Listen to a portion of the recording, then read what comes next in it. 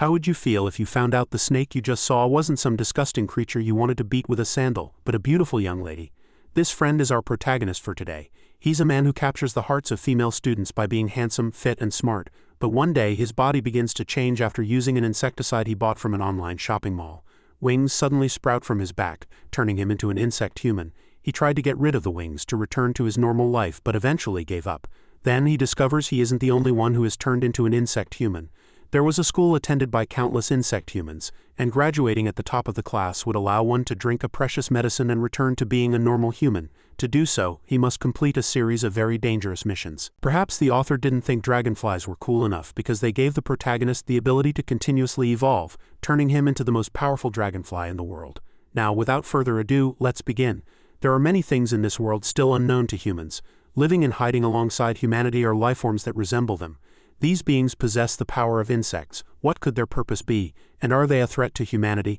All of this will be revealed through the story of one college student, a man whose life is turned upside down by a bizarre incident, leading him to fully step into the world of the insect wars. Everyone, what do you see right now? The video starts with a loud scream. It seems there's an enormous insect in the distance. No, it's right in front of them. The video is shot at high speed, making everything look blurry. Before the young man in the video can finish his sentence, something rushes toward him. At first glance, it looks quite a bit like a person. This is followed by the young man's desperate screams. Whoa, is this for real? The people watching the video can't help but marvel at the scene. Are you an idiot? How many of these videos are on YouTube? Where in the world would you find an insect that big? This isn't a webtoon. If it were that big, it would be no different from a person. These are the three students who were just watching the video recording of the insect human. They are on the campus of a university in Huondo. The young man in the hat is still focused on the video, letting out exclamations of awe. That's so cool though, having the body of a human and the wings of an insect. Haha, it's like an insect hero from a movie, don't you think? Hey, what about you? The young man doesn't notice a hand reaching for his smartphone. A handsome young man has just appeared. It's our protagonist, Suhan. His name is Suhan. He's 20 years old and he's currently a college student. He bursts out laughing. What's so cool about insect wings? Aren't they gross? Suhan brushes the issue aside. Anyway, you guys want to go drinking with the girls from our department? The young man in the hat speaks with a tired voice. Again, we went yesterday. I'm too tired. Another friend smiles bitterly. It's not like they're interested in me anyway. The young man in the striped shirt also sighs. The girls are just going to see you, man. If you guys don't want to. Before he can finish, the young man in the hat throws an arm around Suhan's neck. Our boy Suhan is here. There's no way we wouldn't go, right? The two young men, one in stripes and one muscular, bow their heads in unison. Yes, sir, we will all assemble at the meeting point. And just like that, Suhan leads the conversation with his friends. As you can see, Suhan is an outstanding student. He's a star with over 5,000 followers. His grades are always A and he's constantly being asked out on dates by female students. Suhan, let's go for drinks with us today. I'm always busy with social engagements. In terms of the food chain, I stand at the most powerful position. To put it a bit childishly, this university is divided into two types of people, the strong and the weak. Humans, like ants or lions, live in groups like animals. No matter the form, a hierarchy always exists.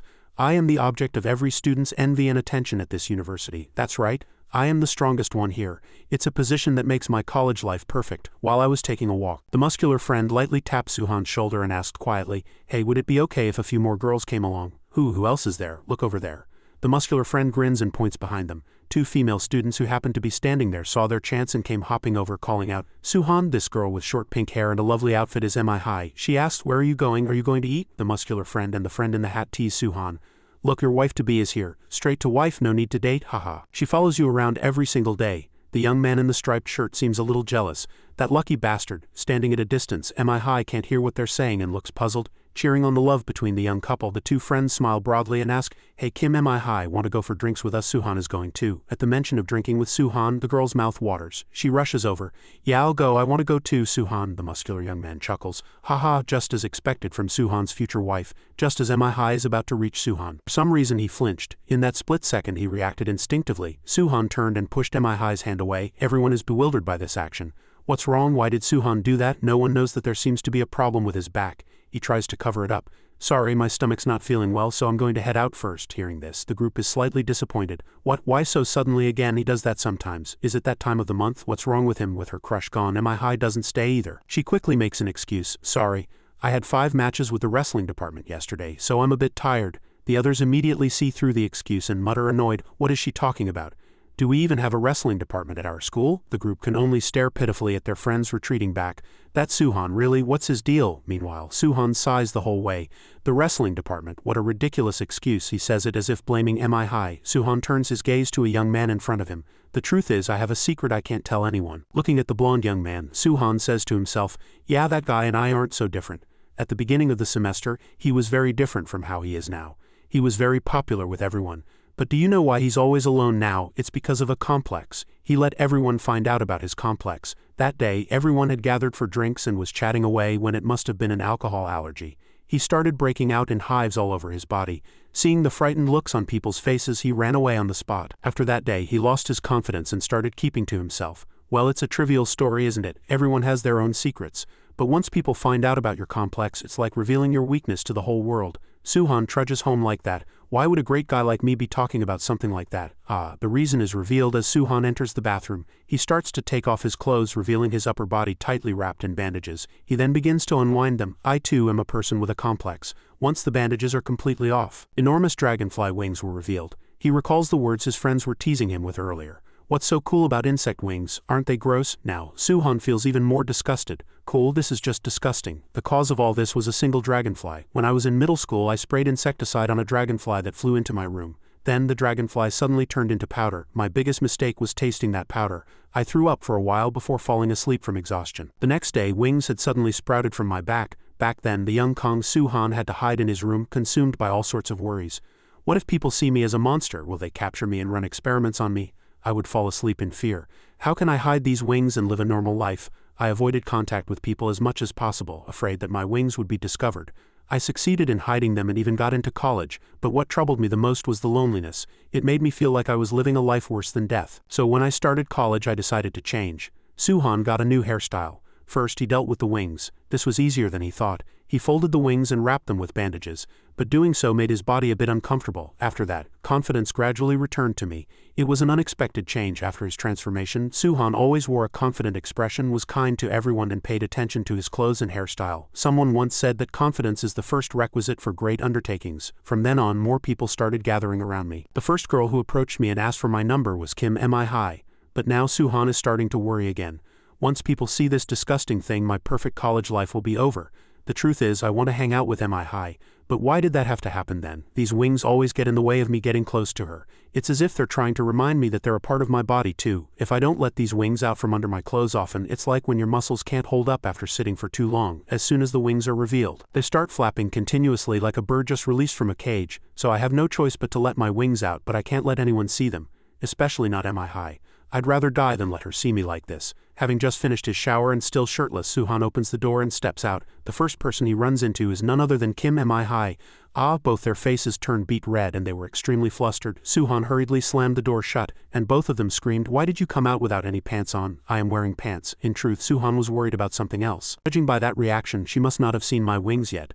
Suhan changed the subject. "Mihi, what are you doing here?" Mihi covered her face with her hands and explained, "You didn't lock your door. Our friends said they decided to drink at your place and they gave me your address to come check if you were okay first." Hearing the reason, Suhan was angry but couldn't say anything, silently cursing those inconsiderate jerks.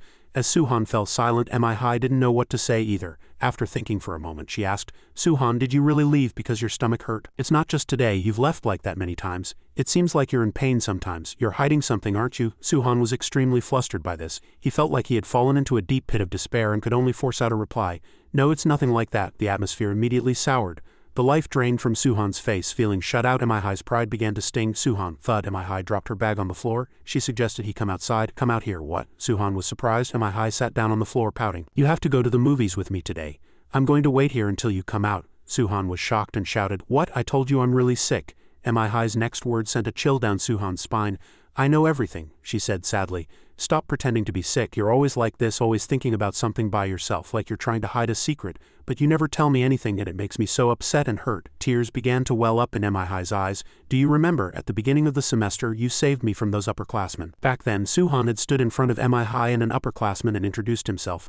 "I'm Mihi's boyfriend, so could you please back off?" Suhan, with a thuggish look, also nodded. Yeah, I remember. Mihi, it was a bit of an overstep for you to do that, and it was super embarrassing. But even so, I was really grateful," Mihi said gently. "So if you don't hate me, I'd like to overstep a little too. If you're going through something tough, please share it with me." Suhan stood blankly inside the bathroom. He let out a sigh and said to himself, "Thank you, Mihi." Then Suhan opened the door. He was wearing a black t-shirt and said with a bright smile, "Let's go to the movies." His heart was still sad, but he thought, "I can't show this to you." Yes, that's the right answer for us. And so the two of them went out on a date like a couple. They didn't notice a young man watching them. This man's shadow was somehow bizarre. His hands were shaped like two blades, similar to a praying mantis perched on a branch. He laughed wickedly. So my prey was here. At that moment, that mantis was also gnawing on its prey, a dragonfly. A short while later, the two arrived near the movie theater. Just then, a voice called out from the street, "Excuse me, students, we're college students. Would you mind filling out this survey for us?" Mihi toddled over to where the two students were. "What kind of survey is it?" Suhan was too embarrassed to stop her. "Mihi, the movie is about to start." It was just an excuse, but Suhan didn't try to stop her anymore. Whatever, she can't say no anyway, she's too nice. And so Mihi sat down and filled out the questionnaire. After finishing, Mihi received a piece of candy and showed it off to Suhan. "Look, I got a candy." Suhan was mesmerized by Mihi's radiant beauty. The two then entered the CGV movie theater. Suhan's heart was filled with excitement. A thought suddenly crossed my mind. What if, just what if, Mihi and I started dating? They were watching a thriller, and only Mihi was jumping and getting scared. Suhan was lost in one thought after another when he suddenly heard Mihi, her face blushing, whisper, Sorry, I need to use the restroom." Suhan watched her, lost in a whirlwind of thoughts. Will I ever be confident enough to tell her the secret of my wings? And when Mihi knows everything, will she treat me the same way she does now? No, she'll definitely be scared. Anyone would see me as a monster. This is the best I can hope for. While they were watching the movie, all the lights suddenly went out. The audience was bewildered. What's going on? Why did all the lights suddenly go out? Is it a power outage? Damn it, it was just getting good. The atmosphere instantly tensed up. Just then, a movie theater employee ran in and warned them. "Get out of here, quickly, everyone, please get outside. There's a very dangerous person with a weapon in the building right now." The young audience members heard this and were puzzled. "What's going on? Is this an event?" The employee, sweating profusely, warned them desperately. "This is not a special event. Please move quickly as I instruct, please." Before he could finish his sentence, something attacked him from behind. To be more precise, this diligent employee fell because someone stabbed him through the stomach from behind. "So someone help me," he groaned. But no one in the audience dared to save him. They were now frozen in fear. The entire theater descended into chaos and everyone fled in a panic. "Help me!" Suhan was also in a state of confusion. What the hell is happening? Did that guy just kill someone? The blood from the employee's abdominal wound soaked the floor. Suhan trembled as he tried to turn his body. "It's too dangerous. I have to get out of here too." But Mihi is still. The murderer stared intently at Suhan, drooling. "Found you, my prey." As soon as he finished speaking, he launched himself toward Kong Suhan. Sensing the danger, he looked back. The mantis human sliced through an entire row of seats with both arms. Suhan quickly jumped aside to dodge, and only then could he clearly see what the two blades in the killer's hands were. "No, it can't be. Those are hands." The two faced each other. Suhan couldn't help but curse inwardly. "Damn it, what the hell is going on? What kind of monster is that guy?" The creature looked to be at least 2 meters tall, and his hands were two blades like a praying mantis. He saw Suhan's disgusted look and sneered. "Aren't you a monster too? Is this the first time you've seen an insect human? You used it too, that damn insecticide." The mantis human approached step by step, interrogating Suhan. He mentioned the name of that insecticide. Jangort. A memory flooded back. "Insecticide? No way." The mantis human laughed maniacally and continued. "I became like this after using that stuff too. I gained a perfect sense of smell, and I can smell the delicious scent coming from your body. When a carnivorous insect like me eats another insect, I wonder what it will taste like." Suhan ignored the mantis human's words and hurried to escape. But his speed was no match for the creature's leaping ability. He blocked Suhan's path in a single leap. His mouth was already full of saliva. "You look absolutely delicious." Just as he was about to eat, something flew at his face. The mantis human cautiously leaned back and sliced the object in half with one hand. It was a water bottle thrown by Mihi. Thanks to her, Suhan's life was saved. Having fallen to the floor, Suhan looked up at the familiar voice. "It was Mihi," she said, trembling. "I just came out of the restroom. Suddenly people were shouting that we had to evacuate, but I couldn't see you anywhere." The mantis human calmed down, assessed the situation, and then smiled, the corners of his mouth turning up. Just a brat, how dare you interrupt my meal," he shouted. Suhan, terrified, warned her. "Run, Mihi, it's dangerous here, run away, quickly." Suhan's warning was not faster than the mantis human's speed. Mihi too was frozen in shock. Outside the shopping mall, a crowd of citizens and police had gathered, and one police officer was struggling to hold everyone back. "Everyone, you can't go in. There is currently a very dangerous person with a weapon inside the building," a woman with long hair shouted worriedly.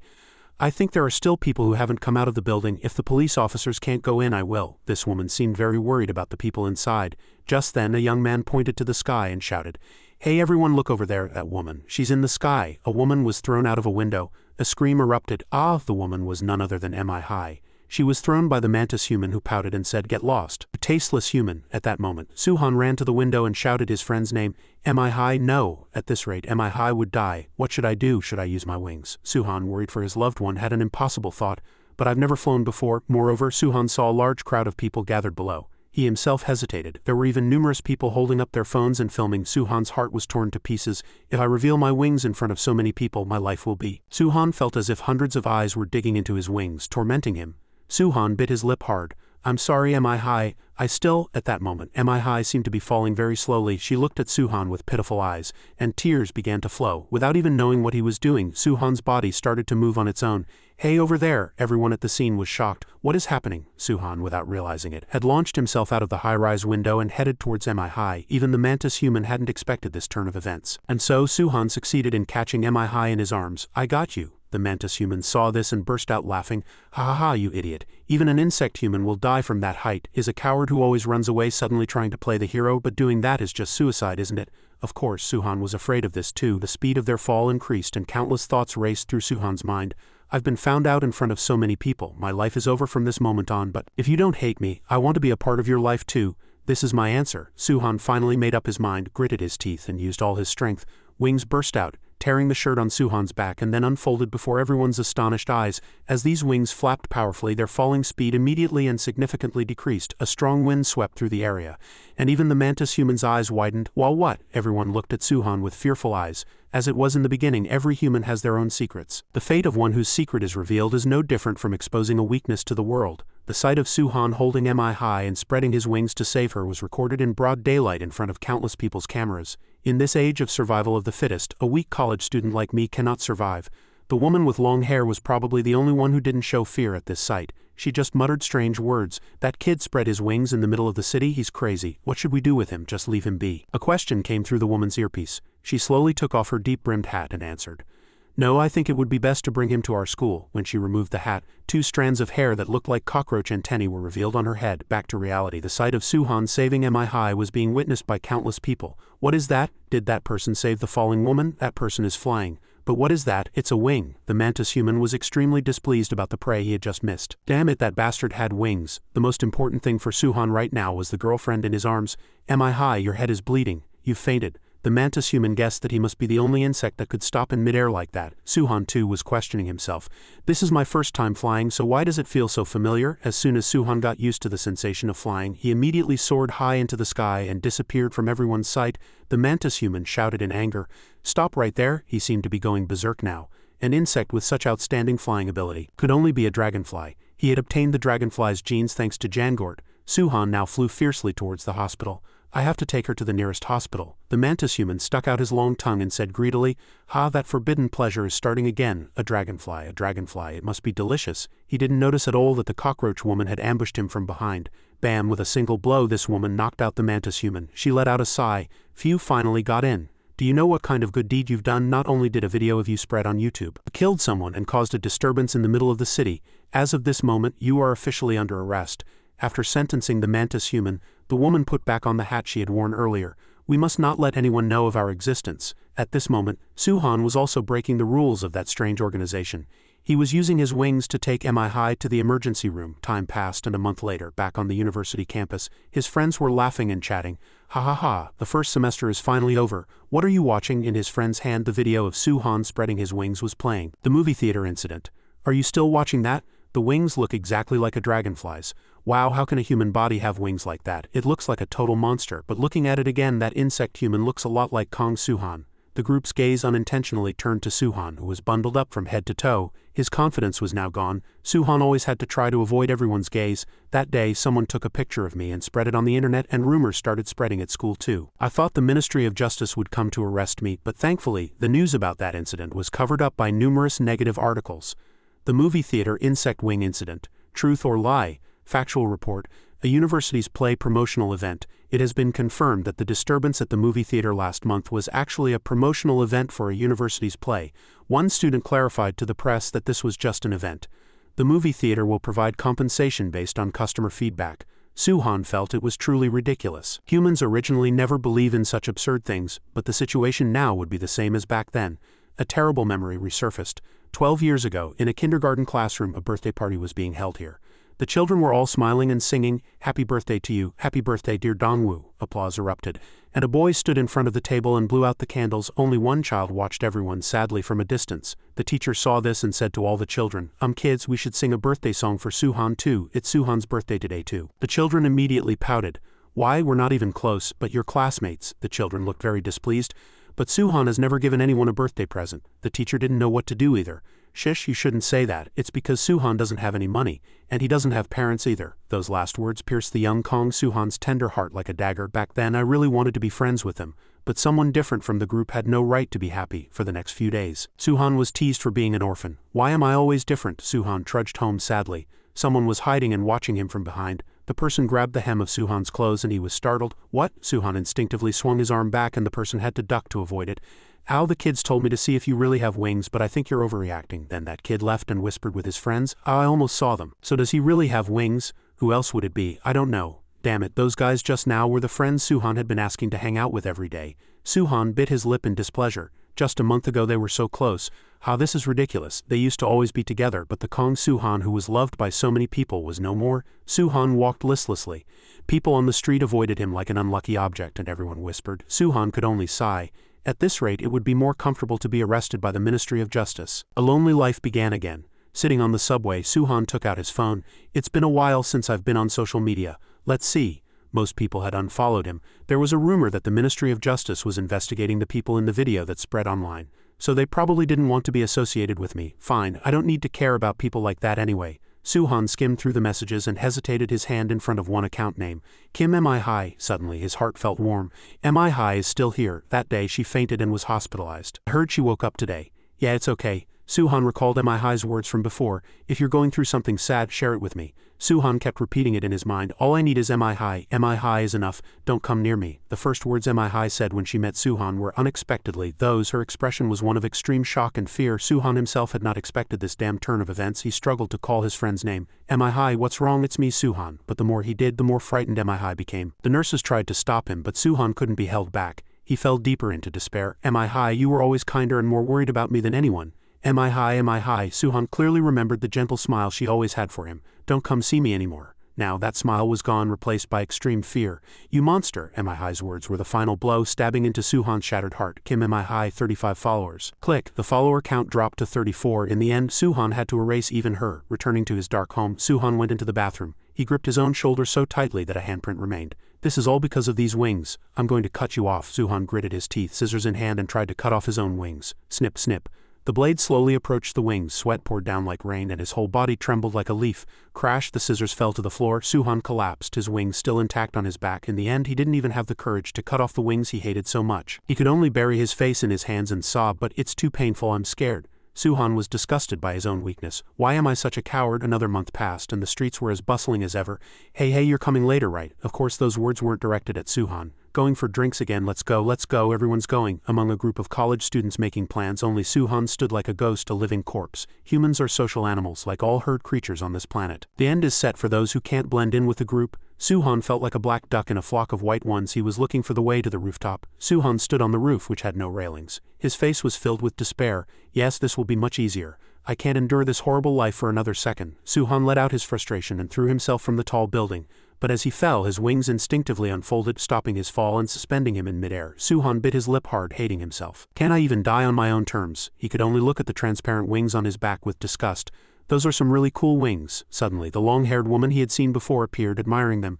"I wish I had wings like that." She appeared strangely and abruptly, standing on the wall. Suhan's eyes widened. What? When did she get there? And how can she run on a wall? The woman, still wearing her hat pulled down low, smiled and said, "Are you an idiot? You have wings and you're trying to commit suicide by jumping? Do you hate having them that much?" Her words hit Suhan where it hurt. "Then shall I tell you how to become a normal human again?" Finally, she took off her hat, revealing 2 antennae on her head. Suhan's jaw dropped in surprise. "Go back? There's a way to go back. You're in the same boat as me." Suhan stood there dumbfounded, not knowing what to do. As the wind blew, she crouched down. "We should go inside to talk." It's freezing." In the end, the two of them went into the emergency staircase. Thump. Suhan slammed his hand against the wall. He gritted his teeth and questioned the woman before him. "How can I go back to the way I was?" "Well." The woman had a very carefree attitude. Her insolent demeanor made Suhan even angrier. The woman proposed, "There's one condition. Come to our school for an interview. If you go there, the professor will explain everything himself." Suhan's jaw dropped. Professor, a university professor, you want me to go to a university for an interview? The woman continued. I'll be waiting in the bus parked on the first floor. Just follow me. Suhan looked suspicious. How can I trust you? That mantis guy tried to kill me last time. The woman didn't bother to explain. If you don't believe me, go back up and jump. You won't die anyway with those wings. But if you trust me and follow me, you won't be alone anymore. These words clearly had a big impact on Kong Suhan. He bit his lip and fell into thought. He wanted to follow her right away, but his mind was filled with all sorts of worries. Suhan gripped the door railing tightly. He had made his decision. Fine, I don't trust you 100 yet. But I have nowhere else to go now. Once seated on the bus, the woman took out a can of insecticide and asked, You know about insecticides, right? Taking the bottle, a memory suddenly came back to Suhan. It's exactly what you think. Jangort, the woman explained. It's something that can mix human and insect DNA. It used to sell like hotcakes because a single spray could kill any bug, but the problem with that drug was that it mixed the dead insect's DNA with anyone nearby. That's why your wings, too, were transformed after the DNA mixed, just like that mantis guy. Learning the specific cause, Suhan's anger flared. What kind of bastard made this damn drug? The woman couldn't answer this question. I don't know that either. The manufacturer and the developer are still a mystery. But one thing is for sure, this drug was released on the market through a trading company, and a lot of people were poisoned. Suhan tried to search on Google with his phone, but he only broke into a cold sweat. How could something this big not be known to the world? The woman also tapped her phone and said, Because all traces of beings like us have been erased. Suhan was stunned by these words. Beings like us? The woman stood up from her seat. We're here. When Suhan got off the bus, he only saw pitch black darkness. What is this? The bus had stopped inside a tunnel. Suhan was puzzled. We're still in the tunnel. The woman scanned her phone on a control panel and asked nonchalantly, Where are tunnels usually built? Suhan replied, In a mountain. As the secret door opened, a dazzling light shone directly into Suhan's face. The woman continued, Since beings like us are reluctant to show ourselves in front of others, it's best to live in hiding. The wall opened, and a brilliant light poured out from the end of the door. We're here. After his eyes adjusted to the light, Suhan was still captivated by the sight before him. This is our school, the Nest campus. Inside the door was a very wide campus, and in the center stood a huge, magnificent building, a truly spectacular sight. Suhan hurried inside. This is a university. How can a place like this be in a mountain? Wait. Those people, the scene now unfolding before his eyes was what truly overwhelmed him. Inside the Nest campus, the sky and ground were filled with insect humans like a forest. Suhan was surprised. There are this many insect humans? A place like this existed in the world. A way to return to being a normal human. On a building not far away, a young man was being dragged away. Isn't that the dragonfly guy? It was the same mantis human from before, and escorting him were two guards. One was a large rhinoceros beetle holding an electric baton. He shouted, Damn it, who told you to stop? Miss the outside world. Dream on, you murderous monster. The rhinoceros beetle zapped the mantis human with the electric baton and he screamed, You'll be living in a lab for the rest of your life now. The mantis human gritted his teeth, foam forming at the corners of his mouth. He kept repeating, Dragonfly, we meet again. He endured the pain and looked back at Suhan with greedy eyes. Above his head, a pair of butterflies were chasing a cricket. Stop right there, aha, he watched, mesmerized. What the hell is this place? Suhan looked around, and everyone had horns or antennae on their heads. Could it be that everyone here is? The woman understood as soon as she heard. That's right. She confirmed Suhan's suspicion. Everyone here is a victim of Jangort, just like you. It's called a university, but in reality this is a protected area for beings like us. Seeing insect humans everywhere, Suhan's jaw dropped. But there are so many of them, the woman reminded Suhan again. I told you, you're not alone anymore. Then the woman turned and left. I'm going to the department office. You can look around. You're the only new student this semester. Welcome to Nest. The woman left Suhan alone, and he began to explore this new world. Suhan walked around the campus exclaiming in admiration, Unbelievable. To think there's a university like a forest in Korea, from children to the elderly. He secretly observed the people around him, marveling to himself. It's really unbelievable. Everyone has a part of an insect, and the important thing is no one is hiding it. Thought of the wings he was hiding, and his heart wavered slightly. Suddenly a beetle flew past his face. More precisely, numerous insects were swarming around an old man's body. He had a sturdy build, and his upper body was covered in an unknown red sap. It was this sap that attracted the insects for him to eat. The old man caught a praying mantis and clicked his tongue. The price for coveting sweet honey is to become my nutritious protein. This is what we call the cycle of life. After speaking, the old man put the insect in his mouth. Then he began to chew leisurely. Suhan's face stiffened at this sight. Is he really eating it? He didn't want to get involved in other people's business, so he just left. The strange old man sat there eating insects. There isn't a single normal person here.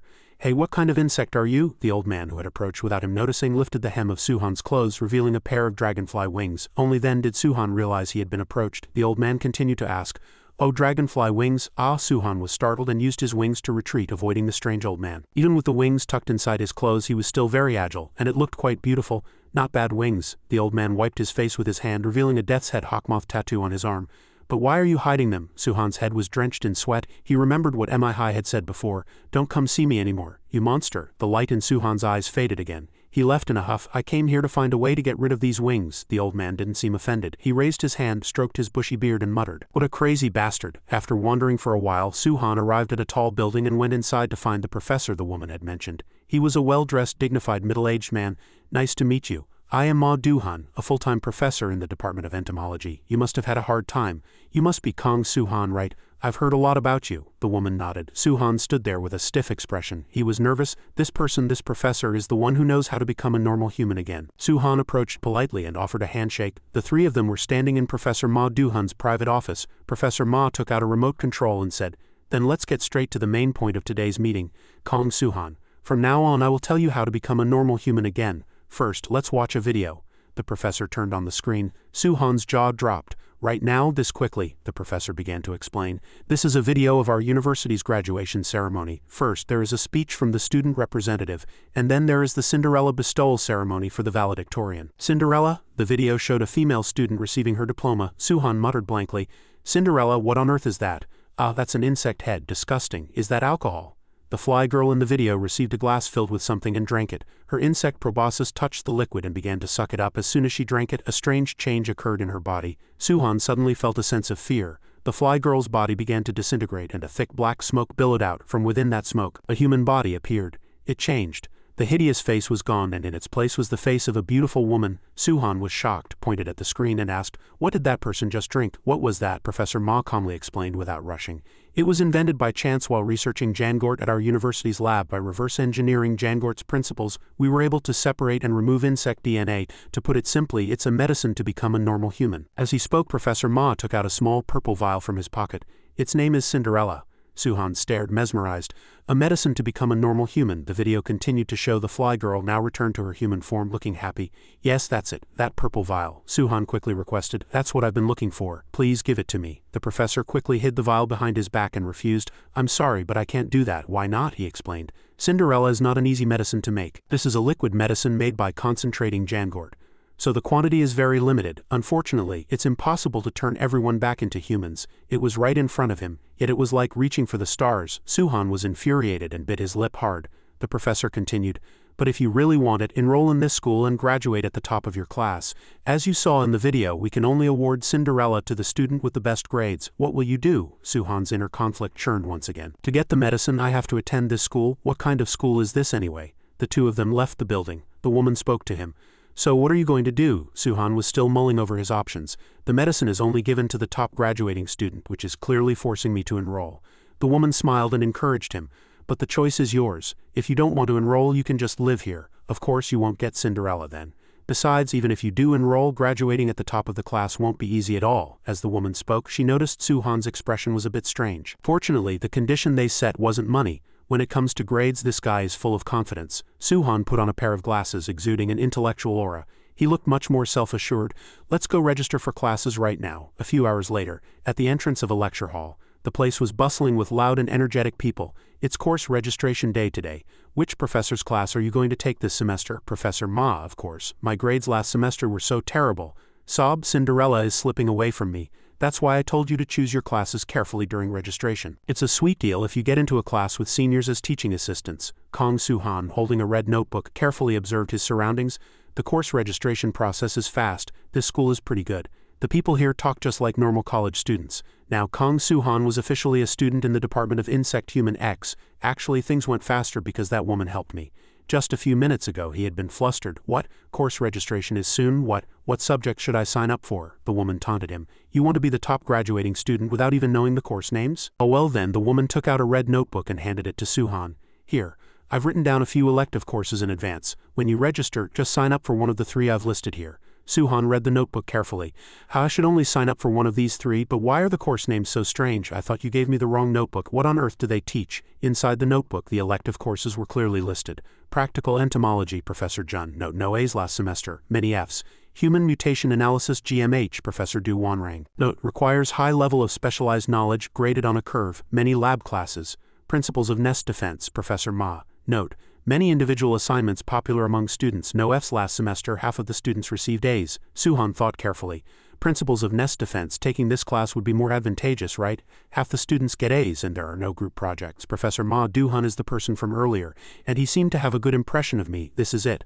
Alright, I'll definitely register for Professor Ma's class. Suhan closed the notebook, having made up his mind. Wow, are they gathering the entire student body for course registration all at once? Suhan exclaimed. Usually you can just go to an internet cafe to register. This school must have a lot of good computers. Whoosh! Just then a pair of students, a man and a woman, shot past Suhan fighting. He broke out in a cold sweat. Well, what was that? A woman with a large scorpion tail was attacking fiercely, and the man seemed to be getting the worst of it. It was unclear what species he was. Are they fighting? The scorpion girl threw a punch and cursed. You son of a bitch, I told you to stay out of my sight at school. They're fighting so suddenly. Are you crazy? Why are you picking a fight, you crazy bitch? Finally, the man fought back, kicking the woman in the stomach. A few spines protruded from his thigh. The crowd around them began to murmur. But is a scorpion even an insect? Someone should stop them. Hai Jung and Du-won are fighting again. Suhan was impressed. This is a school, it's just like the university I used to go to. Don't be scared. A familiar voice came from behind him. You'll be seeing scenes like this all the time from now on. The long-haired woman walked past. The scorpion girl was lifted up like a paper bag. The man, also bewildered, was grabbed by the collar. The two fighting individuals were thrown around like sandbags by the woman. Seeing the woman's skills for the first time, Suhan was shocked. That girl with the antennae. The scorpion girl landed on the ground a moment later. Thump. The man, still angry, cursed. Damn it, who was that? The woman approached him. She scolded them. Fighting at the beginning of the semester, you all have so much energy. Seeing the face of the person who had hit him, the man shouted, Class president. That woman was the class president of the Department of Insect Human X. Park Hye-in. Suhan, now knowing the woman's identity, was speechless. That girl is the class president. She's so strong. I'm in the same department as people like her. Hye-in turned her head and waved at Suhan. Hey freshman, let's go register for classes. Will my college life be okay? There were 10 minutes left until course registration. Suhan was now sitting in a smart classroom with other students. Good thing I came early. Right behind him, the scorpion girl and the grasshopper boy were growling at each other. But neither of them dared to do anything because the class president was sitting right behind them. Suhan also felt a chill run down his spine because of the ticking time bombs behind him. His college life was starting to feel a little uneasy, but the important thing now was course registration. No matter how good you are at studying, if your schedule is a mess or you miss out on good courses, you're done for. According to Suhan's knowledge, an unreasonable schedule, for example, a 4 or 5 hour gap between two classes, could kill your motivation. Conversely, if there was only a 5-minute gap but the distance was too far, it would be impossible to attend the class, and you would naturally miss out on the scholarship. I must get into Professor Ma Du-hun's Principles of Nest Defense class. The scene shifts to Professor Ma's office. He was looking out at the campus during a short break. Ah, you're here. Someone appeared in his office. Professor Jun. This person was also not a stranger, but the strange old man he had met in the park earlier. He was Jun, a full-time professor at Nest Department of Insect Human X. He asked, I heard we have a new student? Du-hun immediately knew who Professor Jun was talking about. Ah, you mean Suhan? You met him earlier. What did you think of him? That student, Suhan. I wonder if he'll survive the course registration war. Jun stroked his chin and thought. He recalled the anger Suhan had shown him earlier and thought to himself, I came here to get rid of that. He smiled slyly and said, well, it's hard to say. Suhan had a blank expression. As the registration time approached, he began to sweat profusely. Suhan's pupils contracted. It's starting. The moment registration began, all the students suddenly rushed out, shocking Suhan. Suhan stood up in bewilderment. What's going on? Where is everyone going all of a sudden? Aren't they registering for classes? No. A thought that something was wrong flashed through Suhan's mind. Could it be? Is it really like that? The course registration method at this school, Professor Jun confirmed Suhan's guess. You need to be not only agile but also able to use your head. He glared at Suhan. Only the strong. Suhan rushed to the window to look outside. Outside, all the students were using their respective abilities to move through the air. It was truly a spectacular sight. Professor Jun's words finished. Only the strong can survive. What is this bizarre situation? Is everyone following the procedure? Suhan was extremely surprised. Another student standing behind him asked, You're a freshman, right? You must have been in such a hurry you didn't notice anything. Suhan turned his head in surprise. I thought everyone had left. This boy had 2 antennae like an ant. I'll tell you about the course registration here. What? I have to go find the professors, Suhan shouted. He and the ant boy walked below the school building. The boy explained, Yes. Nest course registration is a bit unusual. The professors are waiting somewhere in the mountains for students to find them. Once you find a professor, you can register for their class. The professors will only give a USB to the first 16 people who arrive. You have to take that USB and plug it into the computer at the place we started from to complete the registration. Damn it, no one told me beforehand. The more Suhan heard, the more shocked he was. The ant boy was curious. By the way, which professor's class are you planning to take? Suhan scratched his head and answered. Professor Ma Du-hun's class, of course. I heard he gives the best grades in this school. My goal is to be the top graduating student. Hearing that, the boy's jaw dropped. I see, he smiled faintly. It's going to be a tough road. I really admire people like you. I should go find the professors now too, good luck. The two parted ways. Suhan also waved his hand. Thanks for telling me everything, he thought to himself. What a nice kid. A short while after they parted, Suhan was still lost in this area. So I have to go find the professors? I've wasted quite a lot of time. Is it too late to start now? Suhan felt more and more helpless. He kept scratching his head. I don't even know where everyone went. Which way should I go? I need to find a high place to look around. Let's see. A high place. Ah, he suddenly remembered that he had wings too. Suhan threw off his jacket. Suhan used his wings to soar high up and survey the panorama of the dense forest. Good. I can see the whole view. This way I can see where everyone is and where they're heading. There's a flag over there. Are those flags the destinations? Thanks to observing from a high place, Suhan discovered that there were flags with the word nest, which was also the name of the school, planted in several places in the forest. He muttered, so the professors are at the places with those flags? But that wasn't all he saw. In various places students were clashing violently. What's going on? In some places they were fighting in groups. Why are they fighting again? He could also hear loud curses. We need to take down one more over there. Professor Ma's class spot is mine. Suhan felt a chill. Are they doing this because of course registration? They're fighting over a single class spot? Is there a need for this? It's too barbaric. I need to hurry too. The destination must be one of those flags. Suhan looked towards a flag far away from where the students were fighting. But the important thing is, which flag is Professor Ma's? Do I have to go to each one? The problem was that there was more than one flag with that characteristic now. No way, wait a minute. Suhan immediately realized what it was. Suhan flew like an arrow in the direction he had targeted. There a professor was calmly reading a newspaper. It was Professor Ma Duhan. Suhan landed right in front of him. Ah, it's Suhan. Suhan looked a mess, but he smiled with joy at having found Professor Ma. I messed up the landing. I flew too fast and didn't have time to see the path. Luckily my prediction was correct. Professor Ma's flag is where the most people are heading. I thought that since it's the most competitive class for registration, many people would flock to this location. Suhan slowly stood up. Professor Ma also looked at Suhan and praised him inwardly. So that's what you thought. You started later than the others, but you knew how to use that disadvantage. Turned it to your advantage. And you used the dragonfly's excellent flying skills to achieve your goal. Very smart. This is the course registration USB for my class. Take it. Professor Ma took out a box. The USB he handed to Suhan at this time was the last one. That was close. This is the last one. Suhan couldn't hide his joy as he received the USB. The professor instructed. Now just go back to the classroom and plug it into the computer. Keep it safe. Yes. Suhan clenched the USB in his hand, his heart filled with excitement. I finally succeeded in registering for the course. I did it. A group of students had just arrived and heard Professor Ma's announcement. All the course registration USBs for the Principles of Nest Defense class have been distributed. Then all eyes turned to Suhan. He was still happy about taking the first step on the road back to being a normal human. Professor Ma, seeing so many students, decided to double-check. Are all the USBs gone? Let's begin. He pressed his phone. A message notification arrived on the phones distributed to the students. When Suhan took out his phone, there was a message from Professor Ma. The message contained pictures of the people who had the Principles of Nest Defense class USB. Suhan had a bad feeling. What now? A target. On the other hand, Professor Jun received the message at his leisure and chuckled. Oh ho, the newcomer has already gotten a USB. What an evil laugh. But the main course of the party is about to begin. In another part of the forest, the scorpion and grasshopper couple were fighting again, just like in the morning. My phone just buzzed, so what? Hyen was also there. After checking her phone, Hyen was surprised. The freshman has Professor Ma's USB. The main part of course registration had officially begun.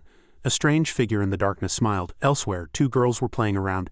Hina, can you stop chewing on my clothes? I need to check my messages. In another place, a young man in a hoodie also started to open the message. It wasn't over yet. While Suhan was in a daze, a group of people appeared above his head. Numerous rustling sounds came from the forest. When Suhan hurriedly turned his head, he was greeted by a fist as heavy as 1,000 pounds. Fortunately, Suhan ducked in time to avoid it. The tree branch that took the punch instead flew hundreds of meters away. The one who had just thrown the punch was a rhinoceros beetle insect human nearly 2 meters tall. Han Sok, Suhan's face turned pale. What's going on now? Why are you coming at me? Suhan instinctively ran away, but where he was heading, someone else was already blocking the path. Hand over that USB while I'm being nice. This person had 2 long arms on his back and was called a crab spider, possessing excellent hunting abilities thanks to the arms sprouting from his shoulders. USB. Suhan immediately realized they were after his USB.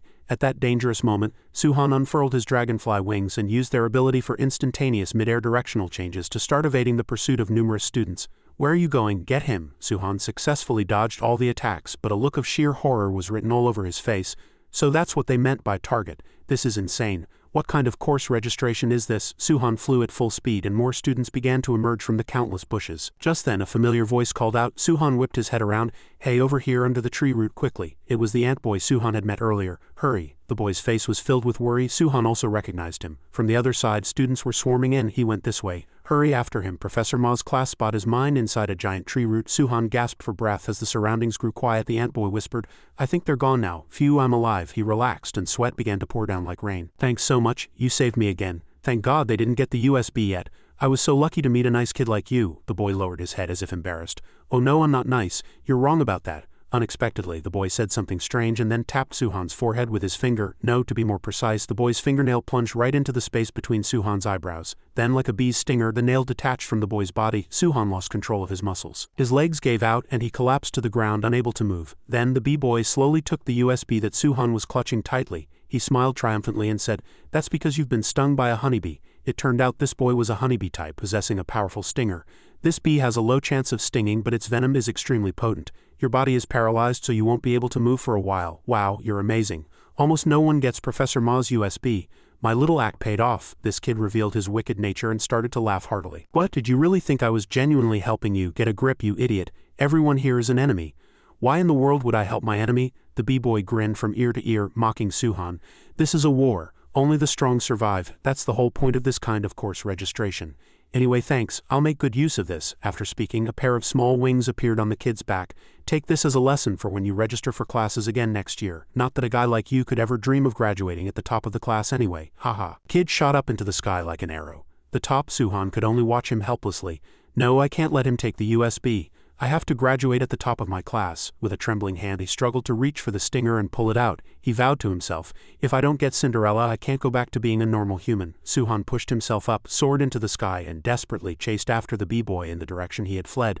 The bee-boy sneered, Oh, using every last bit of your strength to chase me, but what are you going to do? You'll soon feel the poison spreading throughout your body. You should save what little strength you have left. He flew in a bizarre trajectory, mocking Suhan. The distance between the two grew wider and wider, and Suhan could only curse. Damn it, I have to catch that guy. Just then, as if his body was responding to his wish, his two eyes began to glow. What is this? I can see his movements, his flight path. The dragonfly is called the king of the hunt with a hunting success rate of 95. The key to the dragonfly's astonishing success rate is its eyes. A dragonfly's eyes are composed of numerous honeycomb-shaped compound eyes, allowing it to observe every minute movement in a 360-degree view. Thanks to these exceptional eyes, a dragonfly can easily read its prey's direction of travel, predict its movements and hunt it down.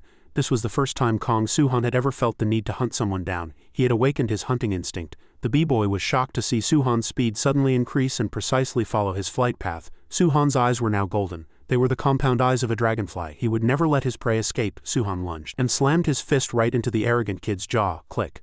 A red USB was plugged into the computer. A notification popped up on the screen. Nest course registration complete. Phew, finally succeeded. When does course registration end? The person who had just successfully registered was Hyen. The grasshopper young man turned his head and spoke to her. Hey class president, is that new guy you brought in okay? You know how many people are gunning for Professor Ma's class. Besides, if he doesn't register in time he'll be marked absent. Hyen didn't know how to answer. She too was worried about Suhan. Freshman, if you really want to graduate at the top of your class, that USB is... At that moment, over on the other side, Suhan had successfully taken down the bee-boy. The USB flew out of the bee-boy's hand. It was a USB worth risking his life to protect. Seeing the USB fly away, Suhan shouted inwardly, Ah, my USB, why is it flying all the way over there? I have to catch it. Suhan shot off at full speed. Just as his hand was about to touch the USB, another hand snatched it. What? Suhan was dumbfounded. The one who intercepted the USB was a girl. Her 2 feet were bizarrely deformed. Haha, this is mine now. Thanks, I'll make good use of it. As soon as she finished speaking, the girl leapt several hundred meters away. Suhan didn't even have time to react. My USB, just as he was about to chase her, something fell with a whoosh from behind him. It was the bee-boy. He had lost consciousness and was in a free fall. Suhan turned his head and gritted his teeth. What? Why is he falling? He'll die if he falls from this height. Did he really pass out from one punch? But then I'll lose the USB. No, meanwhile, the grasshopper girl had already leapt far away and was about to disappear from sight. Right, he was the one who attacked me first. It's not my fault. Suhan decided to abandon the bee-boy. He brought this on himself, and so the bee-boy was destined to fall to the ground and have his head smashed to pieces. But unexpectedly, Suhan turned back and saved the bee-boy. It turned out he had already made a decision in his heart.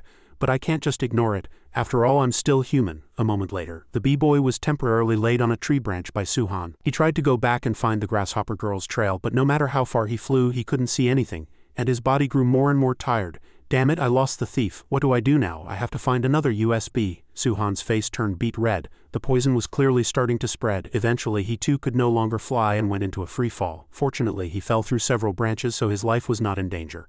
Ah, my body won't listen to me. Is it because of the poison? Suhan trembled as he tried to move, but he couldn't do anything. I can't die. To become this miserable over course registration. Suhan's breathing became more and more labored. No, I have to pull myself together. Suhan tried to stay conscious, but his vision grew darker and darker. This is pathetic. Get up. It's unclear how much time had passed, but Professor Jun himself appeared before Suhan. He was munching on some food from a paper bag. Suhan came to his senses, his body still exhausted. He was startled to see Professor Jun. Well, what? How long was I out? This person, seeing Jun, he recalled their previous encounter. What are you doing? Not going? Professor Jun turned to leave. Course registration is over. With those words, Suhan fell into despair. What? Professor Jun looked at his watch and continued. Well, to be exact, there are 5 minutes left, but there won't be any USBs left. Too bad. You'll have to try again next year. Though I don't know if Cinderella will still be around next year, Suhan shouted angrily. No, I was attacked first, had my USB stolen and then passed out from poison, Suhan argued heatedly. Isn't this cheating? The professor let out a sigh. He glared at Suhan and scolded him. You pathetic fool, have you lost your mind? So what? Are you asking for a retest? Suhan was left speechless by his words. Well, that's... The professor turned and explained with a wave of his arm. In this school, power is everything. If you want something, you have to fight and take it. And the professors are monitoring everything. We'll stop things from getting life-threatening, but that rarely happens. Jangort turned humans into weapons. Poison, horns, claws. Insects are full of dangerous things. In a school full of dangerous people like this, did you think you could just sit back, open a book and study? The professor angrily crumpled the food bag. If you want to do that, go to Nest Citizen Protection Department. You can live a peaceful life there like a broken human for the rest of your life. This scolding left Suhan at a loss for words. Oh right, if you have nothing better to do, go throw this away. Professor Jun threw the paper bag at Suhan.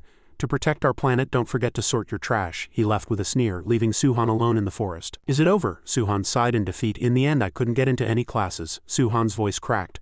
Maybe if I had let that kid die, I could have registered. To be thinking this now. I'm such trash. Suhan clutched the paper bag tightly and forced back his tears. Damn it, Suhan shouted. As he was about to throw the paper bag, he suddenly recalled Professor Jun's cryptic words. Don't forget to sort your trash. So Suhan angrily opened the paper bag. I'm so pissed I couldn't register for any classes. But why did he make me run an errand like this? What is there to sort? Unexpectedly, what he saw inside was astonishing. A single red USB. Then he recalled another sentence. Well, to be exact, there are 5 minutes left. But there won't be any USBs left. Countdown to the end of course registration. 5 minutes. Suhan was at a loss for words. Meanwhile, Professor Jun ran into Professor Ma while taking a walk. Ah, what brings you here, Professor Jun? I never thought you'd give that student a USB yourself. I would have believed it if it were a student from last year. Do you not dislike student Suhan anymore? Professor Ma asked, curious. Or is there another reason? Professor Jun furrowed his brow. Why, simple. I just wanted to test him a little. Right now, Suhan was running like crazy to register for a class. There's not much time. Can I make it in time at this speed? But if I close my eyes, I can't land. I can't fly any faster, right? Suhan suddenly thought of a solution. This is it. He took out a pair of glasses and put them on. With the glasses on, the wind and dust hitting his eyes were slightly reduced. Speed. As soon as he put on the glasses, Suhan activated his compound eyes. Let's pick up the pace. Suhan soared towards the sky at full speed. In one part of the forest, a group of students were sitting and resting. I don't know why everyone is searching in the forest. If you steal a USB right in front of the school, you can register immediately. Because I feel like it, hee. Ah, sweet, someone's coming. It was worth the wait. It turned out this group was a gang of professional robbers who guarded the path to steal USBs. A faint yellow shadow flickered in the sky. All right, let's get started. The group all bared their teeth. They readied their claws and whoosh, a blurry shadow zipped past the group. They all stood there blankly, not understanding what had just happened, before hurriedly turning their heads to chase after it. What the hell was that guy? Why is he so fast? No choice, let's just steal it in the classroom. But that's against the rules. You actually know the rules? Just as he was running, the grasshopper young man from the Department of Insect Human X appeared and taunted the ant-headed student. Then, with 2 swift kicks, he sent the gang of robbers flying. The ant-headed student staggered up and cursed. Ah, damn it, who the hell tripped me? Something crashed down right next to his face. Did you forget you're not supposed to fight indoors? The grasshopper young man's name was Choi Ung, and the scorpion girl shouted, You stupid idiots. Her name was Chun Duwa. The two were with Hyen. It turned out that Hyen had received a personal message from Professor Jun. After course registration, I received a mission from Professor Jun to help the freshmen. You don't have anything to do today, so go help the new kid. He's not the type of person to say something like that. What on earth did he do? Once the job was done, Hyen began to think about the story behind this request for help. Meanwhile, the grasshopper and scorpion couple were still fighting like cats and dogs. Come to think of it, you fight in front of the school every day. What, you got a problem with me? Not bad. The freshman Suhan Hyen was impressed. By now, Suhan had also reached the threshold of the course registration classroom. He focused all his attention on the only laptop that was lit up in the middle of the room. Swish, the red USB was instantly plugged in. Suhan used all his strength to type in his personal information. Finally, enter. The system displayed a notification. registration for practical entomology class complete. Suhan was drenched in sweat. He leaned back in his chair and gasped for breath. Oh, thank God, I made it in time. It's not Professor Ma's class, but I don't have time to think about it. If I just work harder, I can become the top graduating student. Just as he was reassuring himself, a bell rang. Suhan looked at the screen in surprise. He had just registered for the class, but the newly updated information startled him. What is this? As soon as course registration ended, a strange notification popped up on Suhan's computer. Well, what is this? I got a notification that the orientation class is starting right away, so I came to the department classroom. I wonder what's going to happen today. As Suhan was heading to the lecture hall, he was suddenly stopped by 2 security guards. Hey, I'm a student. This is a restricted area. Only students and professors can enter, a guard explained. If you're a student, show me your student ID, otherwise we can't let you in. Suhan's face stiffened. What are you talking about? Just then, someone handed him a card with his photo on it. Here's your student ID. It was just issued. The person who appeared was Hyen. Oh, are you taking this class too? Suhan asked, scratching his head. Hyen said, you have a leaf in your hair. The two talked as they walked. This class suits me better. I thought you'd prefer Professor Ma's class, but don't worry, even if you don't graduate at the top of the class. Before Hyen could finish, Suhan cut her off. Just because a class is difficult doesn't mean I can't graduate at the top, does it? I haven't given up yet. Suhan confidently hung the student ID around his neck. Hyen looked at Suhan with a different kind of gaze than before. She burst out laughing. Ha, you're pretty persistent. A short while later, the two arrived at the lecture hall area. Hyen introduced it. This is our classroom. As soon as the two entered the classroom, exclamations erupted. Oh, it's him. The dragonfly guy from the movie theater incident. He was in our class. Wow, the female students sitting in the front seats exclaimed. And the classroom instantly became noisy. I think I saw him on the news, so it was him. It's like meeting a celebrity. Haha. Suhan was frightened without realizing it. What? These people all know. Bang. Someone angrily slammed their desk and cursed. Famous my ass. It was Choi-ung. He shouted angrily. How could you even think of revealing your wings in front of so many people? Are you crazy? Suhan recognized him as soon as he saw him. Ah, this is the guy who was fighting in front of the school. Choi-ung continued to press him. Because of you, we had to work like crazy for a whole month to change public opinion. We couldn't even bring you out because we were trying to stop the government from arresting you. Do you know how much the class president and I suffered? Suhan could only stand there and listen. Hearing this reminded him of what Hyen had said before. We erased all the evidence. Suhan realized. I see, that's why everything was covered up so quickly. These people were protecting me from behind the scenes. Hyen ran over and smacked Choi-ung on the head. Shut up. He doesn't need to know. Stop hitting him. Don't worry about him, Hyen said with a bright smile. You were just trying to save that woman. Everyone knows. Everyone in the class has a good impression of you. Hyen put her hands on her hips and said confidently. I would have done the same. So hold your head up high with confidence. Suhan was moved by these words of encouragement. Hyen must have really suffered because of me, but she still says that. She's a really good person. Suhan admired her inwardly. Just then, Hyen also went out the door. I'll be right back, I have something to take care of. Suhan just mumbled a reply. In the back of the classroom, a mysterious young man with an arrogant attitude gestured towards Suhan with his chin and gave a challenging smile. Choi-ung looked displeased. HMPH, are you siding with him because he's a freshman? The students around them whispered. Is he jealous? He looks really prickly. Suddenly, a strange shadow appeared behind Choi-ung. How what? He was surprised. Bow your head. Before he could finish his sentence, the man grabbed Choi-ung's head and slammed it into the desk, making him bleed. Hey, nice to meet you, kids. This man spoke clearly. Suhan's mouth dropped open at the rude behavior. I was going to wait until everyone was here to talk. The man stretched and yawned as if bored. But I can't sit in a small chair like this, so I dropped out. Choi-ung's life or death was unknown at this point. The man continued to blabber. Hey, help me with this. Another group carrying baseball bats came in from outside, looking like they were trying to start a fight. Or you guys? Hand over the top graduation spot to me. The tall man gave a sly smile. Give up, how could you? The other students trembled as they watched the scene, speaking softly. You guys know, I really want that Cinderella thing. You don't need to know the details. He suddenly appeared behind two people and tapped their shoulders, startling them. He threatened, you only need to do one thing. Give me your student IDs for this semester. Then I'll be the only one coming to class. As he spoke, he snatched a female student's ID. You can't get in here without a student ID, right? Gosh, I'm so smart. He laughed loudly. The female student screamed in fear. No, my student ID, shouts erupted from all over the classroom. Get your hands off me. What? Suhan stammered. He felt the situation was not good. He shouted, what kind of nonsense are you guys talking about? Suhan spread his wings and flew straight towards the leader's face, shouting threateningly, you're not getting my student ID. Oh, you know how to fly? The man sneered. Why are you rushing straight at my face? It's like playing basketball. As the man dodged, another man waiting behind him swung a bat at Suhan. With a thud, his vision instantly went dark. It's unclear how much time had passed, but Suhan regained consciousness in the nurse's office. There was a bleeding wound on his forehead and someone had bandaged it up. Suhan struggled to sit up, looked around and asked, where am I? The nurse's office, Hyen replied. She was tidying up the tools on the desk. When I came back, I found you two covered in blood and unconscious, so I brought you here. Hyen said as she put away some medicine bottles. Suhan only groaned. Wait, my student ID? Suhan hurriedly looked down at his neck and shouted, did that bastard take it? Damn it. Don't worry, you can just apply for a reissue, Hyen said calmly. Alright, gosh, I was so scared. Are those guys out of their minds? Suhan said to himself. Seeing that Suhan was awake, Hyen was relieved and prepared to leave. I'll go apply for your student ID reissues. I'll be back soon. Before leaving, she didn't forget to remind him. So just sit there and rest. Okay, thank you, Suhan replied with a smile. Is it because she's the class president? She's so calm and takes good care of others. Suhan admired her inwardly. This reminded him of his ex-girlfriend. Come to think of it, Mihi was like that too. She always took care of others. Choi-ung spoke up. It turned out he was lying in the bed right next to him. Suhan was startled. What, you're alive? Choi-ung said roughly. How could I die? He then asked. What happened? Suhan replied in a fluster. Well, what? That guy took our student IDs? Choi-ung screamed after hearing the whole story. Suhan quickly calmed him down. But don't worry, Hyen went to apply for our student ID reissues. Choi-ung gritted his teeth in annoyance and cursed. You idiot, you really believe that? Think about it. If that guy wants to be the top graduating student, why would he stop every student from coming to class? He could just dominate all the exams, Choi-ung analyzed. And do you think you can get a student ID reissued in a single day? Suhan was dumbfounded by this. Then Hyen is. Suhan seemed to have an epiphany. He recalled what Hyen had said to him before. I would have done the same. The scene shifts to another location, and Hyen had just arrived there. In front of her was the group with baseball bats that had caused a commotion in the classroom earlier. Every one of them looked vicious. It can't hurt to ask, Hyen said nonchalantly. If I ask nicely, you guys aren't going to give them back, are you? The leader gave a triumphant smile. He. Of course not. Have you ever seen a robber return stolen goods, you bitch? Just as I thought. I didn't even need to take all their student IDs. I knew you'd come if I had these. The man smiled with satisfaction.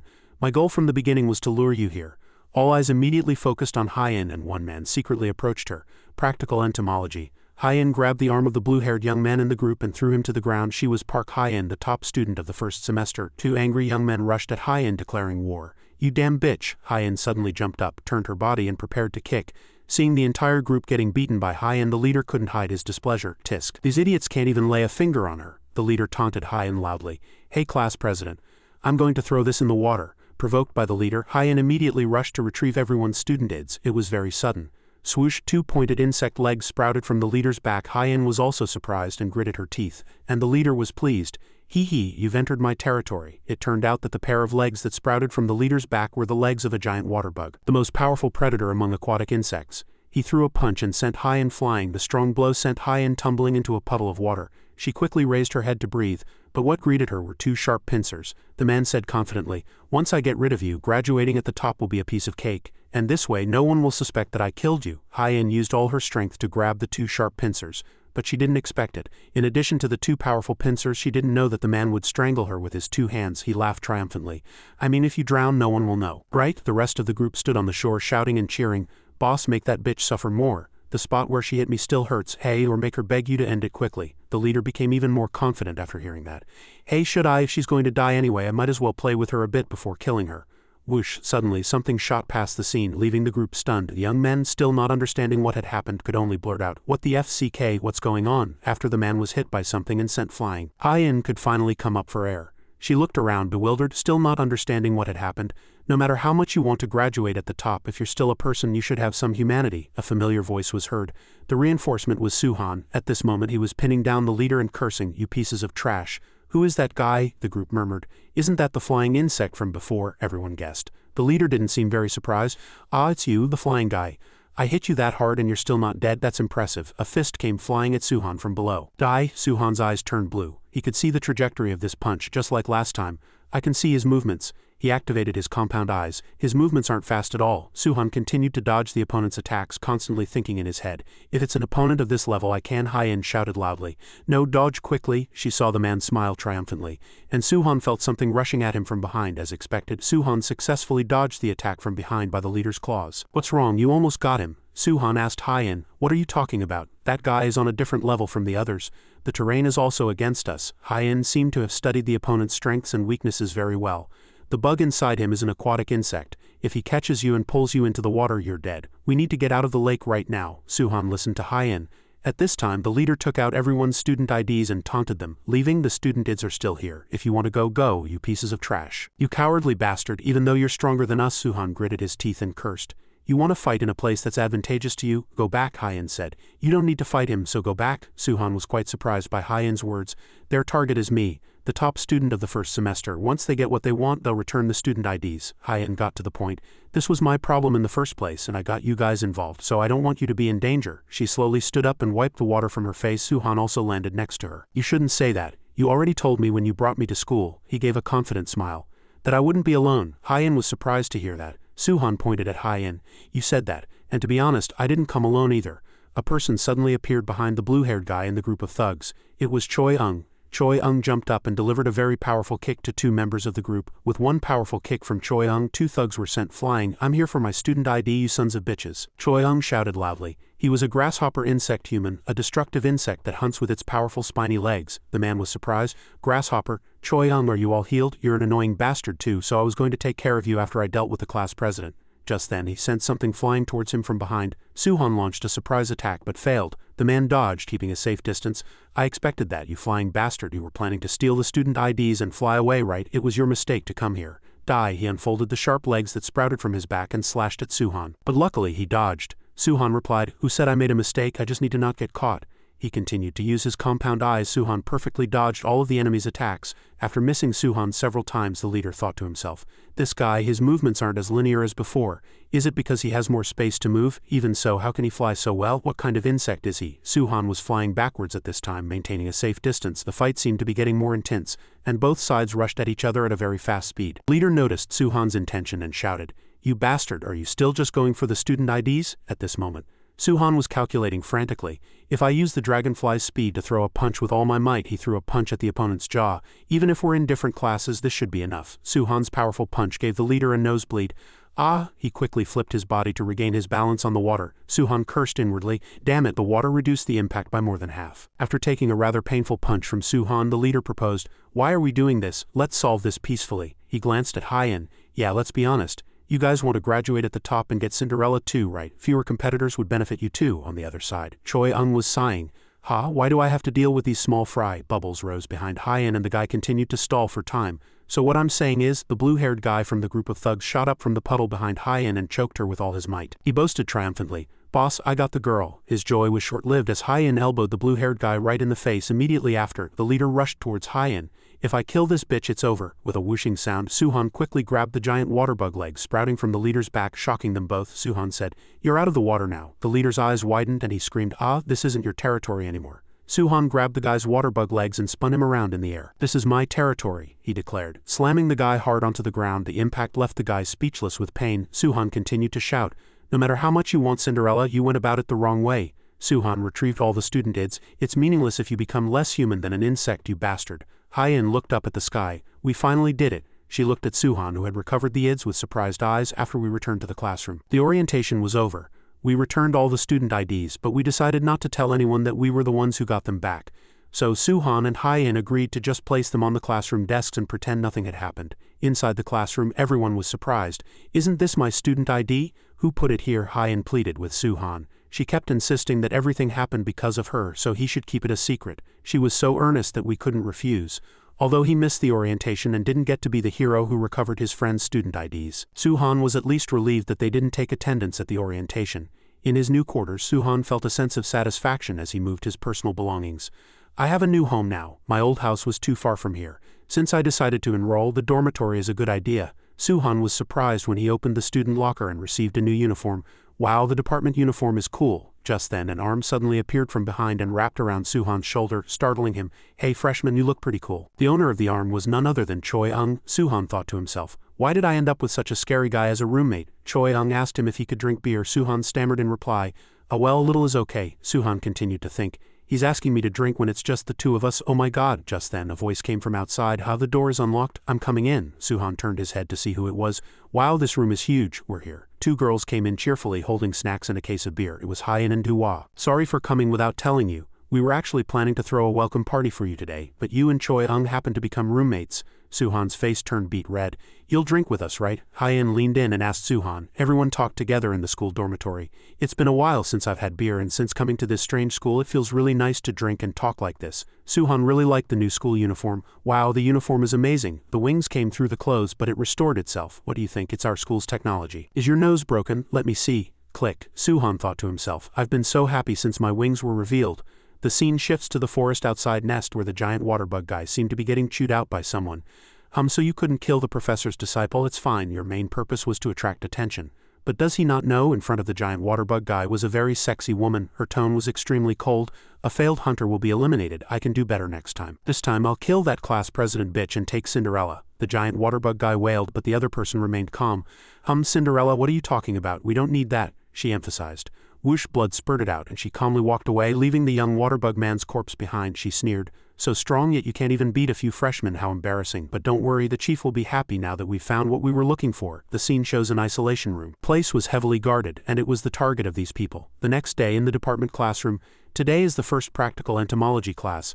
I don't know what they're going to teach, I'm so nervous, Suhan thought anxiously. Don't be so scared. A hand lightly touched Suhan. It's the first class today. They said it's just a basic test, so it probably won't be hard. The person sitting next to Suhan was Hyen. There's a lot you don't know, but I'll help you, she said with a bright smile. Suhan nodded too. Oh well, thank you. She's so kind. Right, like Hyen said, it's the first class today, so I'm probably just worrying too much. Everyone pay attention. The professor finally arrived. As I said yesterday, we'll be having a simple test today. The test results will be reflected in your grades. He suddenly started the chainsaw in his hand. But you might die, so be careful. The professor pointed the running chainsaw towards the sky with a nonchalant expression. Suhan's face contorted. What? The scene shifts to the training area outside Nest. The screams of numerous students were echoing. Suhan muttered as he ran. What the hell is this? The students of Nest were scattering in all directions, being chased by Professor Jun. Why is that homeless-looking old man here again? And why is he suddenly trying to kill us? Professor Jun was relentlessly chasing the group with a chainsaw. Choi Young said as he ran. That's Professor Jun, he's in charge of our major. Suhan replied in surprise. He's a professor, Hyen also said while running. Our major practical entomology focuses on learning how to fight using insect abilities. Our mission is to fight guys like that mantis you met. The terrible memory instantly came rushing back. That mantis, that's right. I explained it at yesterday's orientation, but you weren't there. Professor Jun opened his mouth.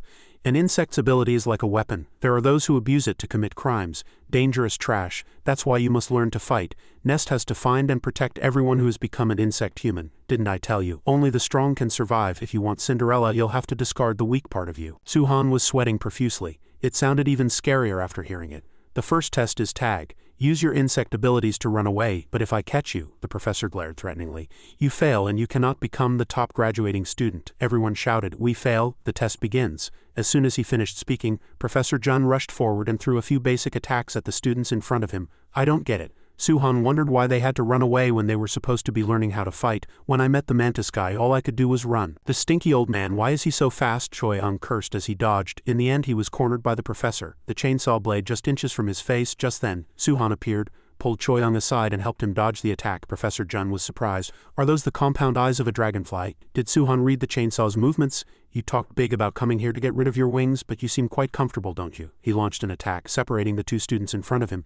It's as if you've truly become a dragonfly. He played a mind game with Suhan, monster. Suhan suddenly recalled Mihi's frightened face from before. Don't get distracted, you fool. Just take an F. By the time he came to his senses, danger was already upon him. Suhan was cornered. This time, Hyen pulled Suhan into an embrace and dodged the professor's attack. She warned, if the professor catches you, you fail. Be careful. Thank you, Suhan stammered. Just then, Hyen gave a signal. He shouted back in response, got it. Choi Young rushed forward, ducking to avoid the professor's attack. He deliberately provoked him. Professor, shouldn't you take a break? Go rub some mud on yourself. Choi Young took the opportunity to kick mud in Professor Jun's face. Kids these days have no manners. He calmly sliced through the mud flying at his face with the saw, but suddenly thick smoke billowed up around him. A smoke screen. Doesn't that old man ever get tired? Shish, he'll catch us. Well, he did tell us to run. The three used this chance to flee for their lives. The scene shifts to Nest's underground prison, and the black-haired woman who had killed the giant waterbug guy earlier had arrived in this area. Two guards lay on the floor, their life status unknown. Inside a dark room, a muscular man was securely confined. Yuho, you're still here? A sweet voice came from outside. Oh, you poor thing, how could they do this to a precious life? A pair of red eyes peered in from outside the iron bars. The person who spoke was the killer woman. I'd love to open the door for you with this student ID, but it seems I can't pass all the security checks. Oh, well done, to send a smart kid like you to school. What a cruel school. The killer woman stroked the b-boy's head. The boy smiled happily too. Hee hee, thank you, big sis. Wait, why did I steal something from the professor's office? He suddenly came to his senses. I don't even know this woman. When did I get here? A suspicious mark appeared on his neck. You don't need to worry about such trivial things. She inserted the card the b-boy had brought into the lock, tempting him sweetly. Click. You should say hello. The lock started blinking. The sound of a motor could be heard from the prison door as well. What kind of insect human are you? When the door opened, the mantis human appeared. You look delicious. He bared his white teeth at the b-boy. Just as the chief said, your thoughts are completely like an insect's. The killer woman held the b-boy tightly. The boy trembled as he saw the figure in front of him. Now here's a little present for you. She pushed the b-boy towards the mantis human. Eat, the creature drooled, bared its teeth and stared greedily at the b-boy. The boy continued to tremble. What? Wait a minute, no please. Blood splattered everywhere. The killer woman quietly watched as the b-boy was eaten by the mantis human. Crunch, crunch. She lifted her mask, revealing an interested gaze. Interesting. Even though you've become insect humans, your blood is still red. A flock of birds, as if sensing something ominous, noisily flew up from the forest. Whoosh, something dashed through the woods. Damn it, it's already been an hour. Suhan gasped for breath. I can't believe I spent half the class time running and hiding. What kind of test is this? He grumbled. Beside him, Hyen and Choi-Ung were also catching their breath. We finally shook the professor off. I think most of the students were caught while we were running. So did the ones who got caught really fail? Probably. Professor Jun isn't one to break his promises. Hyen nodded. Indeed, Professor Jun was gathering the unconscious students. Suhan thought again. He's this strict from the first day. I had a bad feeling from the start. That professor is not normal at all. I wish I were in Professor Ma's class right now. Suhan sighed in frustration. Hyen encouraged him. There's still an hour left, so let's just hang in there a little longer. So does the professor really want to fail everyone? Suhan asked, curious. Hyen replied, that's Professor Jun's teaching style. Shish, he's coming. Choi-Ung turned his head and warned them. The group peeked out from the bushes and saw two female students being frantically chased. Hina, are you okay? Did you sprain your ankle? Professor Jun slowly approached from behind. Professor Hines, one of the female students tried to say something. The professor replied coldly. So run, she tried to explain further, but her ankle, professor still replied coldly. It doesn't matter if it's sprained or broken. In the real world, if you can't run, you die. He looked at the two female students indifferently. What are you both waiting for? You're about to die. He raised his saw to strike. Whoosh, the chainsaw was suddenly blocked by Suhan. The professor asked, what are you doing? Suhan was furious. Stop it. This is going too far. It's only the first day. Don't you think this is a bit much? Choi-Ung muttered. What is that idiot doing? Professor Jun replied. Too much. If this were a real battle, they'd already be dead. Are you going to spout the same nonsense to me as you did to that mantis guy? I believe I said this class would be an F if I caught you. You're quite brave. There's still an hour left of class, right? The professor reminded him. And Suhan was surprised. Try to hit me just once. If you can land even one blow on my body before class ends, the professor proposed, putting down the chainsaw. I'll waive the F for not just those two but for everyone, but if you can't, you and the two hiding behind you will be expelled. This isn't the time to be worrying about others. Freshmen, you still have a long way to go. Professor Jun had deliberately set these harsh conditions, hoping Suhan would back down in the face of the challenge. You need to learn how to use your abilities. He looked at Suhan. Suhan was still hesitating, lost in thought. Perhaps he came here to get rid of the dragonfly's abilities from his body. Just then, at the edge of the forest, the killer woman brought the mantis human. He was sniffing the air like a dog. What are you doing? The chief is waiting, the woman urged. The mantis human gave a wicked smile. There's something delicious nearby. I know this smell. It's that dragonfly from before, Kong Suhan. The professor still looked sternly at the student before him. You won't survive. If I hit the professor just once, everyone can pass the test. But if I fail, I'll be expelled. Lost in thought, Suhan backed away to get out of Professor Jun's attack range. All right, that's easy then. I just have to attack you once, right? With a very confident attitude, he rushed forward to attack again. In a flash, just as Suhan's fist was centimeters away from the professor's forehead, Professor Jun leapt away to dodge. The professor sneered. Looks like you've never been in a real fight, have you? With such boring and slow movements, you won't catch anything. The professor slowly approached as he spoke. What are you doing? Do you want to dance with me? At this rate, you'll just waste time and get expelled. Got it? Every time Suhan attacked, Professor Jun simply leaned back slightly to dodge, looking as if he were dancing lightly. That's Professor Jun for you. He's not holding back at all. Are we really going to get expelled? Choi-Ung, watching from the side, couldn't help but say. No, Hyen said. Suhan still has a chance. At this point, Suhan was furious, and he grew more anxious with each attack. He knew that with every passing moment his hope was fading. The professor noticed at a glance. Because Suhan had compound eyes, he was unconsciously perceiving the professor as prey. After numerous attempts, Suhan finally grabbed the hem of Professor Jun's clothes. He shouted, "Got you." But before he could even throw a punch, Suhan was slammed to the ground with one hand by Professor Jun. Everyone was stunned by the sight. The two female students he had been protecting also trembled before the professor's overwhelming power. He looked at Suhan and sneered. Did you think your prey would just lie there and let itself be eaten? Damn it, what the hell is this? I can't win. Suhan could only lament as he lay on the ground. Did the professor use insect powers too? If so, what kind? Suhan's mind was filled with questions. I can't use my insect powers right now. Professor Jun's words answered all of Suhan's questions. I'm an insect human like you. I was transformed because of Jangort, but there's a side effect when I use my powers. I'm old now, and my body can't handle those side effects. As he spoke, he looked down at his tattooed arm. That's why I have to protect my body with this. The professor swung the chainsaw as if it were a plastic toy. Suhan was displeased, but didn't dare say it out loud. Isn't that a bit too lethal for self-defense? Then the professor threw the chainsaw to the ground. Anyway, the important thing is that you're still young and have nothing to lose. In theory, you could easily beat me. But do you know why you can't? The professor began to analyze the situation for his defiant student. As he spoke, he threw something toward Suhan. It was a model of a dragonfly. Suhan screamed and threw the dragonfly model away. The professor reminded him, "You fool, it's just a model. It's because of your disgust. The disgust you feel for insects is limiting the power you can use. What do you know about dragonflies? Do you know how weak they become if you grab their wings, or how they fight opponents stronger than themselves? Do you even know how your compound eyes work? You have to learn how to use your power correctly." On the other side, Hyen and Choi Ung were also listening to the professor's lesson. To do that, you first have to accept the fact that you are now part insect. As he listened, Suhan picked up the dragonfly model and fell deep into thought. "Accept it, I've always hated insects. What's so cool about insect wings? They're disgusting. Wanting to hide the fact that I became an insect human made me hate them even more. Who could accept something like this? Monster. That's what Mihi had called Suhan. Who could accept the fact that they've become a monster? Clap, clap, clap." Suddenly, the sound of applause echoed. "Wow, what a wonderful lecture." Everyone's gaze turned to the owner of the new voice. Just as expected from Professor Jun, the newcomer was none other than the masked killer woman. The professor was shocked to see her. Expulsion and even an attack. To scare a cute little baby like that, it was just a lie, wasn't it? Teaching your students anytime, anywhere, you really are a true professor. She praised Professor Jun's teaching methods. What? Hyen stammered. Choi Ung also stared with wide eyes while she was talking. The two female students next to her trembled and tried to sneak away. But the student closer to her was hit by something that sprouted from her and was sent flying. She said with contempt, "Disgusting." Blood splattered, and Suhan froze. Everything happened too suddenly. Choi Ung, furious, rushed out to attack. "Who is this bitch?" Choi Ung charged toward the woman. She just said nonchalantly, Choi Ung," she said in a sarcastic tone as she pulled out a stinger and plunged it straight into Choi Ung's chest. "What, a poison stinger?" Choi Ung felt something spreading to his brain. It felt like his world was collapsing and his mind grew hazy. "Don't worry," the killer woman held Choi Ung in her arms. "It's a paralyzing venom, so it won't hurt." This one looks delicious." Suhan couldn't understand what was happening. "What the hell is going on? Is that woman from this school too? I gave him one to eat on the way here, but he says he's still hungry." "You know what I mean." At these words, Suhan recalled a being he didn't even want to imagine. A terrible memory tried to resurface. Just like that day at the movie theater, a scythe-like arm suddenly pierced Professor Jun's chest. "It's the exact same sight I saw." Suhan was horrified. "The same helplessness I felt." Professor Jun collapsed in front of Suhan. "You again, dragonfly?" Indeed, a being he feared, the mantis human, had appeared. "The same terror I experienced, fear." Suhan's face turned deathly pale. "That mantis human is supposed to be in the underground prison, right? Why? More importantly, he's completely different from when I caught him. Now he's..." Countless questions also popped into Hyen's mind.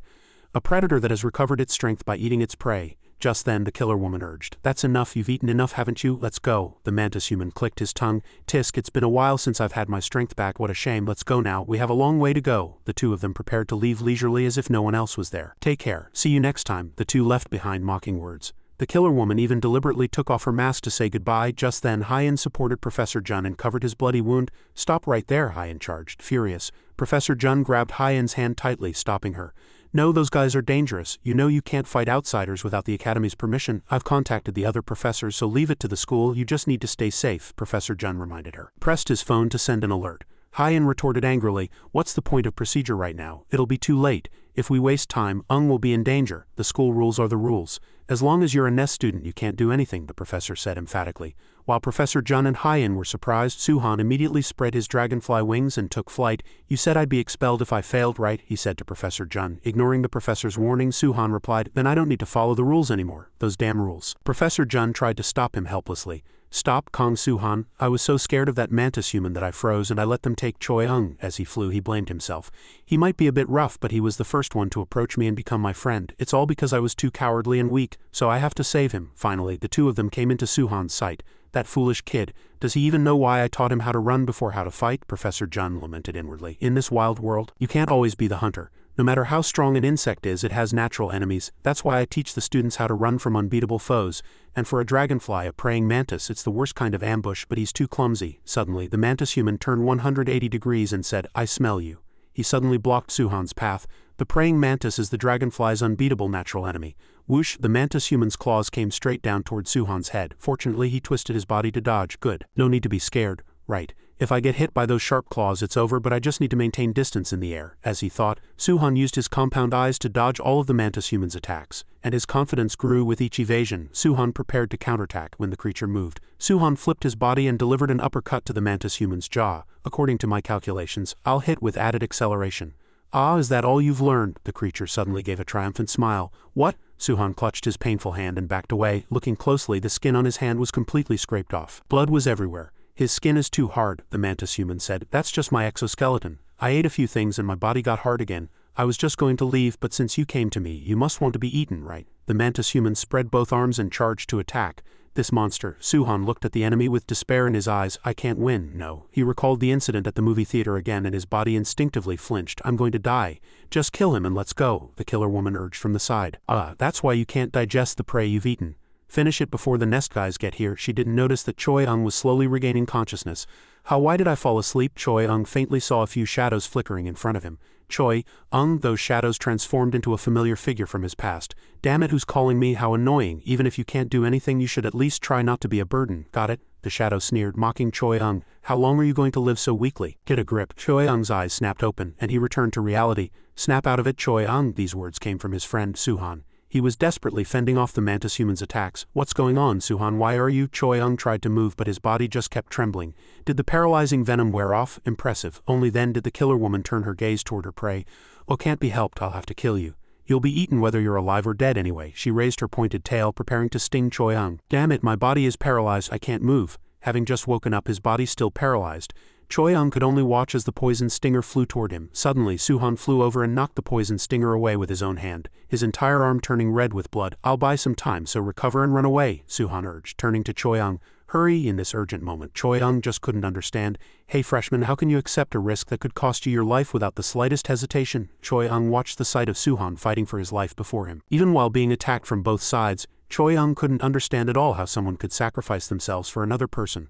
Wait, what are you talking about? It was like that at the movie theater and you saved the class president too, right? Do you have a crush on the class president? A memory from the day they were drinking and chatting came back. So what? You know it too. In this day and age, you can save someone's life and barely get a thank you. Those were the exact words Choi-ung had said to Suhan. That's right, Suhan had also replied nonchalantly. Why should I? I won't even get a thank you. But at least if I do it, I won't have any regrets. Returning to reality, Suhan was eventually cornered by the mantis human, preparing to face the final blow. Because to me that's the right thing to do. These words kept echoing in Choi-ung's mind. Suddenly an arm grabbed Suhan's clothes. Unconsciously, Choi-ung had rushed out and saved Suhan. He dragged him and ran. What? How can he run that fast? The killer woman said blankly. With each leap he covered several meters. Now, Choi-ung's figure was getting farther and farther away. It's easy to think of grasshoppers as lazy insects because of the ant and the grasshopper fable. But that's not the case at all. In fact, grasshoppers are carnivorous insects belonging to the order Orthoptera, with very long and fast hind legs. They use these legs to move very quickly and catch prey, and with a single jump they can easily cover a distance 12 times their own body length. Right now, Choi-ung is also using this special ability of the grasshopper to escape. What kind of answer is that? Treating yourself like trash? Suhan listened weakly to Choi-ung's cursing. You're a real idiot. Even as he said it, Choi-ung had a genuine smile on his face. We're not going to be able to catch him now or whatever. Let's give up. The killer woman, looking bored, told the mantis human to go. No, I don't want to give up. This guy kept staring in the direction the two students had fled. Their scent stopped around here. He continued to track them using his sense of smell. He realized the two hadn't run far. On the other side, the two had indeed stayed behind and were arguing. What, you want to take down that mantis guy? Did that guy drill a hole in your head earlier? Choi-ung shouted at Suhan's crazy idea. If you can't win, you have to run. Did you not learn anything today? Look at your body. It's completely wrecked. Choi-ung continued to analyze the situation, but Suhan just replied calmly, I know, that mantis guy is different from the others we fought. If we make a mistake, we could die. That's why we have to take him down. Hearing Suhan's analysis, Choi-ung was even more baffled. If we just let him go, there will be others like me. People who know nothing about him will die, Suhan argued. The veins on his neck bulging. I get what you're saying, but what are we supposed to do? Our attacks don't work on him. Choi-ung thought it made sense, but in truth he couldn't think of a viable plan. The professor said he contacted the academy and that reinforcements will come. We just have to hold him off until they get here. Suhan proposed, smiling confidently. I have a good idea. The scene shifts back to Professor Jun. Hye-in was kneeling and pressing on the professor's wound to stop the bleeding. What do we do now? What should I do? She lamented continuously. I'm worried and I want to go too, but I can't just leave the professor like this. She was experiencing a constant internal conflict. Rustle, a sound came from behind her. Hye-in quickly turned around but saw nothing. What was that? She wondered. I think someone's there. Just then, Professor Jun slowly opened his eyes. On the villain's side, the two were searching for the two prey that had escaped. Looks like we lost them, but don't worry, we can find plenty of other prey. Why did the smell suddenly? While observing the mantis human, he sensed something approaching from the other side. When he turned his head, he could just make out the shadow of a person swinging down on a vine rope, aiming for the neck of his accomplice, the killer woman. By the time he realized it, the killer woman had been caught in the vine and was being dragged backward. What's with that speed? What kind of trick is this? The mantis human was a little unnerved by Suhan's surprising speed. Could it be because of the glasses? On the other side, in an instant, Suhan had spun dozens of times, tying his accomplice, the woman, tightly to a tree. Indeed, he was wearing glasses at this time. "What are you doing?" he shouted, but he didn't notice something flying towards his jaw. Bam! Suhan silently rushed in and kicked the mantis human right in the jaw. That didn't hurt at all. The creature was unharmed and said the same thing again. "Just as I thought, his exoskeleton is too hard." Suhan could only grit his teeth in frustration at the rock-hard skin with basically no way to break through. The mantis human then retracted his two blade-like arms, took an attack stance and shouted, "Die, I'm the king here. A guy like you who can only fly can never beat me." This guy launched a continuous barrage of attacks, blocking Suhan's escape route. "I have a plan. I'll draw the mantis guy's attention. If I maintain distance in the air, I should be able to hold him for a few minutes." Even with his compound eyes, Suhan still had to struggle to dodge the fast attacks. Choi-ung used his legs to go back and retrieve something that was on one side. Choi-ung threw something toward where the two were fighting. "I got it. Professor, are you okay? What did he take?" Hyen, curious, kept asking Professor Jun. "Damn kids, I guess you win this round. Stealing something right from under my nose." Professor Jun forced a smile, but in his heart he was slightly pleased. "My weapon." As if he had been waiting for this chance, Suhan soared into the sky and caught the thrown object. It was Professor Jun's self-defense weapon, the red chainsaw. "I got it!" Choi-ung shouted loudly. Suhan pulled the starter cord, cut him down. As soon as these words were spoken, Suhan also began to attack, swinging the saw. In the normal wild, a dragonfly cannot defeat a praying mantis. Instinctively, the mantis human raised his claws to block the attack, but that only works for insects. Suhan, filled with excitement, spun his body to generate kinetic energy and attacked, cut him down. Humans always find a way, and so this one blow successfully cut off one of the mantis human's claws. My arm, the creature screamed in pain. Arg! With one arm cut off, the creature crazily launched a continuous attack, wrapping its remaining arm around its body. Suhan and Choi-ung had to back away to dodge the attack. "Wow, you cut off his whole arm. That was no joke." Choi-ung replied, "You useless bugs." This guy was enraged. "How dare you see me as prey?" The creature swung its bladed claw to attack, and Suhan bent down to try and start the saw, but it was too late. The chainsaw. The two sides were locked in a struggle, and Suhan was at a disadvantage. In the end, the mantis human landed on the ground, then used the rebound from his body to launch a fast attack that sent Suhan flying. This attack was so powerful that it even shattered the chainsaw into pieces. With the chainsaw destroyed, Suhan didn't linger any longer and hurriedly flew back to create distance. The mantis human was momentarily satisfied after destroying the chainsaw. "Without a weapon, all you can do is run, just like last time." He broke the chainsaw. "Damn it, without that we can't attack." Suhan worried. "Run? You think I'm going to lose to a guy with only one arm?" Choi-ung leaped up to attack, kicking the mantis human's back several times, but what he got in return was a blow to the face, the definition of a natural enemy.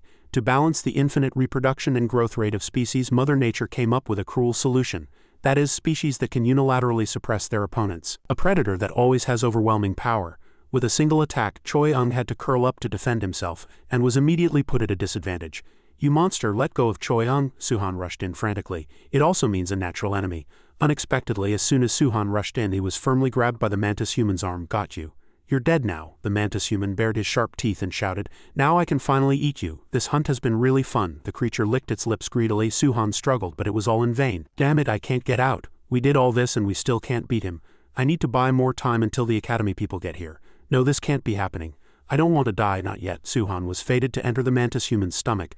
Bam! A loud explosion echoed on the scene, striking where the mantis human stood. The explosion sent the mantis human flying. Suhan stared blankly at the person in front of him, and a low, steady voice was heard. "To run all the way here so presumptuously, just look at you, how pathetic." It was Professor Jun. His body glowed and a strange aura emanated from his tattooed arm. Suhan recalled Professor Jun's previous injury and worried, "Professor, how are your wounds?" "Don't worry. I received some treatment from Nest's reinforcements." The back visible through the hole in his shirt was perfectly fine, as if it had never been pierced. "There's someone who can easily treat these kinds of injuries. I followed Choi-ung's tracks and found her," Professor Jun explained. "I was worried you both were dead, but it looks like you landed a blow on that mantis guy." He looked over at the mantis human. He especially noted that one of its arms was missing, and that they had done this well while facing their natural enemy, especially as a freshman. The professor praised his two students inwardly. "I guess you've proven yourselves to me." Professor Jun shook his hands a few times and provoked the mantis human. "You got lucky with that surprise attack earlier, but it won't happen a second time."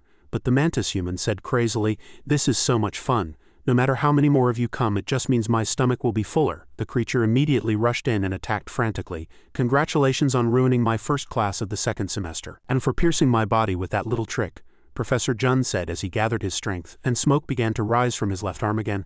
"I'll be sure to pay you back with interest." He swung his arm, preparing to meet the mantis human's frontal attack. "What is that?" Suhan wondered. "Why is smoke coming from the professor's hand?" To explain this, we have to mention the bombardier beetle. As its name suggests, this insect has a very unique ability. When fighting predators, the bombardier beetle can mix chemicals in its body to generate heat. It can spray a high-temperature chemical mixture to create an explosion. Professor Jun's hand at this moment looked like a blazing bomb, and the heat was rising rapidly. He swung his searing fist straight at the enemy. This is the exclusive explosion of the bombardier beetle.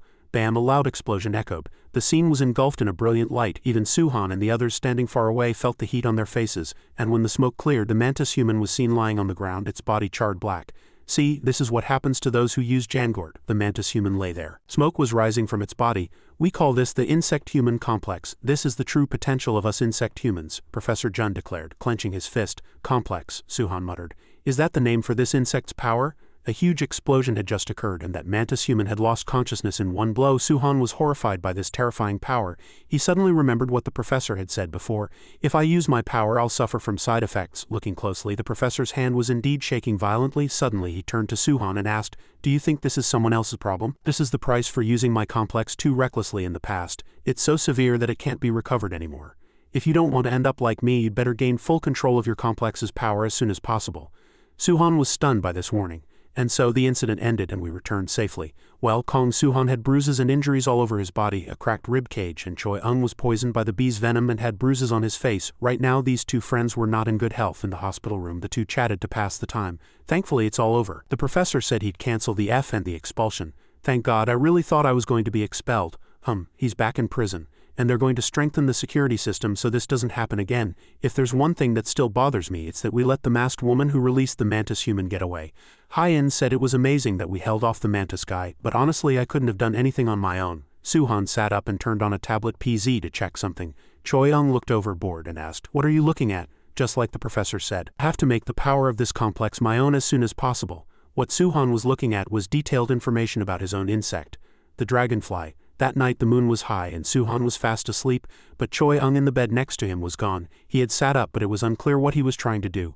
The bee sting mark on his neck was swollen, and it seemed he was being controlled just like the bee boy from before, and so he fumbled his way into the dark forest and Choi Ung walked slowly until he met a woman. Just as I thought, so many loopholes. The one who met him was none other than the killer woman from before, the one with the power of the emerald wasp. By injecting neurotoxins into the host, the emerald wasp can turn its target into a zombie-like state. She lifted Choi Ung's cheek and whispered, "It seems you haven't noticed this yet. What do you think? You know this is a disgusting place full of hypocrisy and lies, right?" She brought her face close and breathed a sweet scent onto Choi Ung's face. "This place is like a cage that traps monsters like us, like that mantis guy protecting all insect humans." "No, Nest," she said as she slowly tightened her two hands around Choi Ung's neck. "Can't protect anyone." Bam! A loud explosion echoed. Professor Jun appeared and blocked the emerald wasp woman.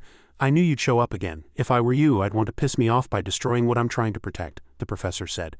"So I saw the sting mark, but I left it. Whatever you're trying to do." He clenched his tattooed hand and the sound of knuckles cracking was heard. "I'm confident I can protect it," Professor Jun declared. "Let's talk." Her name was Shin Ga-ya, the emerald wasp. "Let's talk, Shin Ga-ya." The two began to talk, not noticing that someone was watching from a corner. It was Suhan. He was wondering. Choi Ung suddenly went out like a sleepwalker, so I followed him. What on earth is going on here? As it happened, Suhan witnessed this situation. Professor Jun glared at the wasp woman. "Long time no see." It seemed Professor Jun had known this masked person for a long time. "It's been 5 years since you left." Suhan, watching from the outside, probably didn't understand anything yet. That woman, was she a student here? Suhan guessed. "How have you been?" Professor Jun asked Ga-ya formally. She replied, "Professor Jun, we both know you and I am not here for small talk." "Is this part of you asking me why I'm doing this?" Ga-ya asked back. "Well, I thought it was at least polite to a student I haven't seen in a long time." Professor Jun scratched his head awkwardly. "But if that's what you want." Suddenly, Professor Jun charged straight at Sion and attacked her. His fist contained a tremendous amount of heat. Sion barely dodged. "I'm going to take you down and bring you to Nest," he declared. "Oh my, you're quick to show your true colors. Taking me down, isn't that a bit cruel?" She stepped back, maintaining distance with a provocative smile. "Do you think you have the right to say that? You've killed 2 students and 8 staff members," Professor Jun shouted. "Why did you do it?" Flames erupted from Professor Jun's fist aimed at Sion. This powerful punch sent Sion flying several meters away, but she didn't seem to be pushed back at all. "Professor, that's not nearly enough. The worst part is, it hasn't even come yet." She flipped her body in the air and instantly appeared behind Professor Jun. Her poison stinger was now just a few centimeters away from piercing his neck. But he was no amateur. He turned and swung his arm, knocking away Sion's surprise attack. She was forced to retreat again. "Stop!" Suddenly another person appeared from somewhere. It was Professor Ma. She shouted his name loudly. "Professor Ma." The professor frowned and replied, "You don't seem very happy to see me, Shin Ga-ya. How about you stop and leave? The Nest security team will be here soon. You don't want to see any more blood, do you?" He threatened her with the poison stinger. "Professor Ma," Jun shouted in anger. But Professor Ma whispered back, "There's someone behind her, some kind of chief. It's wiser to let her go for now and track her later. With her abilities more people could die," he said, revealing his plan in secret. "Professor Jun, you used your explosion ability. Let's hurry before the fire spreads. Indeed, numerous shouts could be heard from the edge of the forest. Shin Ga-ya also felt it was difficult to retreat. I'll be back next time, but remember, Professor, next time I come, I'm going to kill all of you. She snarled a threat before leaving. See you next time, Nest. And just like that she disappeared into the dark forest. By the time the security guards arrived, only the two professors and Choi-ung were left. Are you all right, Professor? There was a fire explosion in the northwest sector, so we're requesting you to return. The agents began their mission to put out the fire caused by Professor Jun's ability. I know you want to fix her personality because she was your student, but it's dangerous to go alone when you're that badly injured, Professor Ma advised, looking at Professor Jun's arm. Well, I understand. The Nest security agents will track Shin Ga-ya. Let's leave the rest to them and go back. At this moment, Professor Ma suddenly spoke up. But before that, you two should have a little talk first. Professor Jun was taken aback by Professor Ma's sudden question. Calling Suhan, he had suddenly appeared. He helped Ung back to the academy to rest. Is Ung okay? We've detoxified the poison, so he'll be fine. Just throw him in bed and he'll wake up fine. And so the three of them returned to the hospital. On the way back, Suhan felt awkward. Professor Jun instructed him. Please keep what you just saw a secret. That woman, he hesitated. Shin Ga-ya was my student. She left the school after an incident 5 years ago. I haven't heard from her since, but now it seems she's come to maliciously attack Nest and the students. Her existence will threaten the students. I'll make an announcement about this when the time is right. So Suhan was not an oblivious person either. He replied, to keep this secret, I need one thing from you. Professor Jun waited, curious about what Suhan wanted. Suhan said, I'll keep the secret. If you teach me the technique you used to take down that mantis guy, please teach me how to use my complex, Suhan proposed. I've always thought about what you said, Professor. Accepting the fact that I have a part of an insect in me and getting rid of my disgust for them. Honestly, it's going to be really hard, but today I felt so weak. I had to watch helplessly as Choi-ung was taken. If you hadn't been there, I probably would have been killed by that mantis guy. I want to become stronger. The more Suhan spoke, the more confident he became. I don't know what to do, but can you teach me? You're a professor after all. The corners of Professor Jun's mouth lifted into a smile. He was intrigued. Are you trying to make a deal with me now? I like your courage. He replied right away, you'd better be prepared. A few days later, the Nest student cafeteria was bustling with students. They were chatting away. I told you so. It's true. I woke up in the hospital a few days ago and I didn't have any clothes on. Ung was talking about the recent incident, annoyed. Hye-in stood beside him, placating him. Yeah, I get it, so just eat. Hye-in looked at Suhan with a suspicious gaze. Isn't that Duwa over there? The group turned their heads and saw the scorpion girl standing not far away. The scorpion girl. Now that I see her, she was in our class. I thought she took a leave of absence because she hated my comments, Suhan said in surprise. On this side, it seemed Duwa had also gotten into some kind of argument with another group of students. Oh my god, the line is so long. Let's just cut in. You'll be dead if you do. Hye-in finally answered Suhan. Well, her case is a bit special. Special? Suhan asked back. You know how Jangort turns people into insect humans, right? But in some cases, people get the DNA of arthropods that aren't insects, Hye-in explained. So people are investigating its effects on living organisms. To help with the investigation, some students take a leave of absence and undergo some tests at the lab. She'll probably be in our class today. Suhan's eyes widened. I see. By the way, Hye-in, what kind of insect are you? Suhan changed the subject. If you didn't have antennae, I wouldn't even know you were an insect. Hye-in looked embarrassed. To be specific, it's an insect related to the praying mantis. As soon as the two words praying mantis came out, Suhan shuddered, thinking of his natural enemy. No wonder she's so strong. Suhan silently decided not to ask any further. From a distance, Duwa approached. I'm here. Duwa kicked Choi-ung.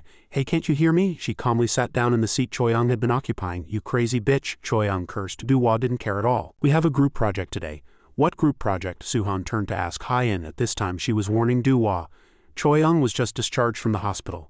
Be careful, all the group projects in the practical entomology class have different topics. They're usually not difficult, but sometimes you run into rogue Jangort users. Suhan understood after hearing this. I might have to fight other insect humans. Maybe this is a chance to test what I've practiced. Hye-in continued. Besides, the professor assigned the groups. Our group is Chun Du-hwa, freshman in the Department of Insect Human X. Choi-ung, freshman in the Department of Insect Human X. Kong Suhan, freshman in the Department of Insect Human X. The class president of the Department of Insect Human X. Suhan smiled happily.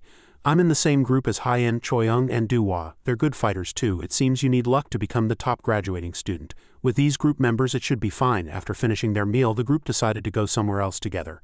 Want to get some coffee?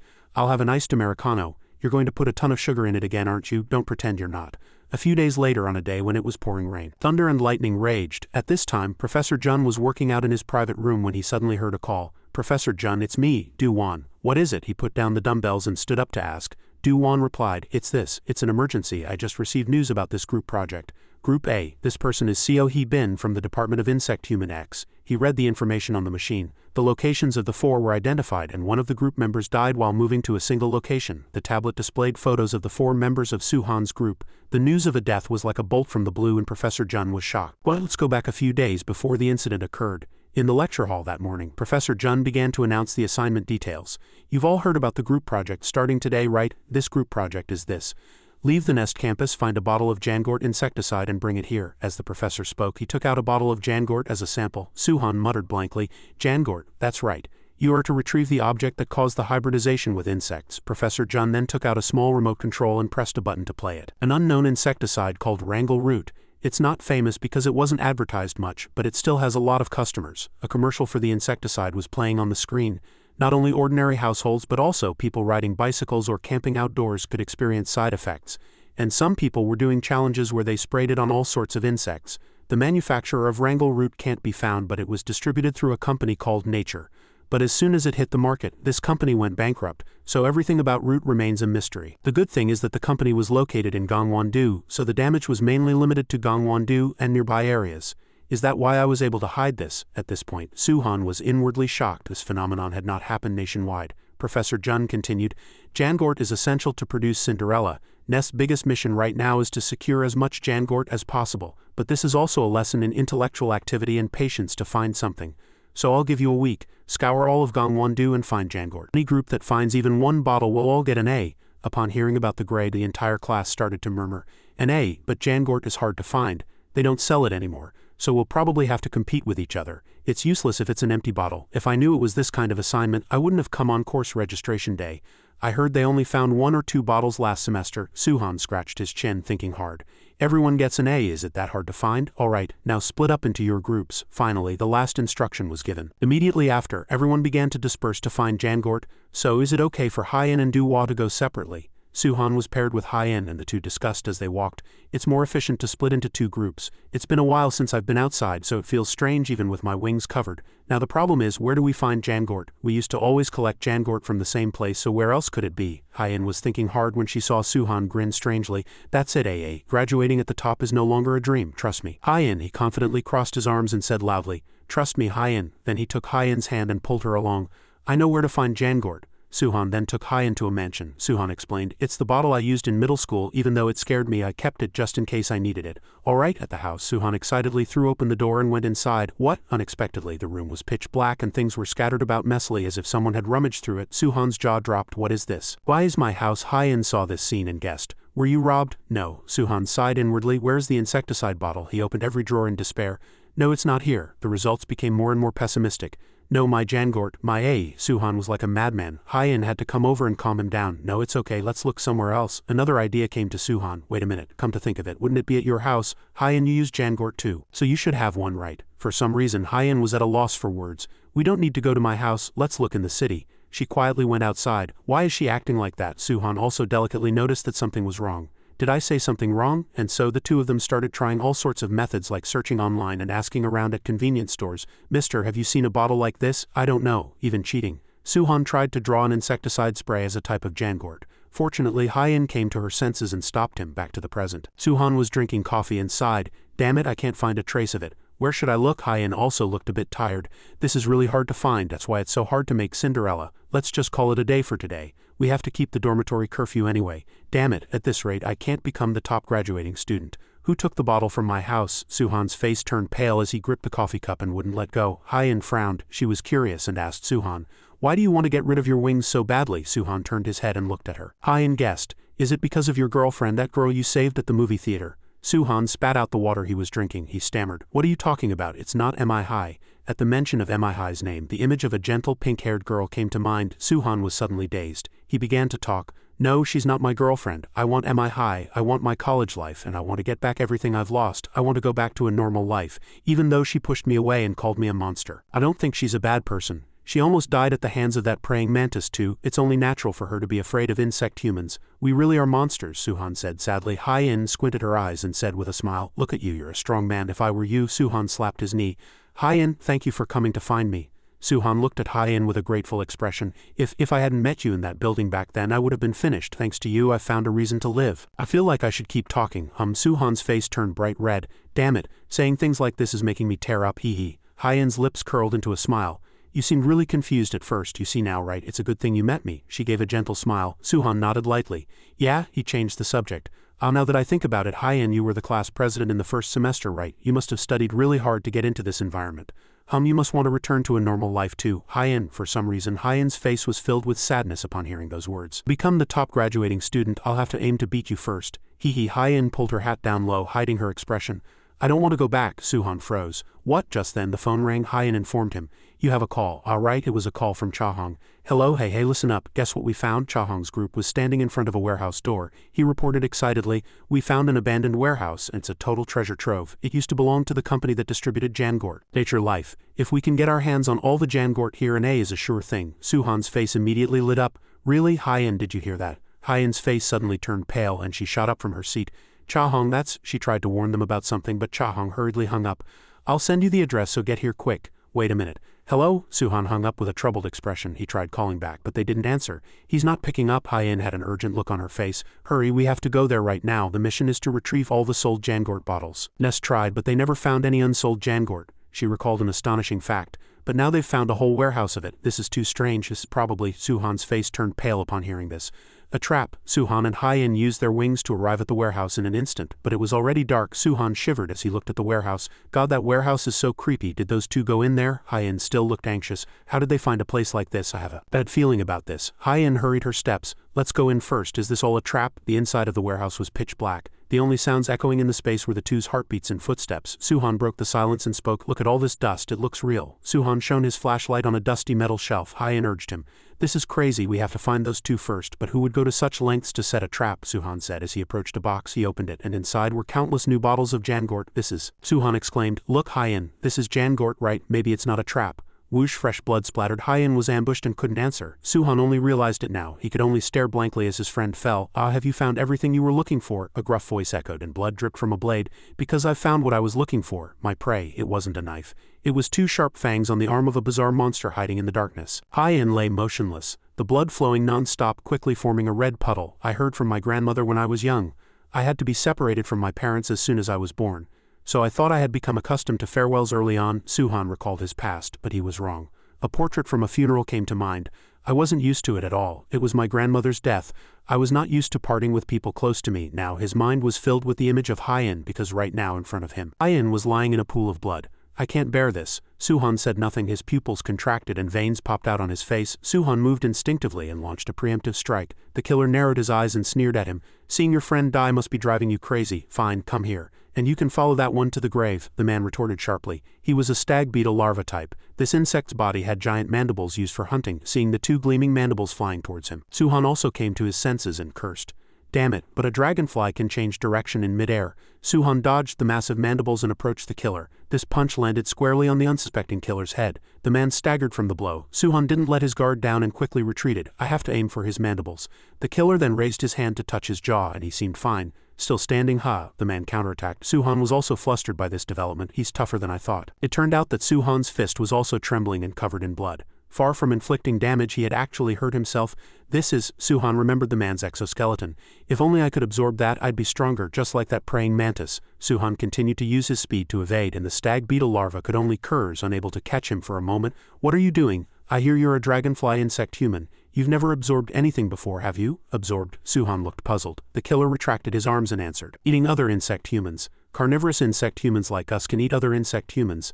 Suhan's lips twisted upon hearing the killer's confident words. The first time I ate another one it was a bit disgusting. The killer gave a perverse smile, his mouth full of saliva. If you make your own kind into meat and eat it. But once I started I couldn't stop. I just kept eating like I was possessed. Then I realized something. The more insect humans I ate, the stronger I became. At this point he seemed very excited. The mandibles on his hands clashed, making a clack-clack sound. The old society that only cared about money and status is gone. The man became engrossed, recalling his days as an office worker. Now that the shackles that bound me are gone, I'm free to pursue power. In that memory it was revealed that this man had killed his colleagues around him. Power, the primal power of all living things. And then useless things like society will all disappear. I will trample all those weaker than me under my feet. He laughed maniacally and said, so I just had to wait in this fake factory. And the prey would come to me on their own. I should thank that person. Both of you, taking advantage of Suhan's distraction, the killer accurately aimed and snatched him. Become my prey. The arm slammed Suhan against the ceiling and it collapsed with a loud thud. Just then, Suhan's voice was heard, surprising the killer. Don't get too happy. What? Primal power of a living being, you say? The powerful mandibles were blocked by Suhan's bare hands. With just his bare hands, Suhan used all his strength to pry the two mandibles apart. He shouted. Is that bullshit reason why you killed Hien? With a snap sound, the mandibles pierced the air. You son of a bitch. Suhan rushed at the killer, aiming for the moment before the man could retract his mandibles. With a thud sound, he landed another direct hit to the face. A second thud sound, the man was hit twice in a row. Just then, the mandibles returned and bit Suhan's ankle precisely and blood splattered. Suhan lost his balance and had a dazed expression and was immediately thrown to the ground. What should I do? Suhan stood up trembling, his body barely able to hold on. The killer growled, whether you fly or crawl, you're not qualified. The man swung his mandibles at Suhan. Thump, the spot where the mandibles hit was filled with dust. Suhan was lucky to fly up in time. Now he was extremely anxious. No matter how different our levels are. Thud. While still in the air, the stag beetle larva's arm suddenly slapped Suhan. He fell backward and spat out a mouthful of blood, but he endured the pain and flapped his wings to fly towards the enemy. He vowed, no matter how many times I fall. The memory of Hien came back again. Look, just trust me and follow me. Got it? Ah, Suhan shouted and raised his right arm to prepare an attack. I'll kill you for sure. Suhan delivered an elbow strike with all his might, but the killer still sneered. Ouch, this one hurts quite a bit. The man gave a vile smile and mocked Suhan. A sense of despair began to set in. Suhan gritted his teeth. Is it completely ineffective? No, he quickly came to his senses and flapped his wings to retreat, maintaining distance. There has to be a way. Suhan began to recall the fights he had experienced before. Techniques he learned from Professor Jun every night. Suhan seemed to have thought of something. The killer also began to retract the stag beetle larva's arms. With that technique, Suhan saw the mandibles approaching and deliberately rushed towards them. Suddenly, he lost his balance and fell to the ground, letting out an awe sound. My wings won't move. Suhan was flustered, his mind filled with questions. Why? Seeing this, the killer became even more triumphant, retracted his mandibles and sneered. What's this? Is it over already? I'm so bored. Suhan's wings were trembling. Suddenly, no way. He recalled Professor Jun's teachings. If you use the power of insects recklessly, it will be ineffective.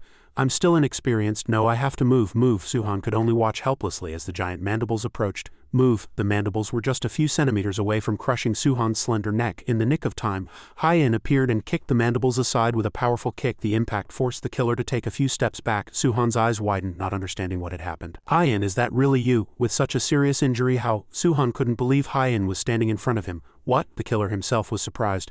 You're not dead yet, then I'll just keep hitting you until you fall. The man shouted and swung his mandibles at Hien. Suhan warned. Hien, it's dangerous. She casually swept her hair back. You asked me before, right, what kind of insect human I am? Hien turned towards Suhan and spoke slowly. She paid no attention to the fearsome mandibles approaching. Huh? Suhan's face turned pale with fear. Hien suddenly glared at the mandibles. At an unimaginable speed, Hien launched a counterattack, and with a dull thud sound she sent the mandibles flying. What was even more terrifying was that the recoil was directly transmitted to the killer's body, and he grimaced in fear. Watch closely. From now on, Hien's words left Suhan with his mouth wide open. I'll show you. Hien took an attack stance and her eyes shone as if they were on fire. Flashback, this is a neighborhood somewhere. A group of students, 2 girls and 1 boy, were frowning as they looked in one direction. Hey, here she comes. Screech sound. The person who came out of the house was Hien. At this time she was only 17 years old and her expression was very lifeless. The 3 students saw her and sneered, clearly not with good intentions. Oh, she really came, ha ha ha, did you see that? Didn't she just go down? Did she come back up? The place Hien came out of was a basement. The group burst out laughing. Wow, Park Hien really lives in a basement, and she acts so high and mighty at school. The innocent Hien couldn't understand what her friends were laughing at. The pain of poverty begins with pity. Is she in our class? She asked herself. The 3 of them didn't care and took out their phones to take pictures of Hien. Hey, take a picture quick. Let's take a picture of her and show everyone. Wow, how can you live like that? And pity turns into discrimination. These guys started laughing loudly, mentioning the movie Parasite and making rude comments. Don't their places flood with sewage when it rains? Just imagining it is disgusting. Dirty parasites. Screech sound. Discrimination becomes hatred. The male student gave a vile smile and shoved his phone in Hien's face to take a picture. Click. Trash. Just then a young man appeared from somewhere and kicked the guy who had just taken the picture right in the face. The remaining 2 female students opened their mouths wide and cursed. Hey, what are you doing? Did you kick him? You just kicked him, didn't you? The young man said, as if this group wasn't even worth dealing with. Sorry. There's a rule that you have to step on bugs with your feet. What bugs, you son of a bitch? Who are you? The 2 female students only fought with their words. Hien's mouth dropped open as someone stood up for her. Still, I had no choice but to endure it. I promised myself. In fact, that person was not a stranger at all. It was Park Young-jin, Hien's older brother. He winked and smiled. Me, just a handsome older brother. Brother, I'm home. As it got dark, Hien arrived home. She opened the door and entered, and the house was very quiet. A moment later, a few clattering sounds were heard from the bedroom. Hien suddenly shouted, and her brother, who had been sleeping in, was startled awake. Her brother kicked open the door and asked, "You're home?" Hien was trembling. HH here. She pointed in front of her. Her brother immediately grabbed the insecticide and started spraying, saying confidently, Don't worry, I'll take care of it. The cockroaches are hiding down here, right? Though he said that, young Jin was also breaking out in a cold sweat. Hyen's face turned pale. Oh, I think so. Then a cockroach appeared. The two siblings were horrified. What do we do? What do we do? What do we do? Her brother first took out some tissues and got ready. Oh my god, they're coming. Ah, there it is under the wardrobe. After the whole commotion was over, the two siblings leaned against the wall exhausted. They've all come down here. So many bugs are coming down here. Young Jin picked up his phone to look for something. The two of them talked. Should we buy another bottle of Jangort? I think I saw it on my way to work recently. Is it that amazing? They say one spray can kill any bug. Is that even possible? If there's a bug that doesn't die after one spray, they'll compensate the customer. For real? Then I should take it to school and get the compensation money. What compensation? Don't worry about money, you just focus on your studies. Her brother Young Jin urged. Hyen looked at her brother with eyes full of respect. A house of just over 10 square meters, half of which was a dark and cramped semi-basement. Although they had nothing, Young Jin lifted his head and smiled happily.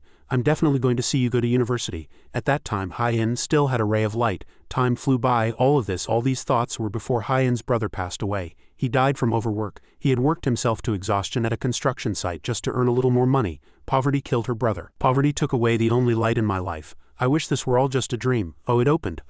Hey, are you really doing it? Through the window frame, the same students from before were forcing open the door to Hyen's house and peeking inside. In one of their hands was something suspicious.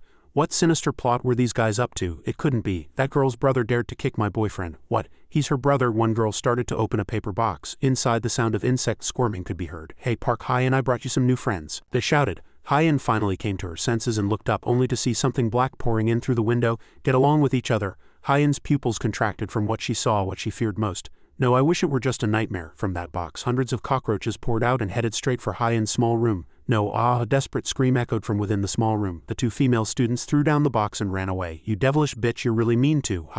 Meanwhile, Hyen was cornered against the wall by a swarm of cockroaches. No matter how hard she tried, it was useless. When did poverty start clinging to my life?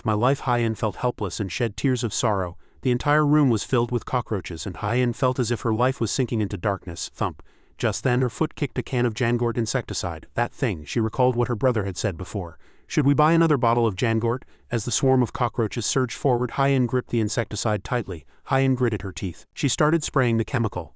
With a loud scream, the gas spewing from the bottle instantly filled the room, and she returned to reality. At this time, Hyen's eyes were bloodshot as she swung her hand and powerfully slapped away both of the killer's pincers. The killer flew away like a paper bag. He fell onto a pile of cardboard boxes, gritting his teeth and enduring the pain. I was sure I killed her with a surprise attack. Tell me where are Duhua and Hee-sung? Hyen ran along the wall in pursuit. This bastard! Bang! A loud sound echoed. Dust and dirt flew up, and from this side Suhan could grasp the current situation. He had a surprised expression. Amazing, so strong, not a single flaw. But how did Hyen recover? Her wound was clearly very serious just now. I thought she had no chance of survival. Now Hyen's fist was stained with blood. When Hyen returned, Suhan saw the blood on her hand and worried. Hyen, is your hand really okay? It's fine, she replied. It just healed in an instant. The wounds on her hand had vanished and the recovery speed was incredibly fast. Did it really heal? Is it the power of an insect? Hyen hesitated. Yes, because I am that cockroach. Suddenly the killer leaped up again and launched a surprise attack. That movement, that vitality. The killer swung his hand and Hyen barely dodged. The only thing I thought of was a cockroach. It's you, right? Where did you catch that bug? In your dark and cramped rented room? Or in the sewers or the trash heap? In the face of the ridicule, Hyen gritted her teeth in anger. In the semi-basement, while arguing, the two prepared to clash at any moment. Looks like I was right. A dull sound echoed. Both sides clashed and neither gained the upper hand. Suhan sat there unable to understand what was being said. A cockroach. So that's why she's been hiding her insect type until now, Suhan muttered, trying his best to guess. Hyen is. Suhan tried to flap his wings to fly but failed. Damn it, my body won't listen. No wonder you smelled the smell of poverty. The man gained the upper hand and continued to corner Hyen. Damn it, his face contorted because he couldn't land a hit no matter how hard he tried. His strength is average, but he's too fast to attack. Is that why he's called a cockroach? But it doesn't matter how fast you are, there's a way to hit you anyway. The killer attacked and Hyen flipped her body again to dodge. He frowned and racked his brain. He recalled the previous situation where Hyen tried to save Suhan. Away there is. He threw his pincer, deliberately missing Hyen. He aimed straight for Suhan. Hyen was shocked by this action. No, Hyen screamed and rushed towards Suhan. No, Hyen. Suhan's whole body went limp and he was pushed away by Hyen, only able to watch the scene before him helplessly. Hyen was pierced through the stomach once again and fresh blood poured out of her abdomen. She must be really dead this time. The killer saw this and grinned from ear to ear. He retracted his arm, his eyes bloodshot. This time both of you are dead. He left Hyen with a large hole in her stomach. Hyen collapsed just like that. Don't be too sad. Even if she hadn't become an insect human, she would have died long ago anyway. The man began to mock in a sarcastic tone. Suhan, poor people like you can't live in this world. Fresh blood dripped from the blood-stained pincer. Now the space was filled with terror and death. But a new development unfolded. The killer paused, his pupils contracted, and he couldn't believe the sight before him. What? In front of him, the exhausted Suhan was slowly getting up, his two eyes glowing green. His wings also began to emit a brilliant light. What is that? The killer felt a sense of unease. The dragonfly wings now began to emit an increasingly dazzling light. It was as if they were wings made of energy. Is the light from the wings a form of an insect human's power? He himself couldn't understand what was happening. I didn't see that before. Suhan just stared without a word, and he became even more afraid. He said he's never absorbed anything, and the moment he changed was after that cockroach bitch died. Now Suhan was only focused on the female corpse in front of him. The killer struggled to deduce. He came up with a new piece of knowledge. So besides absorption, is there another way for an insect human to fully mature? How interesting. At this thought he couldn't hide his excitement, and his mouth was full of saliva. The nutrients a predator gets depend on its prey. If I eat him in this state, I wonder what will happen. The fear of the unknown was immediately replaced by excitement. The desire to possess. He swung his giant arm and attacked Suhan, but in an instant Suhan had already appeared right under his jaw. He could only let out a scream. Next moment he was already sent flying backward by Suhan's punch. The power of this punch was by no means small. The killer couldn't stop and flew into a pile of cardboard boxes in the warehouse, and dust flew up, obscuring the view. Taking advantage of this, the killer swung his pincer and brought it straight down on Suhan's head. He gritted his teeth in anger. I could clearly feel that he used it. Then his expression changed. Because of the sensation coming from the pincer, it was firmly blocked by Suhan. This crazy bastard using Jangort turns humans into monsters with powerful abilities, but the level of that strange phenomenon and intelligence remains at the level of when they were human. He used all his strength to press down on the pincer, the veins on his body bulging, but now Suhan was approaching step by step, actually pressuring him. If I don't die today, Suhan gritted his teeth and enunciated each word, will be your death anniversary. If I don't become your prey, you will become mine. Now Hyen's death made it impossible for Suhan to maintain the gentleness he originally had. In front of Suhan's yellow eyes, the killer could only shudder. He could no longer feel his humanity, and even though he was a cold-blooded killer, his body couldn't stop trembling. Whoosh, in an instant he was sent flying. Suhan used tremendous strength to grab his pincer arm like a chain, swing it and pull him towards himself. After that, Suhan precisely grabbed the killer's face and slammed it hard into the ground. A loud thump echoed. The killer foamed at the mouth and struggled to curse. You crazy bastard, look behind you.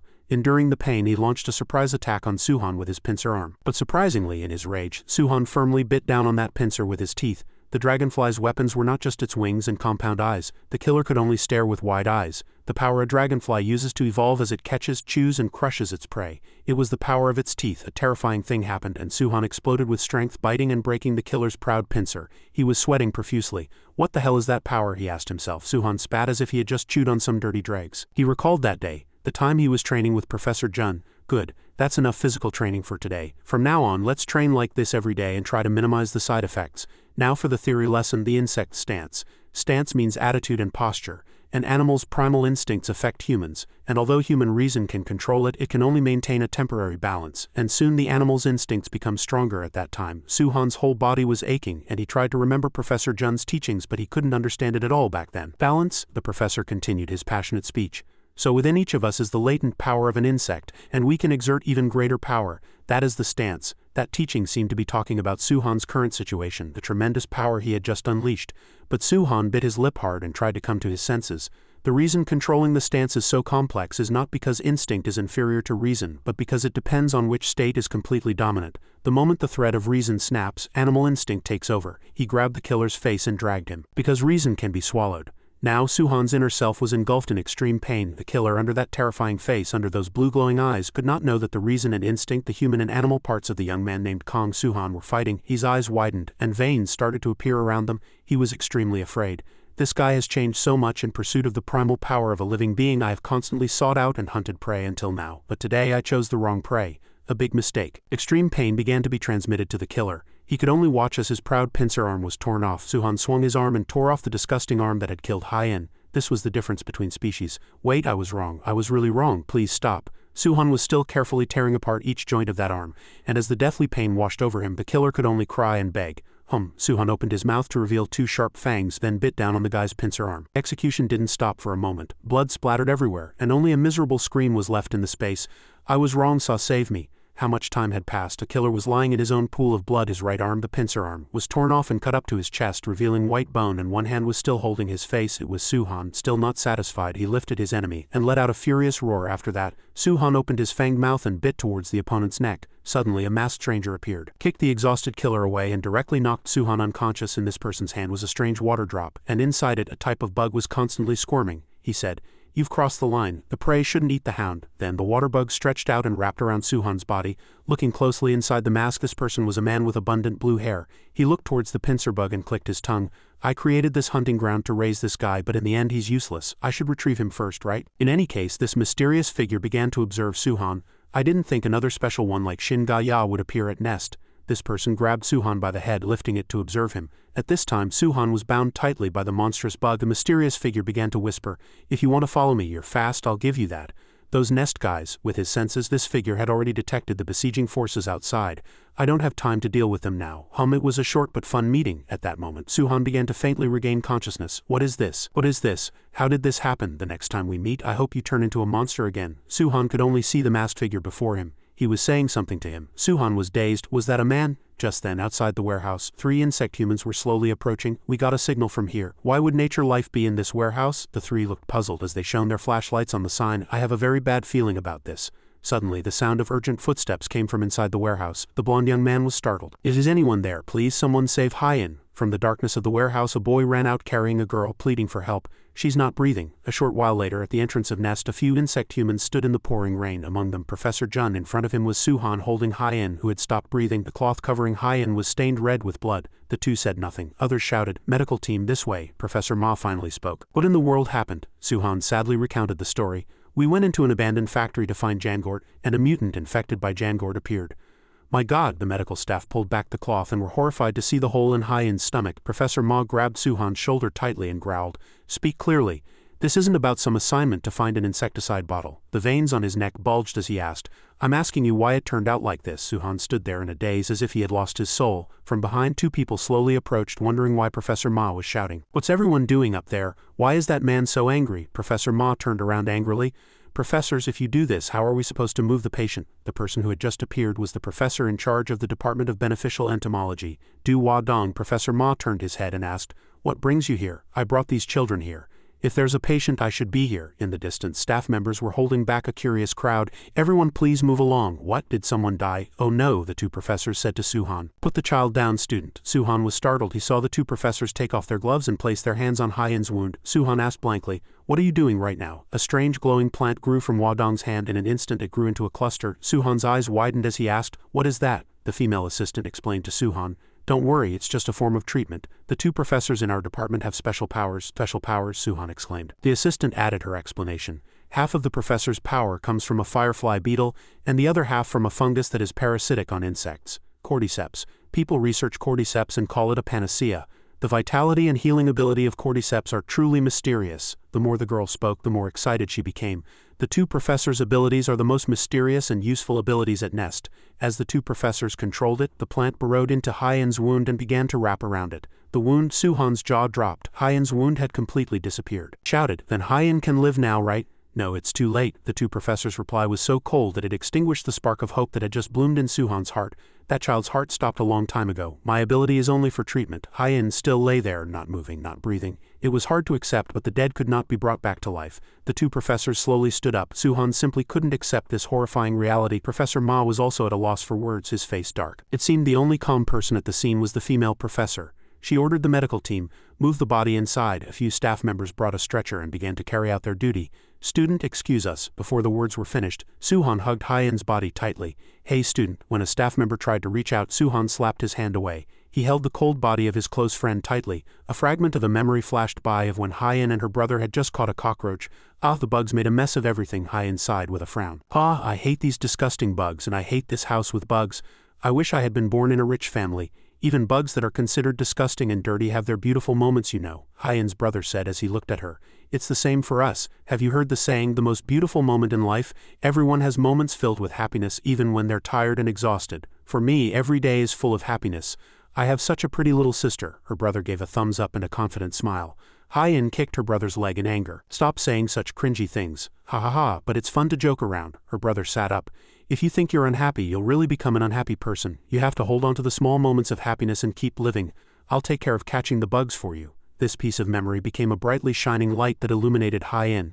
The young Hyen stared blankly at her brother who was lecturing her. So no matter how hard it was, she unconsciously reached out her hand towards her brother and held it tightly, which in reality was her grabbing Suhan's hand. Her brother's words seemed to echo in her ears. As long as you struggle there will always be a way to live. Suhan immediately noticed the touch. Hien, he shouted, startling everyone at the scene. Hien's skin began to peel off. Once again she was molting. All insects must go through it. Through this change they shed their old or damaged outer shell and transform into a true adult. No matter how ugly or scary an insect is, within that small life there is at least one moment of molting to move on to the next stage of life. A faint image of a crying Suhan could be seen. People say that is the most beautiful moment in an insect's life.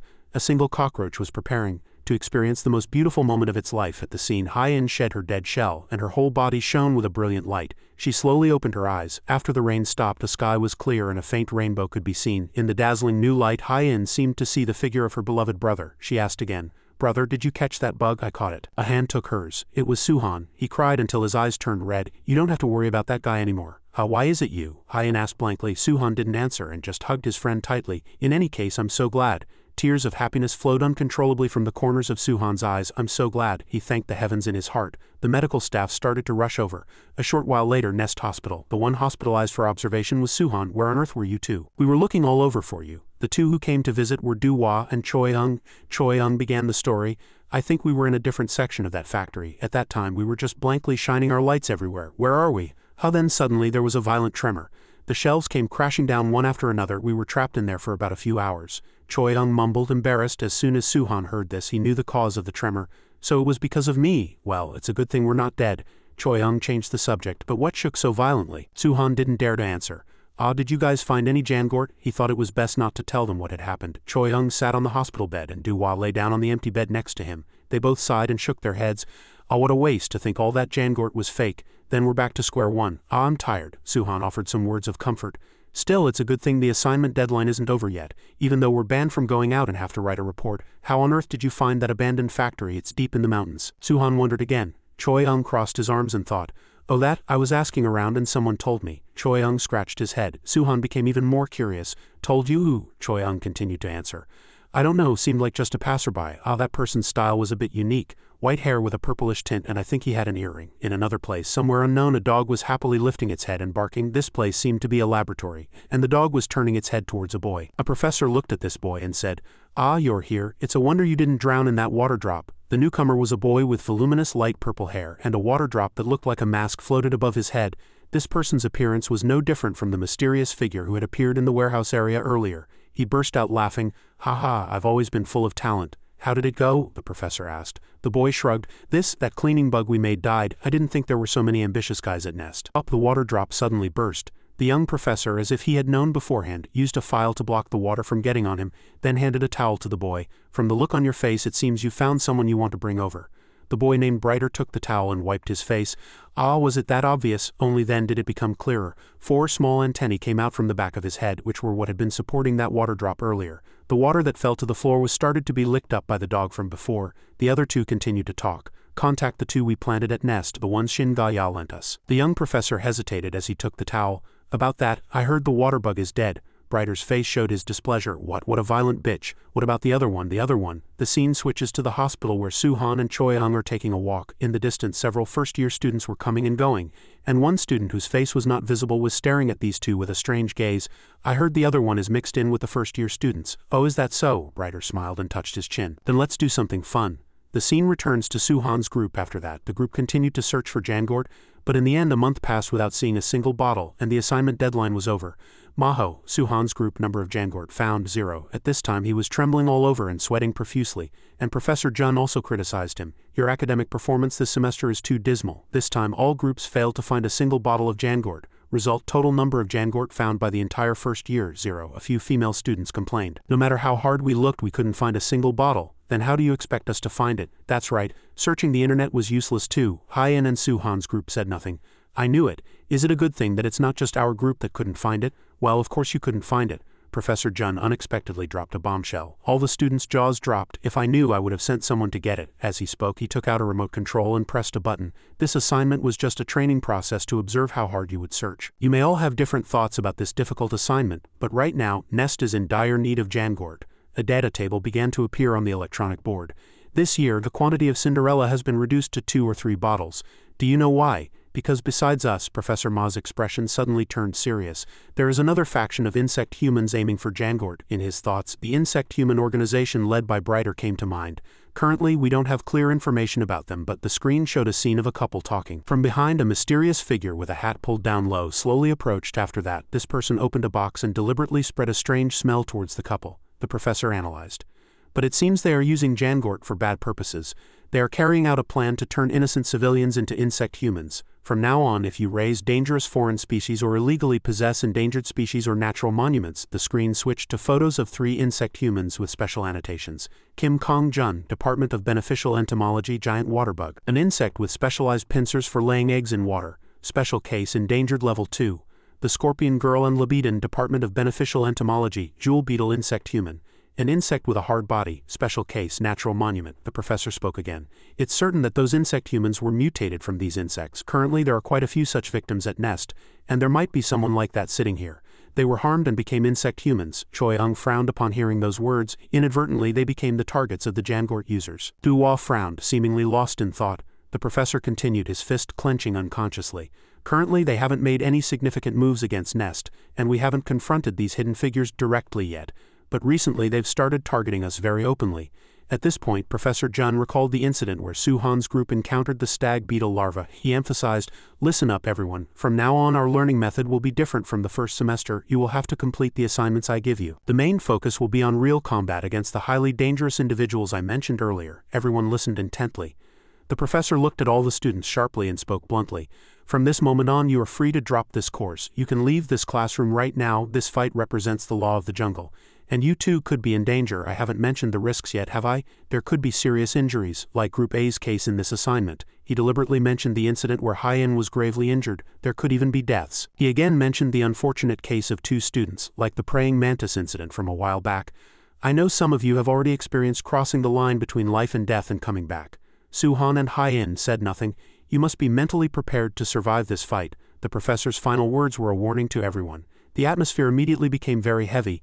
The students were all lost in deep thought and some turned pale. It was clear they hadn't considered such survival issues when they took this class. A few female students began to hold each other's hands, perhaps trying to convince each other to drop out. Suddenly, Suhan stood up abruptly. "I have a question." Professor Jun was surprised. Suhan asked with a calm expression, "If we fight these dangerous people, can we get a grade?" The entire class was stunned by his words. Professor Jun hesitated slightly. "Of course, the total score will vary depending on the level of risk, so those who do well can even become the top student." I assume there are no further questions. Hearing this, Hyen's jaw dropped. Only Suhan seemed even more excited. "When I missed Professor Ma's class and ended up in this one, I thought I'd lost my chance to be the top student, but it turns out the greater the risk, the higher the grade," Suhan said excitedly. Choi-ung smirked. "Everyone's still dazed, but that guy's already thinking about his grades, that trash Kim Kong-jun. I was so scared when I heard those guys died, but I have to overcome the limits of this dog-eat-dog world. I have to crush them, right?" Choi-ung responded with a triumphant smile. "Real combat." Du-hwa, also excited, slammed her desk. "I'm really looking forward to it." The other students seemed inspired as well. Gaun and Hina chimed in. "We were prepared for this since we enrolled. The first class was like that too. We can't lose to a freshman." The other group also smiled confidently. "Well, maybe living like this forever isn't so bad. We can put what we learned in the first semester to use in real situations." Hyen smiled pleasantly without realizing it. "I hear pledges from the first years every year, but those were just empty words when their lives weren't on the line." Everyone in the classroom was focused on Professor Jun. A gleam of pleasure flashed in the professor's eyes. "Many students dropped this course because they might get hurt. This year's freshmen are quite to my liking." No one backed down even in the face of mortal danger. In the end, the entire class decided to stay. The professor announced, "That's all for today's class. Good work, everyone." Before they dispersed, he added a reminder. "We'll start special classes next week, but it won't be tough every day. Hyen, we're having that thing today, right?" "Yes," as evening fell. It was the start of semester party. "Well, use this opportunity to get to know each other." Suhan shivered. "This is Nest's start of semester party?" His hand was still tearing a buttered roll. "It's quite normal." By normal, Suhan meant it was just like any other university party. The students were having a blast. Those who could drink, drank to their heart's content. There were people dancing and singing and others forcing drinks on their friends. Only Suhan and Hyen stood to one side, eating, drinking and chatting. "Well, it's just a start of semester party." Suhan felt awkward as he chewed on kimchi. He was actually embarrassed by how normal it was. "What do I do now?" Hyen noticed Suhan was a bit uneasy. She suddenly remembered the time he held her hand. "I held your hand, so don't worry now." Hyen's cheeks flushed red. She whispered, "Suhan, I." Before she could finish, a loud shout drowned out her words. "Hey hey Kong Suhan, save me." It was he sung. He was trapped in a headlock by Duhua. Hyen, flustered, took a sip of water and bowed her head low to hide her crimson face. Hyen chided Duhua. Duhua narrowed her eyes and looked at her. This is so boring then. Duhua let go of the dizzy he sung and jumped down. Duhua stood limply in the middle of the room and shouted, "Hey, bring me some alcohol," the other students whispered. "She's a total alcoholic. Ahem, anyway, she gets crazier when she's drunk." He sung joined the feast. "She's so full of energy every day. Ah, I'm going to die. I shouldn't have brought her here." "Yeah, you don't happen to like her, do you?" Suhan guessed abruptly. "Is she your type?" He sung gritted his teeth and glared. "No, are you crazy?" Then he sung shot back. "How aren't you the same? You two seem pretty close. It's obvious you have no dating experience. You look so awkward." Over on the other side, Duhua struggled with a can of beer but couldn't open it. "How, why won't it open?" Suhan looked blankly at Hee-sung's words. "Ah, do I look like that? Who says so?" Suhan was curious about what was happening with Duhua. A male student approached her. He coolly opened Duhua's beer and suggested, "Shall we go drink over there?" This person was Lee Jung-hun, a student from the Department of Beneficial Entomology and the Principles of Nest Defense class. Suhan, chewing on something, asked curiously, "Who's that guy?" Hyen also seemed to remember. "I think we've met before." Duhua took the beer can, bit her lip and looked displeased. "What are you doing? Why did you only come now, friend?" Then she clung intimately to Jung-hun's arm. Let's go drink with this big sister." Hee-sung was dumbfounded by this affectionate scene. Hyen immediately pointed her finger and teased him. "Your expression of affection isn't awkward." Sung, embarrassed, made an excuse. "You be quiet. You must have a lot of dating experience. Will you guys stop?" Suhan chuckled. "Ha ha ha, it's the first time I've seen you like this. What's going on between you two?" Hee-sung gnashed his teeth as he chewed on beef jerky.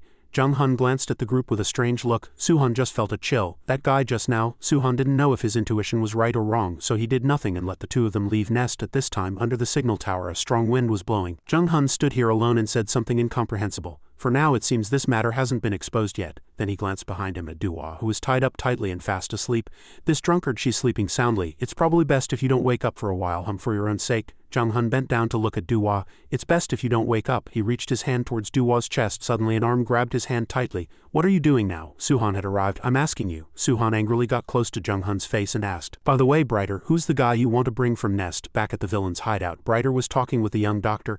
"It's not that dragonfly guy, is it? If so, it won't be easy." Brighter burst out laughing. "Haha, don't worry, it's not him. Of course I want to catch that dragonfly, but it's not the time yet.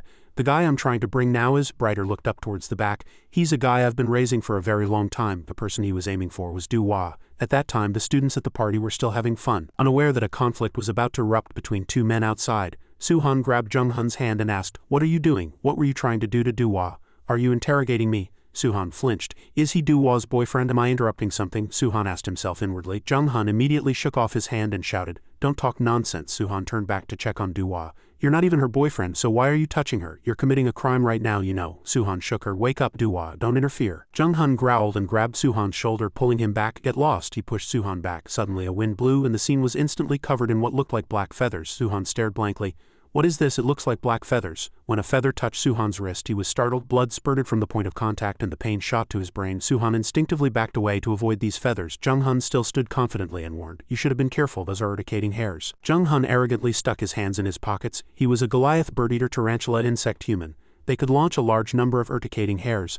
"I'm taking Duhua," Jung-hun declared. "This place doesn't suit her. Everyone should live where they belong, and she won't be coming back to Nest." Suhan clutched his wrist, his face serious. "Are you not a student at this school?" Suhan guessed.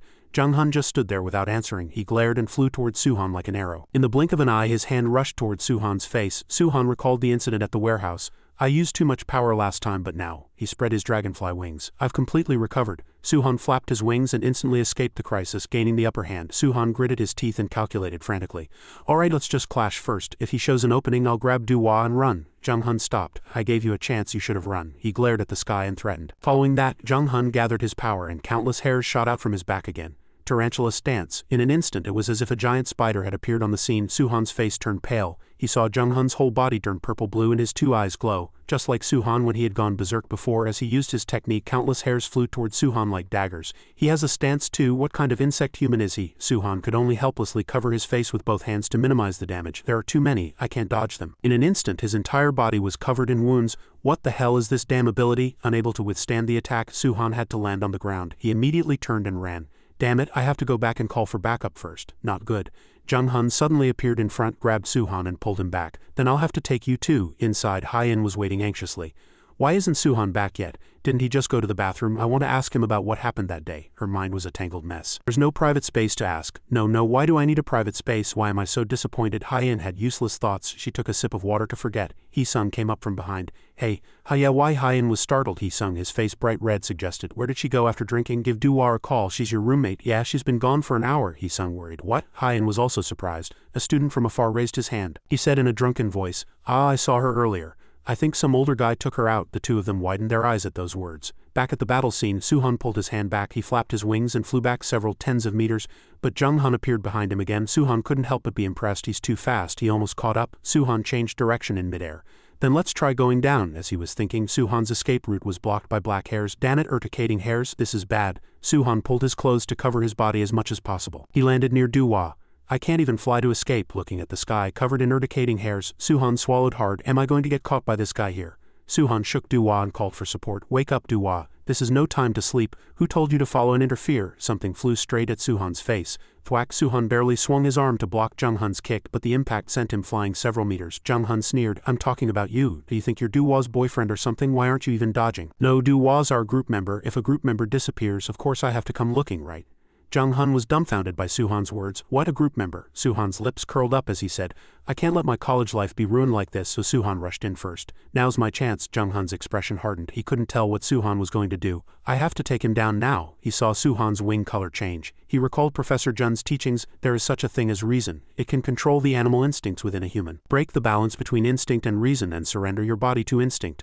Suhan threw a punch straight at Jung-hun. This way I can exert several times more power. In this state, Suhan was much stronger and he successfully sent Jung-hun flying. Suhan pressed his advantage and charged. Die! But his joy was short-lived. As Jung-hun's two eyes began to glow, Suhan's vision went black. He felt dizzy and couldn't come to his senses. What, my face? Suhan collapsed to the ground. You feel like you're about to die, don't you? It would be really embarrassing to die here, Jung-hun said loudly. Suhan's face turned pale and a festering bite mark was clearly visible on his neck, blood flowing from it. Did he attack me then? Suhan recalled the moment he had thrown a punch at Jung-hun. Jung-hun still spoke triumphantly. Feels like your bones are being crushed, right? You're pretty strong, but you're no match for me. Jung-hun looked down at Suhan with contempt. He could only blame himself for not seeing the guy's attack. His vision went black, and after an unknown amount of time, Suhan slowly opened his eyes. What? A bed! Suhan's surroundings were pitch black. He seemed to be lying on a soft bed, and his body felt cool, as if he were wearing nothing. Where am I? It's so dark. I can't see anything. It's not that building, is it? Suddenly, he felt something soft next to him. When Suhan turned, Duwa was lying next to him, talking in her sleep. Sweat immediately broke out on Suhan's face. At that moment, Duwa also slowly opened her eyes. The two faced each other, and the atmosphere became very awkward. Slap! Suhan sat up. He wrapped the blanket around himself like a temporary garment, his body covered with several handprints from Duwa's slaps. This is unfair. I didn't do anything. In the darkness, Suhan fumbled and found a wooden door. Phew, the door is locked and even the window is boarded up tight. I was so surprised I thought I was completely naked. His phone had run out of battery long ago, and Duwa sat on the bed, angrily thumping the mattress with her scorpion tail. Suhan struggled to pull off a board and said in a trembling voice, By the way, do you know what's most important right now? We broke our curfew, and now we can't even get to class today. Suhan shouted as he banged on the door, My grades, my top graduation spot. Don't tell me that bastard did this because of the top spot. No, Duwa spoke up at that moment. That's not it. Suhan turned around. Duwa gritted her teeth and said, There's no way Lee Jung-hun would do that. Suhan turned and argued. What are you talking about? I told you that guy locked us in here. The two didn't notice the click sound from the doorknob. The door is open. The two were surprised. A little girl opened the door and came in. Brother, sister, time to eat. Seeing the innocent little girl before them, the two were stunned. When they went outside, they realized this place seemed to be an orphanage. A group of children were gathered eating. Suhan asked blankly, Where are we? Why did we come here? A voice answered him. This is Angel Orphanage. It was Duwa. She was intently watching two little girls who were laughing and chatting happily while eating. She imagined herself sitting in that spot eating. This is where I lived when I was young. A look of sadness crossed Duwa's face. He introduced it. It's a small orphanage in the countryside. The purple-haired girl from before saw Duwa's scorpion tail and her eyes widened. The child exclaimed, Wow, sister, what's this? Is it a real tail? The children immediately flocked over. Suhan suddenly became worried. Oh no, they've seen Duwa's tail. Duwa sighed and explained, This is a toy. The children looked at the tail curiously. Suhan was impressed. Thank God the kids believed her. Wow, it's rough. The tip of the tail is a bit soft. It looks like a real scorpion's tail. Duwa was a little uncomfortable as the children touched her tail. She hurriedly ran away. The children were disappointed. She ran away. Suhan praised her inwardly. She's not even getting angry at the kids. That's impressive. Suhan was looking at a child's drawing when a gentle voice was suddenly heard. Did you sleep well? A woman came in, smiling.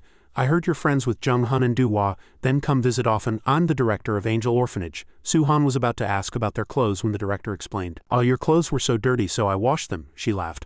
Haha, your name is Suhan, right? Jung-hun brought you here yesterday. Suhan asked urgently, the person with the band-aid on his mouth? The director nodded. That's right, both Jung-hun and Do-wah grew up here, so I couldn't refuse their request. Suhan thought that because of Do-wah's gentle behavior earlier and the fact that they were from the same orphanage, the two must be very close. So where is he now? Suhan asked. The director didn't hide anything. I don't know either. He just asked me to take care of you and left. Suhan was even more confused. What, he just left? He could have just abandoned us in some remote place. What on earth is he planning? Seeing Suhan lost in thought, the director interrupted. Child, she asked, how is Do-wah doing now? Is she being bullied? Suhan didn't know how to answer and hesitated. Ah yes, the boys are scared of her now, the director added. I'm really worried about that child, she used to be such a crybaby. This was the first time Suhan had heard this. Do-wah, the director recalled the day a strange tale suddenly sprouted from Do-wah. I was so surprised now. She was sitting alone in her old room. She bit her lip hard, recalling old memories. I'm off to school. She was very young then. Long time no see, Do-wah. As soon as she stepped out the door, someone blocked her way. Did you miss your dad a lot all this time? This strange man was her father, and he was wearing a special shackle for prisoners on his ankle. Damn bastards, how dare they bring you here and take away my fatherly love. Let's go inside and talk. Her father frightened Do-wah, and she trembled uncontrollably. What, are you going to call the police like last time? As he threatened her through gritted teeth, Do-wah couldn't hold back her tears. Ah, you bitch, I told you to talk. Aren't you going to listen to your dad? He raised a beer bottle to strike. Do-wah bit her lip in sorrow. Damn it, she cursed inwardly. Coming back here is bringing back those horrible memories. Meanwhile, Suhan and the director's conversation also ended. Oh my, are you going back to school right away? Your clothes should be dry, so I'll go get them for you. Yes, thank you, director. Suddenly, someone pulled him from behind, startling Suhan. It was the purple-haired girl. Oppa, let's draw together. The director narrowed her eyes. Oh my, it seems Jerem wants to play with this Oppa. I'm sorry, this child is like a moth to a flame whenever she sees a handsome Oppa, Suhan said with a smile. Ah, it's all right, I can play with her for a bit. Inwardly, he thought, like a moth to a flame, and sat down to draw with the girl. Suhan thought, since Do-wah is back in her hometown, she probably wants to stay a bit longer, right? Then it should be fine to stay a little longer. A moment later, the girl boasted, I'm all done. The child showed him a drawing of herself with purple butterfly wings. Suhan smiled and praised her.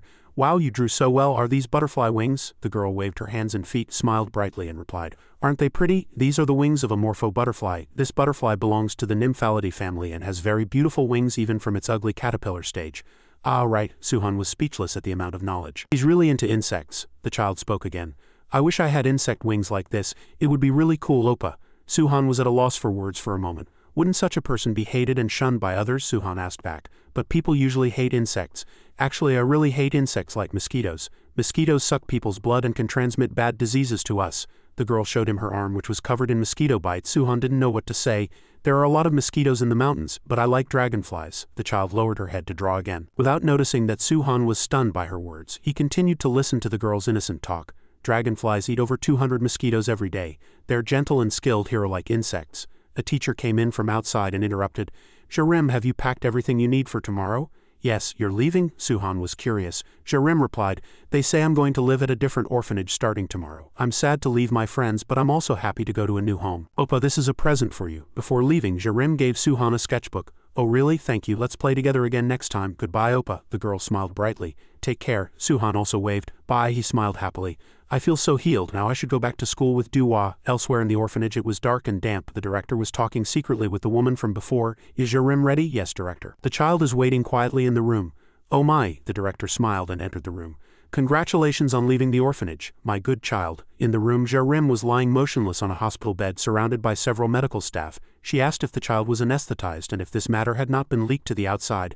A staff member smiled and said, haha, of course, it's not the first or second time we've done this. On the table above the bed were numerous photos of children who had been operated on to become insect humans, including Do-wah. What bug is it this time? The director asked. A medical staff member picked up an insect and grimaced. Ah, it's disgusting. This is a species called a millipede. Don't say it's disgusting, it can hear you. The director reached out and picked up a bottle of Jangort on the table. As soon as we finish our work, we'll get paid. She pointed the bottle towards the millipede. Suddenly there was a loud noise from outside the door. Everyone stopped and looked outside. Excuse me. The door opened slightly. Suhan spoke. Bang. The medical staff hurriedly closed the door. The director went out with a worried face and spoke to him. Student, you haven't left yet. Ah, I'm sorry. I got lost looking for the bathroom. Oh my. The director feigned ignorance. This is the second basement floor, restricted area, she said. The hallway was pitch black and there was no one but Suhan. Suhan knew he had been found out, but he still smiled, his two eyes glowing. He replied, I know. Then he kicked the iron door open, knocking down the fake director as well. This old hag, what's going on here? She staggered up and adjusted her jaw. Suhan said, I saw this on my way back. It was when he opened the sketchbook Jerem had given him. Children don't lie. Inside was a drawing of the director holding a bunch of Jangort medicine, and he also recalled the suspicious words from before. One day a strange tale suddenly sprouted from Duhua. I was so surprised. You lied, Suhan declared. Moreover, he stepped forward and slammed the sketchbook in front of her. I respect my elders, but only when they're human. Suhan spread his wings and got into a fighting stance. 10 minutes ago, Suhan was very curious about what this drawing meant. Where on earth is this place? Where did the director and that woman from before go? A boy saw him trying to open the door and warned him. Ahang, you can't go in there. Those are the stairs leading to the basement. The teacher will get mad if you go in. Suhan couldn't help but think, the basement? Why does an orphanage have a basement like this? At this moment, someone's voice came from the basement. Who opened the door? Who is it? Suhan was surprised when he heard it. Is it here? So he went straight in and the boy had no time to stop him. Oh no, the boy couldn't help it either. I don't know, I told you, Hung. In the basement, the leader of the insect-human group opened his mouth. Did you come here because of that drawing? You must have planned to come here through the first floor and even took down the guards. What on earth was Jung Hun thinking letting an outsider in? Student, if you had just left, you wouldn't have had to die. One of the group rushed at him but was knocked out by Suhan in one blow. The leader was a bit stunned by this sight. This power, Suhan asked, how many children's lives have you ruined? Have you ever thought about the tragedy these children will face to have to live with the hatred of others? Have you ever thought about it? As he spoke, Suhan jumped up to attack the leader. But the guy spat out a strange shuriken-like object from his mouth, hitting Suhan's shoulder. Suhan was a little flustered. The leader looked at Suhan with a provocative gaze and said, this isn't a place you can just come to because you want to. What is that power? You seem quite well trained. Hearing those words, Suhan immediately turned and ran. But you're going to take us down with your current power? Suhan ran, dodging the group's pursuit while thinking at the same time, are all those guys insect humans? What on earth is this orphanage doing? Damn it, this room is too small to fly. Suddenly, something caught Suhan's eye. One of the group was carrying something and leaving. Suhan tried to chase after him. Stop right there. At this time, the leader rushed over and blocked him. Because of you, we have to move and work elsewhere. It's nerve-wracking that you've come this far, but it would be better to just kill you. At this time, Duhua was sitting in a dark room holding a teddy bear. Suddenly, the door opened. Jung Hun came in and handed her a shopping bag. Duhua, I just bought a few clothes for you. They only have children's clothes here, so I thought you'd need them. Duhua opened her mouth. I heard a loud noise from the basement earlier. Where on earth are we? Is this really the orphanage I used to know? It was thanks to the scorpion's sonic detection ability. Hearing this, Jung Hun replied, the basement of this orphanage is a place where they turn children into insect humans. Duhua was startled and rushed over to grab Jung Hun by the collar. What kind of nonsense are you talking about? Duhua, don't you remember how you lived before you became an insect human? Time went back to when Duhua was young. Long time no see, Duhua. Did you miss your dad a lot all this time? These damn bastards, how dare they bring you here and take away my fatherly love? Let's go inside and talk. How are you going to call the police like last time? Duhua trembled in fear after hearing her father's words. That's. At that time, a young Jung Hun happened to pass by and witness this scene. You were too young and weak. You couldn't resist that piece of trash. I'm sorry, it's my fault. And you could only beg for forgiveness. To be precise, you didn't have the strength to resist. I wanted to help you. I even thought about killing that guy for you. But even if I had helped you then, your fundamental problem wouldn't have been solved. Duhua, what you needed most at that time was change. Duhua was dazed after hearing those words. So this is why I became like this. Whether it's strength or your inner self, the young Duhua said. Get a grip, you piece of trash. Duhua's father was angered by those words. What did you say? I'm your father. You became an insect human, and finally, after that, Duhua's hands were stained with blood. She stood coldly next to her father's body. You've escaped that misfortune too, Jung Hun continued. It's the same for the children living here. They're all orphans abandoned by their parents and they have nothing when they go out into society later. Will they be able to live properly? No. It's difficult. Life is decided from the starting line, and these children need a new starting line. And this is that new starting line. Think about it.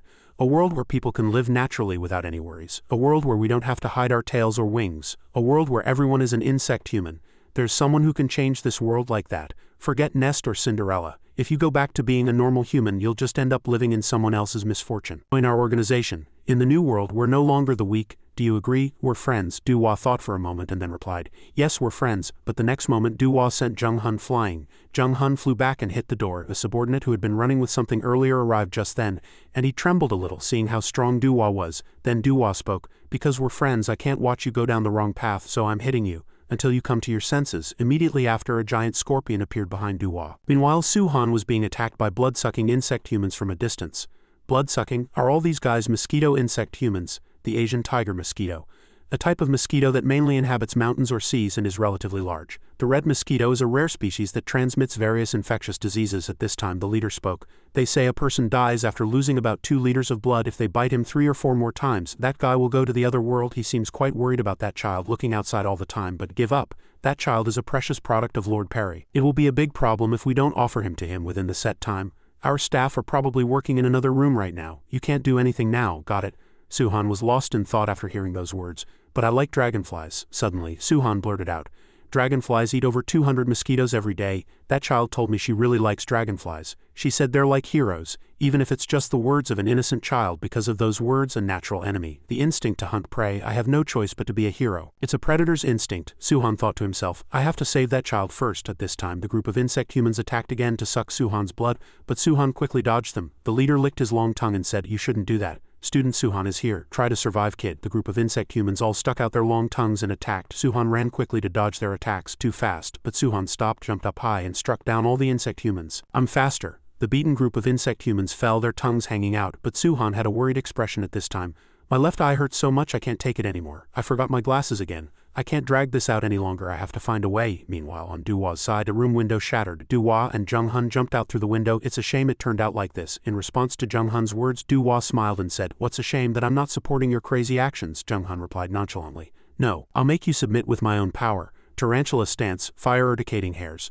Duhwa covered her face with both hands, but she couldn't help but smile with interest. "You crazy bastard, that technique won't work on me," Jung-hun said coldly. "Really? My urticating hairs have no effect on you? Then I'll deal with you with my bare hands." In an instant, Duhwa was already in the air above Jung-hun's head. "Can't you just go easy on me? Please come to your senses." As she spoke, Duhwa sent Jung-hun flying several meters with a kick. Phew, that was refreshing. "Did you think I'd go easy on you just because we're friends?" At that moment, a yellow car sped past, brushing against Duhwa. Duhwa was startled and turned to look at the car.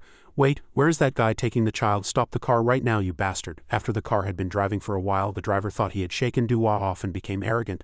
"Ha, I shook her off. Even Duhwa can't catch up to me. Good, now I just need to go to a quiet place and take care of business." But then he saw Duhwa chasing him from behind. "Did I bring that bitch to the forest?" After that, a collision occurred. Duhwa blocked the front of the car and lifted it into the air. "I have more strength, you piece of trash." Then Duhwa threw the car down. "If it weren't for the child inside, I would have turned this car into scrap metal. You should be glad you're still alive thanks to that child." The driver was injured inside the car and could only groan. At this time, Jung-hun's voice was heard.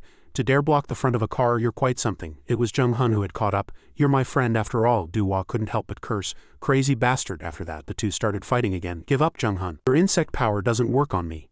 Jung-hun replied, "It seems my urticating hairs have no effect on you, but what about the other children at the orphanage? Even a little bit of this poison could be life-threatening. You know from experience, but it's different if we have power like us. Duhwa, I'll show you my true self today, so watch carefully. This is what those children need." Hearing those words, Duhwa's face darkened. It seemed the real fight was about to begin. "Tarantula stance, black mamba. You can never escape this power. The moment you're hit by this snake venom, it's all over." Jung-hun rushed in and bit Duhwa's shoulder. Duhwa screamed. "Jung-hun, you," Jung-hun said. "I controlled the amount of venom so you won't die. You'll just fall asleep for a while." After Duhwa passed out, Jung-hun jumped onto the car that Duhwa had smashed earlier. At this time, the little girl in the car was waking up. "Looks like the anesthetic wore off, but it doesn't matter. It's all over now," Jung-hun said as he reached for the little girl in the car, but just before he could touch her, he was kicked away by Suhan. Jung-hun flew several meters, then gritted his teeth and cursed. "You again, freshman. Did you take care of all those guys?" "As expected, those guys couldn't stop you, but you've fought me before, so you should know. With these urticating hairs, you can't even get close to me." Suhan answered honestly. "That's true." The little girl in the car had faintly regained consciousness at this time and looked outside, saying, "That person." At this time, the two rushed in and started fighting, and Suhan's eyes still had a problem. Suddenly, he found a pair of glasses that had fallen in a corner. He put them on and said, "But it's different now." The little girl in the car saw this and thought, "It's you, Oppa, right?" Jung-hun opened his mouth. "I brought you here because I didn't intend to kill you, but now I'll have to send you to the other world." Suhan was not afraid and prepared to fight back. "Come on." Jung-hun fired his urticating hairs. Suhan ran at super speed to dodge Jung-hun's technique, but he was still hit a few times. "It hurts when I block with my hands." Jung-hun was full of confidence. "Freshman, you can't beat me. You can't block my venom. Because of these urticating hairs, you can't even get close to me." But at that very moment, Jung-hun was punched in the face and sent flying several meters. It seemed he was flying a lot today. Jung-hun couldn't believe what had happened. Suhan opened his mouth. "No matter how densely you shoot your urticating hairs, there are always gaps. If I break through those gaps, I will surely have a chance to win." Jung-hun stood up and prepared to fight again. Suhan thought to himself, "These glasses blocked all the wind and dust. Now I don't have to worry about my eyes. Then there's no need to fly slowly to dodge." Suhan jumped up and delivered a powerful knee strike to Jung-hun. Even after taking the powerful attack, Jung-hun immediately counterattacked. Tarantula stance, black mamba. He rushed in to bite Suhan, but luckily Suhan reacted in time and kicked him away. Suhan let out a sigh of relief. "That was close. I almost got hit. Is he trying to knock me out like he did to Duhwa?" Then Jung-hun opened his mouth. "Don't try to stop me. I have to finish this. You don't know anything how miserable it is to be weak." Time went back to when Jung-hun was young. My mother, my sickly mother, she gave birth to me at such a young age that she didn't have a decent job to make a living. Jung-hun's mother knelt down and pleaded, I'm sorry, I'll pay you back soon. I couldn't pay right away because I had to pay the hospital bills. Please give me a few more days. You bitch, if you don't have money, sell your body to pay it back. Do you think we're philanthropists? The young Jung-hun saw his mother being bullied and couldn't stand it, so he rushed in to block them. Stop it. What? Who is this little bastard? The weak are forever trampled on by others. After that, Jung-hun was pulled away from his mother. Let's go play with uncle. Your mom is busy today, kid. If I had power back then, I could have saved my mother. If I had gained power a little earlier, maybe I could have lived a happy life. It's truly unfortunate to be powerless. Duhua is the same. And so are those children. I will make them happy. Jung-hun seemed to have gone mad. Tarantula stance Hydra. Suhan couldn't help but be surprised by his technique. Damn it, what kind of power is this? It's useless to block, I can't dodge it anyway. Suhan was worried that Duhua behind him would get hurt. He rushed in, held Duhua and blocked the attack with his whole body. Jung-hun saw this and sneered, you fool, that venom doesn't work on Duhua. Did you think I hadn't thought of that anyway? Because of that pathetic hero complex, you're going to die here today. Suhan's face was scratched and he gritted his teeth and said, don't be so smug. Suhan moved Duhua and the little girl to one side and sneered, you say you want to make the children happy, but because of you, the children were almost made unhappy.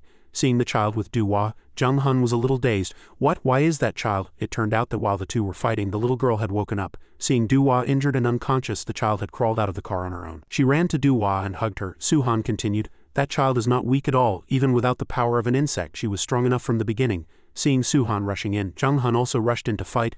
No matter what you say, nothing will change. My attacks are faster than you. You can never beat me. But Suhan assessed the situation and jumped up to dodge the attack. Jung-hun was surprised by this sight. What? How did he dodge my attack? Suhan provoked him. It's different, isn't it? You can't see my movements. Jung-hun was contemptuous. You think you can overwhelm me with speed? A dragonfly can fly at a top speed of 100 km/h. While flying at such speeds, they can skillfully change direction and fly stably. And at the same time, they can block all of their prey's escape routes. Dragonfly hunt. Suhan flew at an incredible speed and Jung-hun couldn't help but be afraid. He's so fast I can't see anything. Where is he? Where? At this time, Suhan was already behind Jung-hun. The weak one is you, you bastard. At this time, Suhan was already behind Jung-hun. The weak one is you, you bastard. With that one blow, Jung-hun fell. Jung-hun lay on the ground helpless. Suhan also landed safely. He turned and looked at Jung-hun. The guy had lost consciousness and wasn't moving. I won. After that, Suhan went over to the little girl and asked, are you okay? Are you hurt anywhere? But just then, the child noticed something strange behind him. Suhan followed the child's gaze, turned his head and saw that his wings were torn. Damn it, my wings. Suhan recalled the voice calling him a monster. Then he said to the child a little awkwardly, sorry, you must have been scared. I'll find a way to contact the school now. He turned away in embarrassment. He wanted to hide in a hole in the ground if there was one. Just then, the child suddenly grabbed his clothes. No, Oppa. A moment ago you're back because of me. Suhan was surprised by those words. Is she talking about my wound? Oh, I'm fine. We have a skilled doctor at our school, so it'll be fine. Hearing that, Jarim smiled. Thank you for saving me, Dragonfly Oppa. Hearing that, Suhan thought the child was making fun of him. Seriously, I helped her with all my heart, and she doesn't even say a proper thank you. But on Suhan's face, the two words joy were already written. The child was worried when he was quiet. Why aren't you saying anything? Are you in too much pain to talk? Hearing that, Suhan smiled and replied, I'm perfectly healthy. It doesn't hurt at all. Don't worry. I need to go back to Nest and report this, then everything will be resolved quickly. I heard they have some kind of protection device. Now let's wake up Duhua first. But when Suhan looked back, there was no shadow where Duhua had been lying. Duhua is gone. She was lying right there a few seconds ago. What happened just then? A mysterious man holding Duhua behind Suhan muttered, this is getting more and more interesting. Suhan was startled by the sound and turned around. Who's behind me? Is it Jung-hun's accomplice? But as soon as he turned around, the guy was already gone. He had vanished into thin air. He's gone. What? How did he disappear? Then the mysterious man sneered again and said, you lost, Jung-hun. As soon as Jung-hun heard the voice, he knew who it was. This voice. Lord Brighter's subordinate. Just then, the subordinate holding Duhua appeared. You look like a bug that's been crushed to death on the ground. It's not even funny. Lord Brighter knew you would fail and sent me to bring Duhua. He will tame her with the food training method today. Jung-hun trembled upon hearing those words. Oh no, I haven't failed yet. I can convince her, so first put her down. Otherwise, Jung-hun shouted in anger. Put her down, the subordinate sneered. Such useless emotions will only cloud your judgment. Lord Brighter always pitied you for that. You're finished now, I'm leaving. As soon as he finished speaking, the guy disappeared into thin air. Jung-hun trembled. Damn it, he's gone. I have to chase him right away. His power is really strange, damn it. Jung-hun suddenly opened his mouth. Hey freshman, you want to save Duhua too, right? I'll lead the way, you carry me. Suhan was a little surprised. Do you know where they went? Jung-hun said calmly. I don't know, but it's not like there's no way. Meanwhile, Brighter said, are you awake, Duhua? You want to ask someone for help? Don't even dream of it. From now on, I'm going to make you one of us. How about leaving Nest and working here? Duhua got angry. What nonsense are you talking about? Damn it, you bastards. Brighter burst out laughing at those words. I like that spirit. A dog is best when it's let off the leash. You must be hungry from coming all this way, poor thing. Let's talk after you eat. Duhua struggled and resisted. I don't want to eat, I'm not hungry. Brighter soothed her. Don't worry, there's no poison in it. Eating is a basic need for animals. You eat to live and you live to eat. Dogs are very good at this. They know they have to learn to be loyal to their masters to get delicious food. Are you really not going to eat? Do you not have an appetite, or are you scared? If you're that worried, I'll feed you. Duhua gritted her teeth and cursed. You bastards, damn it, I won't eat even if I die, you bastards, if you have the guts, untie me. Brighter found this even more interesting. Let's see, it's me who decides whether you eat or not. Just then a woman's voice was heard. Oh, my little brother, long time no see. Brighter smiled and asked, oh my, I'm so moved I'm about to cry. Shin Ga-ya, what brings you here to help me today? Shin Ga-ya smiled charmingly and replied, I heard you were going to show me something interesting. If it's boring, you're dead. Don't tell me it's this. Are you starting a food business? Brighter. That's absorption meat. What I want to show you is that girl being brainwashed by it. I call this food training. First, you get the livestock addicted to absorption meat. Once they're addicted, even the most stubborn ones will become docile dogs that wag their tails. How about it? Isn't this method amazing? Your neural hypnosis is temporary, but this method is forever. Isn't this really attractive? We can even try this method on the nest guys. Shin Ga-ya couldn't hold back a sneer. How interesting, she whispered hypnotically in Duhua's ear. Eat, even though you won't forget what happened after you absorb it. But it doesn't matter. Once the absorption is over, all the bugs at nest will look like prey to her. Just as Duhua opened her mouth to eat, a flash of light suddenly appeared and everyone was surprised. What's going on? Brighter was also surprised. It turned out that a few minutes ago, Suhan had asked Jung-hun, you said there's a way to chase them? How now? I can't even see his shadow. Jung-hun replied, that guy doesn't have flight ability, so he must have moved by land. A tarantula is also a spider. I've set up a web throughout the orphanage forest just in case, so no matter how hard he tries to hide, he can't erase all his tracks. Back in the present, Brighter smiled. What a combination. How interesting. Hello dragonfly, I didn't think you'd come. You two must be quite close. Suhan was surprised. You know me, that person. How did you guys find the abandoned warehouse? It seemed like someone told you. Purple hair and earring. Don't tell me it's this person. You two go out first, I'll go. And even Shin Ga-ya, why is that woman here? Jung-hun gritted his teeth and said, there's a poison sting mark on Duhua's neck. That's the neurotoxin of a wasp. It can paralyze the nervous system of other insects. Then Shin Ga-ya can control her as she pleases. Those bastards are trying to make her a slave by making her absorb it. Suhan was horrified by those words. Absorb? You're talking about eating other species. Once you eat it, you're immediately addicted. Are those bastards trying to do that to Duhua? Crazy bastards. Brighter burst out laughing again. Haha, slave is a bit harsh, it's just food training. Jung-hun argued. Are you laughing now? You promised to help the children at the orphanage. So why are you doing this to Duhua? You'd better explain yourself properly. If you don't want us to become enemies, Brighter said with a fake expression. That's a bit sad. I thought we had a good business relationship. Oh my, doesn't my face look trustworthy? Oh right, I haven't shown you my farm yet, have I? Here, you must be curious. How the children who were mutated at the orphanage are living. Meat. Jung-hun's anger flared up seeing the children who had lost their minds and were only rushing towards the food. These children were absorbed since they were young. Their resistance is weak, so the training effect is much better. Their bodies will also be strengthened quickly. Then they'll soon become excellent hunting dogs. See, they're living very well. They're living a new life just as you wanted.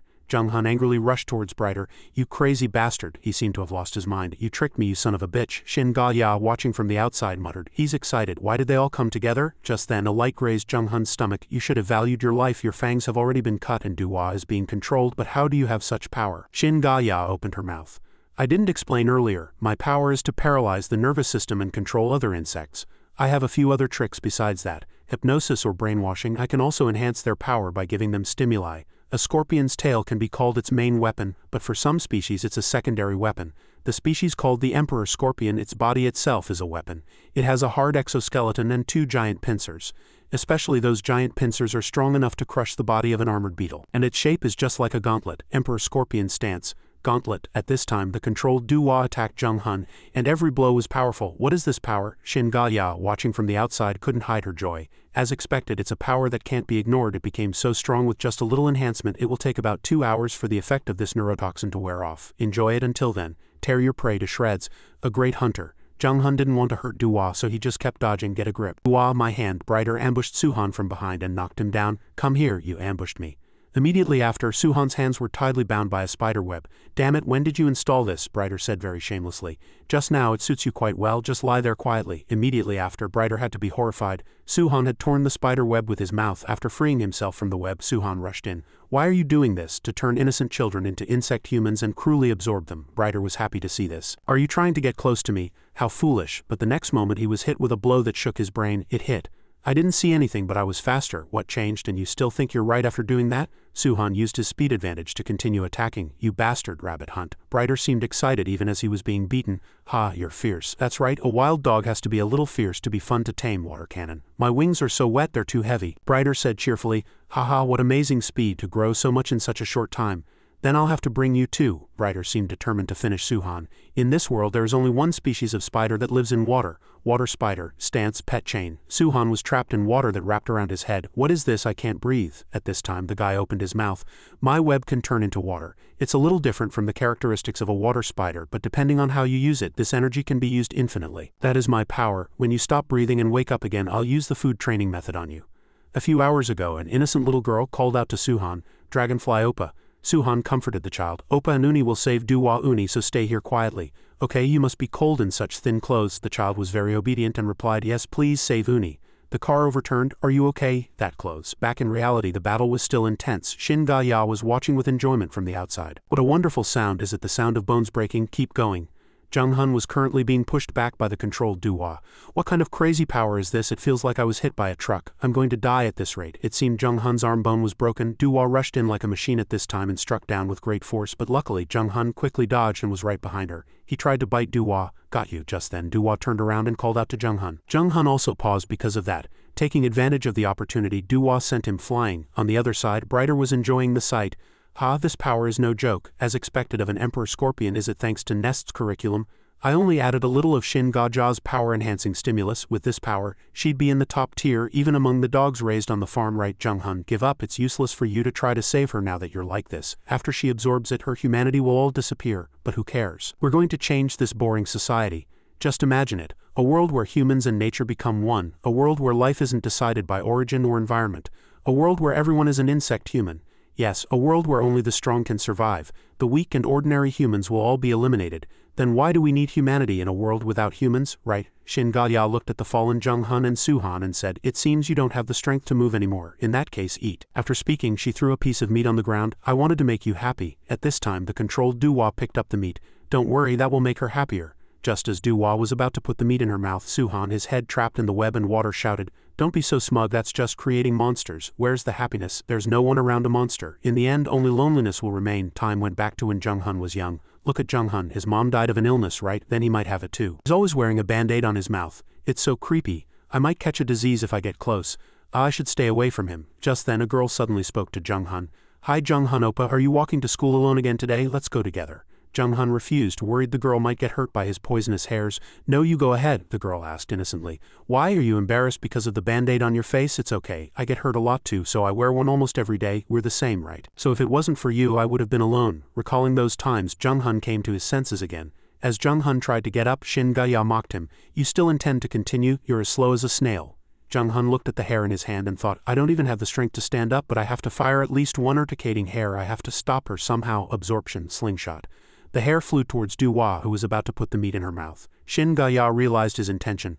Oh my, are you trying to knock the meat away? Oops, you missed, now eat. It turned out the hair was aimed at the water drop that was covering Suhan's head. Thanks to that, Suhan was able to get out. Brighter now realized that he wasn't aiming for the meat. After breaking free, Suhan rushed past Brighter. With great speed, he successfully snatched the meat that Duwa was about to put in her mouth. Just then, Jung-hun collapsed. I can't move anymore, go.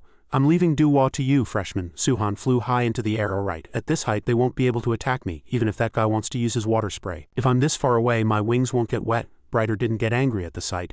It's fine if you dropped it, I have plenty of meat. And you seem to think I can't attack you if you fly up there, but you're wrong. After speaking, Brighter shot a web high up towards Suhan. Just then, Suhan remembered what Jung-hun had said. Freshman, your power is still incomplete. The stance you used to take me down earlier, it was fast, but it lacked energy. Suhan asked, puzzled. Why do you say that? Jung-hun said. The one we have to fight now is Brighter. He's different from us. I'm not saying I'll be on your side, but I think we need your power to save Duwa. I'll tell you a way. Brighter was a little surprised by Suhan's actions. He stuck to the ceiling. What on earth is he trying to do? Just then, Jung-hun's words echoed in Suhan's ears. I'll tell you a way. It won't be difficult with your top speed.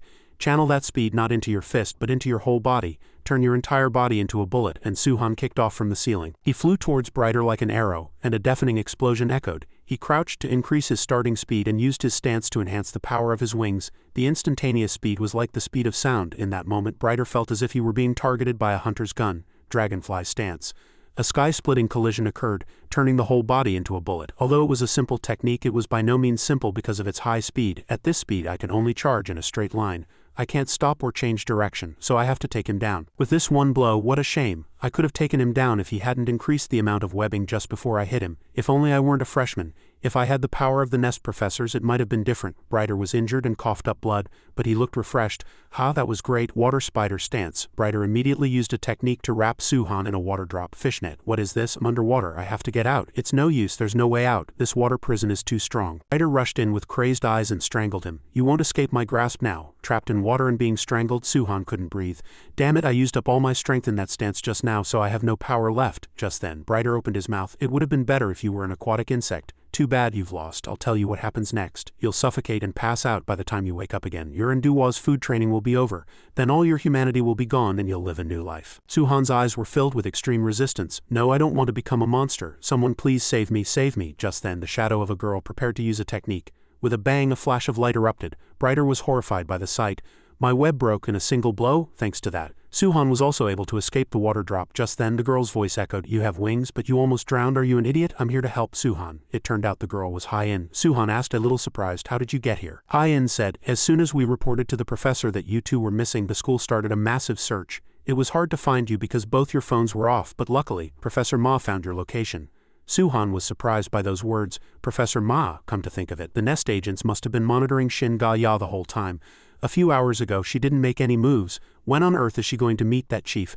Don't tell me she noticed she was being followed. She disappeared. A subordinate had made Shin Ga-ya transparent to help her avoid surveillance. Lord Brighter is waiting for you. I will take you to where you will meet him, Shin Ga-ya said happily. Thank you. The monitoring agent had lost her just like that. How on earth? First I have to report that I've lost her. After that, luckily an agent spotted you flying. Thanks to that agent, the professor was able to find out where you were. Hyen continued. The girl wearing your clothes roughly explained the situation. She's being protected at Nest, so don't worry. Suhan was relieved to hear that. I see. Just then both of them suddenly sensed danger. Duwa was rushing towards them to attack. Hyen was horrified by the sight. Suhan reminded her, Hyen, be careful. Duwa isn't in her right mind right now. She's being controlled by someone else. Just then, Shin Ga-ja's voice echoed, oh my, who is this? We meet again, my dear student. Hyen blocked the attack and countered. You were the one who released that praying mantis. This was your doing this time too, she provoked. So what? A whooshing sound. Suhan's hand landed on Duwa's head. Duwa, I'm sorry. I'll snap you out of it. Hyen and Shin Ga-ya were still fighting fiercely. How cruel. Why are you so violent? She's going to die at this rate. Hyen retorted to Shin Ga-ya. Duwa will be fine. Blue flash approached Shin Ga-ya. It was Suhan helping Hyen to attack Shin Ga-ya. Shin Ga-ya was still fearless.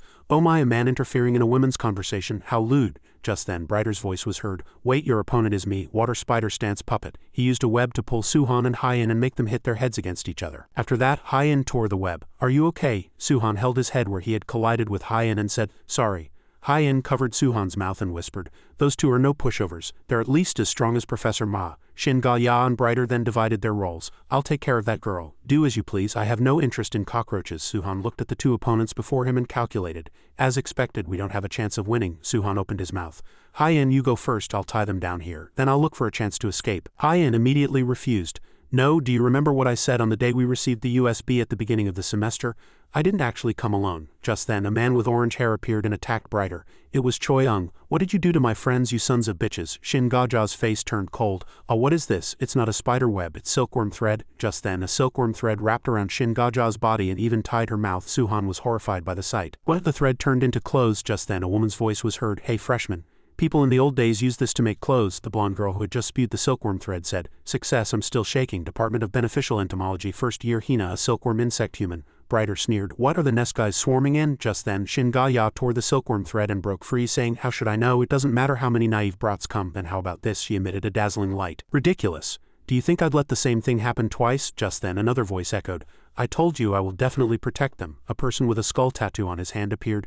Now who's going to come at me first? Shin Ga-ya was horrified to see the person who appeared. Professor Ma. He saw her and laughed heartily, saying, Cat got your tongue, are you flustered? Weren't you the one who wanted to meet again? So I came to meet you myself. To keep laying your hands on my students, I can't stand it anymore. Bombardier beetle incident I caused last year, it seems it wasn't enough. I'll burn your entire body this time, you son of a bitch, Shin Ga-ya said sarcastically, as if she were tired of it. Now you're bringing up old stories. After that, Shin Ga-ya and Professor Ma began to fight. Brighter, watching from the outside, couldn't help but sneer. That angle is interesting, but that's enough. Let's go back. After speaking, he threw a web and pulled Shin Ga-ya. Shin Ga-ja's face darkened at the sight. What are you doing now? Brighter replied. I told you I'd take care of the rest. Escort her carefully, Pew. Shin Ga-ya wanted to keep fighting. Wait, hold on. But Pew held her and gradually disappeared. I'll be waiting at the farm. Professor Ma saw this and couldn't help but say, disappeared, a camouflage stance. Brighter burst out laughing at those words. Haha, you're quick, just like a professor. I should end it now, right? I sent Shin Ga-ya away because I don't want to see any more blood. I'll return the kids from the orphanage and Julie. Before the words were finished, Professor Ma launched a technique at Brighter. Then he said, it seems you're the mastermind of this incident, aren't you? An unidentified force has been continuously targeting Julie. I've been waiting to catch you and we finally met here. It's thanks to you persistently targeting my students. This is your karma. I don't care about the side effects anymore. I will concentrate the explosive power on the ground at maximum firepower and then detonate it. Bombardier beetle stance. Geothermal superbomb. Pew in a corner was affected by Professor Ma's technique. I can feel the heat all the way here, as expected of Professor Ma. What incredible explosive power in that case. But just then, Suhan was horrified. What is this? Brighter walked out, protected by a giant armor. Whoa, I thought I was going to become smoked meat. Is that a bombardier beetle? The power is no joke. Then shall we show off our strength too? A millipede began to attack people. Damn it, dodge. After that, the bug dug into the ground. Jung Hun was horrified. Isn't that too scary? They're usually not that big. Just then, Brighter's voice was heard. This is the result of continuous food training. The end I mentioned earlier wasn't about me, but about you. What a shame to have to kill all of you here now. At this time, Brighter was riding on the back of a golden-legged millipede, one of the 4 largest species of millipedes in the world. What? This overwhelming feeling. It's so big that I've completely lost the courage to even get close, Brighter continued. I was planning to take them out one by one, starting with Duhua, but it's fine if it doesn't work out now. I have a mountain of plans. Farewell, nest. After that, the millipede dug into the ground with Brighter. Are they gone? They dug a tunnel and escaped. Suhan didn't want to let him go. No, it's not too late yet. We can chase them through this tunnel. There are still children captured by that guy. Hyen tried to stop Suhan as he was about to jump into the tunnel. Suhan, Professor Ma thought, I've overworked my body. It couldn't be helped since he was such a strong opponent, but I was quite surprised. To dare fight those guys, don't tell me he's become able to control his stance? Looking at the exhausted and unconscious Suhan, the professor couldn't help but evaluate. This kid has quite a future. The incident ended like that, and everyone returned safely to nest. The doctor said there was nothing wrong with Duhua's body. The hospital food is so bad, order me some chicken. Although she had some after effects from Shin Ga-ja's ability, she recovered very quickly thanks to her good physical strength. Jerim and the other children were moved to another center. I heard the Nest Board of Directors resolved this incident. Professor Ma, they are people with reliable abilities, so there's no need to worry. In the end, they couldn't find any trace of Shin Ga-ya and Brighter. This is the most worrying point. At this time, Jung Hun and Suhan were sitting in the hospital. I don't know where I went. My mission was only to infiltrate Nest and protect the orphanage. Suhan looked at Jung Hun for a while. Why are you here? Jung Hun also replied. All the hospital rooms are full, and first of all, I'm a patient. Just then, a foot kicked the bed frame. Shouldn't we lock this guy up? It was Choi Ang angrily grabbing Jung Hun by the collar. How dare you lie down, you spy bastard. Suhan saw this and stopped him. Choi Ang, this is a hospital. Jung Hun ignored Choi Ang and said to Suhan, freshman, I believe that those without power become unhappy. Even though I lost to you, my opinion still hasn't changed. Suhan couldn't help but be surprised. What? You're the weak one. Don't tell me he took that to heart. If you don't have power, you become unhappy. Suhan opened his mouth. Really? You mean because of origin or environment? Even though this is a world where a person's life is decided by their environment, I think differently. At least I don't think a person's happiness is decided that way.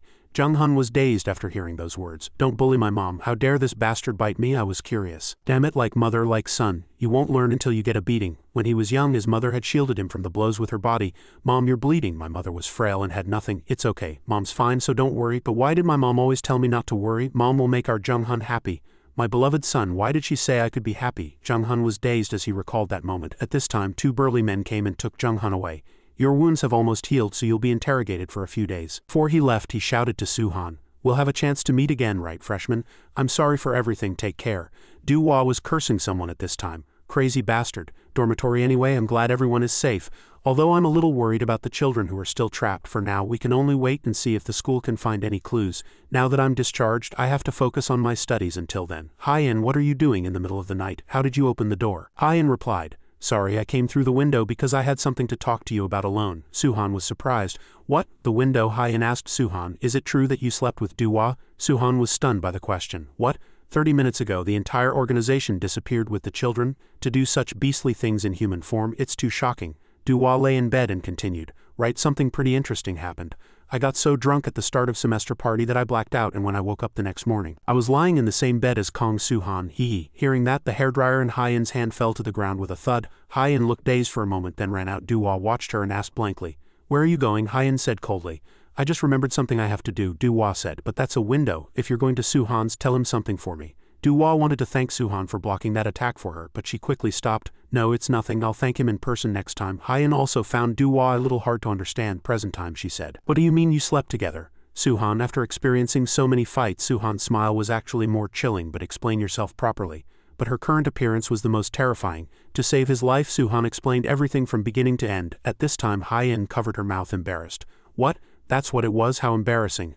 I totally overreacted. Suhan scratched his head and replied, it's true. It's not like I have a swarm of friends, but I've never even held a girl's hand. It didn't work out with Mihi either. At this time she spoke again. No, you held my hand, and we hugged each other. Suhan continued to explain. No, really, not even once. I was so out of it back then I don't remember. Hyen thought with annoyance. Don't tell me his memory has become as bad as a dragonfly's. At this time Suhan spoke again. But now that I think about it, thank you, Hyen, it seems like I'm always getting help from you. You got hurt trying to protect me at the warehouse, and this time I would have died if it weren't for you. I wish I could repay you somehow. Hyen immediately seized the opportunity. Then do it. Suhan was curious. What? Hyen approached Suhan and said, the repayment. You can do it. The next day in the professor's meeting room, the content of today's meeting as sent to you by email is the director's conclusion on this incident. To counter Brighter and his group this time, Nest will begin preparations for a full-scale war. Professor Jun opened his mouth and asked, did you find it? Their den, the superior officer replied. On that matter, we received help from this friend, the spy Brighter planted at Nest. Junghan. This friend only realized then that he had been abandoned by Brighter. This is a video recording of the interrogation before he was detained. Please play the contents. Tell me the name of the organization. Junghan thought for a moment and then answered clearly. Pet Shop. It's an organization that uses Jangort to overthrow the current society and create a new one with only insect humans. Angel Orphanage is one of the factories that turn people into insect humans, and there are other factories, but I don't know their locations. He's very meticulous and rarely shares information with his subordinates. The interrogator asked again. You don't know the location, then what do we do? Junghan continued, but there is one place I found out about without Brighter's knowledge. The place where the completed insect humans gather, the farm. Professor Jun asked, are Brighter and Shin Ga-ya there too? The superior officer said, it's not certain, but it's undoubtedly one of their bases. We might find clues if we investigate there. The location is Huondo Island in our country. It's not famous, but it's a place that tourists occasionally visit. The farm is somewhere on this island, Professor Jun said. In that case, we must investigate this place first. I'll take the graduate students. The superior officer cut him off. On that matter, the director has ordered us to select outstanding first-year students to handle the job. The selection will be made through a team competition among the students. Professor Jun stood up abruptly and objected upon hearing those words. Why? Aren't those children still too inexperienced? The superior officer said. Aren't the upperclassmen currently dispatched to solve other problems? It's not a dangerous job, just an investigation. Professor Jun tried to continue his objection. But why do we have to? Before he could finish, he was cut off again. We have an unusual number of outstanding first years this year, don't we? Professor Jun's students were very active this time. The director wants to train them quickly and make them the school's main force. It's just an investigation. Surely the first years can handle it. In my opinion, it's not good to coddle them too much. Think again about why Shin Ga-ya left this place. The superior officer spoke again. It's a bit unfortunate, but if we don't confirm the enemy's plot, we can't afford to keep protecting the students. Those children must become stronger than they are now. At this time, Hyen was eating something. Spicy, it's so spicy. Suhan said with concern. Who told you to order something so spicy? But is this really enough as a repayment? Hyen said, yes. I don't really come to places like this, but the girls said the strawberry tteokbokki here is delicious, so I was curious. I didn't think I could finish it alone. Suhan also replied happily. Hyen, as long as you're happy, that's all that matters. Now that I think about it, this place is just like a college town.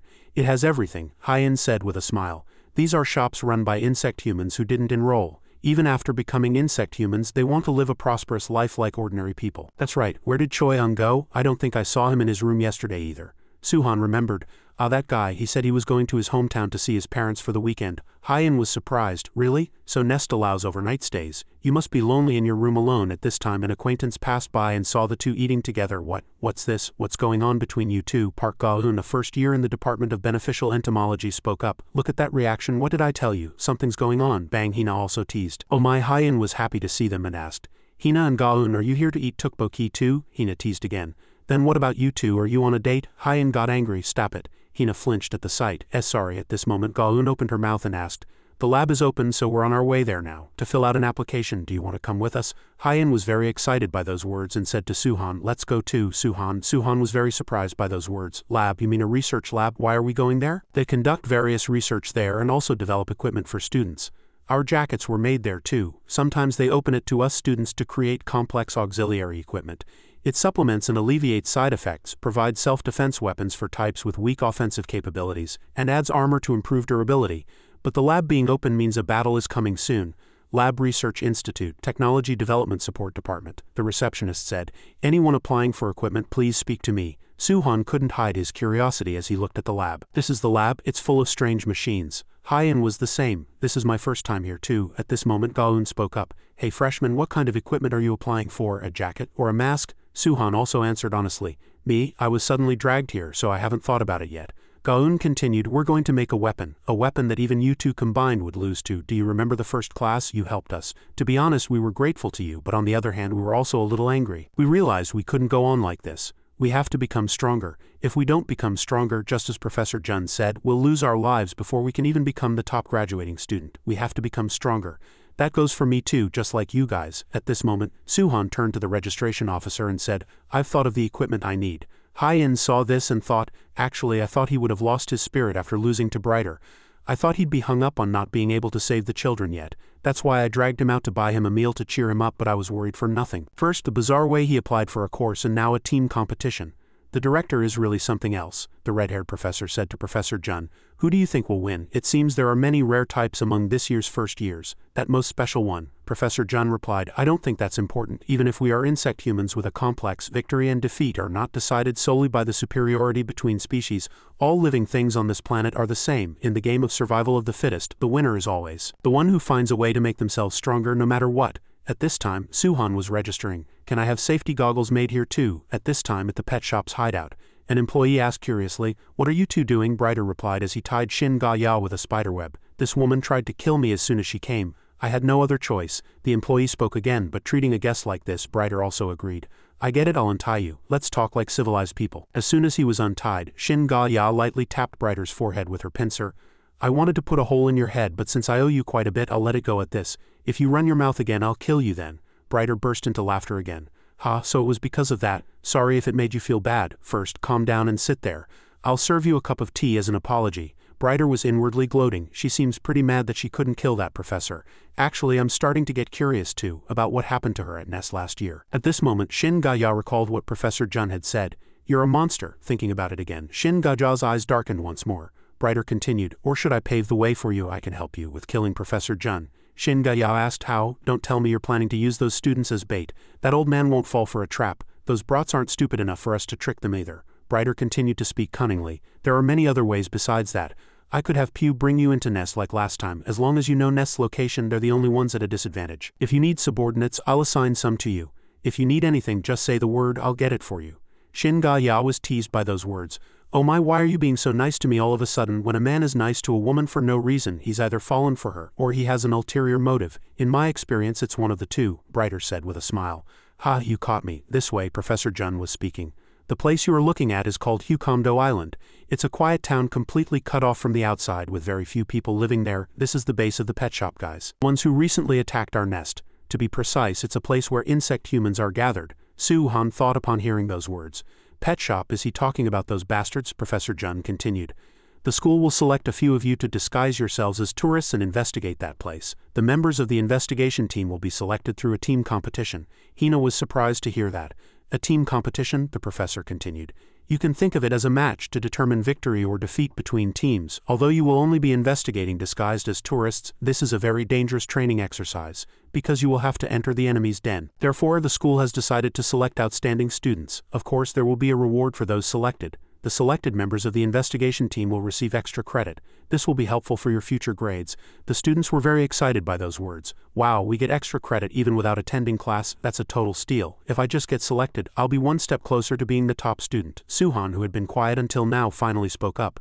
A team competition. Hyen saw this and asked with concern, what's wrong, Suhan? Suhan said firmly, we must win. Hyen couldn't help but worry upon hearing those words. Is he still worried about the kids who were captured? Yeah, I'll do my best too, Hyen replied. Thanks, Hyen, Suhan said. The team competition.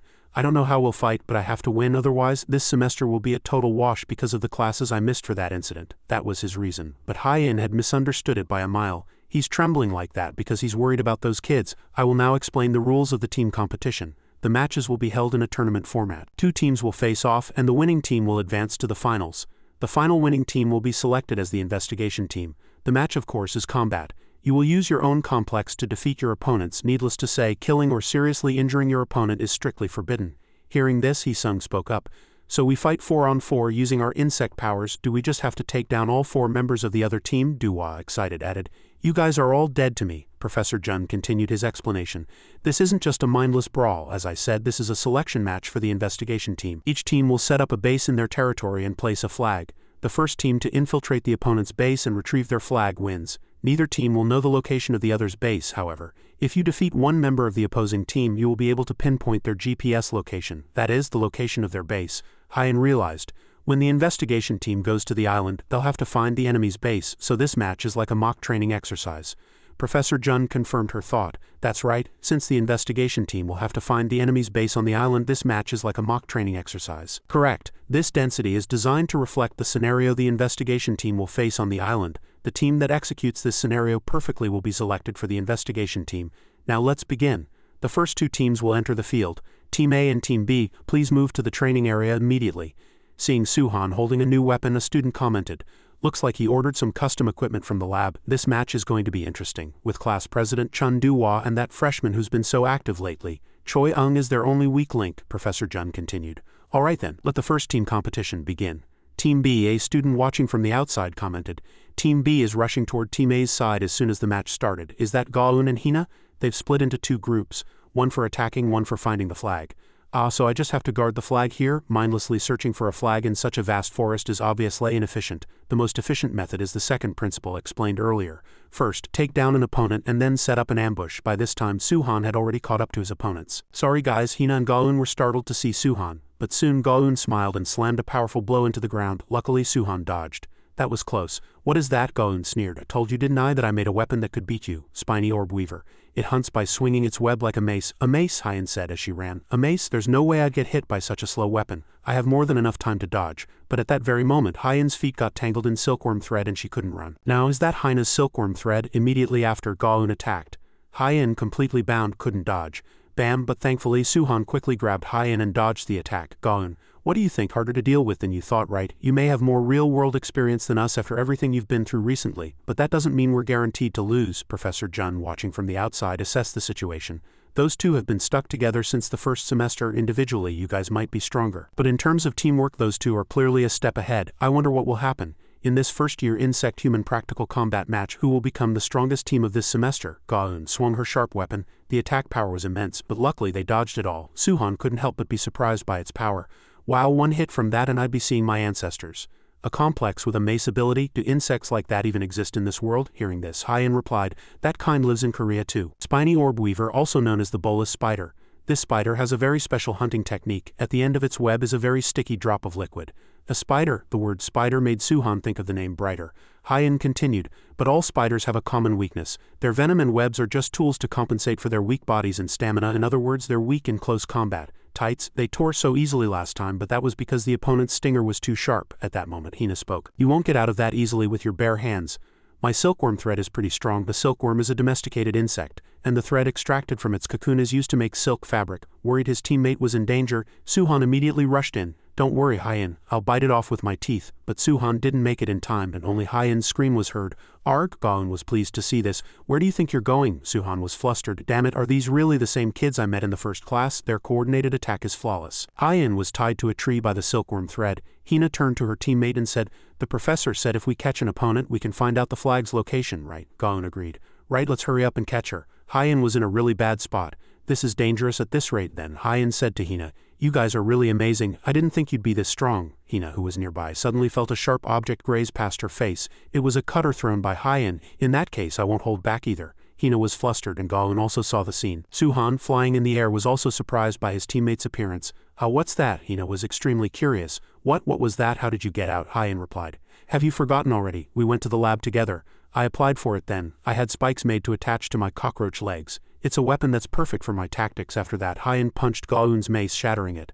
Iron Fist, the black mace shattered. What kind of power is this? Seeing this, Gaun turned to her teammate and said, Hina, pull the silkworm thread. Hina complied. Wait, it takes some time to pull the thread back. Hien knew her chance had come. Suhan now, got it. Suhan used a tree branch as a foothold and flew up. I'm not wearing my safety goggles, but the technique is the same. Suhan kicked off once and flew at a divine speed. I don't want to hurt you, but I have to win. Professor Jun, watching the match from outside, couldn't help but be surprised at stance. At this rate, he could take their lives. That's the dragonfly bullet snipe. He applies his stance to threaten his opponents. At this moment, Gaun was handcuffed. Park Ga-eun eliminated. Team B's base is revealed. The students watching the match from the outside exclaimed in admiration. Oh, that freshman caught one. Amazing, what was that just now? Turns out the class president's equipment was an iron fist. A bit scary. Professor Jun was lost in thought. So he came to a sudden stop right before impact. That must be an aerial maneuver only a dragonfly can perform. I saw a slight instability in his stance as if he were deliberately reducing his speed. Come to think of it, I heard that kid applied for some equipment at the lab. With her teammate caught, Hina was flustered. Oh no, am I alone now? I have to run. Hyen was surprised to see Hina running in that direction. I'll wait, Hina, that way is. Hina ran frantically until she reached a dead end, a deep pit. Unable to stop in time, she missed her footing. Arg, Hina almost fell into the pit. Professor Jun was also watching the scene. Fortunately, someone grabbed Hina's hand in time. Are you okay? It was Hyen. Hina said, trembling, thank you. Then unexpectedly, Hina pulled Hyen and jumped into the pit together. She had fallen for her trap. Suhan and Ga-eun were surprised to see the two fall into the pit together. At that moment, Hina pulled Hyen down and said, I knew you'd come. You found my student ID last time right. Your sense of responsibility as the class president, your warm heart that cares for your classmates. Although I didn't want to use something like that, I'm sorry, but we really need Cinderella too. Just as the two were about to hit the ground, a silkworm thread caught them in time. However, Hyen was eliminated as a result. Park Hyen eliminated. Team A's base is revealed. Only then did Hyen come to her senses. This is a cocoon. Our mission is over. Suhan, looking down into the pit from above, also let out a sigh of relief. Good, they both landed safely. Ga-eun, standing next to him, also smiled happily and said, thank goodness, I'm so glad. From now on, Professor Jun, watching the scene, evaluated inwardly. Home one-for-one trade in the end. Now only Team B's defense team is left. Where did they go? It's your turn to step up, Suhan said. I've got the location of Team B's base. Then, I have to get there quickly. Just then a voice came through his earpiece. Hey Suhan, it was Hee-sung's voice. Hee-sung continued, damn it, I got ambushed. These bastards are already here. Suhan was flustered by his words. What? It hasn't even been 2 minutes since Hyen was eliminated. Hee-sung replied, they were nearby. They must have abandoned their own base and poured all their manpower into finding the opponent's base and they just got lucky. I tried to stop them but it was 2-on-1 and I was outnumbered. Sorry. I think we're going to have to lose this match. At that moment Suhan saw something at the base of a tree. It was the bag he had brought at the beginning, then he said with conviction. No, it's not over yet. From the outside, Professor Jun evaluated. Abandoning the base is a high-risk gamble. Looks like Team A has been dealt a decisive blow. Is the first match going to end this quickly? Suhan had already formulated a plan. Not yet. With this thing, there's still a chance. Then Suhan opened the bag. At this moment, Hyen, who was beside him, said, you should save that. You said you're not used to using it yet. Then she turned and left. Eliminated members have to return to the classroom, so I'll go first. I'll leave the rest to you, Suhan shouted. Wait. There's no point in saving it if we're going to lose. If we keep going like this, Hyen turned her head, smiled, and said, don't worry, we haven't lost yet. Our team is. At the moment, a girl's voice echoed from Hee-sung's end. Ah, what a waste of effort. I came here because I felt a vibration from that direction. In the end, there's nothing here. By the way, do bears live in Gangwon-do? Duhua is here too. Ah, at this moment, the two opponents also became alert and prepared to fight. Duhua said with a displeased expression, who are you guys? Immediately after, a bang sound and a flash of light erupted. It was a technique the opponents used to show off their power and threaten them. We were so close, too bad. Jihan complex, rhinoceros beetle. Just so you know, I'm not good at controlling my strength, so if you get hit, you'll die, Hee-sung also shouted to his teammate. Hey, watch out above, Duhua looked puzzled at the strange object falling. What's this? Is it snow? The opponent replied upon hearing her words. It's not snow, it's scales, poisonous powder. Hang Rider of the golden-legged moth complex continued. Just touching your skin will cause an allergic reaction. Since you're covered in so much of that powder, you'll be writhing in pain from the itching all over your body. But Duhua was not afraid at all and said, poisonous powder, you're out of luck. Seeing Duhua charge, Rider was flustered. What? Is she completely unaffected? Jihan replied. Leave her to me. And so Jihan and Duhua rushed at each other and attacked. Jihan's eyes turned bright red as he used all his strength. Duhua was pushed back a few steps by her opponent's power. Rider, watching from the outside, couldn't help but be pleased. Good. She's getting overwhelmed, as expected of a rhinoceros beetle. What incredible power, just finish her off. No one here had expected it. Thanks to the experience of being forced to use her stance, Duhua's complex had undergone a change unexpectedly. Right after, Duhua gathered even greater power and sent Jihan flying far away with a single blow.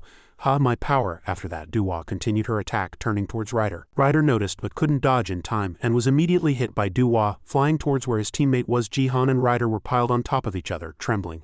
What? At that moment, Duhua leapt down from the air. I'm fucking strong. Iron Gauntlet, hardness 20. Meanwhile, Hina was running in a hurry. I have to get back and protect the flag. That one blow shook our chance of victory, the first match of the team competition. But Hina was a step too late. When she arrived, she saw Suhan just pulling out the flag. Team A wins. The students watching the match from outside were buzzing, as expected of Duhua. She's like a complete psycho whenever she fights. Hey Jihan, you should have just grabbed the flag and run. That freshman is pretty good too. If Team A is this strong, they might just win the whole thing. Professor Jun was lost in thought. Did Duhua train her stance on her own? The other kids are very strong too, but perhaps because of their combat experience with Pet Shop, these two's growth is particularly remarkable. At this rate, Team A might just win the final. Gaoyun, who had been eliminated, was burning with frustration from the sidelines. What a shame. Hina was overjoyed. Great job, guys. Just then, a student from Team D worried. Team A is tough. Is there no hope for us? No, we have a strategy. Even though Team A won, Hee-sung seemed lost in thought. He recalled his mother. That bastard Choi Hee-sung is just a burden. It was a chance to be selected for the regional team. Because of his mistake, it all went down the drain. If you can't help the team, you shouldn't be a burden. Useless bastard. Just then, someone's hand interrupted his thoughts. Hee-sung, it's our turn now. Hee-sung was flustered.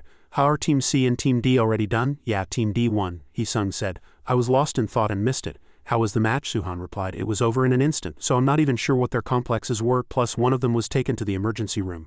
It was ruled an unexpected accident, so no one was penalized. The skill gap between the two teams must have been that big. Hee-sung was shocked. Taken to the emergency room? Who on earth would do something like that? Just then, Jang Hun approached and greeted them. Hi, Team A, see you in the next match. Let's have a good game. Hee-sung thought to himself. That bastard from Team D. Jang Hun continued, patting Hyen on the shoulder. Your team's match earlier was really cool. My teammates are already scared. Then he went over to Duhua and tapped her shoulder. Of course, every team should do their best, but please go easy on us. Oh, now that I think about it, it seemed like there was someone completely useless. He was aiming his words at Hee-sung. Team competition finals. Team A versus Team D. This match will decide the top team, Hyen reminded her teammates. The offense and defense teams will be the same as before. We have to be careful this time. Absolutely no acting alone. Hee-sung, this time you keep a good watch around the base. Hee-sung replied with a dark expression. Yeah, Duhua seemed to notice something was off with Hee-sung. Professor Jun announced. Now the team competition finals will. Before he could finish his sentence, Professor Jun noticed something. Suhan saw something too. Duhua was grabbing Hee-sung's collar and pulling him close. Kiss me, you bad boy. What are they doing? At that moment, one of Team D's members said, Did you put it on all of them? Jang Hun replied with a smile. Of course. I put it on the spot closest to their faces. Those fools didn't suspect a thing if things go according to plan. Team A is finished. Suhan complex. Spotted lanternfly. Spotted lanternfly. This insect has a toxin. The harmfulness of this poison is even recorded in the Dongi Bogum. That poison. Suhan, aren't you hot? Take it off. Hyen had become just like Duhua. Powerful sexual arousal. Here. Suhan's face hit by the clothes Hyen threw off turned as red as a tomato. Hyen tried to take off her underwear too. Wait a minute. The students watching from the outside didn't know what was happening and started murmuring. Is that allowed? That's crazy. Professor Jun assessed. Is this Suhan's complex? They made a move beforehand to lay the groundwork, but without concrete evidence I can't disqualify them. Team D was triumphant. The heavens are on our side. My complex has a maximized effect only on females. And both of Team A's aces are girls. Now Team A is. At that moment Duhua pounced on Hee-sung. This bastard is pushing me away with his hands. Hee-sung, flustered, struggled to push her off. Ah, you touched me. Hyen muttered nonsense. Before Duhua takes him, Suhan tied Hyen with clothes and cursed. What are you talking about? Get a grip. They're completely done for. Then Professor Jun's voice echoed. From now the team competition finals begin. After the whole commotion, Suhan said in a tired voice, finally tied them all up. Why are those two suddenly acting like that? Hee-sung touched his forehead as if he had a headache. I think those Team D bastards did something. Those damn bastards. We'll have to leave these nymphos here. We lost 2 members right at the start. Let's change the plan. Hee-sung, I'll fly up high and scout. Hee-sung immediately objected. No, you guard the flag. Last time I lost because it was 2-on-1, but this time it's different. After speaking, Hee-sung rushed out like an arrow. Suhan had no time to stop him. Wait, you're going alone? Hee-sung. A few days ago. I'm home. Oh, Hee-sung, you're here. How's school? Is everything okay? Yes, everything's fine. I'm going to wash up. Hee-sung's mother asked again. You're not doing anything dangerous there, are you? I told you nothing's wrong. His mother's intuition was really good. Hee-sung's mother spoke again. I was worried about you, so I looked it up online, but there was no information. You said you were told to keep the school a secret. When those people in suits first came and talked about Nest, I was so shocked I almost fainted. So are your grades still good? They said if you become the top student in your department, they'll fix your leg, right? Hee-sung was flustered by his mother's words. Well, Mom, Hee-sung's mother said with a smile. Look at this. I washed the soccer pants you used to wear. Wear them again when your leg gets better. Hee-sung, you still have lingering feelings, don't you? His mother's intuition was terrifyingly accurate. Just as Mom said, I still have lingering feelings. I want to be active again. I want to make up for everything from the past. To do that, I must get my hands on Cinderella. As Hee-sung was running, someone suddenly jumped down from above him. An ambush. The opponent used a technique. Your ears are going to hurt a bit. Hee-sung was hit by the attack. It was Morin. The cicada complex launched a surprise attack. I have to become the top student in my department. Hee-sung thought of his strong teammates and counterattacked with a kick.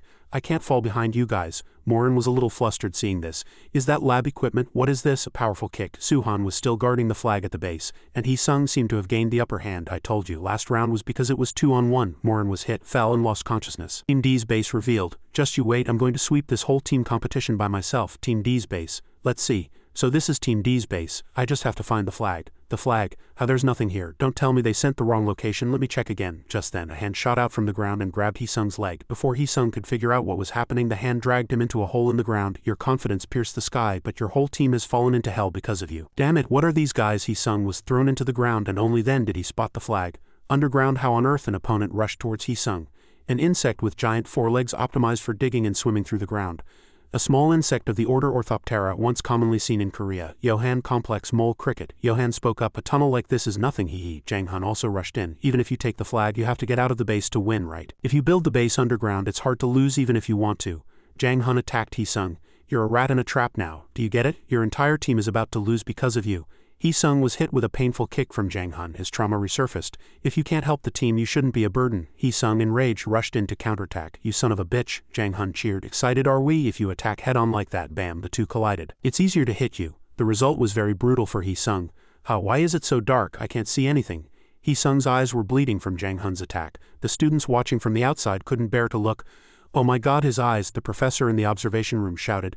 Team D, I'm sure I told you not to inflict serious injuries. Team D mumbled. Oh, we're sorry, Professor. It was our mistake this time too. A mistake, Professor? It'll get treated if we take him to Professor Yu anyway. Isn't that right? Professor Jun's face darkened. That bastard, he knew and did it on purpose. After speaking, he stepped on the hand of Hee-sung, who was blind from his injured eyes. You crazy bastard. Scared? Why is it scary? Because you can't see anything. That little bitch in the last round was screaming and making a huge fuss too.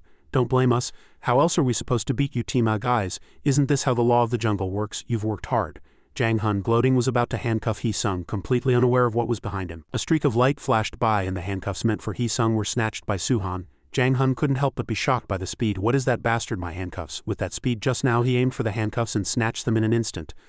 Suhan spoke. Hee-sung, I'm sorry, I'm late. I've only just gotten used to these special safety goggles. 10 minutes ago, Team D's base location appeared. Hee-sung did it. Hyen and Duhua still haven't come to their senses. What should I do? Should I just keep guarding this place? No, if Hee-sung goes alone, he'll be outnumbered. Now that I know the enemy's base, I have to attack. When Suhan put on the safety goggles, everything changed. What is this? He recalled this morning.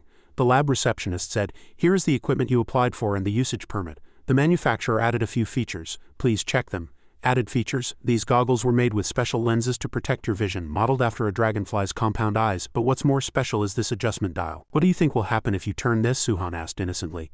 What happens? The woman was cheerful. She answered, you'll experience severe motion sickness, and in worst cases you'll pass out. Hearing that, Suhan immediately said, take it off right now. Professor Jun in the observation room saw the situation and said with concern, Suhan, you can't throw up during class. Suhan thought, right, I have to turn that dial. Okay, the motion sickness has subsided a bit. I have to go help Hee-sung quickly, as fast as possible. Present time, Team D's base. Jang Hun sneered, oh, you flew here quickly. Is it thanks to that lab equipment? But what can you do? It's too late. One of your teammates has already gone blind. Hearing that, Suhan was extremely worried. Hee-sung, Jang Hun continued. And you'll soon become just like him. Immediately after, a red liquid flew towards Suhan's eyes. What is this? Hydrochloric acid? Too bad. You were wearing the goggles. Jang Hun's complex was a fire ant. Fire ant. An ant that you should never get close to when observing. When an enemy gets close, a fire ant sprays an acidic substance called formic acid. It's not a deadly poison, but if it gets in the eyes, it can destroy the optic nerve and cause blindness. Suhan now realized. So that's what happened to Hee-sung's eyes. Thankfully the goggles protected my eyes, plus you're as slow as a turtle. As Suhan flew around and attacked, Jang Hun was a little flustered. He's so fast, but it's fine. Block, Jang Hun sneered. Did you just notice? To deal with you. Place one guy outside. His mission is to block the tunnel entrance. What happens when a diurnal animal like a dragonfly is trapped in the pitch black underground? When the tunnel entrance was completely closed, not a single ray of light entered the tunnel. Suhan was completely on the defensive. I can't see anything. No, it's fine. If I can't see, they can't see either. But immediately after, Suhan was hit. Jang Hun mocked. I can see just fine. Ants live underground, you know. Dragonflies have atrophied antennae, so they can't see anything in the dark, right? The conclusion is only you can't see. Damn it, this isn't working. I have to fly up first. But before Suhan could fly, Johan grabbed his leg. Got you. Suhan, unable to see anything, was truly flustered. Someone popped out of the ground. I'm caught tight. I can't fly. Jang Hun spoke again. Okay, so you even prepared goggles, but they're useless in the dark. The people in the observation room couldn't see anything either. What's happening? It suddenly went dark. I can't see anything. Hina replied to Gaun's words. Isn't Suhan losing? Whether it's underground, underwater, or in the sky, any complex can face a disadvantageous situation. But how they overcome it is the key to this fight. Inside the tunnel, Jang Hun said arrogantly. Looks like I overestimated Team A. Once I neutralized the class president, it was a piece of cake. Well then, shall we end this? After speaking, Jang Hun rushed in to finish Suhan. Suhan was lost in confusing thoughts. Damn it, I still can't see anything without light. I'm completely useless. Even so, I'm going to throw up again. Suhan turned the dial on his glasses, but it was no use. I have no intention of losing. He recalled what happened at the lab. I just need regular safety goggles. Why did you add that feature? The receptionist answered. It wasn't put there for no reason. The goggles' performance is so perfect that we had to put a restriction on it. It's a kind of mechanical limiter. If you release that restriction, the motion sickness symptoms will appear simultaneously. But in exchange for that, at that moment Jang Hun couldn't see where Suhan had gone. Where did that guy go? The sight of a dragonfly. Suhan attacked Jang Hun, then quickly attacked again. The rabbit hunt is about to evolve to the next level. At this time Jang Hun was flustered, unable to keep up with Suhan's speed. What the hell is that guy? How can he see us? How? As soon as he finished thinking, Jang Hun was hit with a decisive blow and fell. Dragonflies are diurnal animals, but the time when dragonflies hunt most actively is around sunset, because a dragonfly's eyes have several types of opsons that are more sensitive to light than a human's. They can see objects perfectly even in extremely dark conditions. At this time, Suhan punched Jang Hun, sending him flying above ground and out of the tunnel. Morin worried when his teammate was eliminated. This is bad, I have to protect the flag. Go quickly and grab the flag tight. Johan heard him and ran to grab the flag. I got it. But just as he was about to reach it, Suhan with his fast speed snatched the flag one step ahead of him. Whoa, Morin was flustered. Damn it, I have no choice. I'll have to stop you with this. It's something I made in the lab with my poison. Aesthetic injection for insect humans. Seeing the poisonous syringe flying towards him, Suhan quickly swung the pole to knock it away. Morin froze on the spot at that moment. He saw a bullet and blocked it immediately after. A streak of light flashed. Suhan flew out of the tunnel holding the flag. It's over. The team competition finals victory goes to Team A. Hina, who was outside the observation room, couldn't stop praising him. He fought 3 people by himself and won. Oh my god, why does Suhan look so cool at this moment? Suhan was extremely worried about his teammate. Where is Hee-sung? I have to get him to the emergency room quickly. Hee-sung was still lying at the bottom of the pit at this time. He gritted his teeth. Just like that time I did something stupid on my own again. In the end I was no help to my teammates and only made myself miserable. I was so angry and embarrassed that I couldn't even stand up. I'd rather stay like this and never wake up. Immediately after, a voice was heard. He's regained consciousness.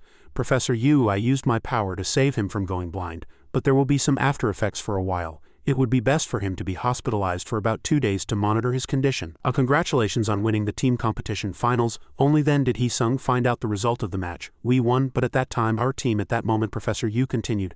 I was very surprised too. He fought 3 people by himself. Hee-sung was extremely shocked to hear that. He won by himself. At that moment, Suhan reached out his hand and said to Hee-sung, Are you okay, Hee-sung? How could a freshman become so strong? Hee-sung thought this, gritted his teeth and said nothing. Professor Yu, as if sensing something, said to Suhan, You go back to the classroom first. Suhan was puzzled. What? What about Hee-sung? Professor Yu got angry. Are you going to disobey a professor now? Do you want to see your report card become amazing? Suhan was startled by those words. I'll go back to the classroom. Hee-sung was still lost in thought, tormenting himself. After that, Professor Jun opened his mouth.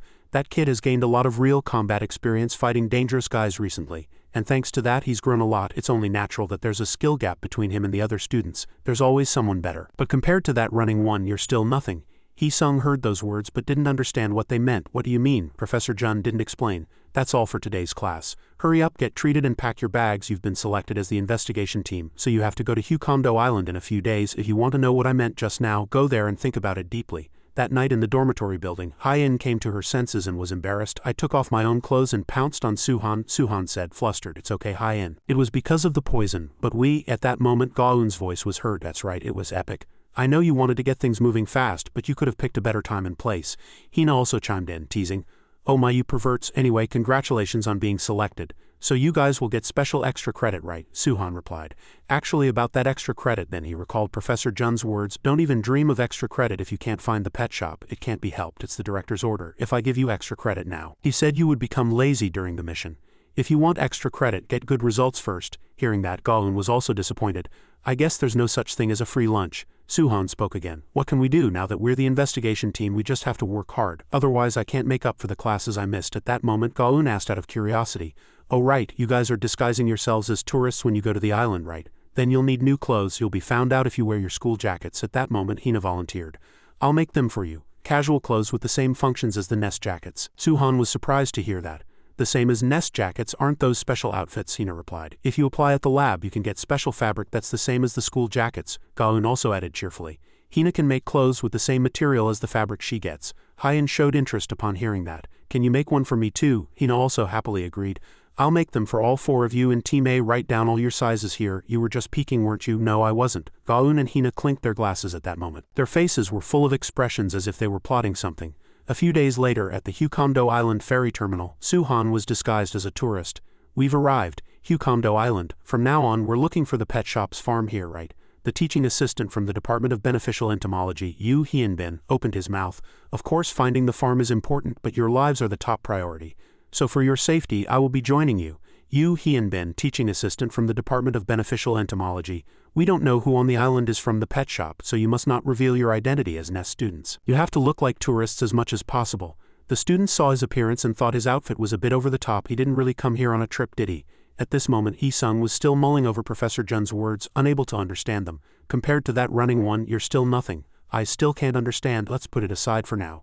The important thing for me now is to go back as the top student. I have to surpass these guys here and earn points from the professor. So shall we start? I'm going to be the first one to find the farm. Suhan felt that something was strange about Hee-sung. Here, take this. At that moment on the island, Ta Hyunbin said, here, take this. Everyone put them on and let's start the investigation. Suhan was puzzled by what he just received. What's this? Ta Hyunbin explained. It's the special outfit Hina made. It's also needed for the investigation, so I gladly accepted it. Hina, what other special outfits did she make? The Ta continued. From now on we will discuss the strategy for carrying out the mission. T-Mei held up the outfits they received. Suhan's face darkened when he saw what he had just received. Ta urged them, hurry up and go change. Swimsuits Huondo Beach. Duwa's voice echoed, we're here. Come on. See, I told you it's not weird at all. No wonder Hina and Gaun's expressions were so suspicious that day. So this was the reason. Hina, you just wait until we get back. Suhan's face turned red seeing Hyen in a swimsuit. It looks good on you. Duwa, wearing a tube, was annoyed. Damn it. I'm not a kid, why did they only make me bring this? It's not even a real tube. It's even more annoying that it's a tool to hide my tail. At that moment Duwa saw Hee-sung standing alone, lost in thought. She approached Hee-sung. Oh ho, Hee-sung saw her and shooed her away. What are you looking at? Go away. At that moment Suhan turned to Ta Hyunbin and asked, by the way Ta, what do swimsuits have to do with the investigation? We didn't come here to play. Ta Hyunbin answered very naturally, we didn't come here to play, but we have to play. According to the information Lee Jung-hun provided, the farm staff regularly patrol all over the island. If they feel the situation is dangerous, they will immediately move their base and erase all traces. Hyen also commented, they're quite cautious, the Ta continued. First, it's important to avoid their suspicion. We have to look like tourists as much as possible. Besides, this is the only famous beach on Huondo Island. It would be very strange if tourists didn't come here, right? To avoid suspicion, let's have fun too. The real mission will begin after that. After playing excitedly for a while, Suhan thought, I'm dead tired. I played too hard. I'm hungry. Duwa remarked. But why is it so quiet? Hyen agreed. I know, I barely see any young people, only a few elderly people sometimes. Hearing that, Ta Hyunbin explained, it's because the island's population is severely aging. For the elderly who farm, it's a hometown that's hard to leave. But the younger generation can't stand the boredom here. Perhaps the pet shop chose this place as their base because there are few people. At that moment, Suhan noticed something glinting from a boat on the sea.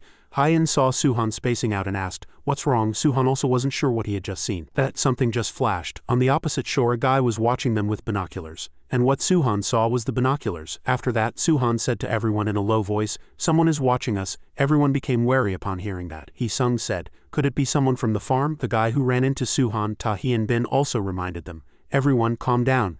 Don't show any weakness. Have we already drawn attention? The situation doesn't look good. Everyone, be prepared in case that guy suspects us. Even if we have to fight, we have to stop him. The guy continued to observe them with the binoculars, then suddenly lowered them and left immediately. He's gone. Suhan said, I don't think we've been found out yet. So the farm staff really do go on patrol. Ta Hyunbin reminded them. We might find the farm if we tail that guy, but the risk is too high. I think it's best to let it go this time. Let's go back to our lodging. We'll start the investigation in earnest tomorrow, so everyone gets some rest early today. Hee-sung stood there, lost in thought. Later, at their lodging, Suhan had just finished his shower and came out. I was nervous earlier, thinking we'd been found out. Still, swimming at the beach was really fun. I never thought I'd make beautiful memories I never had before at Nest. At that moment, Hyen came to call Suhan. You and Hee-sung come to our room. The Ta said we should plan our strategy together. Hearing that, Suhan replied that he understood. Yeah, I'll be right there. After that, Suhan went to call Hee-sung, the Ta, but at this time Hee-sung wasn't in the room. Where did Hee-sung go? What happened? Where did he go? At this time, the man who had been watching them with binoculars earlier was sitting on the beach. It turned out that Hee-sung had followed him here. He threatened, saying, spit it out, where is the farm? If you mess with me, you'll get hurt badly. You'd better tell me the farm's location obediently. Good, I memorized that person's clothes just in case. I found that old man loitering near our lodging. Could this just be a coincidence? All the credit for this investigation team will be mine. Hee-sung threatened again and opened his mouth. What are you spacing out for? If you don't talk, I'll take action immediately. At that moment, the old man opened his mouth. You're Hee-sung, right? Hee-sung was stunned. What's going on? How does he know me? At this moment, the old man spoke again. Hee-sung, my grandson Hee-sung has finally come back. You're not going to abandon your grandpa and go somewhere else now, are you? An employee from the shop next door saw this and said, "Oh dear, that grandpa is at it again with a tourist." Hee-sung saw someone and retracted his leg. The employee who had just spoken came over and said, "Oh, you must have been very surprised. That grandpa is a pitiful person, so please try to understand." Hee-sung was puzzled. "What do you mean?" the man explained. "He has senile dementia and the grandson who was taking care of him left the island. Ever since then he does that whenever he sees a young man." Hee-sung, curious, continued to ask. "Then the reason he called me Hee-sung is," the man continued, "that's his grandson's name. I remember it was Kong Hee-sung. According to him, his grandson went to earn money and will come back. He said he would be back soon." Hee-sung cursed upon hearing that. "Earn money, my ass. He probably abandoned him and left the island because his grandfather became a burden. And yet the grandfather sits there all day, every day, just waiting for the boat that his grandson took to return. Oh dear, I have to get back to work. You should get going too, student." Hee-sung was lost in thought, abandoned just because he was a burden. At that moment the old man pulled on Hee-sung's clothes. "Take grandpa home, I'm hungry." A short while later, Hee-sung looked at the sleeping old man in the old man's house. Hee-sung assessed inwardly. "This old man isn't a farm employee. I did something useless again." After that, Hee-sung left. Earlier the old man's belongings were left on the beach. Suhan came here looking for Hee-sung. He picked it up and examined it. "Is this the pair of binoculars? But why is it like this? It's broken. Anyway, that's not important. I have to find Hee-sung." At this time the sun was setting and the moon was preparing to rise. Something red appeared glittering on the sea. It was a boat moving at an incredible speed. The young man driving the boat said, "I'll be arriving at Huondo Island soon." Shin ga ya, really? What's on a rustic island like this that she has to call me here too? Could there be another dragonfly like me? Flashy technique. The same went for teamwork skills. The moments of intense offense and defense, the thrill when the ball soared into the goal, and above all, the reason I fell in love with soccer was because of a famous player. He said on TV, "Everyone calls me a soccer prodigy, but to be honest, I had no talent for soccer. What I had wasn't skill or talent, but only a passion for the game." Hee-sung's mind was still in a turmoil, and on the day he first officially stepped onto the field he made the team lose. He just missed the ball once, and the tables were turned. "No, I can't get discouraged this quickly. I have to train harder. The team needs me." At that time Hee-sung ran like his life depended on it, and because of that he injured his ankle. "What, you want to rest for a while? We have a game tomorrow." "What's with the sudden news?" Hee-sung replied weakly. "I hurt my foot." "Your foot, when will it heal?" Hee-sung didn't know either. "I'm not sure about that, but don't worry. I'll get it treated quickly and come back." Then the coach said, "No, you don't have to come back, you've worked hard." Hee-sung was shocked to hear those words. "What do you mean?" a teammate shouted from the side. "Are you deaf? Don't you know you're a burden to the team? Who's the reason we didn't get selected for the regional team? You're coming back after resting, you've got some nerve. Sir, please take care of us." "Professor, this is Nest. What are they doing?" Suhan seemed to be asking the professor for something. "Honestly, I don't think he meets our team's standards, so could you please replace Hee-sung with someone else?" At that moment Hee-sung shot up in bed. Seeing his colleague sleeping soundly next to him, Hee-sung realized he had been dreaming until just a moment ago. Hee-sung clutched his head, which was damp with sweat. It was a truly awful dream. After that, to find the farm, we spent several days roaming all over the island, but we still couldn't find a single small clue. At this time, Hee-sung saw the old man still sitting and waiting for the boat his grandson would return on. Everyone started grilling meat to eat. Suhan exclaimed, "We've been wandering for days, but no matter how you look at it, this just seems like an ordinary island village." Hyen also wondered. Hee-sung said the old man we saw that day was just an ordinary old man. Hee-sung said, "Don't you think that bastard tricked our professors?" Duhwa pushed Herkin aside when Suhan badmouthed Professor Jun. The drink splashed all over Suhan's face. Duhwa made an excuse. "My hand slipped, liar." Hyen, who was next to them, saw this and thought to herself, "Those two have gotten closer lately, haven't they? But where did Hee-sung go again? He said he was going to buy some drinks. The mart is a bit far, so he's probably running late." Duhwa opened her mouth. "Is something wrong with Choi Hee-sung these days?" Suhan also said as if he didn't know. "I don't know, but he does seem a bit strange." Hyen guessed, "Isn't it because he hurt his eye back then and isn't feeling well?" "But Duhwa, how do you know so well?" Suhan continued. "You usually bully him all the time, you don't even look at his face," Duhwa said without changing her expression. "He's making such a gloomy face, how could anyone not notice unless they're blind?" At this time Hee-sung was walking on the beach. Hee-sung suddenly saw something. It turned out the old man was still sitting here. "He's still sitting here at this hour?" Hee-sung opened his mouth. "Grandpa, you should go home, the boats don't run at night so no one is coming." The old man replied, "No, he'll come. My grandson said he'd be back soon." Hee-sung said as if he were tired. "Even if he wanted to, he can't come at this hour. The weather has gotten chilly, so please go inside." The old man was still stubborn.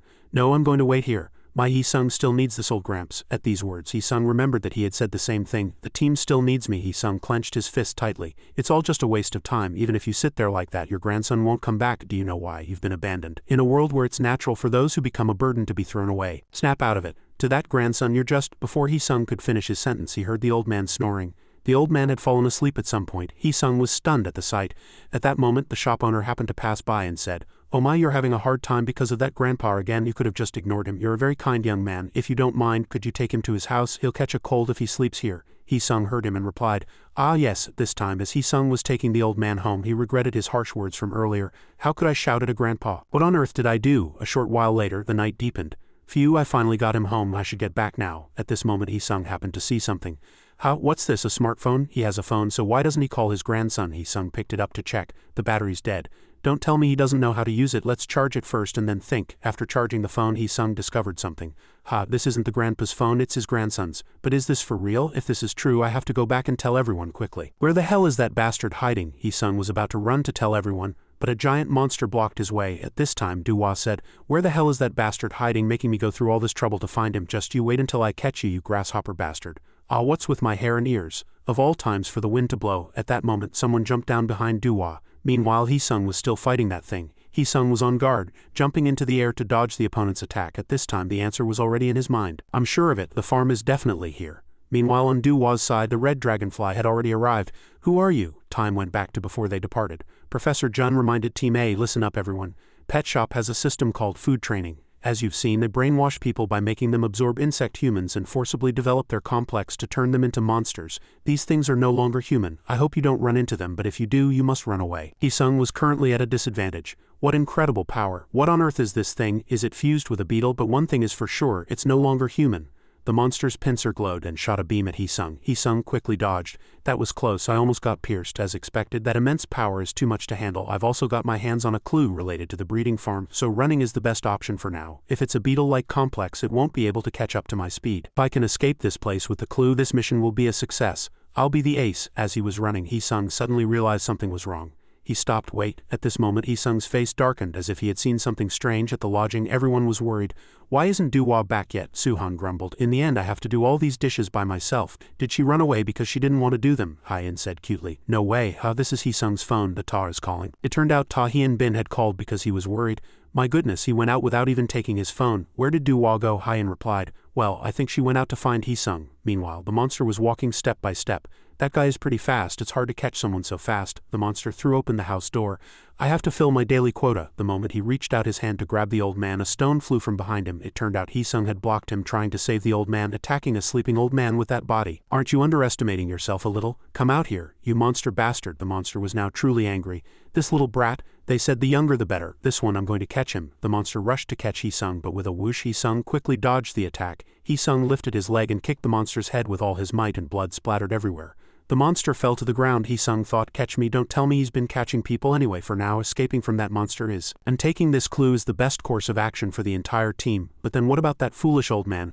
I can't just leave that old man here. Hee-sung continued to attack the monster.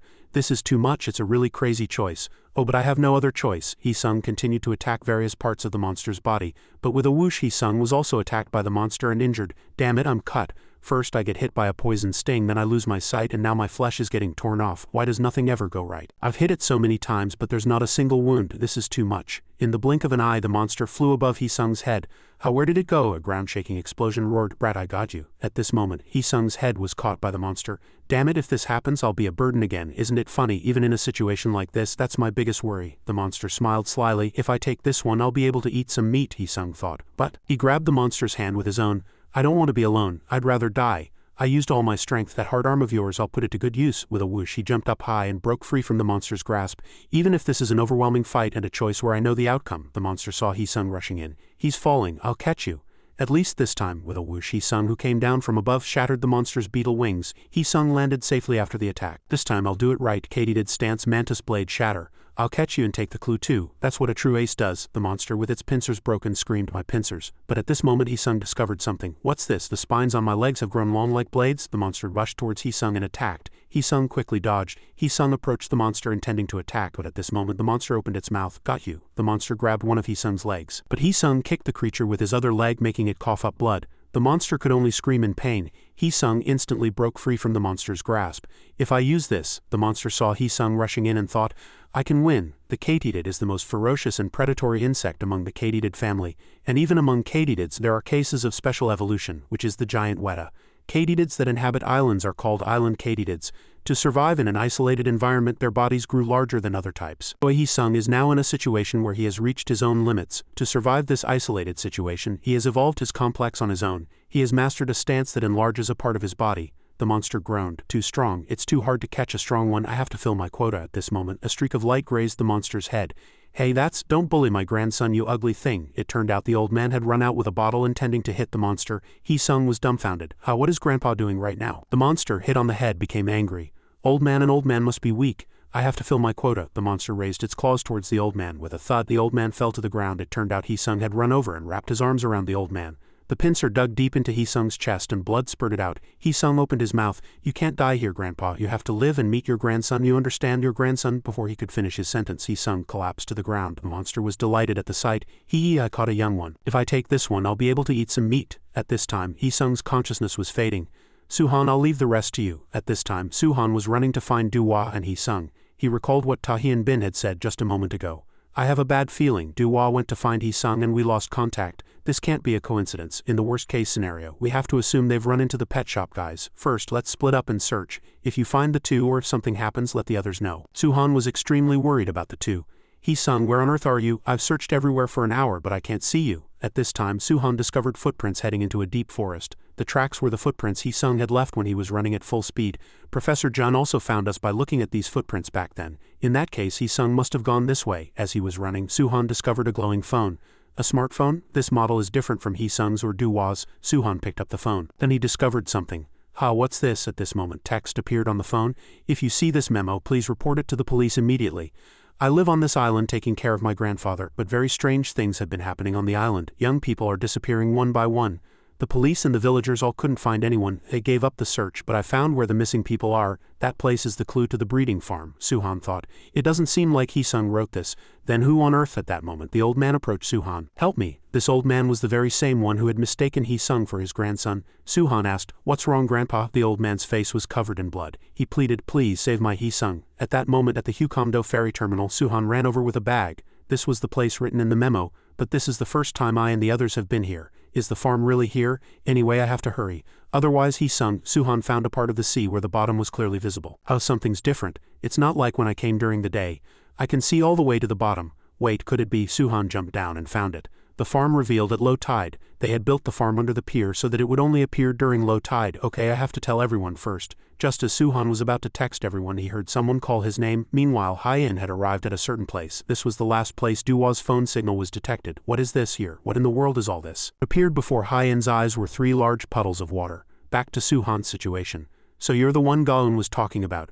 I was always curious, but I never thought I'd meet you here. Let's have a go. Let's see which dragonfly dies. Who is this guy? Really, I haven't been dispatched here for long, and I'm already running into trouble. Is he a member of Pet Shop? And those wings too? Suhan recalled Tahian Bin's warning. Even if you encounter an enemy, do not fight. Get out of there. I have to get out of here first. But the red dragonfly immediately chased Suhan and was right behind him. Where are you going? Not going to play with me? He swung his arm to attack Suhan, but Suhan quickly dodged. Suhan couldn't help but be shocked by the red dragonfly's speed. He's so fast. The guy named Kai said, You dodge well just like a dragonfly. That scorpion from before too. The insect humans from Nest are quite useful. It's a shame I have to kill you. Hearing that, Suhan was startled and asked, What did you do to Duwa? The red dragonfly answered, Your friend, I happened to run into her earlier and we had a fight. I just wanted to play around a bit, but she was harder to deal with than I thought. I lost control of my strength and handled her a bit roughly. What, are you angry? Want to avenge your friend? Suhan, enraged, tried to hit him. You son of a bitch, but his hand was caught by the red dragonfly. He kneed Suhan in the stomach. He clasped his hands together and sent Suhan flying as if he were hitting a ball. Suhan was knocked into the water. His speed is similar to mine, but what is this power? It's too overwhelming. As soon as Suhan broke the surface, the guy grabbed his face. He dragged him for a good while before throwing him again. Then the red dragonfly said, I don't know how you got here, but as long as I'm here, don't even dream of going back. At that moment at the pet shop's base, He-sung awoke from a state of faint consciousness. How long was I out? It seems I was taken down by that rhinoceros beetle guy and brought here. If so, this place is. At that moment a voice cut through He-sung's thoughts. This is the breeding farm. It looks like you injured your shoulder, so I gave you first aid. A Jangort user? He-sung opened his mouth. Don't tell me all of you are. The cricket replied, Yes, like you, all of us were captured by those monsters. The farm staff used a drug called Jangort to turn us into this. He-sung couldn't help but think, I thought the farm was a place where food-trained individuals gathered. These people still seem sane. At that moment the cricket warned him. You can't go that way. This is where the ones who have lost their minds are. Meat, food-trained individuals? The cricket continued. That side is the room for those who have turned into monsters, and the people in this room are their food. Food. At that moment someone opened the cell door.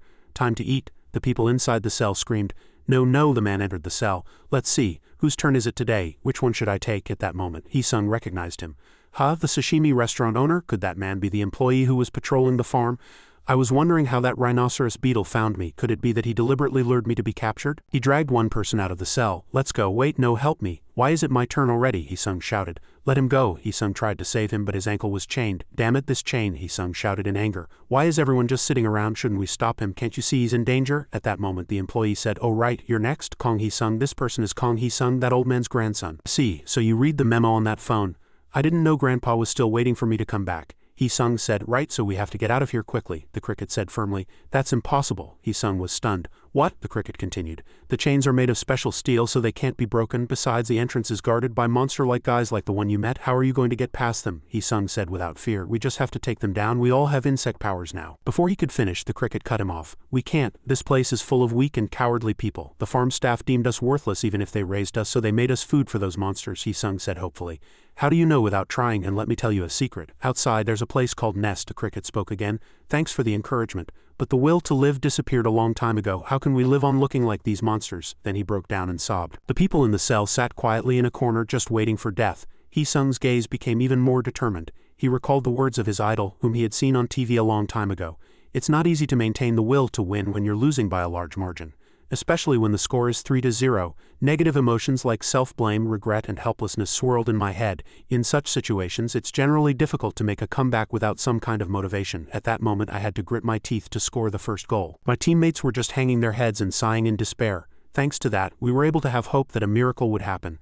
That was the driving force that led our team to victory.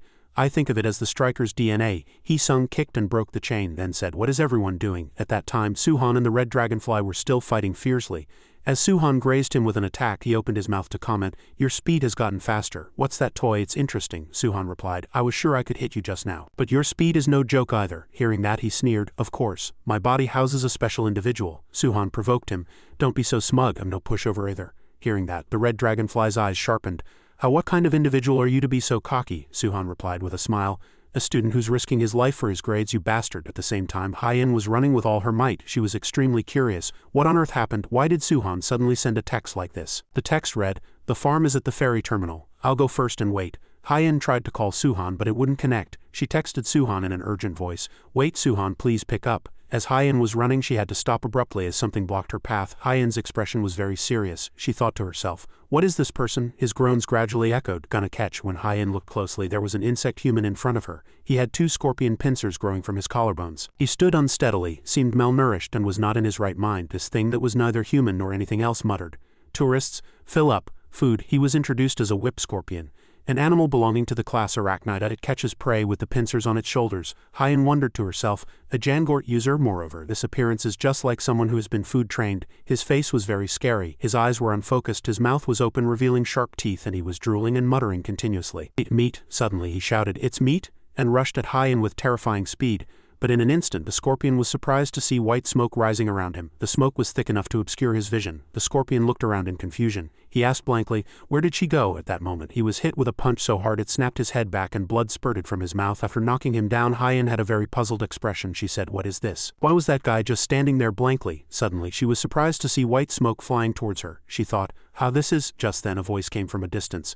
Don't inhale that smoke. Cigarette smoke is bad for your body. The person who appeared was none other than Ta Hien-bin. There were small holes in his arms from which white smoke was constantly being emitted. Tobacco hornworm. In its larval stage, this moth's caterpillar eats tobacco leaves and accumulates nicotine in its body. When it encounters an enemy, it releases the accumulated nicotine in high concentrations. It can cause the enemy to hallucinate. Hien-bin sighed and said, Sigh, I just quit smoking a month ago. Hyen ran to Hien-bin's side and was about to tell him about the text Suhan had sent. Suhan sent me a text. Ta Hien-bin replied, he sent one to me too, and the cell data isn't working either. Only after Ta Hien-bin replied did Hyen realize that Suhan had sent a text to the Ta as well. Ta Hien-bin continued, I checked and all the mobile communication base stations have been destroyed. It must be the work of the pet shop guys. I don't know if our identities have been exposed or if something else is going on, so we can't contact Nest right now either. First let's find those 2 students. Suddenly, Hyen shouted, Ta, behind you. In an instant the 2 were surrounded on all sides by a frenzied mob of insect humans. They were all gruesome, grotesque, and extremely filthy. Hien-bin calmly commented, almost no one comes out at night, but for these guys to pour out onto the streets like this is too much. The mob of insect humans drooled, and they muttered, meat, meat. Hye-in tied her hair back and asked Ta Hyunbin, "What do we do now, Ta?" Hyunbin replied with a very calm and composed look, "There's no other way. The professor told us to avoid engaging the enemy, but my mission is to ensure everyone's safety. To get to the ferry terminal we have to break through these guys." As he spoke, Hyunbin continued to emit cigarette smoke. Park Hye-in also got into a ready stance to fight the insect humans. Back at the ferry terminal, Suhan and the red dragonfly were still fighting fiercely. The red dragonfly suddenly shouted, "What? Student points?" The red dragonfly clutched his head and said, "Are you really risking your life for some damn points? Damn it, man, that's not it." After speaking, he suddenly disappeared. He threw a powerful punch, but Suhan lightly dodged it. He shouted, "Are you crazy, you stupid idiot?" While fighting Suhan, he continued to chatter, "Oh right, all you nest bastards are in it for that, right? To get that drug called Cinderella. You obey those old professor's orders like dogs, right? But isn't that just like the farm?" Hearing those words, Suhan's gaze turned cold. The red dragonfly continued to chatter. "What's the difference between you guys who obey your professors to get a drug and those guys who become slaves to eat meat?" After speaking, the red dragonfly swung his fist ready to strike down. But surprisingly, before he could swing his fist, Suhan disappeared and he was startled. "You say there's no difference?" Suhan finished his sentence and increased his speed. He circled around the red dragonfly, confusing him. "He's so fast, I can't follow him with my naked eye." Suhan gritted his teeth and shot back, "At least we haven't lost our humanity like you guys." Suhan's eyes were firm and he swung his fist without hesitation, striking the red dragonfly hard in the back. After that, Suhan landed like a superhero. He looked at the fallen red dragonfly and rejoiced inwardly. "Good, I got him good. I have to hurry into the farm and find Hee-sung and Duwa." Before the tide came in, just as Suhan turned his body, the red dragonfly staggered to his feet. He opened his mouth. "Is that your dragonfly complex? You're pretty good." He tore his shirt, revealing his six-pack abs, which were quite appetizing. He said in a cold voice, "In an aerial battle, you're a little faster than me, I'll admit it. Then I'll show you mine now. It's a little different from yours." A grotesque skull pattern suddenly appeared on the red dragonfly's back. He continued, "But this is..." Gradually, thorns began to sprout from his shoulders. "My complex. Larval regression stance, demon antlion." The red dragonfly's power suddenly surged and two large sharp pincers sprouted from his back. Su Chan's pupils contracted. He stared in horror at the pincers that had sprouted from his back, observing them carefully. Can that even be called a dragonfly? The larval form of the red dragonfly was an antlion. To be precise, it's an insect that, while different from a dragonfly, belongs to the order Neuroptera. In its larval stage, it creates a pit trap in the ground to catch and eat ants that fall in. Because of this habit, it's also called an antlion's pit. Moreover, when hunting, the antlion doesn't just sit and wait. It forcefully kicks sand in all directions to ensure its prey is pushed to the bottom of the trap. Demon antlion stance. The red dragonfly suddenly created a dust storm. He summoned a terrible sandstorm that engulfed Suhan. By the time Suhan reacted, he was already completely surrounded by sand with no way out. The red dragonfly smiled a bizarre, ghastly smile and said softly, "Fall." As soon as he finished speaking, the sand sank into the ground all at once, dragging Suhan down with it. The red dragonfly started spouting nonsense again. "Aren't I amazing? No one else can have this complex but me." Suhan was struggling badly at this point. "Damn it, I'm buried in sand." The red dragonfly crossed his arms and boasted proudly.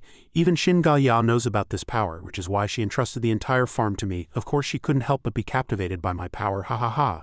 Suhan ignored the red dragonfly's words and struggled to his feet. He vowed inwardly, "I have to stall for time until Hye-in and the Ta arrive no matter what. First I'll try bluffing." Having made up his mind, Suhan spoke. It's a bit of a shame, but you should probably give up. We've already contacted Nest and reinforcements will be here soon. They're going to capture all the guys at the farm, including you." Hearing that, the red dragonfly turned away nonchalantly. "I thought you were going to say something important. You seem to have some misunderstanding about the fact that I'm in charge here." Suddenly, he tore apart the farm's iron gate and said, "This is what I mean." Suhan was dumbfounded by his action, unable to understand what on earth he was doing. A moment later, he looked to one side and let out a sound. "Oh, they're here." Suhan followed his gaze and was startled. A massive tidal wave was rushing in like a tsunami. The red dragonfly continued, "Actually, the time for high tide passed a while ago.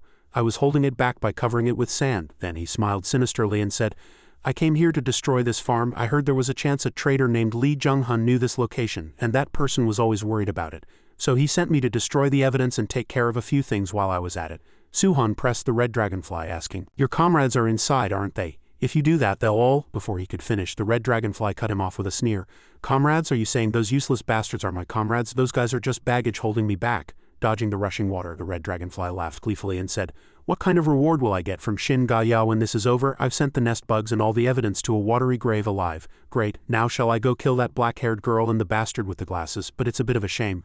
I won't get to see those nest bugs struggle and scream before they drown." The thought that his friends were in mortal danger ignited Suhan's fighting spirit. 30 minutes earlier, while all the prisoners in the cell sat in a corner, Hee-sung attacked the cell door with all his might, but the door was far too sturdy. Hee-sung couldn't understand it. "What is this? Why isn't there a single scratch?" The door was so hard that after kicking it, Hee-sung had to clutch his leg and tremble in pain.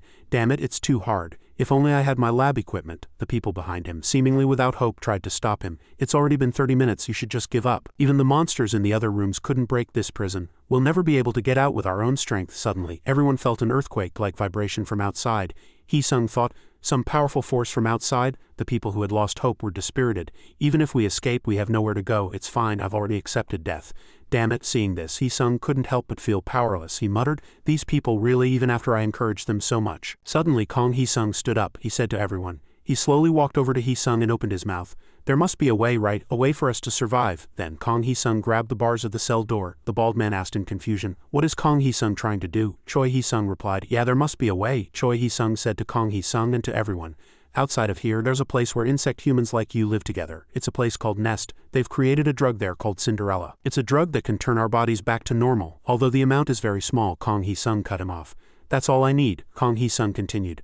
I kept silent because there was no hope at all. To be honest, I can do it. After speaking, Kong Hee-sung gripped the bars tightly and slowly bent 2 of the superalloy bars. Seeing this, the people behind them were all aghast. The insect with unimaginable ability is the ant. An ant can exert a force several dozen times its own body weight. Kong Hee-sung bent the bars in one go, creating a large hole. He continued, I could have opened this metal junk at any time. Hee-sung said in surprise. Ha, see, you can do it if you try. The people behind them came to their senses but still couldn't hide their astonishment. Kong Hee-sung, you've been hiding that power all this time? We can do it, let's get our bodies back. But everything had only just begun. Hee-sung and Kong Hee-sung looked outside with serious expressions. Kong Hee-sung said, I've opened the door, but since you said we could escape, you can surely win, right? Kong Hee-sung asked doubtfully, looking at the huge monster guard in front of them. Hee-sung answered confidently, of course, I've won this game before, he thought to himself. I only lost that time because there was someone I had to protect, but now there's no one here I have to protect. A moment later the prisoners all rushed forward shouting, brothers, let's kill that bastard. The monster guard, not to be outdone, charged at them. He attacked in all directions but was outnumbered and soon he was tightly bound by chains. Under Kong Hee-sung's command, everyone rushed at the monster guard and subdued him in various ways. When everyone was hanging onto his body, Kong Hee-sung quickly slipped in and approached the monster guard. After slipping between the legs of the huge creature, he got behind the ugly massive monster guard. Immediately, Kong Hee-sung lifted the guard with all his might, sweat pouring down like rain. Although he had a skinny frame, Kong Hee-sung lifted him with ease. Next, Hee-sung raised his long slender leg and delivered a katydid kick. Then he kicked the monster guard's side with a fatal blow and blood spurted out. The monster guard screamed in extreme pain. A moment later, the guard fell with a heavy thud. Hee-sung stood there in a daze for a moment. The prisoners shed tears of joy, unable to believe this was real. Did we win? After that, everyone cheered happily. We did it, let's get out of here. One person pointed to the exit and shouted, that door leads to the exit. The lock was broken by an external force. Everyone, let's go quickly. Kong Hee-sung calmly assessed the situation. There are a few farm staff in the room ahead, but it probably won't be a problem. Suddenly, Hee-sung felt that something was wrong. He thought to himself, what's that observation window? I think I just saw something. When he saw the scene outside clearly, he saw drowned bodies. Hee-sung immediately shouted to stop them. Wait, don't open the door. But the man in front was a step faster. He had already opened the door. Immediately, water with immense pressure poured in. Everyone was flustered, not understanding what was happening. What? Sea water? Water is coming in. Hee-sung reacted the fastest. He quickly ran to the door and struggled to close it. What's going on? Kong Hee-sung guessed. It seems the farm is about to be submerged by a tidal wave. Although they couldn't tell what was happening, the water level outside was already higher than the door. Hee-sung and Kong Hee-sung shouted, everyone come here, we have to close the door. Everyone rushed over and pushed the door with all their might, but closing the door against the pressure of the seawater was still difficult. A little more, push a little more. As soon as he finished speaking, the door was blown off and the current swept everyone away. Kong Hee-sung shouted, no, there's too much water. The water pressure is too strong, we can't close the door. Everyone fell into despair. Is there really no way? Hee-sung thought to himself, do I have to die so meaninglessly like this? Hee-sung suddenly thought of his mother. He called out quietly, Mom. Tears of helplessness flowed, but just as Hee-sung was about to give up, he realized something. The water doesn't seem to be rising anymore. The others felt it too. Kong Hee-sung agreed. Yeah, if anything, the water seems to be draining a little. One person noticed something and shouted, everyone look over there, the water is draining out that way. Yeah, let's go quickly. A girl realized that the passage was another prison. Although they didn't know what was happening, everyone saw a hole over there. What's that? Look, there's a hole over there. Only after passing through the hole did everyone realize this was a drain pipe. It was a passage connected to the drain. Everyone jumped down together. There wasn't a single person who wasn't happy to have successfully survived. We're alive. Phew, we survived. Hee-sung paused for a moment. Wait a minute, he looked ahead. A figure was filled with rage. Damn it, this is so disgusting. Fuck. Upon closer inspection, Duhua was stuck. Hee-sung was delighted. Duhua, you beastly bastard. Although she was cursing, she was happy her friend was alive. Outside the harbor, Suhan had somehow gotten out of the sand and it seemed he had taken quite a hit from the red dragonfly. He was a mess. The red dragonfly wiped the blood from the corner of his mouth, panting, and said, "Ah, this bastard, what the hell is he?" Suhan smiled bizarrely, and a blue light emanated from his whole body, looking quite frightening. On the way out, Hee-sung asked Duhwa, "Hey Chun Duhwa, why were you at the farm?" Hee-sung's eyes became moist as he continued, "Did you come to find me?" As soon as he finished speaking, Duhwa slapped Hee-sung's cheek hard and sneered, "Don't be so full of yourself, why would I go looking for you?" Hee-sung shouted in pain, "Ah fuck, what are you doing?" But suddenly Duhwa's expression changed. Duhwa reluctantly admitted to Hee-sung, "Well, I don't want to admit it, but I ran into a really strong bastard." Hee-sung was puzzled by Duhwa's words. Suhan rushed straight at the red dragonfly. He opened his mouth to bite him and his pupils contracted. Then he immediately fled. Hee-sung bit the air. He thought, "He's trying to eat me, he's not a food-trained type, so why? And what's with that barbaric fighting style?" Then the red dragonfly's eyes gleamed as he continued to think, "I get it. This bastard is a special individual like Shin Ga-ya." Suhan was suddenly full of energy. He roared loudly. Suhan ferociously charged at the red dragonfly and attacked indiscriminately, and he had to struggle to block. He couldn't help but admit that his power was truly enormous, making the red dragonfly's arms tingle. But he thought he could hold on. Without showing any weakness, the red dragonfly charged. He began to attack Suhan fiercely, saying with excitement, "Now this is a real fight." He thought to himself, "This is really thrilling." Kicked Suhan in the face and shouted, biting and destroying, a savage fight of life and death. As he spoke, he dug his pincers into Suhan's shoulder and beat him as if he were pounding rice cakes. Then he pulled away and laughed triumphantly. "Haha, isn't that right?" Suhan was no exception. He didn't care about his wounds and charged in like a madman to kill the red dragonfly. At the same time he shouted, "You monster bastard." At the same time Hee-sung's group and the prisoners successfully got out. They were delighted and said to each other, "We're out, here, take my hand." Just as they got up, they heard a voice calling Hee-sung Duhwa. The two were surprised, turned their heads and saw Hyen and Tau. Hyen said with relief, "I'm so glad you two are safe." Hien Bin also said, "I was worried the pet shop guys had done something to you." "What happened?" Hyen asked loudly. "By the way, who are these people?" Hee-sung answered. "Oh, they were at the farm." Hyen was surprised. "The farm," Hee-sung confirmed, saying, "I'll explain later." Duhwa saw the numerous wounds on Hyen's body and couldn't help but ask, "By the way, why are you so covered in wounds?" Hyen answered, "That's because I ran into some of Pet Shop's food-trained guys. Not only were they strong, but there were also a ton of them." Hien Bin continued, "We only knocked them out with nicotine gas, but that's only temporary, so we have to get out of here as quickly as possible." With a loud bang, something fell from the sky right next to everyone. Everyone turned around in confusion. "What's that?" As the dust settled, Suhan slowly revealed himself, but he had lost his sanity. His eyes were bloodthirsty and his whole body was covered in blood. At this sight, Hyen and everyone else on the spot froze. Everyone stopped in their tracks and wondered, Suhan, is that really Suhan?" Hien Bin's expression became serious as he gradually grasped the situation. That's the very next moment, Suhan threw his head back and roared at the sky. The crazed roar echoed. He looked at Hyen with murderous eyes. Without a moment's hesitation, Suhan charged straight at her. Hyen didn't resist at all and squeezed her eyes shut. Suchan's bloodied hand was just a few centimeters from Hyen's face, but suddenly Suchan stopped. A thick smoke slowly enveloped him, forming a rotating ring like a fence. Kang Hee-seong looked around and asked in confusion, "Is this a smokescreen?" Assistant Hien Bin activated his stance and warned, "Everyone stand inside this ring of smoke. This smoke causes hallucinations, so you'll be safe inside." Looking back at Suchan, Hien Bin thought to himself, "This behavior is the same as what I saw 5 years ago." Suddenly a voice was heard. "Hey, how did you guys escape?" The person who appeared was the red dragonfly. His body covered in wounds inflicted by Suchan. He continued with annoyance, "Damn it, I don't have time to deal with you right now." Duhwa said angrily, "That guy is a member of Pet Shop, the one I just told you about." Before anyone could react, Suchan flew like an arrow and chased after the red dragonfly. Hyen stepped forward and shouted to stop him, but Hien Bin pulled her back and warned, "Don't chase him. Suchan is very dangerous right now. He's completely lost his reason and can't control his complex." Hyen asked in disbelief, What are you talking about, Ta?" Hien Bin continued to explain, "It's a wild state, a phenomenon that only appears in certain individuals. Once it happens, they're no different from animals. If you step out of this smokescreen, you could be eaten." Hyen shouted in agitation. "So you're saying we should just leave him like that? Look at Suchan's condition. His whole body is covered in wounds. If we leave him like this, he'll die." Hien Bin still blocked her firmly. "Even so, you can't interfere." Ignoring his words, Hyen tried to leave with Duhwa. "Now's our chance. Duhwa, let's go out on our own. If we're fast enough, we can get through this smokescreen." Duhwa, as if she had been waiting, burned with fighting spirit. "All right, it's time for revenge." But as soon as Hyen took a step, she was engulfed in blue smoke. After that, Duhwa and Hyen collapsed. Hien Bin said, "Sorry, I couldn't let you act on your own." At Hien Bin's action, Kang Hee-seong and the girl next to him trembled in fear. So scary. After that, Hien Bin said to everyone, "From now on, everyone stay here. We'll just watch their movements." Suddenly, Hee-sung noticed Suchan's glasses under his feet. While Suchan and the red dragonfly were fighting fiercely, he approached Kang Hee-seong and said, "Kang Hee-seong." Kang Hee-seong was puzzled by his words. He replied, "Yes, please do me a favor. If anyone tries to block my way, please stop them." After speaking, Hee-sung jumped into the space above his head. To everyone's surprise, Hien Bin tried to stop him without even having a chance to react. As he thought, "Is he jumping over the smokescreen?" He prepared a technique to subdue Hee-sung, but unfortunately he was caught by Kang Hee-seong.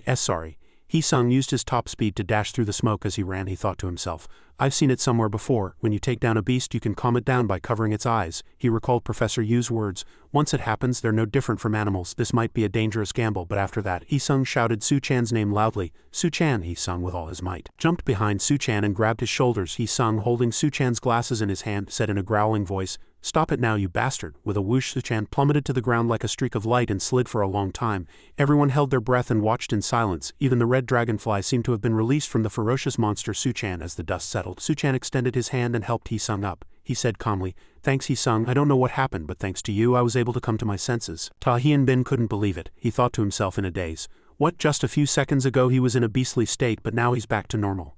Suchan was lost in thought. Hee-sung asked, Are you okay? Suchan hesitated. Yeah, probably, but there's one more thing I need to feel. Suchan thought to himself, this feeling, if it's really that. But when he turned around, the red dragonfly was already gone. He muttered in confusion, Where did he go? With a thud, the red dragonfly landed right behind Suchan. Hee-sung was so surprised he didn't even have time to warn him. The guy leapt up, grabbing Suchan and dragging him away. He muttered, The antlion's specialty is burying its prey in the ground. The red dragonfly gripped Suchan's neck tightly and continued, Let's change the location. You don't want to be disturbed anyway, right? This happened so suddenly that Hyun-bin could only watch blankly. He thought, I was careless. Is he trying to take Suchan out of here? No, he's too fast. No one can catch up. Hee-sung without hesitation sped up and chased after them. He shouted loudly, Are you ignoring me? The red dragonfly replied calmly, It's no use. You might have escaped the clutches of death with that complex, but you can't catch up to me.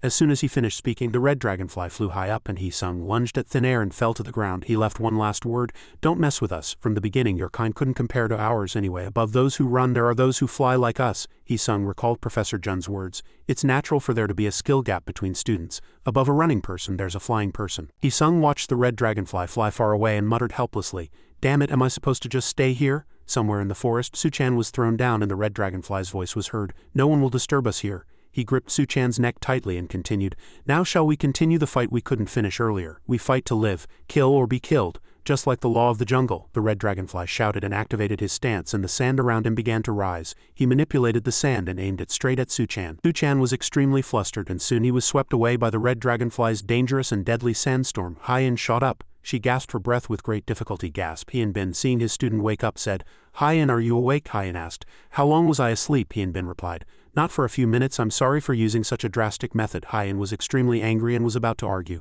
What about Suchan? Hyun-bin cut Hyun off and said, Look ahead, have woken up. At some point, the frenzied mob of insect humans had woken up and completely surrounded this place in huge numbers. The ones who had been food trained before were all drooling, muttering as if they wanted to eat everyone they found. Hyun-bin made a firm judgment. It seems we can't escape from them. I'm out of cigarettes so I can't put them back to sleep. The people around them all trembled in fear. Duhua slammed her two fists together, gritted her teeth and said loudly, There's only one way. Kang Hee-seong, standing next to her, was also a little scared. But he too got into a ready stance to fight. Everyone shouted in one voice, Let's beat them all up together. At the same time, the meat-trained mob of insect humans also rushed at Suchan's group, and Suchan struggled to fly high to escape the chasing sandstorm. The red dragonfly laughed maniacally and chased after him at lightning speed, shouting, Haha, I'm the stronger one, right? As soon as the red dragonfly finished speaking, Suchan turned into a streak of light and grazed his body. As Suchan landed a blow, the red dragonfly coughed up blood and Suchan said nonchalantly, No. At this time, Suhan activated his dragonfly stance and rabbit hunt technique. With a terrifying speed like the speed of light, he relentlessly struck the red dragonfly's body, and the guy had no time to react after that. Suhan cut off one of the red dragonfly's arms. He thought to himself, In the sky, I'm much stronger than him. The only time I lost was when he attacked with sand. The red dragonfly paused for a moment, and Suhan still hovered in the air watching him. Suddenly the guy came to his senses and fiercely counterattacked. Suhan thought, I can't let him get close to the ground. After that, the red dragonfly unexpectedly took another painful blow to the face. Suhan relentlessly beat him, thinking, As long as he doesn't have sand, as long as I don't let him touch the ground. He continued to land additional blows. With Suhan's hunting gun technique added, he shot towards the red dragonfly like a bullet, thinking, I can win. At Suhan's speed, the red dragonfly's complexion completely changed. He squeezed out his strength and activated his full antlion stance form. After that, he flew in an arc and dodged the fatal blow in time, escaping the crisis. Suhan wondered to himself, did he fold his wings to increase his speed? Suhan was startled when his leg was suddenly grabbed. Damn it. The red dragonfly pulled Suhan with all his might and said, You bastard, were you deliberately trying to keep me in the air? You're dead now. He spoke and dragged Suhan straight down to the ground. You can't change anything now. I'll show you my biggest sandstorm. Haha, I won. Suhan was helplessly dragged down by the red dragonfly, but just then Hee-sung chased after him. Seeing him, the red dragonfly couldn't hide his surprise and wonder. Why is that guy here? This is very far from the island. No, it's impossible. Did that guy run all the way here? Hee-sung blocked his path and said loudly. Yeah, I ran all the way here. At this moment, Suhan recalled a past event. Professor, can I ask you what you said to Hee-sung after the team competition? Hee-sung didn't look too good after the competition. Can he continue the mission?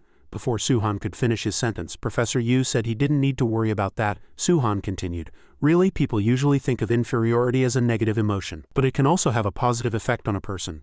It's a common and natural emotion. It becomes a goal to surpass others, and by overcoming that process a person can grow more. Inferiority is also just a complex that makes a person stronger. In front of the red dragonfly's dumbfounded face, Hee-sung said, Don't be surprised, anyway above a flying person there's always a running person. As soon as he finished speaking, Hee-sung delivered a kick that sliced through the red dragonfly's body, freeing Suhan from his grasp. Hee-sung's sharp slash like a rooster's spur was nothing short of a fatal blow. After taking such a blow, the red dragonfly immediately spewed blood from his nose and mouth. He glanced at the red dragonfly, and the guy's 2 eyes were turned up white, lifeless. At that moment he recalled the shadow of Cyan, then fell to the ground with a thud. Completely subdued, Hee-sung and Suhan both waited for the result seriously. Hee-sung said, Behind the dust, the red dragonfly lay motionless, his body bloodied, his life unknown. Oh my god, where the mob of insect humans was, they were rushing in madly, trying to kill and constantly muttering, Meat, meat. Before the meat-trained mob of insect humans could catch the civilians, Duhua rushed right in front of them and blocked them, punching the hideous insect human's face.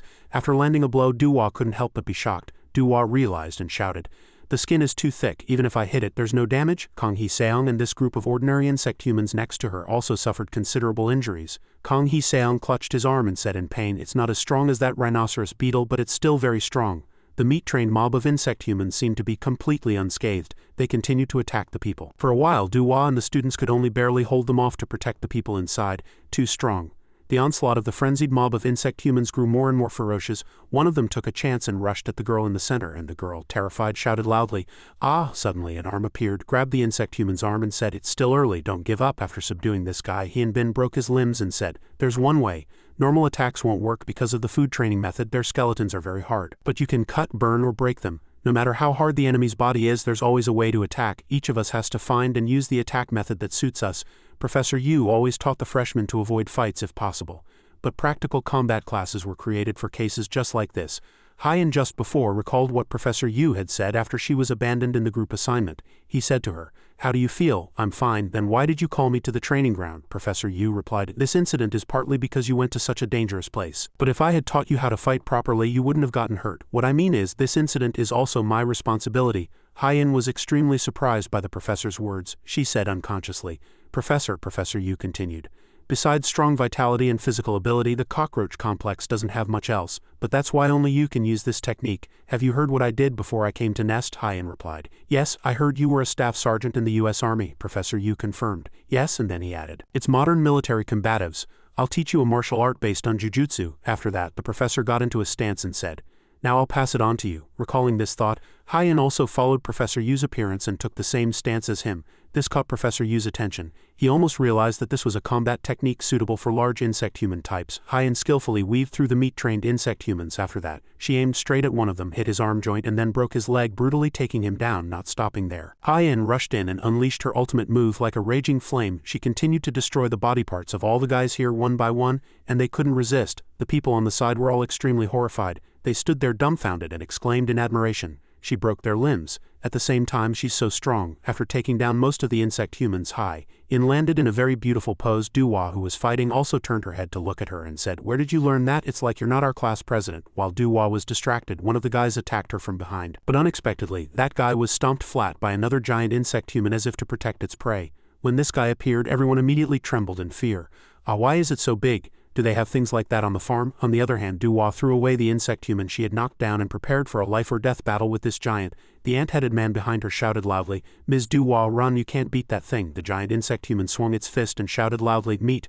But Duhua stood firm and sneered coldly, HMPH. Then Duhua's eyes widened and with a very determined gaze she said, I don't use cheap tricks or special techniques. Just like that, Duhua received the opponent's attack with her bare hands. A huge bang echoed as if an explosion had just gone off, but it was the giant who was injured. Duhua's blow had shattered his arm with its recoil. Duhua opened her mouth. If there's an opponent I can't beat with strength, it just means I'm not strong enough yet. Duwa's fighting spirit ignited and she soon activated her stance, Emperor Scorpion stance. Then she threw her fists for a lightning-fast counterattack and every blow was explosive. She beat down the giant insect human, farewell. With only 40 of her power, Duwa slammed him headfirst into the ground, leaving him unable to resist. Witnessing this scene, Hyunbin broke out in a cold sweat. He thought to himself, what is this? Did she get stronger just from that? Hyen was very happy. She turned her head and said, that's Duwa for you. The other insect humans were no less surprised. Amazing, these female students who looked younger than them had taken down the monsters in an instant. The ant-headed man thought to himself, is this what Mr. Hee-sung was talking about? Hee-sung had said. There must be a way. Are they from Nest? Thanks to the two girls, the people no longer felt despair and felt they could win.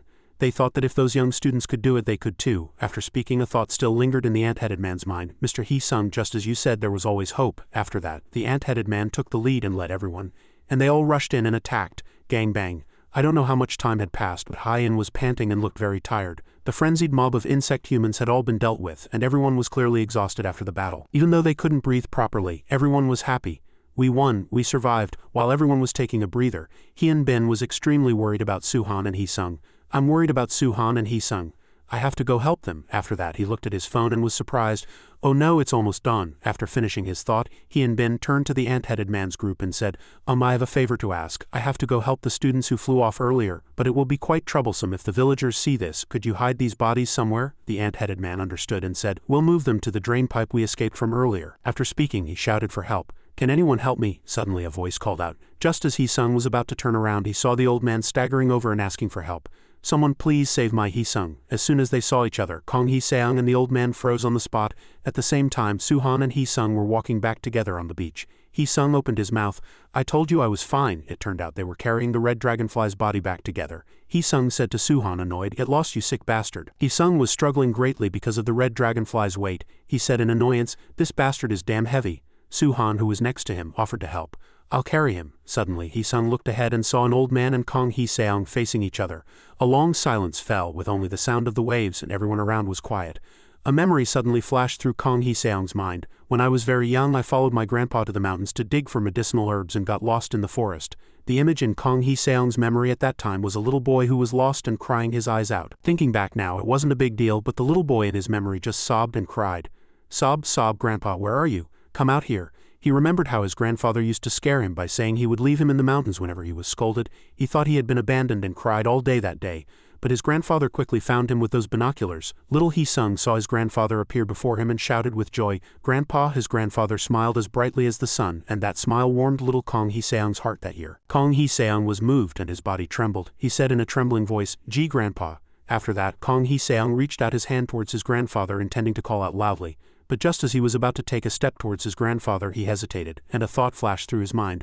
I forgot about those binoculars. What's reflected in those binoculars now is no longer his grandson but just a monster. After finishing his thought, Kong Hee-seong resolutely clenched his fist and his tone of voice immediately changed. Grandpa's grandson is not here. The bald man was moved. He tried to say something, but he only managed to say you and couldn't continue. He thought to himself, Grandpa won't recognize me anyway, looking like this. He acted strong on the outside and said, Grandpa, please go home, your grandson isn't coming. The old man was just quiet and said nothing. Kong Hee-seong's thoughts continued, It's best to pretend I don't know him now. The old man was still quiet. Then he raised his binoculars, aimed them straight at Kong Hee-seong and looked, making him flinch for a moment. Kong Hee-seong quietly asked his grandfather, Grandpa, what are you doing? Suhan, watching from the side, vaguely recognized the binoculars. How those binoculars? The grandfather held the binoculars to his eye and said quietly, These binoculars are so old that I can't see anything with them anymore.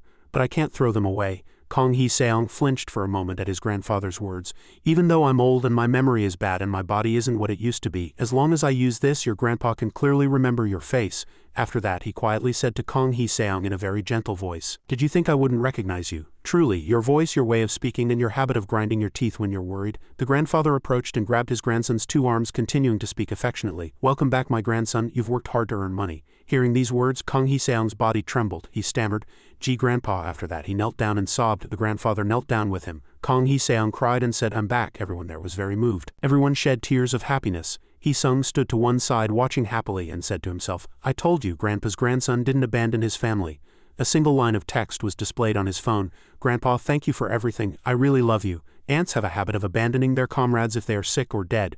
To survive in this world, that is a necessary action. but there is a creature that foolishly continues to carry the burdens of others. We call them humans. Ah, this scene makes one cry. Though moved, the grandfather still held his beloved young grandson in a gentle and affectionate embrace. A short while later, Nest's agents arrived inside the farm. One person opened his mouth. So this was Pet Shop's farm.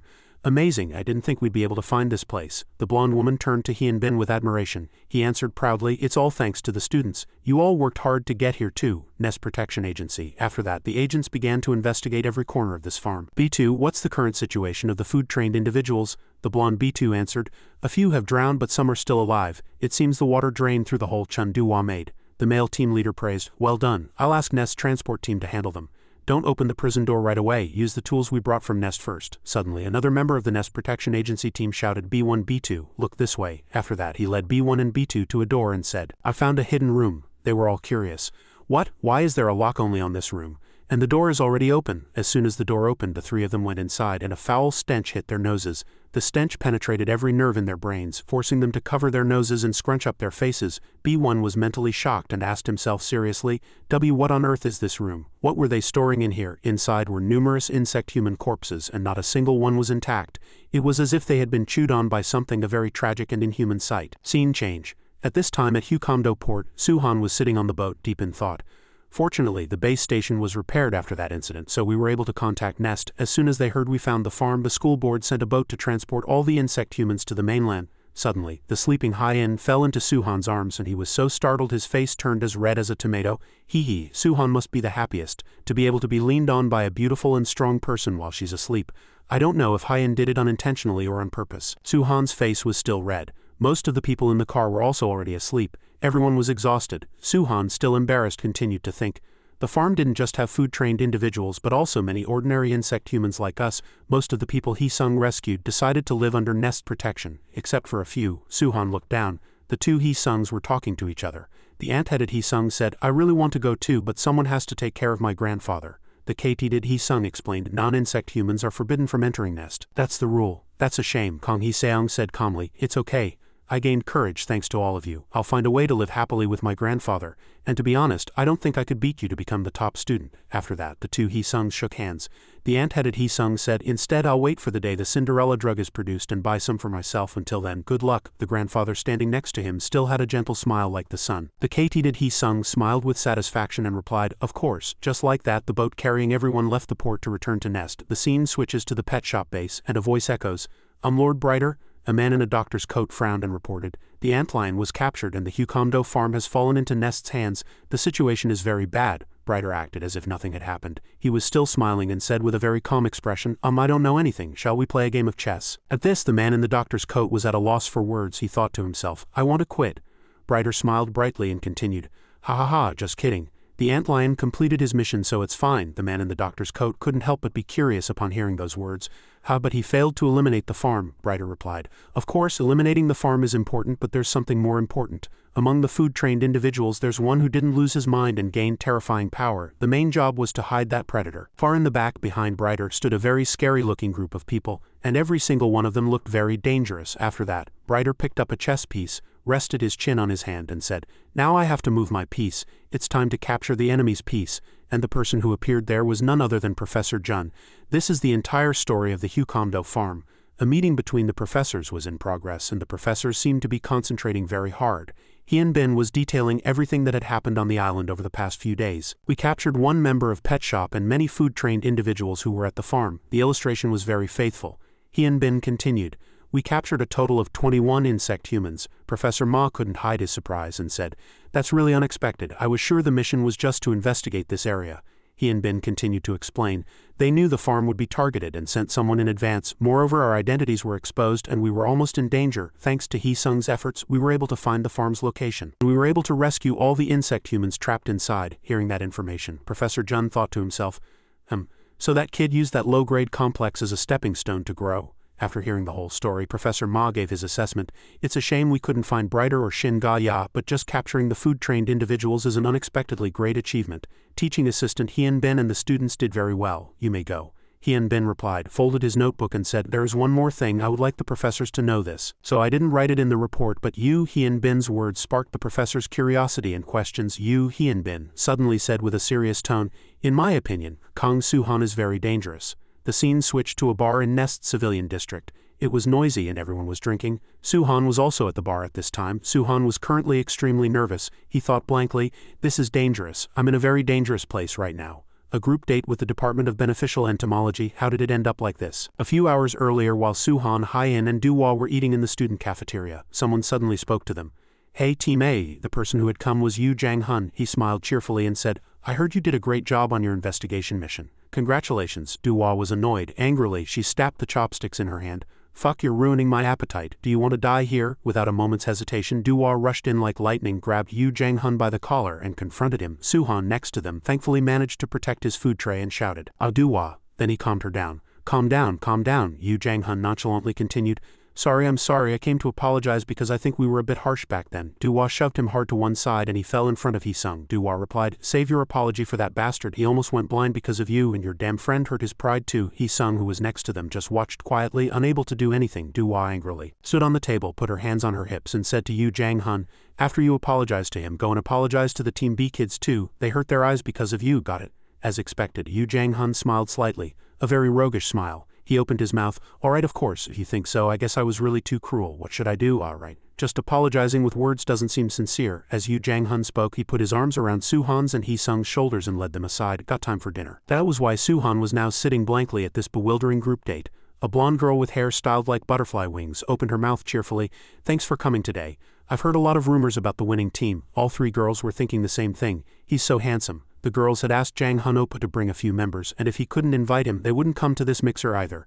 The beetle girl acted cute. "Don't say that." Only after hearing this did Suhan understand the whole situation. "I see," Yu Jang-hun said to Suhan in a low voice. "Hey, what's with that look on your face? You should be thanking me. They're not just pretty. That second-year girl on the right is currently #1 in Professor Yu's class. You know, it's good to build some connections, right?" Suhan thought to himself, "#1 then?" The blue-haired girl also spoke. "You're the new transfer first year, right?" "Suhan, I really wanted to meet you." Suhan was still thinking to himself, "So this person is a strong candidate for the top of the second years?" The blue-haired girl continued, "I'm lucky today." After the introductions, Yu Jang-hun energetically poured beer and said, All right, now that we've introduced ourselves, shall we loosen up a bit? Otherwise it's too awkward." He excitedly led the game and shouted with excitement, Random game." Hee-sung was dumbfounded. He thought to himself, "This bastard just wants to party with girls." After that, Hee-sung lifted his beer glass to drink but glanced to the other side. He saw the blonde girl sneaking a glance at him and smiling with satisfaction. Hee-sung also felt a little embarrassed and thought to himself, "Well, maybe I'll play along a little." A short while later, both Hee-sung and Suhan were drunk and slumped over the table. Suhan was a lightweight and had passed out, and Hee-sung was easily knocked out by the bomb shots. But the girls were still very excited. The beetle girl said, "How can they drink like that?" Yu Jang-hun said, Are you guys okay?" Suhan staggered to his feet. He thought to himself, "I can't stay here any longer." Suhan said, "I'm really sorry, but I have to go." Before he could finish his sentence, the blue-haired girl quickly linked her arm with his. After that, he leaned on him and pretended to be weak, saying to Suhan, I'm too drunk. What should I do?" Her expression was that of a typical green tea girl, a girl who acts innocent to be manipulative, making one want to protect her at first sight. She said, "My head hurts so much I don't think I can go back alone." Hearing this, the other two girls pretended to be worried and added fuel to the fire. "Oh my, what should we do? It's dangerous to be out at night." Suhan couldn't understand at all. He said, "But the dorms are right here." Before he could finish, Yu Jang-hun cut him off. He told Suhan to take the blue-haired girl home. "Suhan, you're heading back, then walk this Nuna home on your way." In addition, the two girls pleaded, "We want to drink some more. It's dangerous for a girl to be out alone at night." Helpless, Suhan had no choice but to comply with a very reluctant attitude. The two girls even said bye.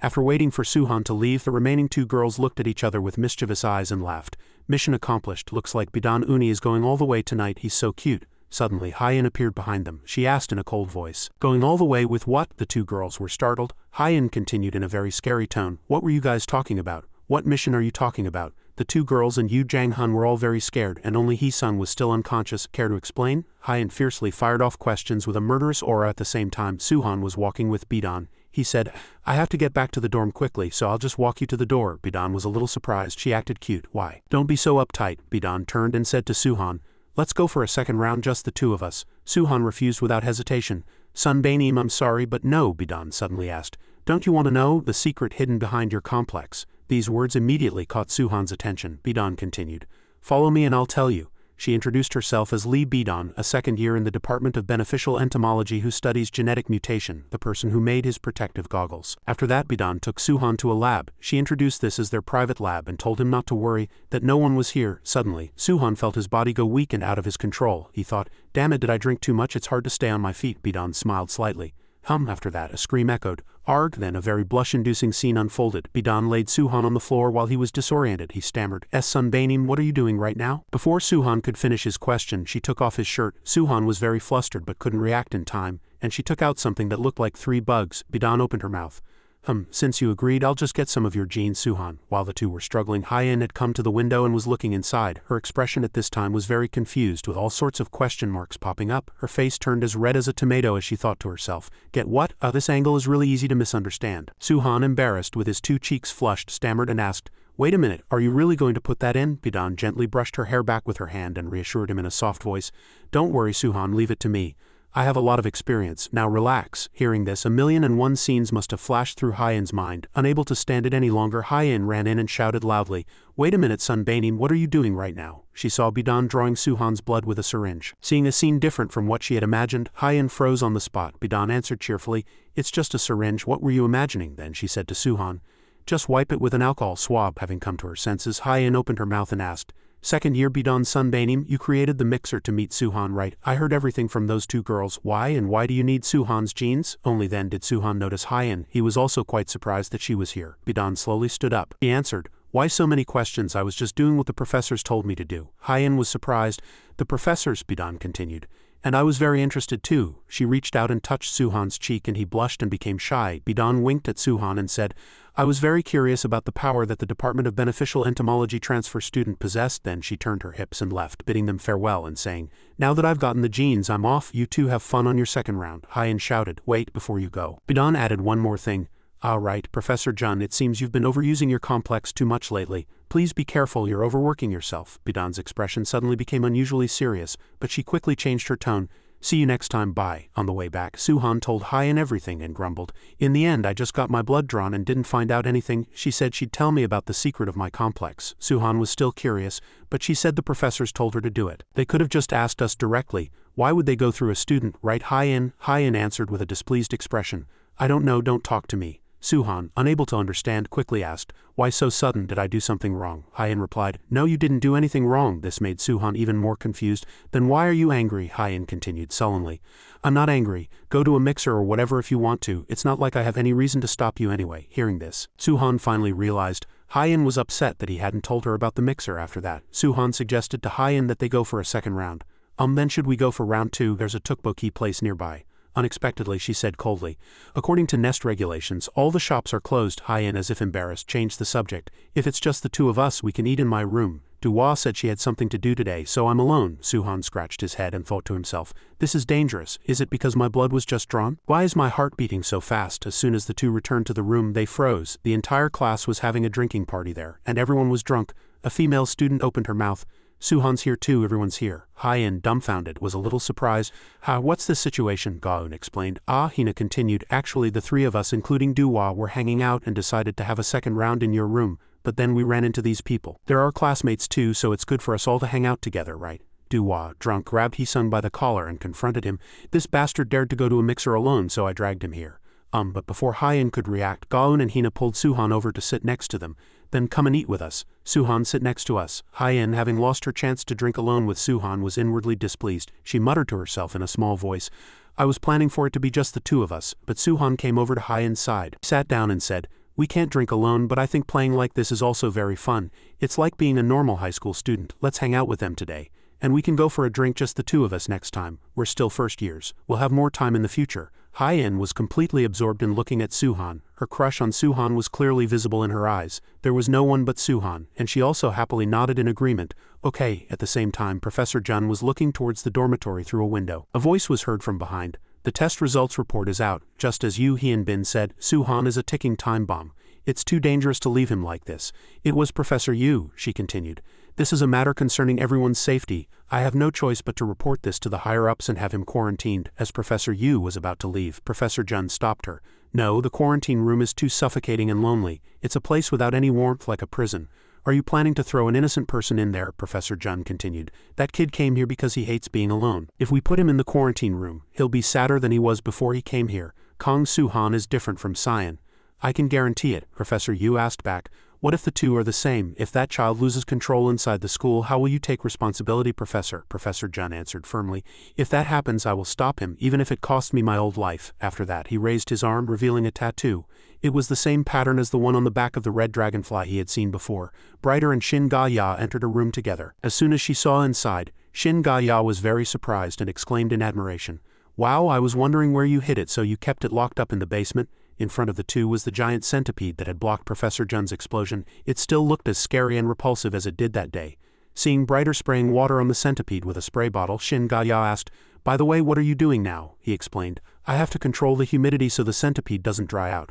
Otherwise it becomes violent." Shin Ga-ya was impressed. "He really is a person who loves insects." Shin Ga-ya continued, "If we send this thing, Professor Jun and the students will all die, right?" Unexpectedly, Brighter said, Sorry, but I'm planning to let this one rest." Shin Ga-ya asked in surprise. "What? You said you'd do anything for me." "This one centipede is more than enough to kill them, isn't it?" Brighter answered calmly. "When it blocked the professor's attack before, I honestly thought it wouldn't get a single scratch, but it seems no insect is immune to high temperatures." Then when Brighter pressed a button, numerous marks were revealed on the giant centipede's body. Shin Ga-ya touched her face, feeling the burn scar left by Professor Jun. Brighter continued, "It's a bit of a shame, but it needs more time to recover now. We can't use Jigeisha." Shin Ga-ya, noticing something, turned back to Brighter and asked, "Are you angry?" Brighter laughed lightly and said, "Haha, that's ridiculous. I'm not angry. I'm just sad that my favorite insect got a few scars. But Professor Jun must die. He will be a great obstacle in Pet Shop's path. I'll get everything ready soon, so you just get ready to kill that old man." Shin Ga-ya lightly touched the burn scar on her face and said, "All right?" She recalled the past. "It really hurt. From that day 5 years ago until now, I've spent every night unable to sleep, tormented by pain."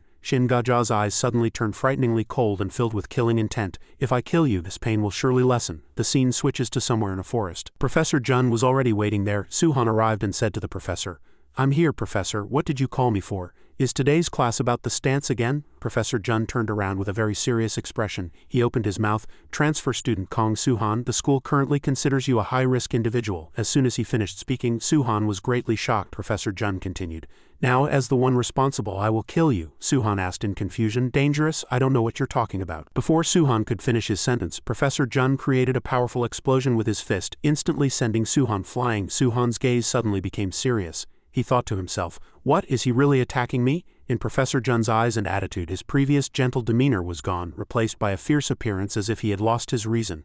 As expected of Nest's strongest professor, every single punch was powerful. He continued to throw fierce punches without holding back at all, giving Suhan no time to react. Professor Jun charged fiercely, preparing to launch an even stronger attack on Suhan. Before long, the forest was destroyed in several places by Professor Jun's attacks. The professor's attacks were as fast as lightning. All the while, Suhan struggled to retreat and dodge the attacks. He asked, "Professor, why are you doing this?" Professor Jun quickly grabbed Suhan's hand and asked, "Are you planning to die so easily?" Then Professor Jun kicked Suhan in the stomach with a powerful knee. The blow made Suhan vomit blood. Professor Jun threw another punch. It sent Suhan flying, causing him to crash into a tree trunk. While Suhan clutched his stomach in pain, Professor Jun opened his mouth. "I didn't want to use this either, but I have no choice. I'm sorry." As he spoke, Professor Jun gathered power in his arm, and a dazzling light flashed in front of Suhan. After that, Professor Jun unleashed a piercing explosion, instantly destroying the area. Fortunately, Suhan used his wings to fly up in time and dodge the attack. Seeing that, Professor Jun asked, "Are you planning to run? It's useless." After saying this, Professor Jun picked up a stone from the ground. He threw it at Suhan with all his might. Taking a closer look, Suhan realized and thought to himself, he put explosives in the stone. Beetle grenade stance. With a bang, a huge explosion occurred. All the trees were burned, and Suhan was sent flying far away by the massive explosion. After that, due to the aftermath of the explosion, Suhan collapsed to the ground. Ignoring Suhan, who was in too much pain to even have the strength to get up, Professor Jun stomped hard on his stomach, causing him to spit blood. Professor Jun asked in a cold voice, "Why aren't you fighting?" Suhan continuously hit the professor's leg with his small, weak fists, but the professor's eyes and expression remained cold. He continued, "You probably haven't even considered that you're going to die." After speaking, Professor Jun stomped even harder and Suhan spewed blood. Suhan let out a loud scream. Arg, it was excruciating to even listen to. He thought to himself, "Damn it, I can't breathe. Is he really trying to kill me?" "Why?" Professor Jun continued. "I heard from the teaching assistant that when you fought the enemy on Huondo Island, you lost your reason and entered a beast state." Suhan was shocked by the professor's words. The professor continued, 5 years ago, something similar happened to another student. Do you know what that kid did? He killed all his classmates. I don't know if the complex gets stronger in the beast state, but that kid's complex was abnormally strong. In the end, I decided to kill my own student with my own hands. If I had let him be, there would have been more victims. I hear that you almost killed Hyen." Hearing those words, Suhan, who had no idea what had happened, was extremely shocked. Professor Jun grabbed Suhan by the collar and continued, You are a time bomb. I can't let the other students live in fear that they might lose their lives because of you, so before you become a monster." As he spoke, Professor Jun activated the power from his skull tattoo, preparing to finish Suhan off. He continued, "I will remove the bomb's fuse first." As he spoke, Professor Jun gathered heat in his arm. Danger was sensed. Suddenly, Suhan's eyes shot open and he roared, and the color of his eyes changed. A moment later, a huge explosion swept through one side of the forest and a pile of ashes appeared before them. Professor Jun said in a low voice, "This should be enough." The school board, a camera that had been there for who knows how long, appeared. In the meeting room, everyone had been watching everything from beginning to end. One person opened his mouth. "Oh, did he kill him?" One person who didn't understand complained. "We could have just quarantined him, there was no need to go that far," another person quickly said. "Tell everyone to look at the screen." As the dust on the screen settled, the figures of Professor Jun and Suhan were slowly revealed. The professor opened his mouth. "I pushed Suhan to the brink of death." Everyone clearly saw Suhan biting his own hand to keep from losing his reason. The professor's words lingered. This child is still holding his ground. After restraining himself, Suhan understood everything. "No wonder my vision went black every time I was about to die. And when I came to my senses, the enemy was covered in blood. Did my complex turn me into a monster? But that will hurt the people around me." After that, a familiar white smoke flew in front of Suhan. He said, You are not a monster." And Suhan lost consciousness in that white smoke. Teaching assistant Yu Bin came out and put Suhan into a coma. Professor Jun stood still and said to someone on a tree, "Now no one will object to my decision, right? This child is different from Shin Ga Ya." After an unknown amount of time, Suhan woke up in a hospital bed. Seeing Professor Yu, he asked, "Where am I?" She explained, "This is the hospital and all your wounds have been treated," Suhan said weakly. Thank you," Professor Yu continued. "I know you're very confused right now, but please try to understand. Professor Jun was very violent, but it was all to protect you." Professor Jun was also covered in wounds. He had almost his entire upper body wrapped in medical bandages. Professor Yu continued, "Professor Jun was the only one who believed you could withstand the beast state. That's why he deliberately pushed you to the brink of death. Prove to the school that you are not dangerous." Professor Jun turned around and said to Suhan, "We still have a long way to go. If you can't control your complex and keep falling into that state, I might really have to kill you. So I will teach you well. You said it before, right? That you came here to get rid of your wings and become a normal human." Professor Jun put his hand on Suhan's shoulder and encouraged him. "From now on, improve your skills and show them that the transfer student Kong Suhan is not a monster. That you're something stronger than a monster, a human," Professor Jun said with a proud smile. Suhan's eyes were filled with determination. He replied, "Yes." Professor Yu, who was standing by, smiled in relief, hoping that he would become stronger than anyone else. A few days later, in the Nest Liberal Arts building, Hina ran over in a hurry and called out loudly, "Hien, are you there?" Hien asked curiously, "Hina, what's wrong?" "The liberal arts class is about to start," Hina said urgently. "Professor Jun is making Suhan fight." Hien was curious. "Fight? With who?" At Hina's words, Hien froze on the spot. "You know, the crazy person in the locker." A few hours earlier, Professor Jun was lecturing as usual. "Today's class is training to supplement weaknesses." The whole class was curious. "Supplementing weaknesses? What exactly are we doing?" Professor Jun answered. "It's simple. You have to complete an individual assignment by next week." The professor was holding a small notebook in his hand. He explained, "There is such a thing as compatibility between complexes. Spiders have venom and webs, but their bodies are very weak. Rhinoceros beetles have hard bodies, but their movements are not fast. In a real combat situation, compatibility can decide your life. If you meet an opponent who has a type advantage over you, you will definitely lose. I have written down all of your weaknesses in this book. From now on, I will use this book to give you an assignment to supplement your weaknesses." Duhua sighed upon hearing that and complained tiredly. An individual assignment. Supplementing weaknesses, I can't think of anything. It's difficult." Hina, who was next to her, had also lost her motivation. She laid her head on the desk side and said, "I think I have a few weaknesses." Suhan, still not quite understanding, was a little intimidated. He muttered, "Weaknesses and compatibility. I still don't really get it." Hien was helpless too. She said, "Since this is an individual assignment, I don't think we can help each other." Seeing that there was no penalty, Suhan was thinking of just letting it slide. He replied to Hien, "Well, the group assignment didn't have a penalty either, so maybe it's okay to just let it slide." But unexpectedly, Professor Jun, as if he had heard most of the students' thoughts, immediately made a preemptive move. This assignment will be your midterm grade, so it would be best not to neglect it." Hearing those words, which were like a bolt from the blue, the atmosphere in the class sank even lower. Voluntary and joyful expressions were evident on everyone's faces, but that voluntariness and joy were in quotation marks. The whole class reluctantly began to make an effort and murmurs were heard. Then I guess I have to work hard to get a really good grade. Damn it, I have to do my best." Suhan was curious. "Why?" Suddenly after that, Hien explained, Everyone tries to avoid the midterms. Hyen explained in detail, Nest midterms are written exams just like at a regular school, but they require specialized knowledge, so most are replaced with projects or reports. The test content is terrible, things like amino acid sequences, genes, DNA, genomes, chromosomes, and our class, which is focused on practical combat, is at a great disadvantage for the midterms. Hearing this, Suhan broke out in a cold sweat. He thought, damn it, then I have to do my best to become the top student. Professor Jun also opened his mouth. I will now give out the assignments. After you hear this news, it will probably become a very important day. A funeral day for the entire class. A short while later, at Nest's outdoor training ground.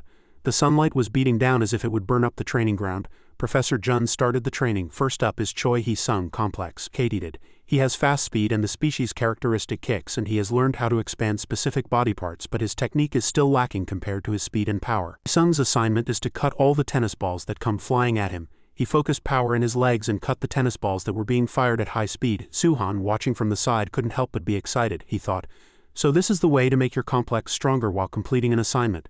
It doesn't look easy at all, but before his thought was finished, Suhan witnessed Hee-sung being hit by the balls fired continuously from the tennis ball machine. Unable to come to his senses, he shouted, ah, wait a minute, can someone please turn that off? Next is Sunhan Na complex firefly. Using cantharidin venom can cause an aphrodisiac effect. Hannah stammered, Professor. But she relies too much on her venom and is weak in close combat. Someone approached Hannah and said, Hannah, thank you for everything you've done for us. Her assignment is to spar with Park Hyen barehanded and land at least one hit. Needless to say, Sun Han Na was terrified, because Hyen had threatened her before they even started. A dark, murderous aura emanated from Hyen's entire body. Hannah was so scared she wanted to give up before even trying to fight. With tears and snot running down her face, she said, Can I just forfeit? Choi complex. Mole cricket. She can move underground except in hard soil. Her assignment is to strengthen her fingers and drill a hole in a concrete block. The mole cricket girl hit the concrete block just once and her hand became red and swollen from the pain. She said, sobbing, Sob, I can't dig in this ground. Jihan complex, rhinoceros beetle. His body is hard but he's very slow. His assignment is to run 100 meters in under 13 seconds while wearing sandbags. As Jihan ran with the sandbags, he thought, I've never even run 100 meters in under 13 seconds in high school. Next is Chun Duwa complex, spiny orb weaver. Her attacks using spines are powerful, but she needs to strengthen her body. Her assignment is to spin a 100 kilograms iron ball. Bang Hina complex, silkworm. She makes strong binding thread, but it breaks easily. Her assignment is to make thread with a hard material. Suhan, amazed, looked around and exclaimed in admiration, the professor is testing everyone. Everyone's assignment is different. Could he really know everyone's complex and weaknesses? Hyen answered, yeah, Professor G doesn't miss a single student. Most professors only remember a few students who stand out. It's rare to find someone like Professor G who cares about every single student. Not seeing Suhan training, Hyen asked with a little curiosity, Suhan, what's your assignment? You've just been standing here this whole time. Suhan, flustered, scratched his head and said, oh well, Professor G hasn't given me an assignment yet. He told me to come see him after school and he'll give me the assignment then. Hearing that, Hyen wondered to herself, after school, why? The scene switches to Nest's underground prison. As Ta Yu Hien Bin entered, he muttered to himself, do I really have to let that guy out? Back in the present, Hyen and the other students are doing flexibility exercises at the community center. Duwa's body trembled, her whole body was sore and she groaned in pain. After training for the assignment Professor G gave her, Duwa complained, my whole body is sore after doing the professor's assignment. I shouldn't have chosen yoga as an elective. Aren't our individual assignments too hard? Honestly, how am I supposed to spin a 100 kilograms iron ball? A lot of the other kids' assignments are dangerous too. Hyen didn't react much to Duwa's words. She was quietly lost in thought. Who is the professor going to make Suhan fight? Hyena's words echoed in Hyen's head. You know, that guy in prison, that crazy one. After finishing her thought, Hyen reassured Duwa. It's okay, you can do it, Duwa. Hearing that, Duwa was startled and quickly said, thanks, she continued. Professor G is not the kind of person who would ask us to do something impossible. Somewhere underground, Suhan had followed Professor G here. As he stepped inside, the first thing Suhan felt was that the room was really big. He muttered to himself, what, such a big room? Why is my individual assignment in a place like this? Professor G's low voice came from behind. You lost your reason when you fought a food-trained individual. This is not just your individual assignment. It will also teach you how to not lose your reason when using your complex. The moment Suhan was about to say, Professor, right now, the door behind them suddenly opened. The moment he glanced over, someone shot out from inside at an incredible speed. He slashed straight at Suhan without hesitation. But Suhan instinctively dodged quickly. It was none other than the mantis. Suhan's trauma, he said in a chilling voice. It's so nice to be able to move even for a moment. Freedom is so sweet. Seeing the mantis, Suhan's complexion changed instantly. The mantis sneered in a cold voice and said, you again, dragonfly. Suhan, confused, thought to himself, why is that mantis here? As he ran, Suhan looked back at Professor G and said, Professor, that mantis has escaped again. He was halfway through his sentence when Suhan shut his mouth. because their appearance standing beyond the glass wall was as if nothing unexpected had happened. Suhan shouted loudly. Professor G answered nonchalantly. I released that mantis.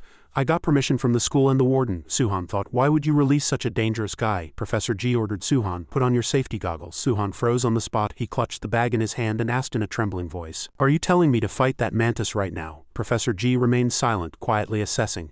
I see. The reaction is completely different when meeting a natural enemy. The fear is deeply rooted in his subconscious. After meeting that mantis, your life changed completely. Because of that guy, you were abandoned by humans, and you resolved to return to being human. You've never properly defeated that guy. So this fight is very meaningful. Professor G spoke into the microphone. That mantis is your individual assignment. Suhan was struggling to dodge the mantis's attacks at this time. Professor G thought, this will be your stepping stone for growth. Suhan quickly put on his safety goggles. And he is Kong Suhan, complex dragonfly. The more the mantis fought, the more fired up it got. He even said, I'll gratefully accept the meal anyway. And Suhan's assignment is to defeat his natural enemy, even with the safety goggles on. Suhan was still very afraid in front of this mantis. He suddenly remembered something and was horrified. This guy, I'm sure I cut off one of his arms last time. Did he get a new arm? Sure enough, from the outside, this mantis. Anyone could clearly see that he had both arms from the outside, Professor G said. He can't fight properly with one arm missing. The student's assignment is to defeat the mantis in its best condition. So I gave him a prosthetic arm made in the lab. Since it's a weapon, it's more dangerous than a normal arm. This mantis swung its arm and shattered the floor. Luckily, Suhan dodged in time. Hearing that, Suhan shouted and blamed Professor G. Even so, why did you give that monster lab equipment? Are you crazy? The mantis laughed out loud. Haha, my prey is running all you know how to do. He kept attacking Suhan with his blade-like arms, taunting him. Try it again. Just like when you cut off my arm, the mantis kept advancing, and Suhan kept retreating. Should I advance or retreat then? Advance or retreat? Suhan aimed precisely and landed a blow, but it only pushed the mantis back a few steps. The scythe was so hard that he thought, damn it, it's too hard. Is this what an exoskeleton is? He thought as he ran. Based on my previous experience, if I get caught even once, it's over. The space is too small to use my stance. What should I do? Damn it, why is this my assignment? He had been extremely worried, asked Professor G. Will he not die? If anything dangerous happens, I'll use my complex, Professor G said firmly. That won't be necessary. Kong Suhan must overcome that mantis with his own strength. Only then will this assignment be meaningful. After fighting for a moment, the mantis salivated. Ah, this taste, I really missed it. I never forgot. If it wasn't for that girl, I would have eaten you, right? Recalling the previous scene, Suhan trembled unconsciously. Professor G thought to himself, yes, you probably never forgot that day. The day your wings were revealed and you were abandoned by society as a whole. The fear deeply rooted within you. It's not just because that guy is a natural enemy, but because that past event is strangling you, you must overcome it. Only then can you move on to the next step. The mantis stopped and asked, how long are you going to keep running? Are you thinking of a way to pierce my exoskeleton? Suhan answered firmly. Of course. Professor G heard that and let out a low oh. He had been curious, asked, does he have a plan? Suddenly, Suhan called out to Professor G. Then he said, Professor G, I'm going to the bathroom. This He and Ben was surprised and quickly asked, during an assignment, is he nervous? Professor G, as if he had noticed something, said, I see, not a bad strategy. At those words, he and Ben, unable to understand, blurted out, what? Just like that, Suhan went outside and the mantis stood and watched him. Professor G saw the direction he was running in and quickly said, that's not the bathroom. What, you want to borrow my mace? Duwa asked Suhan in surprise, but quickly agreed, I guess it's okay. What are you going to do with it? Hyen saw blood on Suhan's forehead. Suhan was handed the mace. Thanks. Duwa looked at the mace in Suhan's hand and thought to herself, the safety goggles alone aren't enough to beat that mantis. He was only able to cut off its arm before because of the chainsaw. He has to use a powerful weapon, but since the lab equipment usage period was over, he had to go and borrow one. After that, Suhan returned to the training room with Duwa's weapon. Only then did he and Ben realize and couldn't help but be surprised. I see, he went to borrow Chun Duwa's mace. That should be enough to damage the mantis. Unexpectedly, Professor G said, no, that's a mistake. He and Ben didn't understand, he said with a puzzled expression. What? Suhan was still excited and confident, thinking all right with this, but the next moment he hit himself in the face with the mace. Only then did he realize he didn't know how to use it. Suhan shouted, wait, what? How do I use this? This was also what Professor G had intended. Professor G explained, that mace is powerful because Chun Du-Hua with her spiny orb weaver complex knows how to use it. It's the same for anyone. Just borrowing a weapon won't produce the same effect as its owner. It was a good idea, but it would take several days to find a weapon that suited him. The mantis quickly attacked Suhan, and he had to dodge here and there again after that. Suhan borrowed Sun Han Na's tranquilizer gun, Choi Hee-sung's greaves and Duwa's iron gauntlets. The iron gauntlets seemed to succeed, but in the end none of them could beat the mantis. The mantis shouted loudly, it's useless. Then it madly slashed in all directions, Suhan thought as he dodged. I can't do much damage to its sides, so I have to enhance my compound vision and hit its weak spots like its body or face. After touching his safety goggles, Suhan realized something. He thought as he dodged.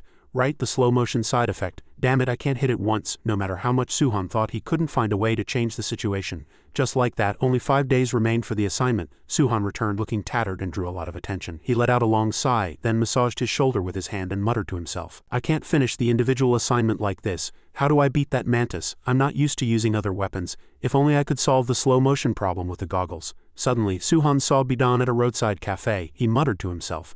Is that Lee Bidan's sunbathing? Is she writing a report? Suddenly, Suhan remembered what she had said as the creator of his safety goggles. Without hesitation, Suhan ran to the glass window where she was sitting and said, Sunbathing. Bidan looked up. Yeah, it was Suhan. He asked her for help without hesitation. There's something I need your help with. Time flew by. In the blink of an eye, it was the last day of the individual assignment. Everyone was gathered at Nest's outdoor training ground. Duhua and Hina excitedly asked each other about their results. Wow, it's the last day of the individual assignment. How is everyone? Hina, did you do well? Hina answered happily. Hee, I succeeded yesterday. Sung, who was next to them, asked Hyan curiously, Hey, did Kong Suhan finish his individual assignment? He borrowed my equipment last time, Hyan answered. According to what she heard, Suhan was in trouble. Sung continued, Do you think he solved it today? Will he be okay? Suddenly, Professor G turned his gaze to the sky. A streak of light, flying in an irregular zigzag trajectory, plummeted straight into the training ground. A voice echoed. Sorry I'm late. Suhan stood up and continued. I will finish the individual assignment today, he thought to himself. This is it. I can do it with this. In his hand was another small bag. Before that, Suhan had had a conversation with Bidan. Bidan asked Suhan to reconfirm the information. You want me to modify the goggles so your movements don't slow down? Suhan confirmed. Yes, you said you helped make my goggles, Sunbathing. I want to solve this problem somehow because of the individual assignment. Unexpectedly, after hearing Suhan's words, Bidan smiled brightly as if nothing had happened, but her answer threw cold water on Suhan's head. Sorry, but that's impossible. Bidan explained. The goggles use special lenses that mimic a dragonfly's compound eyes to enhance your composite vision. It's natural to feel dizzy since you're not used to it yet. Suhan was flustered. He looked at the glasses and said, Damn it, so I have to keep using them like this? Bidan asked. Why make things complicated? You said you wanted to overcome the slow motion side effect, right? Hearing that, Suhan came to his senses. It was as if he had an epiphany. After that, he went to Nest Park alone with a few bags. He put on the goggles and asked himself, Will this really help me overcome the slow motion side effect? He recalled what Bidan Sunbanim had said. The reason you experience the slow motion side effect is because your eyes and brain are sending different signals. The vision you see through the goggles is different from what your body feels, which confuses your brain. So I'll teach you a training method to balance your eyes and body. Suhan was seen tying one end of a rope to a telephone pole and the other end to his body to practice flying. But Suhan's flying speed got faster and faster, to the point where afterimages were left behind. At the same time, Suhan was not comfortable at all. He thought, I'm spinning fast, so I'm getting dizzier. Bidan Sunbanim had also said it would be tough. Suhan, it's impossible to get your balance in just a few days, but since we don't have much time, we have no choice but to take the risk. You might throw up countless times or even pass out, but you must endure it. Suhan threw up and then continued to train again. No matter how many times Suhan failed, he started over. Again, and again indeed. After training for a long time, Suhan was suddenly surprised. What's this? Suhan realized that at a certain angle he didn't feel the slowing sensation. Finding the right direction, Suhan said happily, This is it. After that, he continued to train hard and slowly started to get the hang of it. A few days later, on the last day of the individual assignment, this time Hyan and everyone else had come to watch Suhan. Suhan and the mantis were already inside that sealed room. Professor G opened his mouth, reminding Suhan, As you know, today is the last day of the individual assignment. If you don't beat that mantis today, you will fail the midterms. After speaking, Professor G turned to the students and asked, But why are you all here? As it turned out, one side was worried about Suhan and the other had come to watch. How could they miss such a great match? That mantis is terrifying. Suhan put his bag down in front of the mantis. He clanged his sides together and with a cold voice licked his arm and asked, So what kind of useless toy did you bring today? Even if you use it 100 times, you will never beat me. After speaking, he immediately rushed in and attacked. Suhan quickly dodged, and at the same time he remembered receiving a new weapon from Bidan. Is this lab equipment? You're giving this to me? She said softly. I'll apologize for teasing you last time. I know a few people in the tech department, so I asked them to make something that would suit you, Suhan. They said the iron gauntlet suited you best, right? This is also an iron gauntlet. But this one was specially made for Suhan. With this in his hand, Suhan was full of confidence. He counterattacked. Mantis, he jumped into the air and landed a direct blow to the mantis's face so hard that it broke its teeth and would have to eat porridge for a while after that. He flew far away and crashed hard into the wall. At this sight, Hyan's group was all aghast and watched intently. They cheered. Even Professor G seemed surprised. Feeling the weapon on the gauntlet, Suhan was very satisfied. Heavy weapons are hard to handle and difficult to use when flying. I like this. The name of the first weapon is Joint Protection Tactical Gloves. The mantis got up and was still bluffing. It doesn't hurt at all. As soon as he finished speaking, he felt dizzy and started to throw up. Just then, Suhan appeared like a flash and stood in front of the mantis. With unimaginable speed, Suhan delivered an uppercut. The mantis thought, what is this speed? He spat blood and thought to himself, why, how could I lose? The first time we met he was just weak prey. Before he could even fall to the ground, Suhan landed a flurry of blows on the mantis, giving him no time to react. And all he could think was, since when did he get so strong? He-sung said in admiration. Wow, Kong Suhan, can that mantis even win? Duwa praised Suhan. His punches are accurate. Suhan continued to fiercely attack the mantis. Professor G, who was watching from the outside, also thought to himself, he's changed in just a few days. Did he find a solution during this time? But when the mantis counterattacked, Suhan suddenly disappeared and reappeared behind his back, clenching his fists and ready to end the fight. But at this moment the mantis smiled a very cunning smile. Suhan, without the slightest bit of vigilance, hit him squarely in the face. But a moment later Suhan realized that this time the mantis had deliberately taken the hit. Outside, Hyen shouted his name loudly.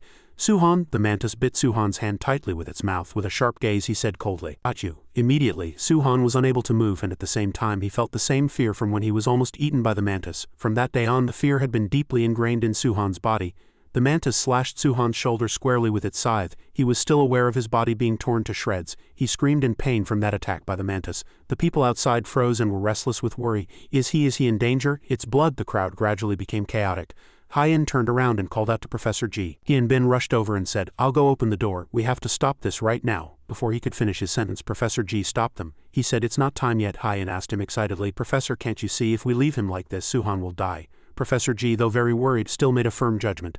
Not yet. The real assignment starts now. Kong Suhan. The mantis bit Suhan's arm and savored it with delight. Yes, this is the taste. I really missed it. That time was so painful. There was so much delicious food around me, but they wouldn't let me touch a single hair. As he spoke, he lifted Suhan high into the air. Suhan, in despair, thought to himself, I'm dead now. The mantis said, let's start with the head, and he opened his mouth wide. He was about to eat Suhan head first. Suhan thought in despair, I'm going to be eaten. Seeing that, he sung madly, pounded on the outside and shouted to stop him. Damn it, no, if we leave him like this he'll die. But it was useless. He and Bin could no longer bear it, and restless called out loudly, Professor G. Professor G still had no reaction, quietly and seriously watching. He guessed, it seems he's about to change. At this time, Suhan's mind was hazy. Suhan thought he heard a sound like white noise in his head. That noise kept urging Suhan on. Eat or be eaten, eat or be eaten. Suhan asked himself, is this my voice? It constantly echoed in Suhan's head. Eat or be eaten, eat or be eaten, eat or be eaten, eat or, it kept repeating as if to urge Suhan on. When he saw a giant dragonfly in front of him, he was terrified and thought, what is this monster? And Suhan guessed, could it be my dragonfly? The dragonfly grabbed Suhan, lifted him high, and then slowly brought him to its mouth. Just then, Suhan remembered what Professor G had said. That child was eaten by his own complex. Suddenly, Suhan put his hand on the mantis's shoulder, and he was puzzled. After that, without the slightest hesitation,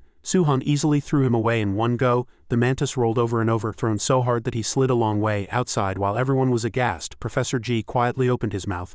In the end, he couldn't endure it. With these words, Suhan entered a beast state again. He roared and his power instantly surged. Witnessing this sight, everyone unconsciously trembled in fear. Gaun and Hina, in extreme fear, hugged each other tightly. The mantis stopped and asked in surprise, what? In the blink of an eye, Suhan appeared right in front of the mantis. With a gaze that was no longer his own, Suhan continued to attack the mantis. And he couldn't understand this bastard. Why did he suddenly change? A moment later, he was beaten to a pulp by Suhan. He struggled to lift his scythe to counterattack. Die, but he never dreamed that Suhan would bite off his scythe directly. The mantis's pupils contracted to the size of a needle. He was terrified. What is this? It's as if I'm the one being hunted. At this sight, Hyen couldn't believe her eyes. Gaun said in a trembling voice, I think he won, but something strange, Hina said, trembling. Why did he suddenly become so scary? He and Bin continued to say to Professor G, Professor, we have to stop him right now. He's lost his reason and only has his instincts left, so he will try to eat the opponent in front of him to survive, and once he gets the first taste of blood, that child's life as a human will be over. Professor G thought seriously to himself, was it just a coincidence that he was able to endure it last time? I thought that child could overcome it. Suhan became more and more frenzied, smashing the mantis in a hazy state of consciousness. He couldn't feel anything in his body. He suddenly remembered, oh right, I've already been eaten by the dragonfly. It took over my body and I lost my reason. Everyone is watching. They'll see me as a monster again. But I can't do anything. This is the end. Back to the outside, Suhan was still mercilessly attacking the mantis, and he could only barely block. Even in this embarrassing situation, a smile never left the corner of his mouth.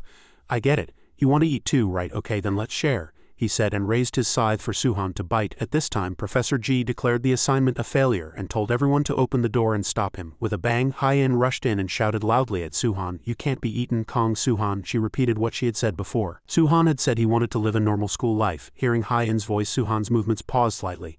Hyen continued, What I said last time, I wasn't drunk. In their last conversation, Hyen had asked Suhan to promise one more thing. If they both or even one of them became a normal human, they would be together. Suhan's pupils suddenly changed, and Hyen's words still echoed in his head. So you won't be lonely after graduation. In Suhan's mind, the giant dragonfly also realized something. Suhan no longer stood by passively, and with the conviction that I am not a monster, he raised his hand to resist. As soon as the dragonfly came to its senses, Suhan threw a punch with a look of rage. Outside, Hee-sung's group had dazed expressions as they watched the mantis get sent flying in one blow. The group next to them, including Professor Ji, also watched blankly without exception. Hyen's 2 eyes were filled with tears of astonishment. A moment later, as the dust settled, the unconscious mantis was revealed. Suhan was still standing firm, and the mantis's prosthetic arm had been knocked off. The severed arm joint left by Suhan was exposed. Suhan's whole body trembled uncontrollably, and his fists were drenched in blood, dripping drop by drop. At this time he had come to his senses, but was still in shock, muttering to himself, "What is this power?" From behind, Assistant Hien Bin stammered, "What's going on?" Before he could finish his sentence, Professor Ji said from the outside, "Tell him he doesn't need to stop him. He can come back this way." Back. Professor Ji, with an expression of mixed excitement and shock, grabbed the microphone and declared, "Kong Suhan, you have passed." In his heart, he was full of proud emotions.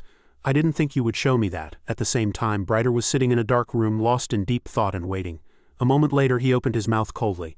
"Now shall we begin?" A mysterious group stood somewhere on a mountain observing the insect-human school. Without exception, an unprecedented war was about to break out here. After that, the rest of the individual assignment continued and ended outdoors. Suhan couldn't be seen because of the injuries he received from the mantis, but lying in a hospital bed, he felt that the ceiling here was becoming more and more familiar. The doctor was also familiar with Suhan's face, because a short while later he was tattered again. Suhan heard that everyone did very well. Of course some didn't pass, but most passed with very excellent scores. Just like that, the assignment that replaced the midterms was over. The next day in class, Hyen thought listlessly, "Now that the individual assignment is over and I'm exempt from a few midterms, I have some time. I can go eat tteokbokki with Suhan tomorrow." At that moment, hearing someone call her name, Hyen turned her head and saw Suhan wrapped in a thick cocoon. Hyen was startled, ran over and asked worriedly, "Suhan, why are you tied up?" Hina, seeing this, reminded her, "Hyen, be careful. He's tied up safely in case he goes crazy again like last time." Just then, Professor Ji came in and reassured everyone, "Don't worry." Although the school had agreed that Suhan was not dangerous, it seemed the students were still afraid because of what they had seen. According to the professor, what they had seen was actually just a side effect of jungle juice, a peculiar phenomenon of being dominated by instinct. This side effect only appears in people with a high genetic similarity to their insect. Like Kong Suhan and Cyan, who had attacked Nest in the past, all living things have some degree of genetic similarity. A mouse's genes are more than 90 similar to a human's, which is why they are very suitable for clinical trials. Even a banana's genes are 50 similar to a human's. The similarity ratio is the factor that allows humans to fuse with insects through jungle juice. Genetic similarity refers to how much the body can accept an insect's genes. Based on this similarity, the effects of jungle juice are divided into a very wide range. The reason why some people's entire bodies turn into insects while others only gain parts or features of an insect is all due to differences in genetic similarity. Kong Suhan and Cyan are special cases. The genetic similarity appeared in the limbic system of the brain, the part responsible for instinct. Such cases are extremely rare. Professor Ji believed the truth lay in the jungle juice X that Suhan had used, but he could not find it for component analysis. Hearing this, Suhan could understand why his room had been turned upside down. Professor Ji continued, "Anyway, simple side effects can be prevented, so you just need more training." "So relax," Hee-sung asked, seemingly not quite understanding.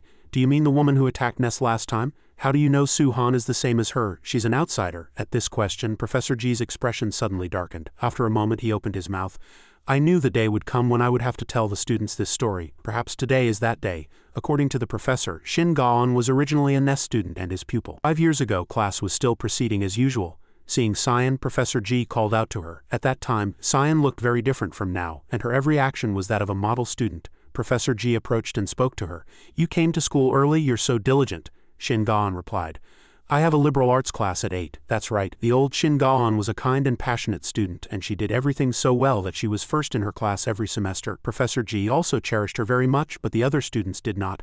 Look at her sucking up to Professor Ji. She'd do anything to get more points. That's why the professors have no choice but to like her. This was what they said behind Shin Gaon's back. Some called her a monster, thinking that Shin Gaon had brainwashed the professors with her tale.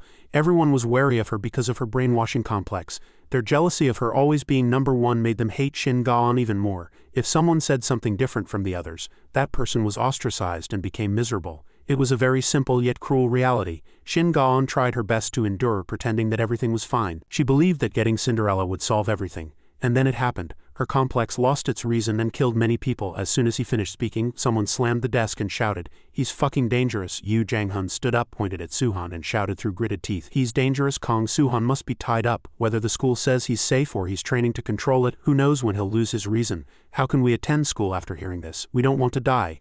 I don't want to be in the same class as a monster like that." Those words pierced right through Kong Suhan's heart. He couldn't defend himself. Haiyan looked at Suhan with concern. He-sung and Du-hua couldn't stand it and stood up shouting, "That bastard Yu Janghun," Professor Ji, still calm, asked in a gentle voice. "Then can you do what that kid did? Can you fight for your life against a natural enemy for over a week? Do you have the confidence to bite the flesh of your own arm to maintain your composure to keep your friends safe to avoid hurting others?" Kong Suhan suppressed the side effect with all his might. "Can you really hate a person like that just because you're scared? Just like everyone did to Cyan. Kong Suhan has already successfully controlled his complex once. He has done what Shin Gaon could not. If you want to blame him, think about this. Will you treat him like a monster and distance yourself, or will you build a relationship with one of the top students of the first-year beneficial entomology department?" As soon as he finished speaking, Suhan's eyes widened and he froze on the spot. Gaon, surprised, said to Hina, "Did you hear that?" Hina repeated with the same expression, "They said Suhan is on the list of candidates for top student, just like Haiyan. The entire class was no exception." Hannah, in disbelief, hurriedly asked the mole cricket girl, "We haven't even finished half of the second semester and Suhan is already on the list?" The mole cricket girl answered with 2 words. "Amazing." He-sung added a word. "Well, the assignment he did was good." Du-hua playfully asked He-sung, "Why do you look so jealous? Haha." Seeing this reaction, Professor Ji smiled faintly. Inwardly he thought, "Don't misunderstand. This doesn't mean Suhan will definitely become the top student. It just shows that he has finally taken one step closer to the finish line." After class, Suhan walked, lost in thought. "A candidate for top student, am I finally getting close?" Suhan thought that Professor Ji might have just said it, but thanks to him everyone stopped avoiding him. Looking back on everything, Suhan realized that this was all thanks to Professor Ji. He had sided with him against the school board, and the separate individual assignment was also to help him. Suddenly, Suhan felt that Professor Ji was a warmer person than he had thought. As Suhan was savoring his excitement, a huge explosion suddenly occurred in the building next to them. It was so sudden that everyone below was startled and looked up, and screams were endless. "There's been an explosion in the lab," Suhan immediately realized. Then the professors are in danger. At the same time, the mysterious group was still observing this phenomenon from the top of the mountain. Immediately after the explosion, they received an order from the breeder. "Hunters, begin the hunt." Suhan thought that the battle he had experienced that day was unlike any other battle. True survival fight of the strongest. Ta Yu Hian-bin ran in urgently from outside the lab with a fire extinguisher. He asked in a flurry, "What happened? Such a sudden explosion?" This place had now turned into a pile of ruins after that sudden explosion. He was about to spray the fire extinguisher when he paused. It was because he saw Professor Ji holding a burning student in his arms. White smoke billowed up. Yu Hian-bin called out loudly. "Professor Ji?" he asked again in a loud voice. "Are you okay?" Professor Ji answered in a low voice. "I'm fine." But just as Professor Ji was about to continue, Yu Hian-bin sat down and asked who the person in his arms was. Professor Ji answered, "He's a civilian we brought from Huondo Island. He wanted to enter our school next year, so I brought him to my office." But Professor Ji suddenly became very serious. He lowered his voice and continued. His body suddenly exploded. Hearing these words, Yu Hian-bin's expression darkened. He couldn't believe his ears. But then a small light suddenly appeared on the opposite side. But in the blink of an eye, that light erupted into a dazzling glow again. A moment later, another large explosion was reflected. This scene immediately caught the attention of both Yu Hian-bin and Professor Ji. "Another explosion?" Yu Hian-bin asked himself. Professor Ji's face next to him was filled with gravity. It seemed he had realized something, he said to himself. "This is." An alarm blared throughout the entire academy. Along with it, an emergency broadcast came out. "Emergency, this is an emergency. All students and residents of Nest, please evacuate to the safe zones immediately. I repeat, everyone please evacuate to the safe zones," he sung, cursed as he ran. "Damn it, what the hell is going on?" Suhan was frozen on the spot, watching everything that had happened from the beginning until now in shock and horror. Suddenly a faint call for help was heard from the side. "Help, please help me."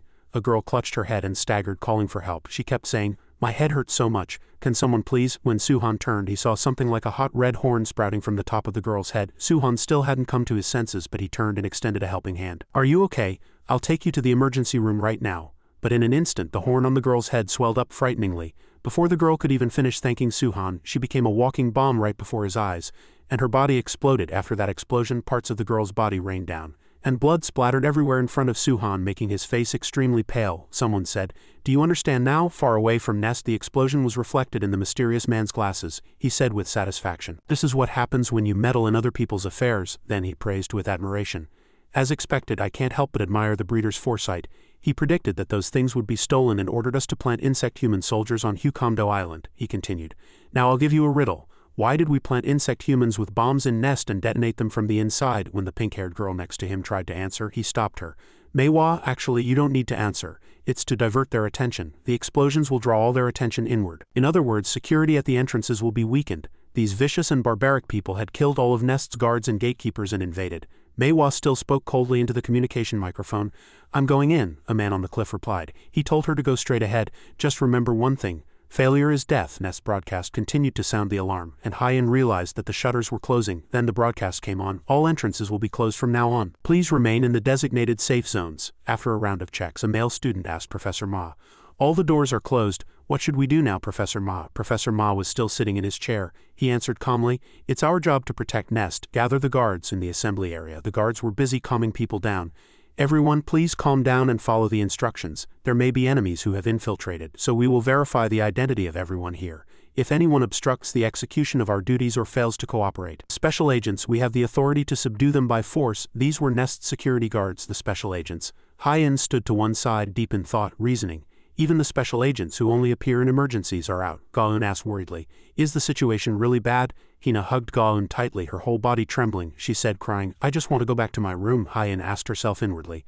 I saw smoke rising from the windows of the research building. I wonder if the professor is okay. Something strange. Who caused this terrorist attack? For what purpose? As she was lost in thought, someone suddenly took off Hyen's hat. From behind, the pink-haired girl from before said to Hyen, You're prettier without the hat, Uni. Immediately, Hyen felt that something was wrong. It was because she hadn't sensed the person behind her at all. As Hyen turned, she thought to herself, Who is this pink-haired girl? Just then, Manhwa received the instruction, begin. Before Hyen could react, a guard quickly came to her side and blocked Manhwa's attack. He said calmly, Attacking so suddenly, you're quite reckless. After speaking, he informed everyone, A suspect has been found requesting support around Lecture Hall B.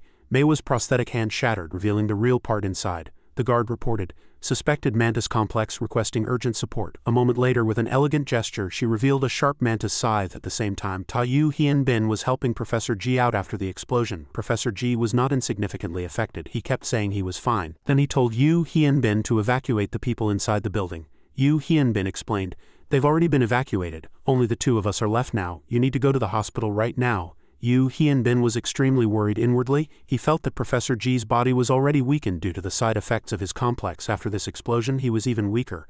I have to get Professor Ji to Professor Yu, no matter what it takes. Suddenly, someone blocked their path from the front, he said. Oh, so this is Professor Ji. As he spoke, this man took off his cloak, revealing the body of a middle-aged man. He suggested to Yu Hien Bin, Let us old folks have a little chat. As soon as he saw the man, Professor Ji confirmed to Hien Bin that he was from Pet Shop. At the same time, he was sure of his guess. As I thought, the culprit of this terror attack was an outsider. Just as Professor Ji was about to tell Yu Hien Bin to step aside that he would handle it, he got a face full of cigarette smoke. Yu Hien Bin slowly rolled up his sleeves and said, Professor Ji, you're not young anymore, and in that state you shouldn't do anything. Please leave this to me and get some rest. After seating Professor Ji, Hien Bin glared at the enemy with killing intent. He thought that such troublesome matters were his job as a teaching assistant. The middle-aged man saw this and slightly raised the corners of his mouth, but his smile was filled with killing intent. He said annoyedly, You son of a bitch. Elsewhere in a dark room, the breeder sat in a chair watching the situation seriously. He guessed that Nest must be terrified. These hunters were on a completely different level from their previous opponents. They were the real monsters. It was true, while Hyen and the other students were terrified, before them was Manhwa, dancing on a sea of blood with rows of guards lying fallen behind her. A moment later she turned and rushed at them like an arrow, and all the students screamed and fled. Only Hyen remained to face the enemy. A voice was heard. Hyen, run! She expected a fierce clash, but no, a beam of light shot down from above and blocked Manhwa. When Hyen opened her eyes, the person who appeared before her was Suhan holding an iron door. Thanks to this, Suhan was able to block Manhwa's sharp mantis scythe. Suhan said, Thank God I finally found you. Back to Hien Bin's situation. In an instant, he covered the surroundings with cigarette smoke. He broke the silence and opened his mouth. I don't know what your ability is, but can you take off that mask? It's an eyesore. You must feel like cursing while standing in the smoke. Guys like you are a dime a dozen in my hometown, he said suspiciously in a cold voice. Hien Bin, the one who took care of most of the insect humans on Huondo Island before, he had taken note of Hien Bin's smoke, and he knew that it could paralyze an opponent without lifting a finger. He had to admit it was a truly amazing complex. With that, the man hinted at Hien Bin to forget about Cinderella and join them. Naturally, Hien Bin firmly refused. Above all, Hien Bin was already a graduate of this place, and had decided to live here for the rest of his life. The man replied with a slight hint of regret, You've given up on becoming human in a different way. Hien Bin launched a surprise attack hidden in the smoke, but he dodged it. For some reason, Hien Bin realized that this guy wasn't using his complex. He wondered if this guy had side effects like Professor Ji. If so, he would have a chance to win. Suddenly, the man raised his arm forward and said, "I have no choice. I'm sorry." As soon as he finished speaking, he made Hyunbin's arm explode. As Hyunbin was shocked, he slowly opened his mouth. "You seem very curious about my complex. Then look, this is my complex. It's also known as the Malaysian exploding ant. When this ant meets an enemy, it explodes its own abdomen to cover the opponent with a fatal chemical and kill them." The man continued, "The power in my body is not that of a single ant but of many, many ants. My body is synchronized with a colony of exploding ants. Everything I touch becomes a soldier and I can make it explode whenever I want."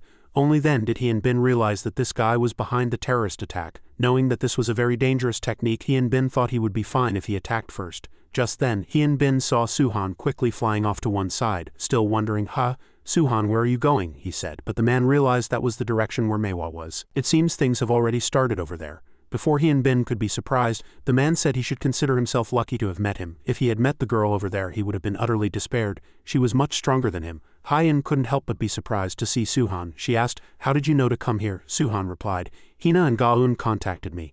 They said there was an attack on the lecture hall." After that, Suhan contacted the others, so Hee-sung and Du-hwa were also on their way. Seeing the guards lying in rows on the ground, Suhan couldn't believe they had all been killed by this small cute girl. After killing so many people, she was as calm as if nothing had happened. Suhan, enraged, was about to rush in, but Hyun stopped him. "Wait, Suhan, that girl is incredibly strong. She's completely different from the mantis you fought before. The special agents called for backup earlier, so the support team will be here soon. So just hold on until then." Before Hyun could finish her sentence, Manhwa appeared next to them with divine speed. Thanks to his enhanced senses, Suhan shouted loudly, "Hyun, use this." Then he threw the iron door to Hyun to block. But with just one slash, the iron door was cut in two like tofu. A scream echoed in Hyun's head. "What is this? Her arms are like blades." Before Manhwa could continue slashing, Suhan jumped up and approached her. Manhwa glanced at him, and her bullet-like gaze was terrifyingly chilling after that. She immediately shattered the iron pieces, but thanks to that time, Suhan turned into a streak of light and circled around Manhwa. But even in a million thoughts, he never imagined that a moment later, Manhwa would swing her scythe towards his flight path while Suhan was diving down. The sharp tip of the scythe was aimed straight at Suhan's neck. He wondered if she had read his movements. Just then a single thread pulled Suhan's hand, saving him from Manhwa's fatal attack. Suhan was hastily pulled away by Hina and rolled spectacularly on the ground. He was a mess. Hina asked Suhan worriedly, "Are you okay?" Suhan turned and said, "Thanks, Hina." Manhwa's expression was cold, and she suddenly realized something. With a bang, Gaun tied a thread to a fire extinguisher, made it into a flail, and swung it at Manhwa. Bang, it hit the target. But Gaun was confident. She had left her spiked flail in her room, so she had no choice but to use this method to put out the fire, but she hoped it would be effective. As soon as she finished speaking, the fire extinguisher was cut in two by Manhwa, and Gaun screamed. Fortunately, Suhan stepped in again, flying in a circle and tying Manhwa with thread. Now, at Suhan's command, Hyun ran straight to the ceiling, used it as a foothold, and executed the insect-human combat technique. Strike. Hyun shot down like a bullet and kicked Manhwa straight on, unleashing immense destructive power. Seeing Manhwa slammed into the ground, everyone cheered in unison. Because Hyun did it, she finally landed a satisfying blow. The students from the other classes who witnessed it were no less amazed and asked with admiration, "Which class is Hyun in? Hyun's opponent will surely be blind or crippled." Hyun staggered out of the smoke, looking closely. Her knee was very badly injured after the collision. Suhan came down and asked worriedly, "Hyun, are you okay?" Hyun waved her hand and told Suhan not to worry, because her recovery was very fast, but at Suhan's concern, Hyun couldn't hide her flushed face. The happy moment was short-lived. Manhwa suddenly stood up behind Hyun, startling everyone around. As soon as she heard the warning, a cold wind brushed against Hyun's face. Over on the other side, the man slowly explained, "Hunters like them were chosen to become monsters to survive in the hellish breeding farm, and they were on a completely different level from the students in Nest Greenhouse." As Manhwa activated her stance, the surroundings turned red and she swung her scythe to slash. She cut Hyun's neck and said the same words as before, "Hyun is prettier without the hat." The incident happened so suddenly that Suhan could only freeze on the spot and watch the hat on Hyun's head fly away. A scream of Suhan calling Hyun's name followed. The orchid mantis is a species native to Southeast Asia, also known as the flower mantis. Its appearance is very similar to a flower, so its hunting method is to camouflage itself as a flower and ambush its prey. But never be fooled by its beautiful appearance. The orchid mantis, like other mantis species, is a top predator in the food chain. With a single slash, Manhwa cut Hyun in two. In front of Suhan's shocked face, his scream echoed for a long time, but Manhwa didn't care. She was still coldly thinking about whose turn it was next. Unexpectedly, just then, Hyun suddenly rushed at her, grabbed her neck with both hands and twisted it hard. Though she was suddenly attacked, Manhwa quickly swung her scythe, cut off Hyun's arm and retreated. She wondered to herself what had just happened. She had clearly cut Hyun's neck, but now only a few scars remained, slowly disappearing. Suhan asked Hyun worriedly, "Are you okay?" Hyun touched the wound on her neck as it completely disappeared and replied, "I'm fine." In her mind, a meeting with Professor G came up. Before starting the individual training, Professor G had a few words about her complex. Outside, Manhwa rushed at Hyun again, but she was no longer as flustered as before and lightly blocked the attack. No, should I say she blocked it with her bare hands? Surprisingly, the wounds disappeared in an instant without a trace. Hien thought that Manhwa's attacks were powerful but not very fast. Conversely, when Hien counterattacked, Manhwa also easily dodged. Hien clenched her fist and thought, if only I could hit her weak spot. Another frontal attack was dodged by Manhwa jumping up. At this very moment Hien sensed danger. Very fortunately, Suhan flew up like a rocket and rammed Manhwa, sending her flying. After the attack, Suhan turned back and said, I hit Manhwa with my top speed. If Manhwa were an ordinary person, she would have at least lost consciousness. But unfortunately, Manhwa was not an ordinary person. After this attack, she still stood up unharmed. Looking at the two, Manhwa passed Suhan with divine speed and aimed for Hien. So helpless, Suhan could only shout loudly at Hien. Be careful! Hien took the opportunity and grabbed Manhwa's two scythes. With a whoosh, Hien's hands were cut off and slowly fell. In Manhwa's mind, the thought that she had definitely cut them this time flashed through. Before she could react, Hien's hand grabbed her face and slammed it hard into the soft concrete floor. The only thought in Manhwa's mind was, what is this? Before she could come to her senses, Hien put all her strength into her fist and punched down. Before that could end, Manhwa turned her body and tried to grab Hien with her legs to counterattack, but Hien quickly escaped and retreated. Even Suhan was surprised and asked Hien if those wounds were because of her complex. On the other side, Manhwa gradually realized. Now I get it, she said. Hien was a cockroach. That tough vitality and movement, only a cockroach can have that ability. But even for a cockroach, I've never heard of one being able to reattach its head after it's been cut off. Regarding this point, Manhwa asked Hien how she could do that. In her mind, Hien recalled Professor G's words. The day you almost died, no, after you came back to life, Professor Yu took you to the lab under the pretext of a full-body checkup, but the real purpose was a genetic test. I hope you're not surprised, but the test results showed that you fused with about 1,000 cockroaches. Normally one person can't fuse with many insects, but they say there's a low chance of success if you use jungle juice on a swarm of insects. But you still haven't used your ability to its fullest potential. So this training will bring that power completely under your control. With the vitality of 1,000 cockroaches, you can survive a nuclear explosion. With that power, you'll feel that Cinderella is no longer a distant story. Can you do it? Hien looked at the wounds on her hand and thought to herself that she didn't like this power, but she had to use it now. At this time, Manhwa was also helpless against Hien. She said, I don't know what to do. She contacted the mysterious man and said, I met someone with a unique complex and I'm tied up here now. Teacher, the mysterious man replied calmly, there are always unique enemies in this world. It would be nice if we could eat them, but our purpose comes first. Since Manhwa had drawn enough attention, he told her to come back and join the old man. As soon as he finished speaking, Manhwa wildly slashed the iron door with her scythe to escape, leaving behind a blocking sound. Hien urgently shouted, Suhan, go after her. She might attack someone else. I'll gather the injured guards and take them to the emergency room. Suhan immediately agreed.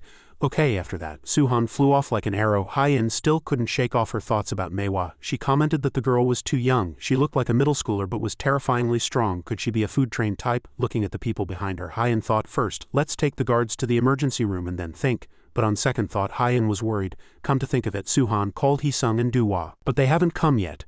At this time, the couple Hee-sung and Duhwa were heading in one direction with grim faces. Opposite them, a strong girl was breaking an old guard like a toy and he was screaming. She asked with curiosity, I was wondering where you were rushing off to. It turns out you were going to help your friends in Manhwa's area, huh? Duhwa pointed her finger at her and said, I don't know who you are, but how about you put that person down and talk, otherwise that old man is going to die. After hearing that, the strong girl said sorry in a soft voice.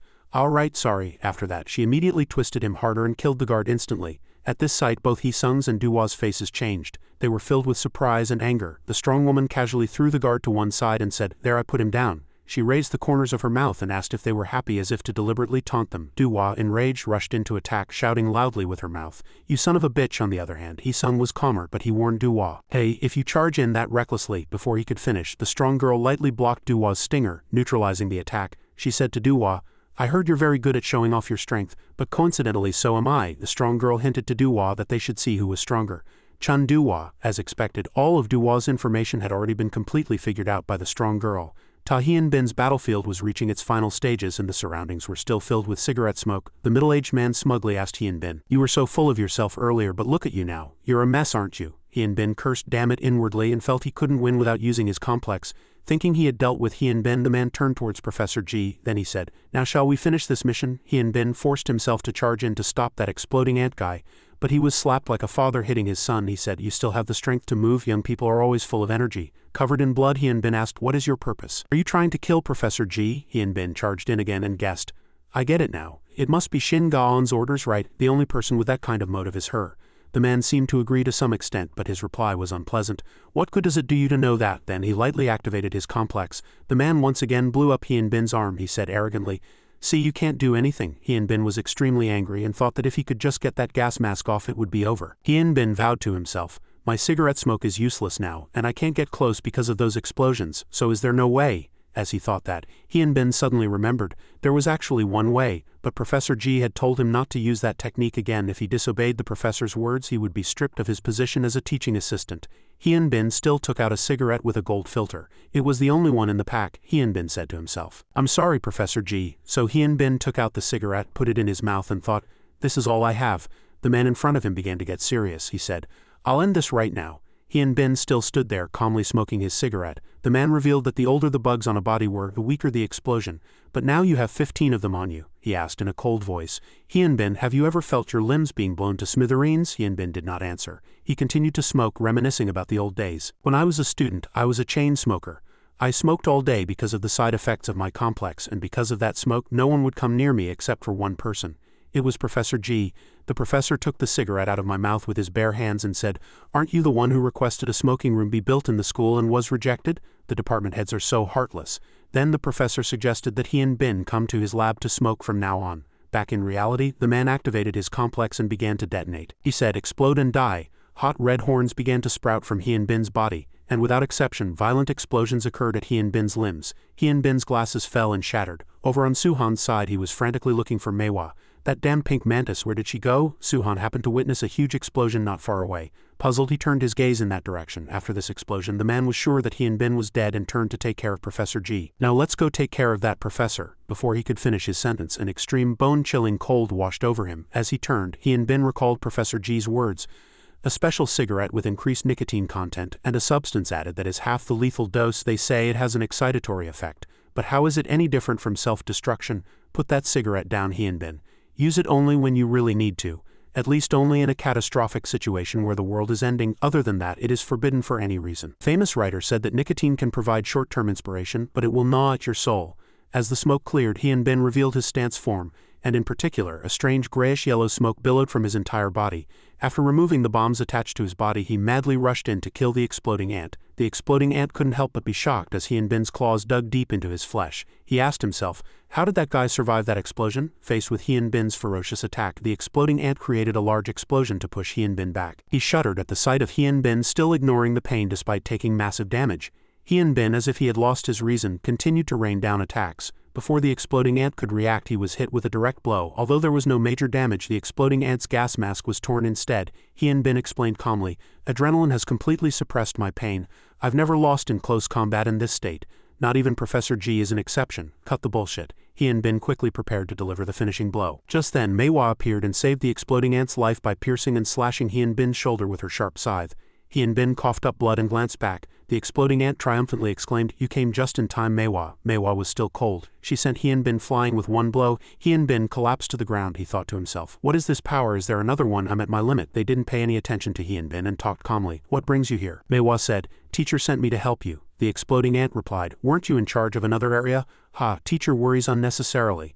After a few more words, the exploding ant turned again. He said to Manhwa, then I'll go take care of the professor. You take care of that young one. Manhwa nodded lightly in response. As they approached, Hyunbin could only scream inwardly in helplessness. Suddenly, the exploding ant stopped as if he had seen something. He asked Manhwa, what did you bring? As soon as he finished speaking, Hyunbin associated something and quickly looked up. Sure enough, there was Suhan in front of them. He stood imposingly, blocking the two pet shop members who were trying to kill Professor G and Tau. His face filled with anger. Suhan directed all his anger at them. After seeing Suhan, the exploding ant immediately recognized him as the dragonfly the breeder had mentioned. According to his words, breeder had also said to capture Suhan if he saw him. Because of this, the exploding ant even thought that today was his lucky day. When Suhan heard the name breeder, he was extremely angry. He clenched his two fists and tried to hold back. But Suhan heard Hyunbin's restraining voice. No, Suhan thought to himself. Tau, those bastards, the assistant warned Suhan. Those guys are dangerous. They're too much for a first year like you. Suhan glanced at Tau and asked, don't tell me those explosions earlier were that guy's doing. Before Hyunbin could say anything, that damned exploding ant proudly confessed. Yes, I did it. He even went into detail, explaining that he had planted bomb eggs in the insect humans from Huondo. The exploding ant cruelly asked Suhan, did you witness that scene too? Wasn't it a beautiful sight, with red flesh scattering everywhere? His words made Suhan recall the scene of that girl. Suhan became even more enraged, with veins popping out on his face. Without a word, he ignored Hyunbin's call to stop him and flew up at the same time. Manhwa also raised her scythes and confronted him. With a whoosh, Suhan suddenly appeared above the exploding ant's head and swung his fist. Suhan powerfully and decisively struck down at the exploding ant. Despite the fierce blow, the exploding ant still blocked it with his hand. To achieve his goal using his complex, he said with satisfaction, "The two of us have touched." Sure enough, in the next moment an explosion occurred at the point of contact between the two, sending Suhan flying. Suhan slid back a long way.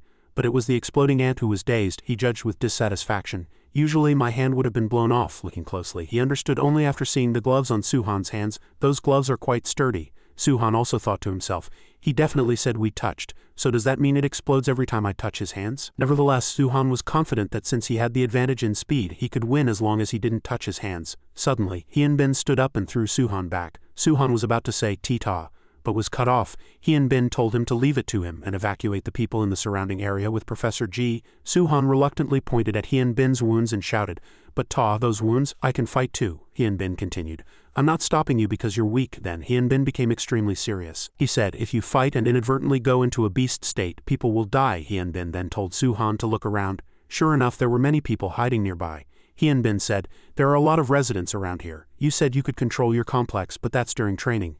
In a real battle, when there are people around whose lives are endangered, the situation will be different. Nest doesn't deploy first-year students in situations like this.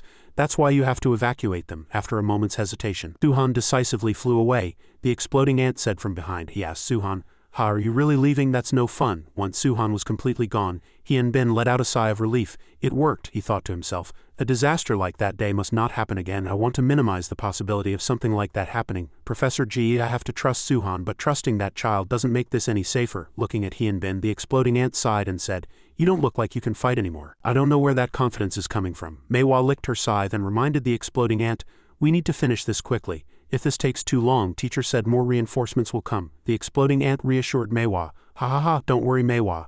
I still have quite a few Huondo bugs in my hands," he said arrogantly. "If I detonate all of them here, no one will notice, right? Isn't that so?" Then he extended his hand towards Hyunbin. He activated the supernova explosion. But even after a moment nothing happened. There was no explosion. The exploding ant wondered to himself, "Why isn't it working?" Across from him, Hyunbin smiled and said a big thank you to him. At the same time he held up a phone with the speaker on, showing that it was connected to the security team.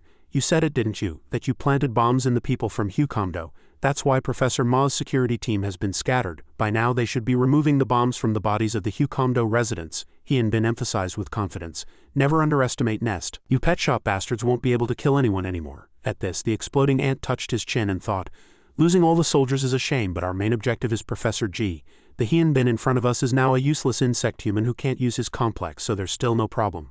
After finishing his words, the exploding ant and Manhwa simultaneously rushed in to kill Hyunbin. But Suhan was waiting. He broke through the glass window and aimed straight for the exploding ant at the speed of light. With one blow he slammed his face into the concrete floor, soft as a mother's embrace. After taking this blow, the exploding ant's eyes rolled back and he spewed blood. After finishing his attack, Suhan returned to Hyunbin's side. To his surprise, Suhan, without a word, threw a pack of cigarettes to Hyunbin and said, "Here, Ta you. I got it from the drawer of your desk. If my complex goes out of control again, please put me to sleep with that." Suhan smiled and asked Hyunbin, "Can you trust me now?" At this series of actions, Hyunbin was extremely shocked. He recalled Professor Ji again. He too had given Hyunbin cigarettes just like this. "You can smoke these cigarettes in my lab as much as you want," he had said. Hyunbin, flustered, accepted the pack of cigarettes and asked again, "Are you sure, Professor? My smoke can be dangerous." Professor Ji gently patted Hyunbin's head and answered, "It's okay. I don't doubt my student." Then he told Hyunbin to control his complex here. He would help him whenever he wanted. Back in reality, Hyunbin continued to light up and smoke while simultaneously warning Suhan, "They're very strong, just don't die." Then Hyunbin took a drag from his cigarette and said, "Making a first-year fight like this, damn it, I think I'm going to get fired." Back to the confrontation between Duhua and the strong girl. A single blow from the strong girl had dirtied Duhua's entire body. She said "damn it" to herself, and she wiped the dirt off her face with her hand. But despite that, Duhua was still full of fighting spirit. Duhua asked the strong girl, "What's with that weird armor?" All her attacks had no effect at all. Saying that, Duhua jumped up and struck the strong girl with all her might. The more Duhua hit, the more momentum she gained, continuously unleashing extremely powerful techniques on the woman. But in the back-and-forth fight, the strong girl didn't budge an inch. On the contrary, she also kept counterattacking Duhua. Not only did she counterattack, but she also delivered a much stronger blow than Duhua without breaking a sweat. A moment later, Duhua was helplessly defeated and fell. Taking advantage of the strong girl's carelessness, Hee-sung got behind her and delivered a kick. The strong girl glanced back and crouched as if to block Hee-sung's kick with her back. After the attack ended, Hee-sung did a somersault and moved away from the woman. But Hee-sung was shocked when she said, "It's useless." Afterwards, the strong girl pointed to her shoulder and said, "My armor is harder than steel. The armored katydid, also known as the armored ground cricket, is native to South Africa. The hard exoskeleton on its shoulders is used like armor to defend itself from predators, relying solely on recoil. The strong girl lightly bumped Hee-sung, sending him flying hundreds of meters away. Hee-sung was hit by the woman and slid a long way back. Duhwa stood up, watched Hee-sung fly away, and couldn't think of a way to turn the tide. Duhwa couldn't help but say, "That armor is really hard." Duhwa asked herself inwardly, "Is this damn bitch a food train type too? I can't just stand here and take it." Duhwa activated her complex stance and charged fiercely. She said to herself, "But I'm also incredibly strong." Duhwa used 50 of her power to attack the strong girl. But she still used the same technique to block Duhwa's attack with her shoulder, resulting in a huge clash. Surprisingly, this time Duhwa pierced the strong girl's armor. Duhwa couldn't help but smile triumphantly. "It's broken," but the strong girl was also unfazed and smiled cunningly. Suddenly, blood spurted from her wound and shot straight at Duhwa. It was too sudden. Duhwa retreated from her attack and shouted loudly, "Ah fuck, what the hell is this?" It turned out that the armored cricket's blood contained an acidic chemical component. The blood has the effect of causing temporary blindness. When sprayed on the opponent's face during a fight, for a moment, only a blurry darkness remained around Duhwa. She thought she had lost her sight. The strong girl said nonchalantly, "Don't blame yourself, Duhwa. After all, taking away an opponent's sight is a pretty common strategy in the wild. And the acid concentration in the blood is quite low, so you'll only be temporarily blind." But as soon as she finished speaking, the strong girl began to counterattack. She landed a direct punch to Duhwa's stomach. She continued. In the meantime, Duhwa would be her punching bag to vent her anger. Just like that, Duhwa was beaten like rice being pounded, completely unable to resist. Finally, the strong girl hit Duhwa one last time and Duhwa slid a long way back. At this point, Duhwa's eyes were filled with tears, and even when she forced them open, she could barely see. The strong girl continued, "I heard you were also raised by the breeder, but you're weaker than I thought. I almost felt sorry for Lee Jun-young when he was fired for watching you as an old friend." Duhwa cut her off. She asked the strong girl, "Are you from the orphanage too?" The strong girl confirmed and asked Duhwa, "Yeah, so what?" Duhwa continued, "Honestly, I don't care who you are, but I still remember that place clearly. It was a place full of trash who sold children for money." The strong girl continued. She said, "Besides those pieces of trash, Lee Jun-young was the most principled person." These words, Duhwa was slightly confused and said, "What?" The strong girl said, "Oh, I'm not thinking of suing Lee Jun-young or anything, because he's very strong. In the world of the strong there is no good or evil. That's just a human-centric philosophy." As she spoke, she continued to punch Duhwa's body, but there's one exception, the weak. This strong woman began to dig up Duhwa's past. "Before you had your complex, you were just a coward who got beaten up by your father. And when you were kidnapped by the orphanage, you almost killed the person who tried to protect you. Lee Jun-young, wasn't it?" With these words, the strong girl delivered an uppercut to Duhwa's face. She almost knocked Duhwa out. Duhwa couldn't take it anymore and fell to the ground. She still chattered on without stopping. She thought that no matter how strong Duhwa pretended to be, if she kept being a burden to her comrades at such a crucial moment, she was just a useless piece of trash. "Isn't that right, Duhwa?" After that, she licked her lips and said, "But don't worry, even if you're trash, you'll still have some value as food." After finishing her words, the strong girl reached out, intending to make Duhwa her prey. Unexpectedly, Hee-sung appeared majestically like a god with his hands in his pockets, blocking her with his 8-meter-long legs. After that, he said gently to Duhwa, "Don't cry like that, Chun Duhwa. What's the big deal about being blind for a moment? And what if you're a burden? Isn't a friend a relationship where you can be a burden to each other?" Hee-sung smiled, looked at Duhwa and asked, "Isn't that right?" Duhwa was dazed for a moment, then suddenly smiled, called Hee-sung a fool, and told him to shut up. As soon as she finished speaking, Hee-sung jumped back and gave way to Duhwa. Unfortunately, the first attack still missed, but the strange thing was that Duhwa's vision had not yet recovered. The strong girl also felt that Duhwa was perfectly targeting her, even though she couldn't see anything. Duhwa didn't even look. She used vibration sensing to feel it. She continued to graze the strong girl's face, missing her attacks. At this very moment, the strong girl trembled and felt that something was wrong. Sure enough, looking at her shoulder, Duhwa's stinger was deeply embedded there. The strong girl quickly put some distance between them and reassured herself, "It's fine. The Emperor Scorpion's stinger has very little venom, and that wound just now can't do much damage to me." Contrary to her thoughts, her body suddenly froze. After that, she fell and vomited blood nonstop. Her head was spinning and blood was flowing from her mouth and eyes. She couldn't understand how it could be this toxic. Usually, the Emperor Scorpion's venom is very weak. Because it has the strength to be used as a main weapon, it doesn't use its stinger often. But since Chun Duhwa had been poisoned twice, she found a way to overcome the scorpion's weak venom resistance. As a result, Duhwa's individual assignment was to resist neurotoxins. To create her own venom resistance system, Duhwa drank the venom of other students, and those venoms affected her complex, giving her the ability to produce a potent poison in her body. Duhwa shook her tail and asked the strong girl, "Who said the weaker one is trash? Let's compare and see who the real golden trash is." Chun Duhwa fiercely attacked the woman in the cricket armor. She was hit by a powerful blow and sent flying. Because of Chun Duhwa's venom, she could no longer see clearly. Her eyes were bloodshot, and as the poison spread and choked her, she glared straight at the steel-like fist with her eyes. Chun Duhwa asked where her composure from just now had gone. The fist landed squarely on her jaw, and the fatal attack inflicted a serious wound on her. Hee-sung flew in and quickly delivered a katydid kick. Seeing that she was about to be attacked, she glared and retaliated by attacking with her poisonous blood. She intended to blind them all and play with them. Hee-sung, seeing the poison in front of him about to touch him, was terrified as there was no time to dodge, but he was not hit by the poison, because at that moment a hand grabbed his clothes. Chun Du-hwa used herself as a shield, simultaneously raising her hand to cover her face to prevent the poisonous blood from splashing directly into her eyes. Hee-sung was shocked to see that. He never thought Chun Du-hwa would do that for him. His eyes became bloodshot at the sight before him. Chun Du-hwa shook her head to shake off the blood. She told Hee-sung to worry about his own eyes and called him a fool. If the after effects of his previous blindness worsened, he could go blind forever. Hee-sung was surprised. How can she see? She told him not to worry, that she could see everything clearly. The armored cricket couldn't believe she could see. Could she have sensing abilities too? She had underestimated Nest's curriculum. She thought she would use her venom. Chun Du-hwa still closed her eyes and fiercely attacked her with her physical strength. This time she was overwhelmed and cornered. She thought this hunt was a failure.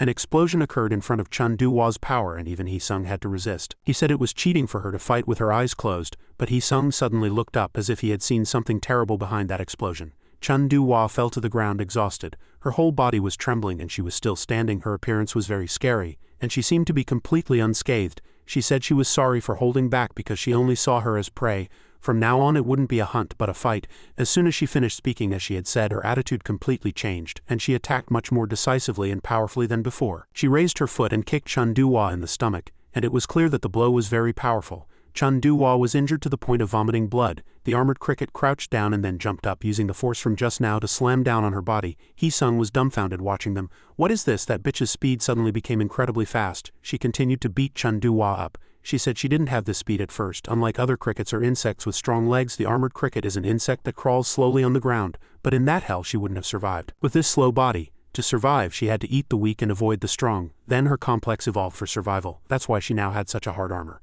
Hunters like them had returned from the brink of death, and no matter how much they learned to improve their complex abilities through training, there was always a huge wall between them. This also applied to Kong Suhan's fight. This time he was still being overwhelmed by Manhwa. Her attacks were too fast and strong. There was no room for him to counterattack. Kong Suhan shouted, "Ta-yu, please take care of that bitch with your smoke." Ta-yu was also struggling. He attacked with smoke, but she quickly crouched and counterattacked with a whirlwind, breaking through Professor Yu's smoke. Kong Suhan never thought she would create wind to scatter all the smoke. While paying attention to the movements over there, he was careless and didn't realize he was still being targeted. The enemy was already right next to him. An explosion occurred and he couldn't change direction because of too many explosions. He was attacked from behind by Manhwa. He knew he had to escape. If this continued, he would be in a more difficult situation. Manhwa was already sitting on his shoulders. Kong Suhan had no choice but to grab that mantis arm with his hands and protect himself. Manhwa said her teacher had said that if it was too difficult to capture him alive, she could kill him, but it was okay because he looked too delicious. She stared at him as she said that. Seeing that he was in danger, Ta-yu ignored the enemy and looked back. That guy said, "Sir, you should be looking at the enemy. Do you still have time to worry about others?" Ta-yu was in a difficult situation and they were short-handed, and it became even harder to endure the after effects of using his complex just now. To overcome this situation, the Ta had no choice but to tell him to use his instincts. Kong Suhan was surprised, because if they couldn't stop them now, not only them, but also Professor Ji and other civilians would die. The Ta also knew this was very dangerous. If he lost his way, it could be dangerous for the civilians, but he said it was okay in a very natural voice. "I trust you, so do as you please." Kong Suhan still looked at him. He struggled to make a quick choice. His neck was already wounded by her. Blood flowed. He remembered that feeling, at that moment in the face of death, that annoying feeling of almost being eaten by that dragonfly. "Come and eat me." He felt as if he had turned into a vast dark space and was floating. Nothing happened. He came to his senses when Ta-yu called his name. He looked down at his neck and was dumbfounded. Am I going to die? At this time an explosion occurred. The people here were all blown far away by the pressure of the explosion. A hand grabbed his arm and helped him up. That person said, "If you could be controlled that easily, there would have been no need to train you from the beginning." Under the embers of the explosion, the tattoo on that person's arm was revealed very clearly and familiarly. He said, "You don't die just because you want to, because you are the teacher's next graduate." Professor Ji-jun appeared so coolly. They and the enemy were separated by the embers. Professor Ji-jun said thank you to Hyun-bin. He told him to rest there. "Two people are enough now. Who should I burn first?" His momentum flared. They all rushed in to attack. Kong Suhan shouted, "Professor Ji, be careful, that mantis is very dangerous." Professor Ji-jun still calmly glared at her as she rushed towards him. He grabbed her mantis hand and slammed her hard on the floor. Kong Suhan was shocked. Next, the professor threw her, and she hit the wall hard, causing a not-so-small explosion. Her companion also couldn't believe he had thrown Manhwa with his bare hands. At this time, Professor Ji rushed at that guy, grabbed him with his bare hands and twisted him back. He was in great pain, and with all their might the two separated. He clutched his arm and cursed him inwardly as a fool. Really, it was a mistake for him to approach. The moment he touched his hand, he had already planted numerous soldiers on his body.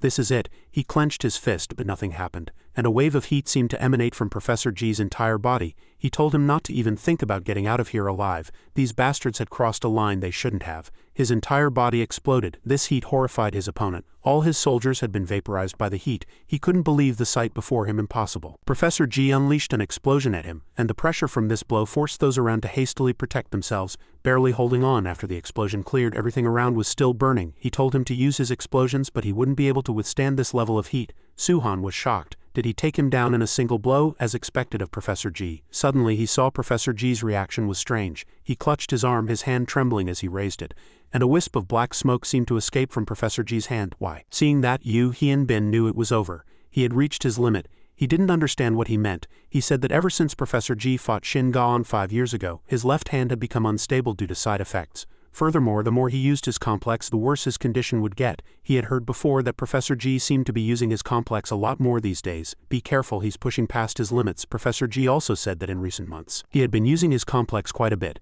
He had to stop him, but before he could finish his sentence, Tayu collapsed. Professor G thought Tayu had used that cigarette. He had told him not to smoke those. He gathered power in his fist again.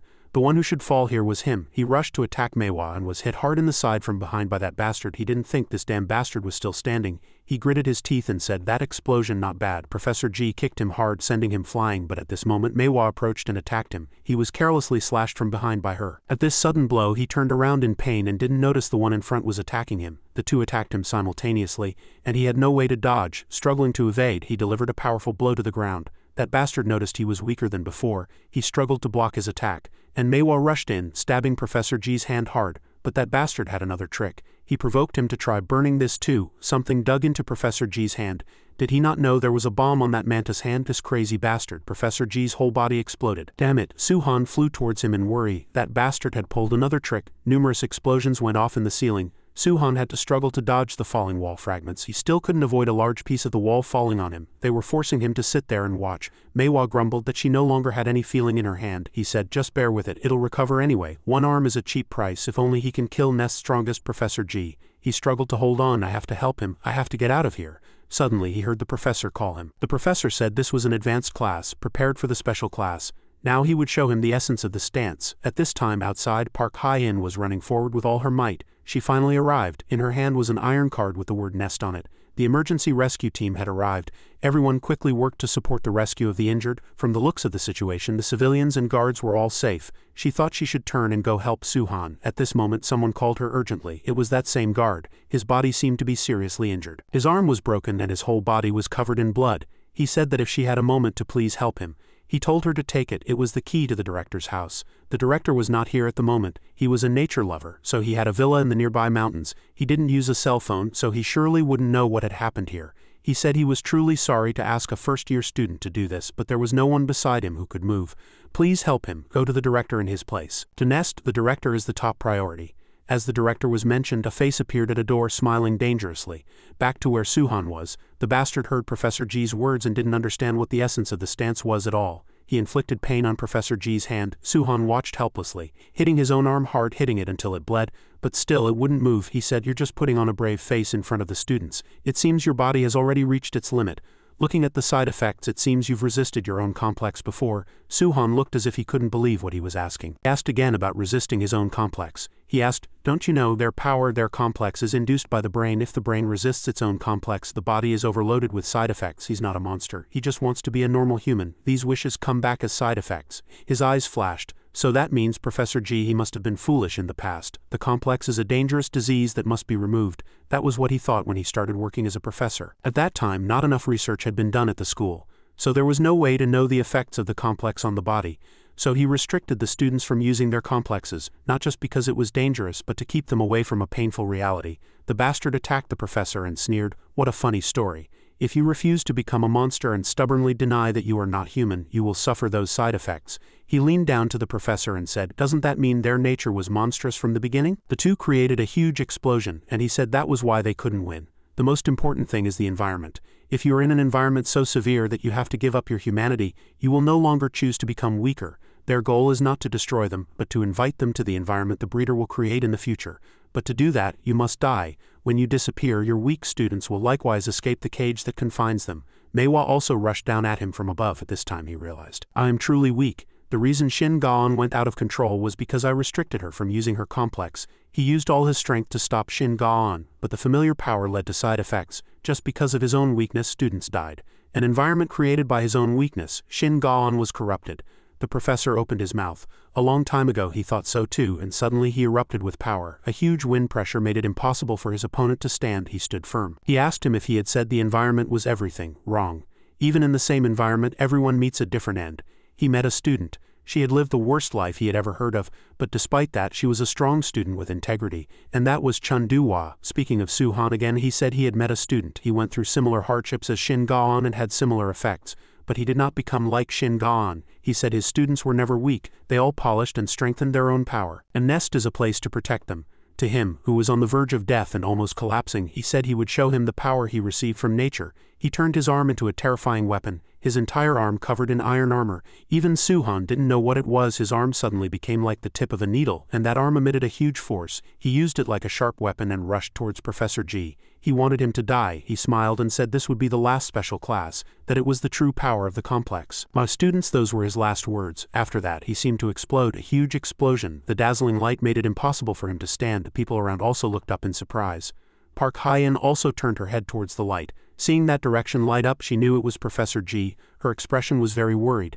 After witnessing the pillar of light that shook the heavens, Professor Ma also seemed to realize something. The doctors quickly triaged the patients. There were too many patients needing support, so there was no more space where they were. They had to move the patients elsewhere. Professor G left a huge crater and debris around him. He said Manhwa was a really lucky kid. He said if her companion hadn't saved her, she would be nothing but a pile of ashes right now. She looked terribly miserable. Her whole body was almost burnt black, and her companion lay on the ground burnt black. Suhan was amazed. The explosion was huge. The bastard who was at the center of the explosion was knocked out instantly. Even the mantis who was near the explosion was seriously injured. They were opponents that were difficult even for him and Tau to fight together. Professor G told her to choose. Surrender peacefully or burn to death here. The tide of the battle had completely turned. Is this the essence of the stance? Manhwa trembled and asked her teacher. The old man had lost his ability to fight. The opponent was too strong and she didn't know what to do. Manhwa's teacher was watching from above the sky. After a moment of silence, he opened his mouth and reminded her, remember well what will happen if you lose here. As soon as he finished speaking, a scene of a crowd looking at her with ridicule appeared in Manhwa's mind. Their gazes were truly terrifying. No, I don't want to be lonely anymore. I hate it. Suhan glared at her. Her appearance now was very scary. The professor also noticed she was about to do something. He had to take her down before it was too late. He punched her hard. But this blow was blocked by her. He couldn't understand. The wound on her hand had disappeared. Manhwa looked pained but said, thank you teacher, I can still fight. Her appearance was as if she had made a great resolution. Her wound had really recovered. Is this kind of complex possible too? She said it was borrowing the abilities of other insects. Because she had an intimate relationship with the insects she fused with, this was an evolution that only they could achieve. That was why her teacher had spoken and attached something like a mantis to her. Suhan thought of Park Hyen. He couldn't believe such a thing was possible. At Nest, while treating patients, Ta Chun-Du-Hwa asked Professor Hwa Dong if she was thinking of leaving when there were so many patients. Besides, it was very dangerous outside. Hwa Dong said that was exactly why she had to be there. That explosion was definitely Professor G's complex. She was sure he was overdoing it again. If she went now, she might be able to get there in time. The professor hurried off. She passed by that young blue-haired man from before. He seemed to be looking for her. Seeing her, he exclaimed, found you. Before Hwa Dong could even turn around, he stabbed her. He took her instructor card. Hwa Dong collapsed. He said it was really annoying with the card in his hand. With this, he could open any door in Nest. A damn teacher, why did he make him do such a troublesome thing? He wanted to kill and eat more.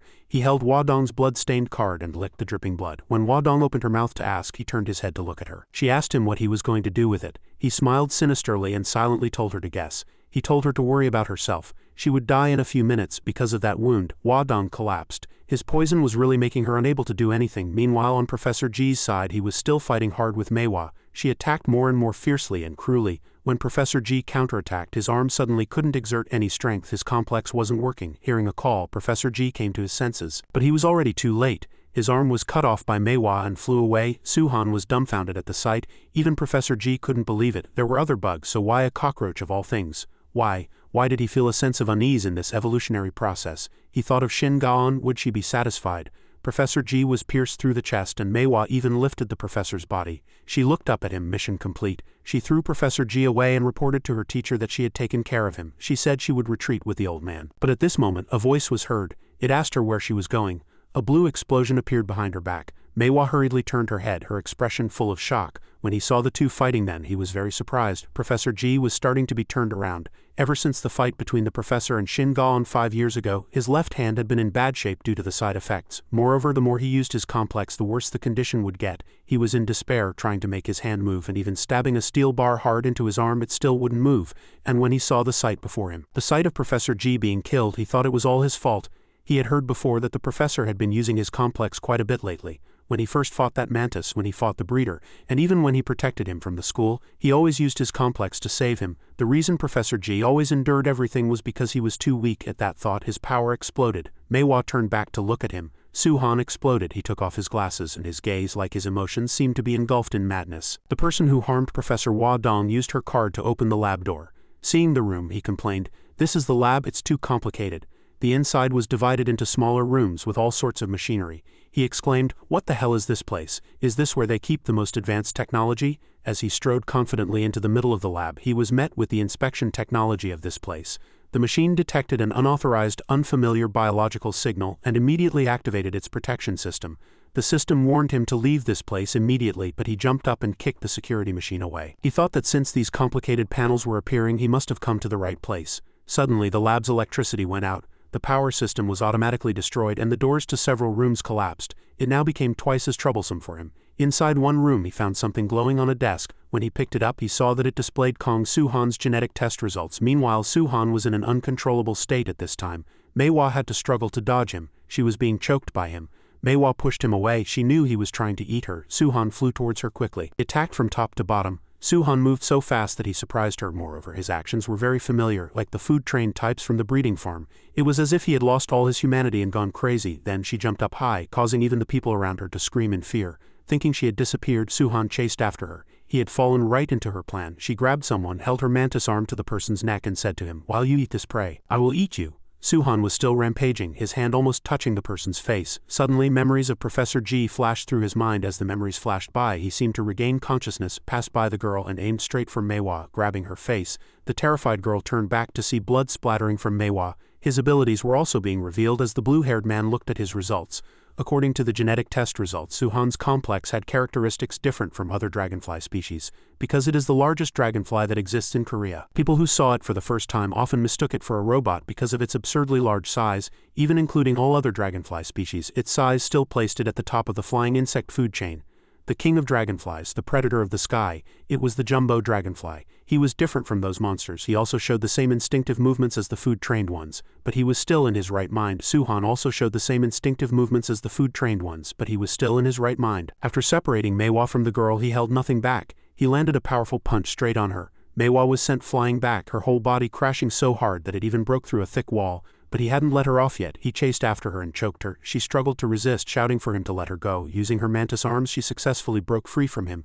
But Suhan once again closed in from behind and attacked. Once again, she crashed hard into the wall, which shattered into pieces. She was buried under the wall fragments, her whole body trembling as she struggled to hold on. But she was also trying very hard to get out. Using the falling wall fragments, she threw them precisely at him. She was terrified. She didn't know what was happening, but he was completely different from just a moment ago. Both his speed and power had increased abnormally. In that short time, had he also evolved like them?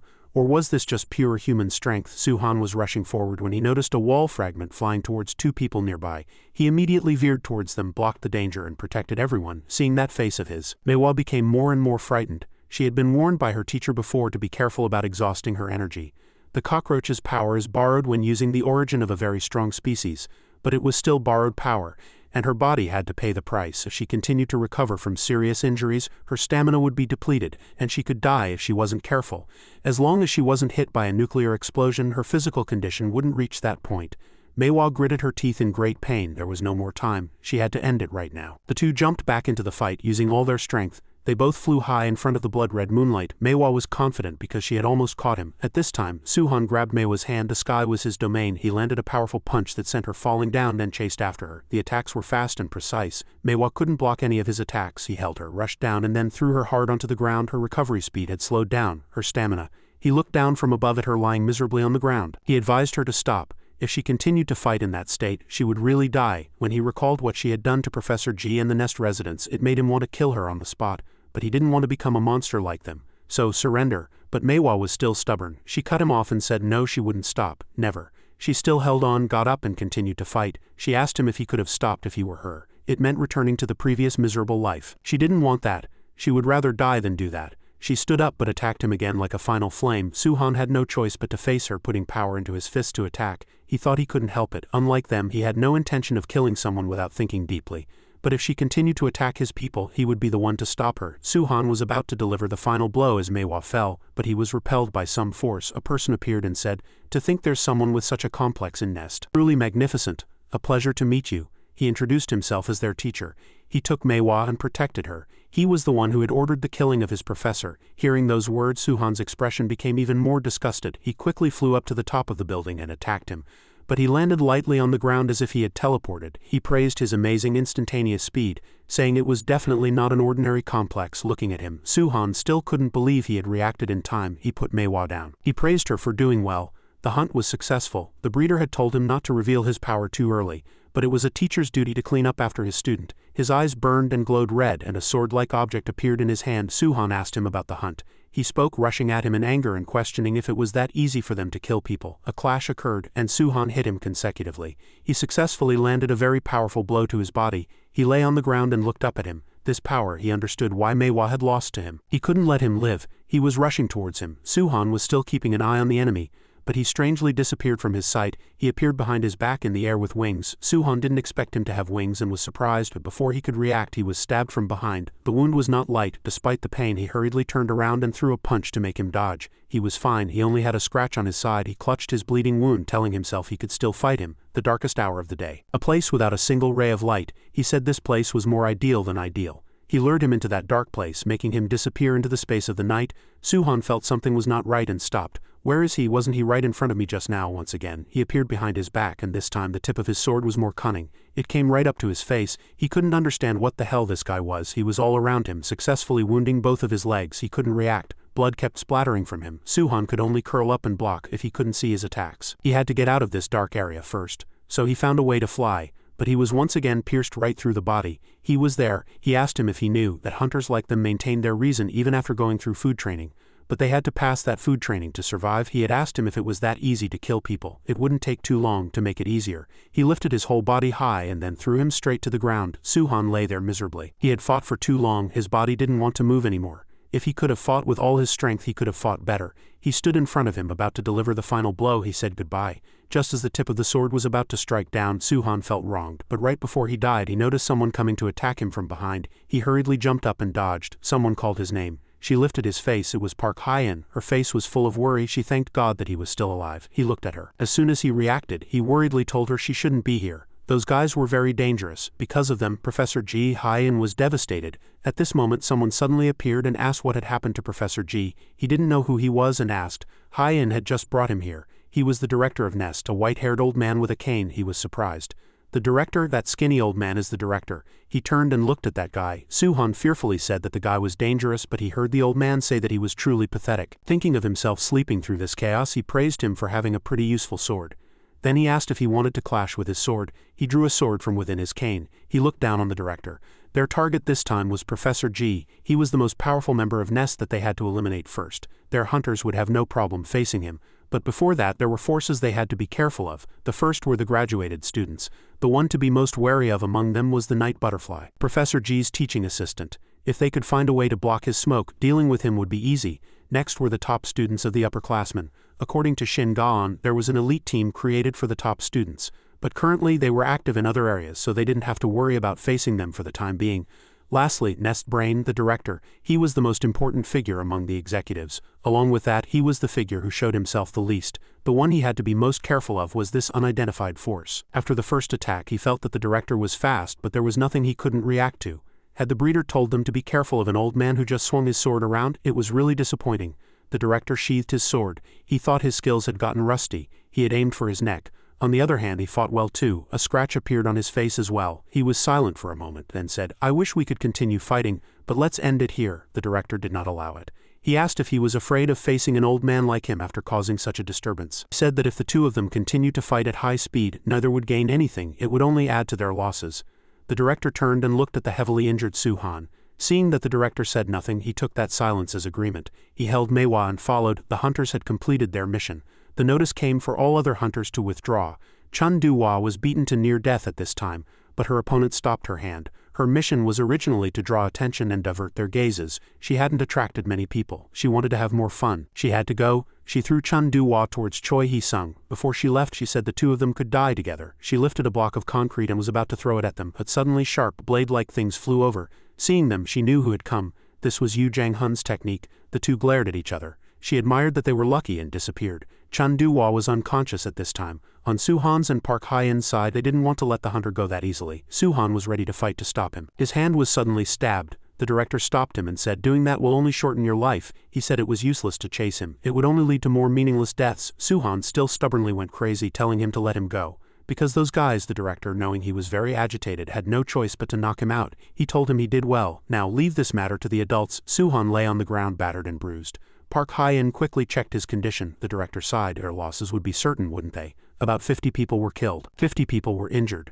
15 facilities were severely damaged. The lab was closed, and they had found the Cinderella drug production site. Those hunter bastards didn't leave a single shred of hope. They had been defeated on all fronts. At Nest headquarters, Professor G's hospital bed was being rushed. Because of his critical condition, everyone had to hurry and clear the way. From behind, a nurse was heard shouting that Suhan couldn't move yet. He was worried about the professor and ran out. Seeing Professor G's condition, Suhan became even more terrified, crying and calling out to him. Everyone was so agitated that they had to hold him back from trying to rush into the operating room. The light above the operating room door was still glowing red, and the two could only sit outside praying. Inside the operating room, many doctors were trying to save the professor. Everyone looked nervous and scared. The door to the operating room opened and a doctor came out. The two immediately stood up and urgently asked about the professor's condition. The doctor looked them straight in the eyes and told them the situation. It was pouring rain. Inside the academy, the students and everyone had suffered great losses. Chun Du-hwa had injured all her limbs and even had a cast on her arm. Her and Hee-sung's faces were filled with displeasure and anger. The other people in the school were also sitting gloomily.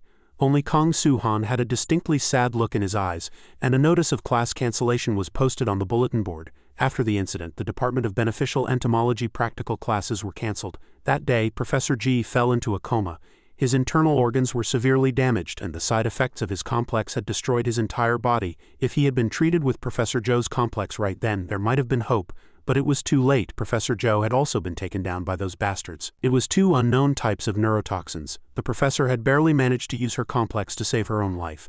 But she had to be hospitalized to treat the damaged nerve tissue cells. He asked what would happen to Professor G. He asked the doctor if the professor was still alive now. The doctor said that he was somehow still alive, but it would be difficult for him to wake up again. Chun Du-hwa furiously jumped to her feet and vowed to kill all those bastards. Hee-sung quickly chased after her to stop her. Ga-eun asked what they should do now. Would they never be able to see Professor G again? She had also heard that the Cinderella drug factory had been completely destroyed.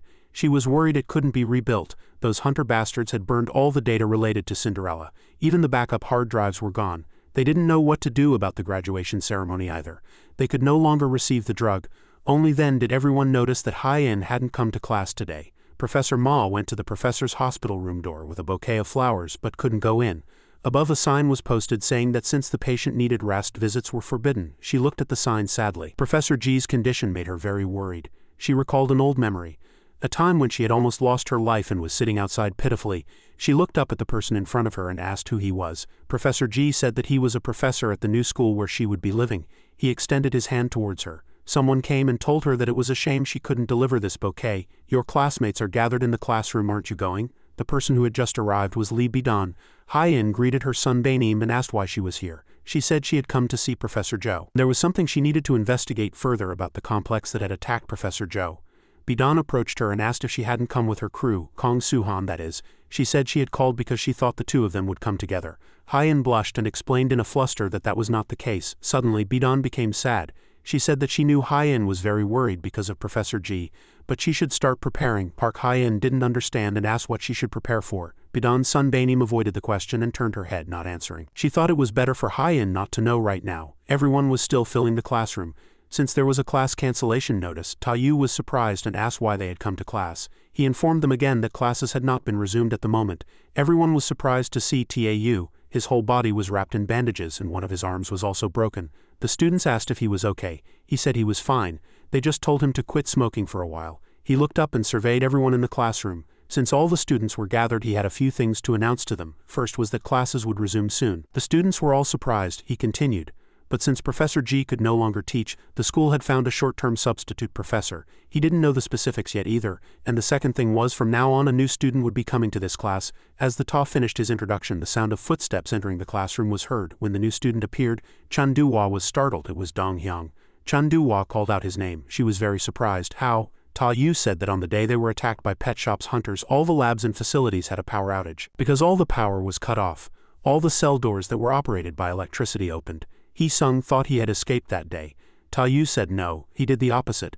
Dong Hyang subdued all the escaped bastards and put them back in prison. This was very highly evaluated, and by the director's special order he was released and rewarded with the same citizenship as all citizens of Nest. And now he was also a student of Nest. Suhan was standing on the rooftop in the pouring rain. Too many things were happening right now. Even the professor had been changed. He thought of Professor G and cursed in frustration. He gritted his teeth, his eyes filled with tears and anger. Dong Hyang appeared and said he was angry. He understood the feeling of being too weak to protect the people he cared about. He reminded him that those bastards would become more daring now and there would be more victims. He had one proposal for him. While he was locked in prison, he had found one of Pet Shop's hideouts and he was planning to attack that place. If he came with him, they could deal a fatal blow to the breeder. He held something out in front of him and asked if he would participate. Suhan, not understanding at all, asked back about Pet Shop's base. He asked if he had found another place besides Huondo Island. How? He recalled the day the bastards had attacked. It was what had happened when the headquarters had a power outage. The bastards had been knocked out by him. They couldn't believe why he was stopping them. This was their chance to escape and return to the breeder. He said it was because if bastards like them escaped, more children would suffer. He was no longer the breeder's subordinate. He threw them back into the cell and they cried out to be let go. At that time he wondered why there were no guards and what was happening outside. He broke the lock on his neck with his own hands. Suddenly, someone answered his question. That bastard said it was the hunter's doing. The moment Dong Hyang heard that voice, he immediately went on alert. It was the red dragonfly. That bastard called his name. He knew him. He said he wanted to fight him, but it was quite difficult in this state. He was very tightly confined. Multiple restraints. Just looking at him, you could tell he was a dangerous guy. Dong Hyang asked who he was, but he didn't answer and reminded him that Nest was currently under attack by hunters. They were special individuals raised by the breeder on the breeding farm. Their main role was to carry out assassinations and large-scale terrorism. He knew Du-hwa was in danger and he had to get out of here. As he went to the door, that bastard called out to him again and told him to wait. Dong Hyang told him not to say to let him out. That bastard said that wasn't it. He said Sokcho. The breeder's house was in Sokcho. Gongwon-do Suhan asked back if that red dragonfly had told him. The bastard he had fought on Huondo Island, he asked if it wasn't a trap. Dong Hyang said he thought so too at first, but that bastard said he wasn't the breeder's subordinate and hadn't done the food training either. He was just a wanderer who liked to fight, and he met Cyan and became her subordinate. She was the first person to beat him, and since his type was a strong woman, he decided to follow her. Dong Hyang threatened him at that time. He didn't care whose subordinate he was.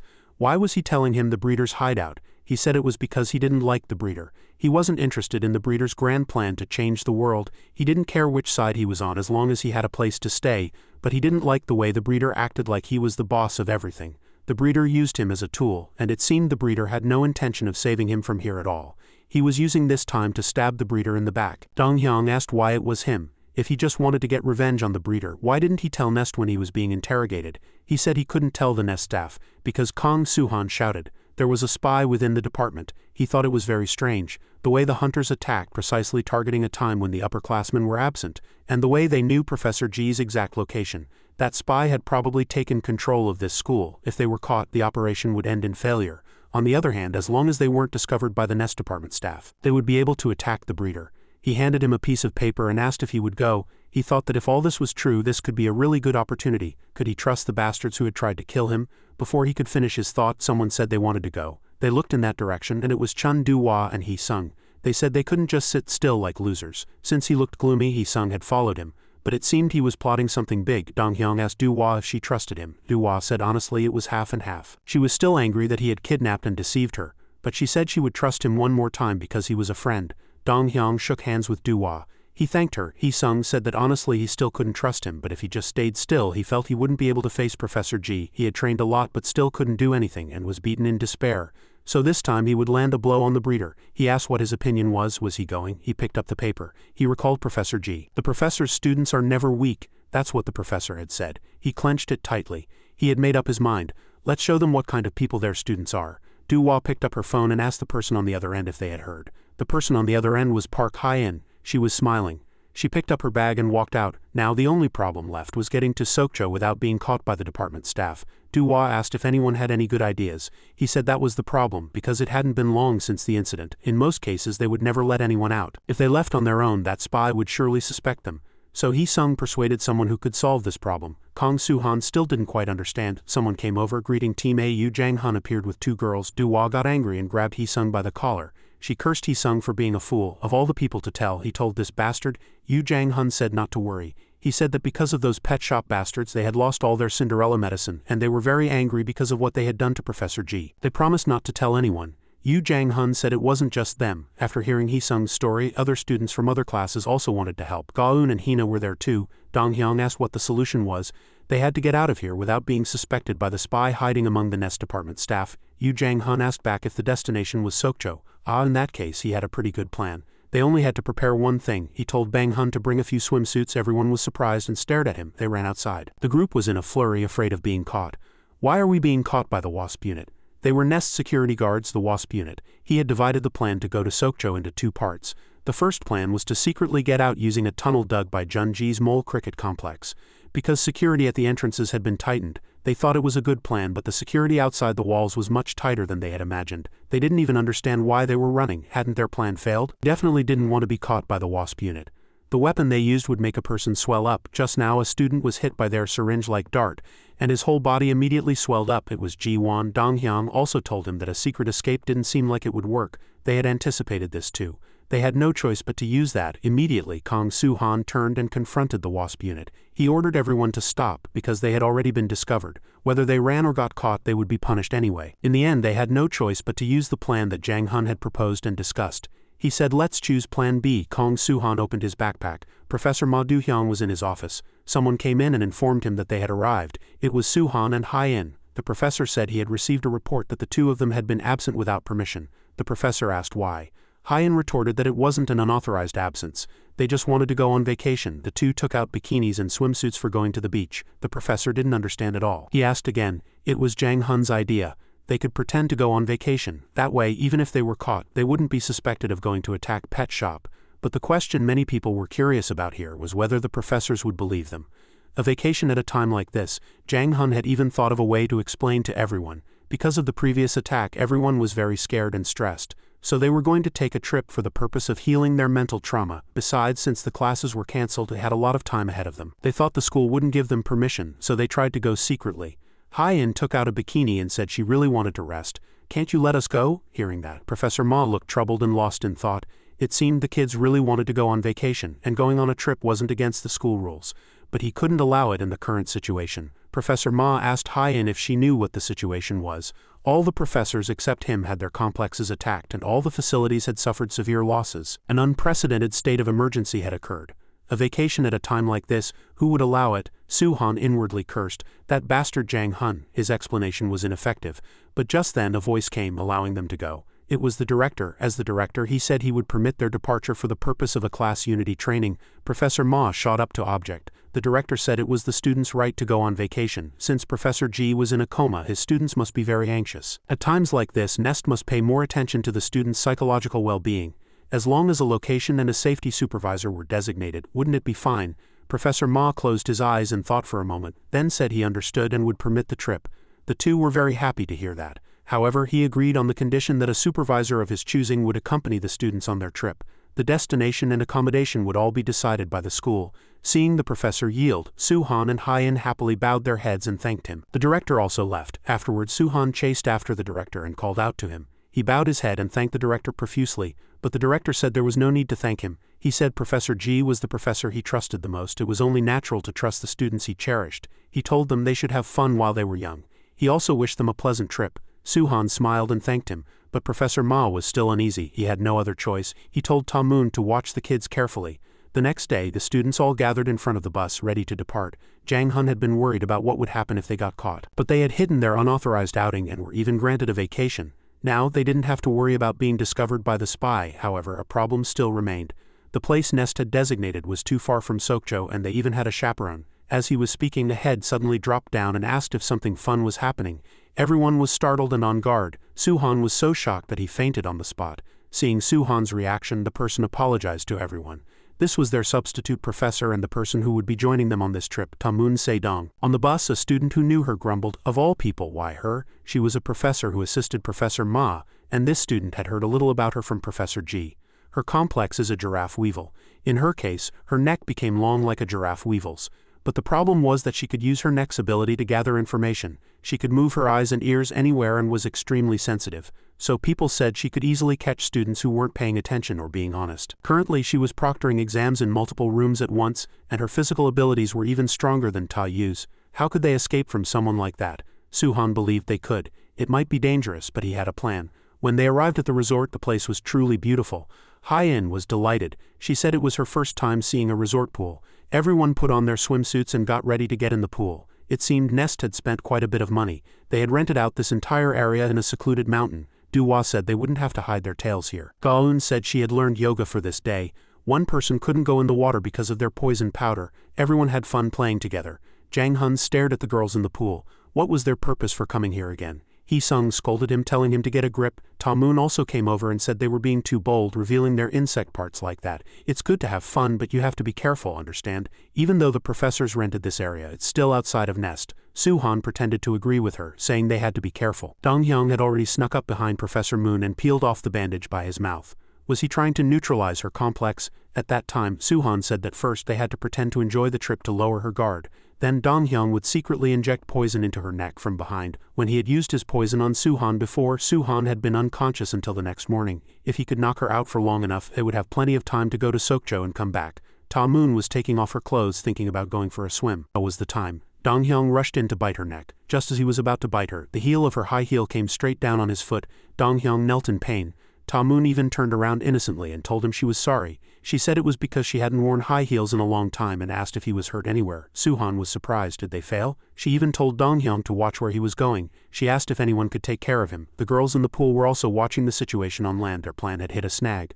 Dong-hyung's foot turned bright red. Looking at the medical tape, it looked painful. He apologized, saying he was careless. Duhua said it was okay. She didn't think Ta-moon was suspicious. As expected, it wasn't easy. Should they distract her and try again? Hee-sung said that biting her neck was too risky. They wouldn't have a good excuse if they got caught. How about blinding her for a moment instead? Jang Hun dissolved some of his acid in a water gun. It wasn't lethal, but if it hit her eyes, she would be blind for about an hour. Suhan said there should be a caption saying, "Do not try this at home."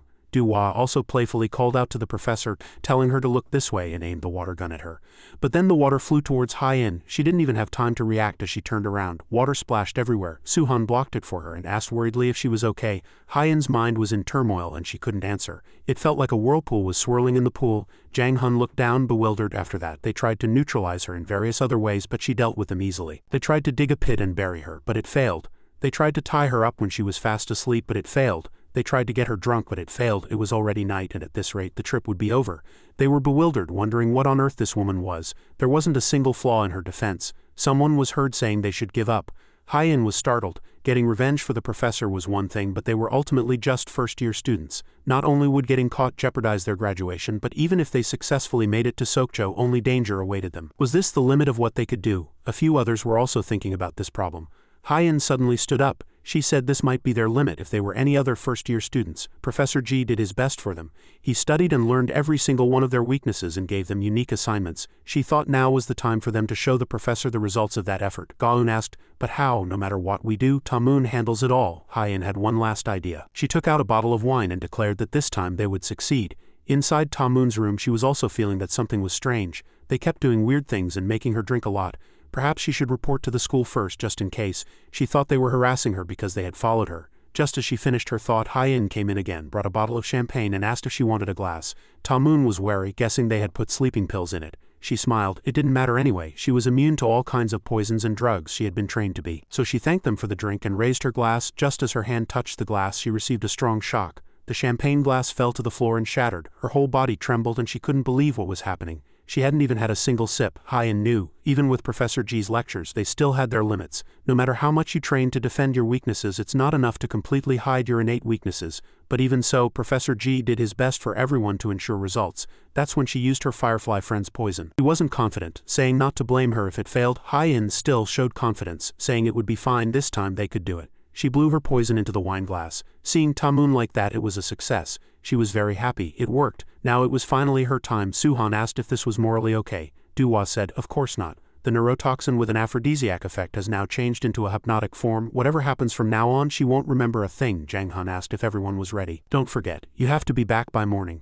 Ta-moon will be asleep for a while because of the hypnotic effect, but you have to wake her up in the morning so she doesn't get suspicious. Just say she passed out drunk. In the meantime, we'll take care of Ta-moon so don't die and come back alive. Suhan asked Gaun and Hina again if they were really okay with following them.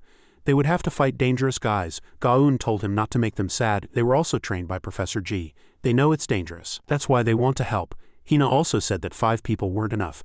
They would follow to provide support. Suhan thanked the 2 of them. Hee-sung asked how they were going to get to Sokcho. He said he wasn't sure. Besides, it was late now, so they couldn't take a bus. He wanted to conserve his energy. Dong-hyung drove up in a car and told them to get in. Suhan happily asked him if he had a driver's license. He said he got it when he was helping at the orphanage under the breeder. He needed a license to transport the orphans to the breeding farm. Dong-hyung reminded them to prepare themselves. The place they were going to was managed directly by the breeder. They still didn't know what was inside, and there was a high possibility that it would be heavily guarded. If they weren't careful, they could die. And they could be caught and forced to undergo food training. But Dong-hyung thought they could win. Suhan thought so too. That was why he had come to him. Until now he had thought power was everything. That was also why he had been swayed by the breeder's ideals, power and action. But from the day he lost to him, he realized that power wasn't everything. Dong-hyung believed he would show it this time, something that surpassed the survival of the fittest. At the Sokcho base, a doctor was talking to the breeder. He asked if everything was all right over there. The breeder said everything was proceeding perfectly fine. One of the guys he was raising had messed up the farm a little, but he shot him with a tranquilizer so he would calm down a bit. The breeder said, let's talk about this later. He seemed busy. The doctor asked again, was everything really okay? The breeder asked him if he was guarding the house, to tell him the old man's condition. The doctor said his burns were very severe, so it would be difficult to use him right now. They kept injecting him with painkillers, but when the effect wore off, he would be in immense pain. The breeder said he would have to leave him to him then. There were no other predators besides them because they had gone on a mission. He said he was expecting overtime pay.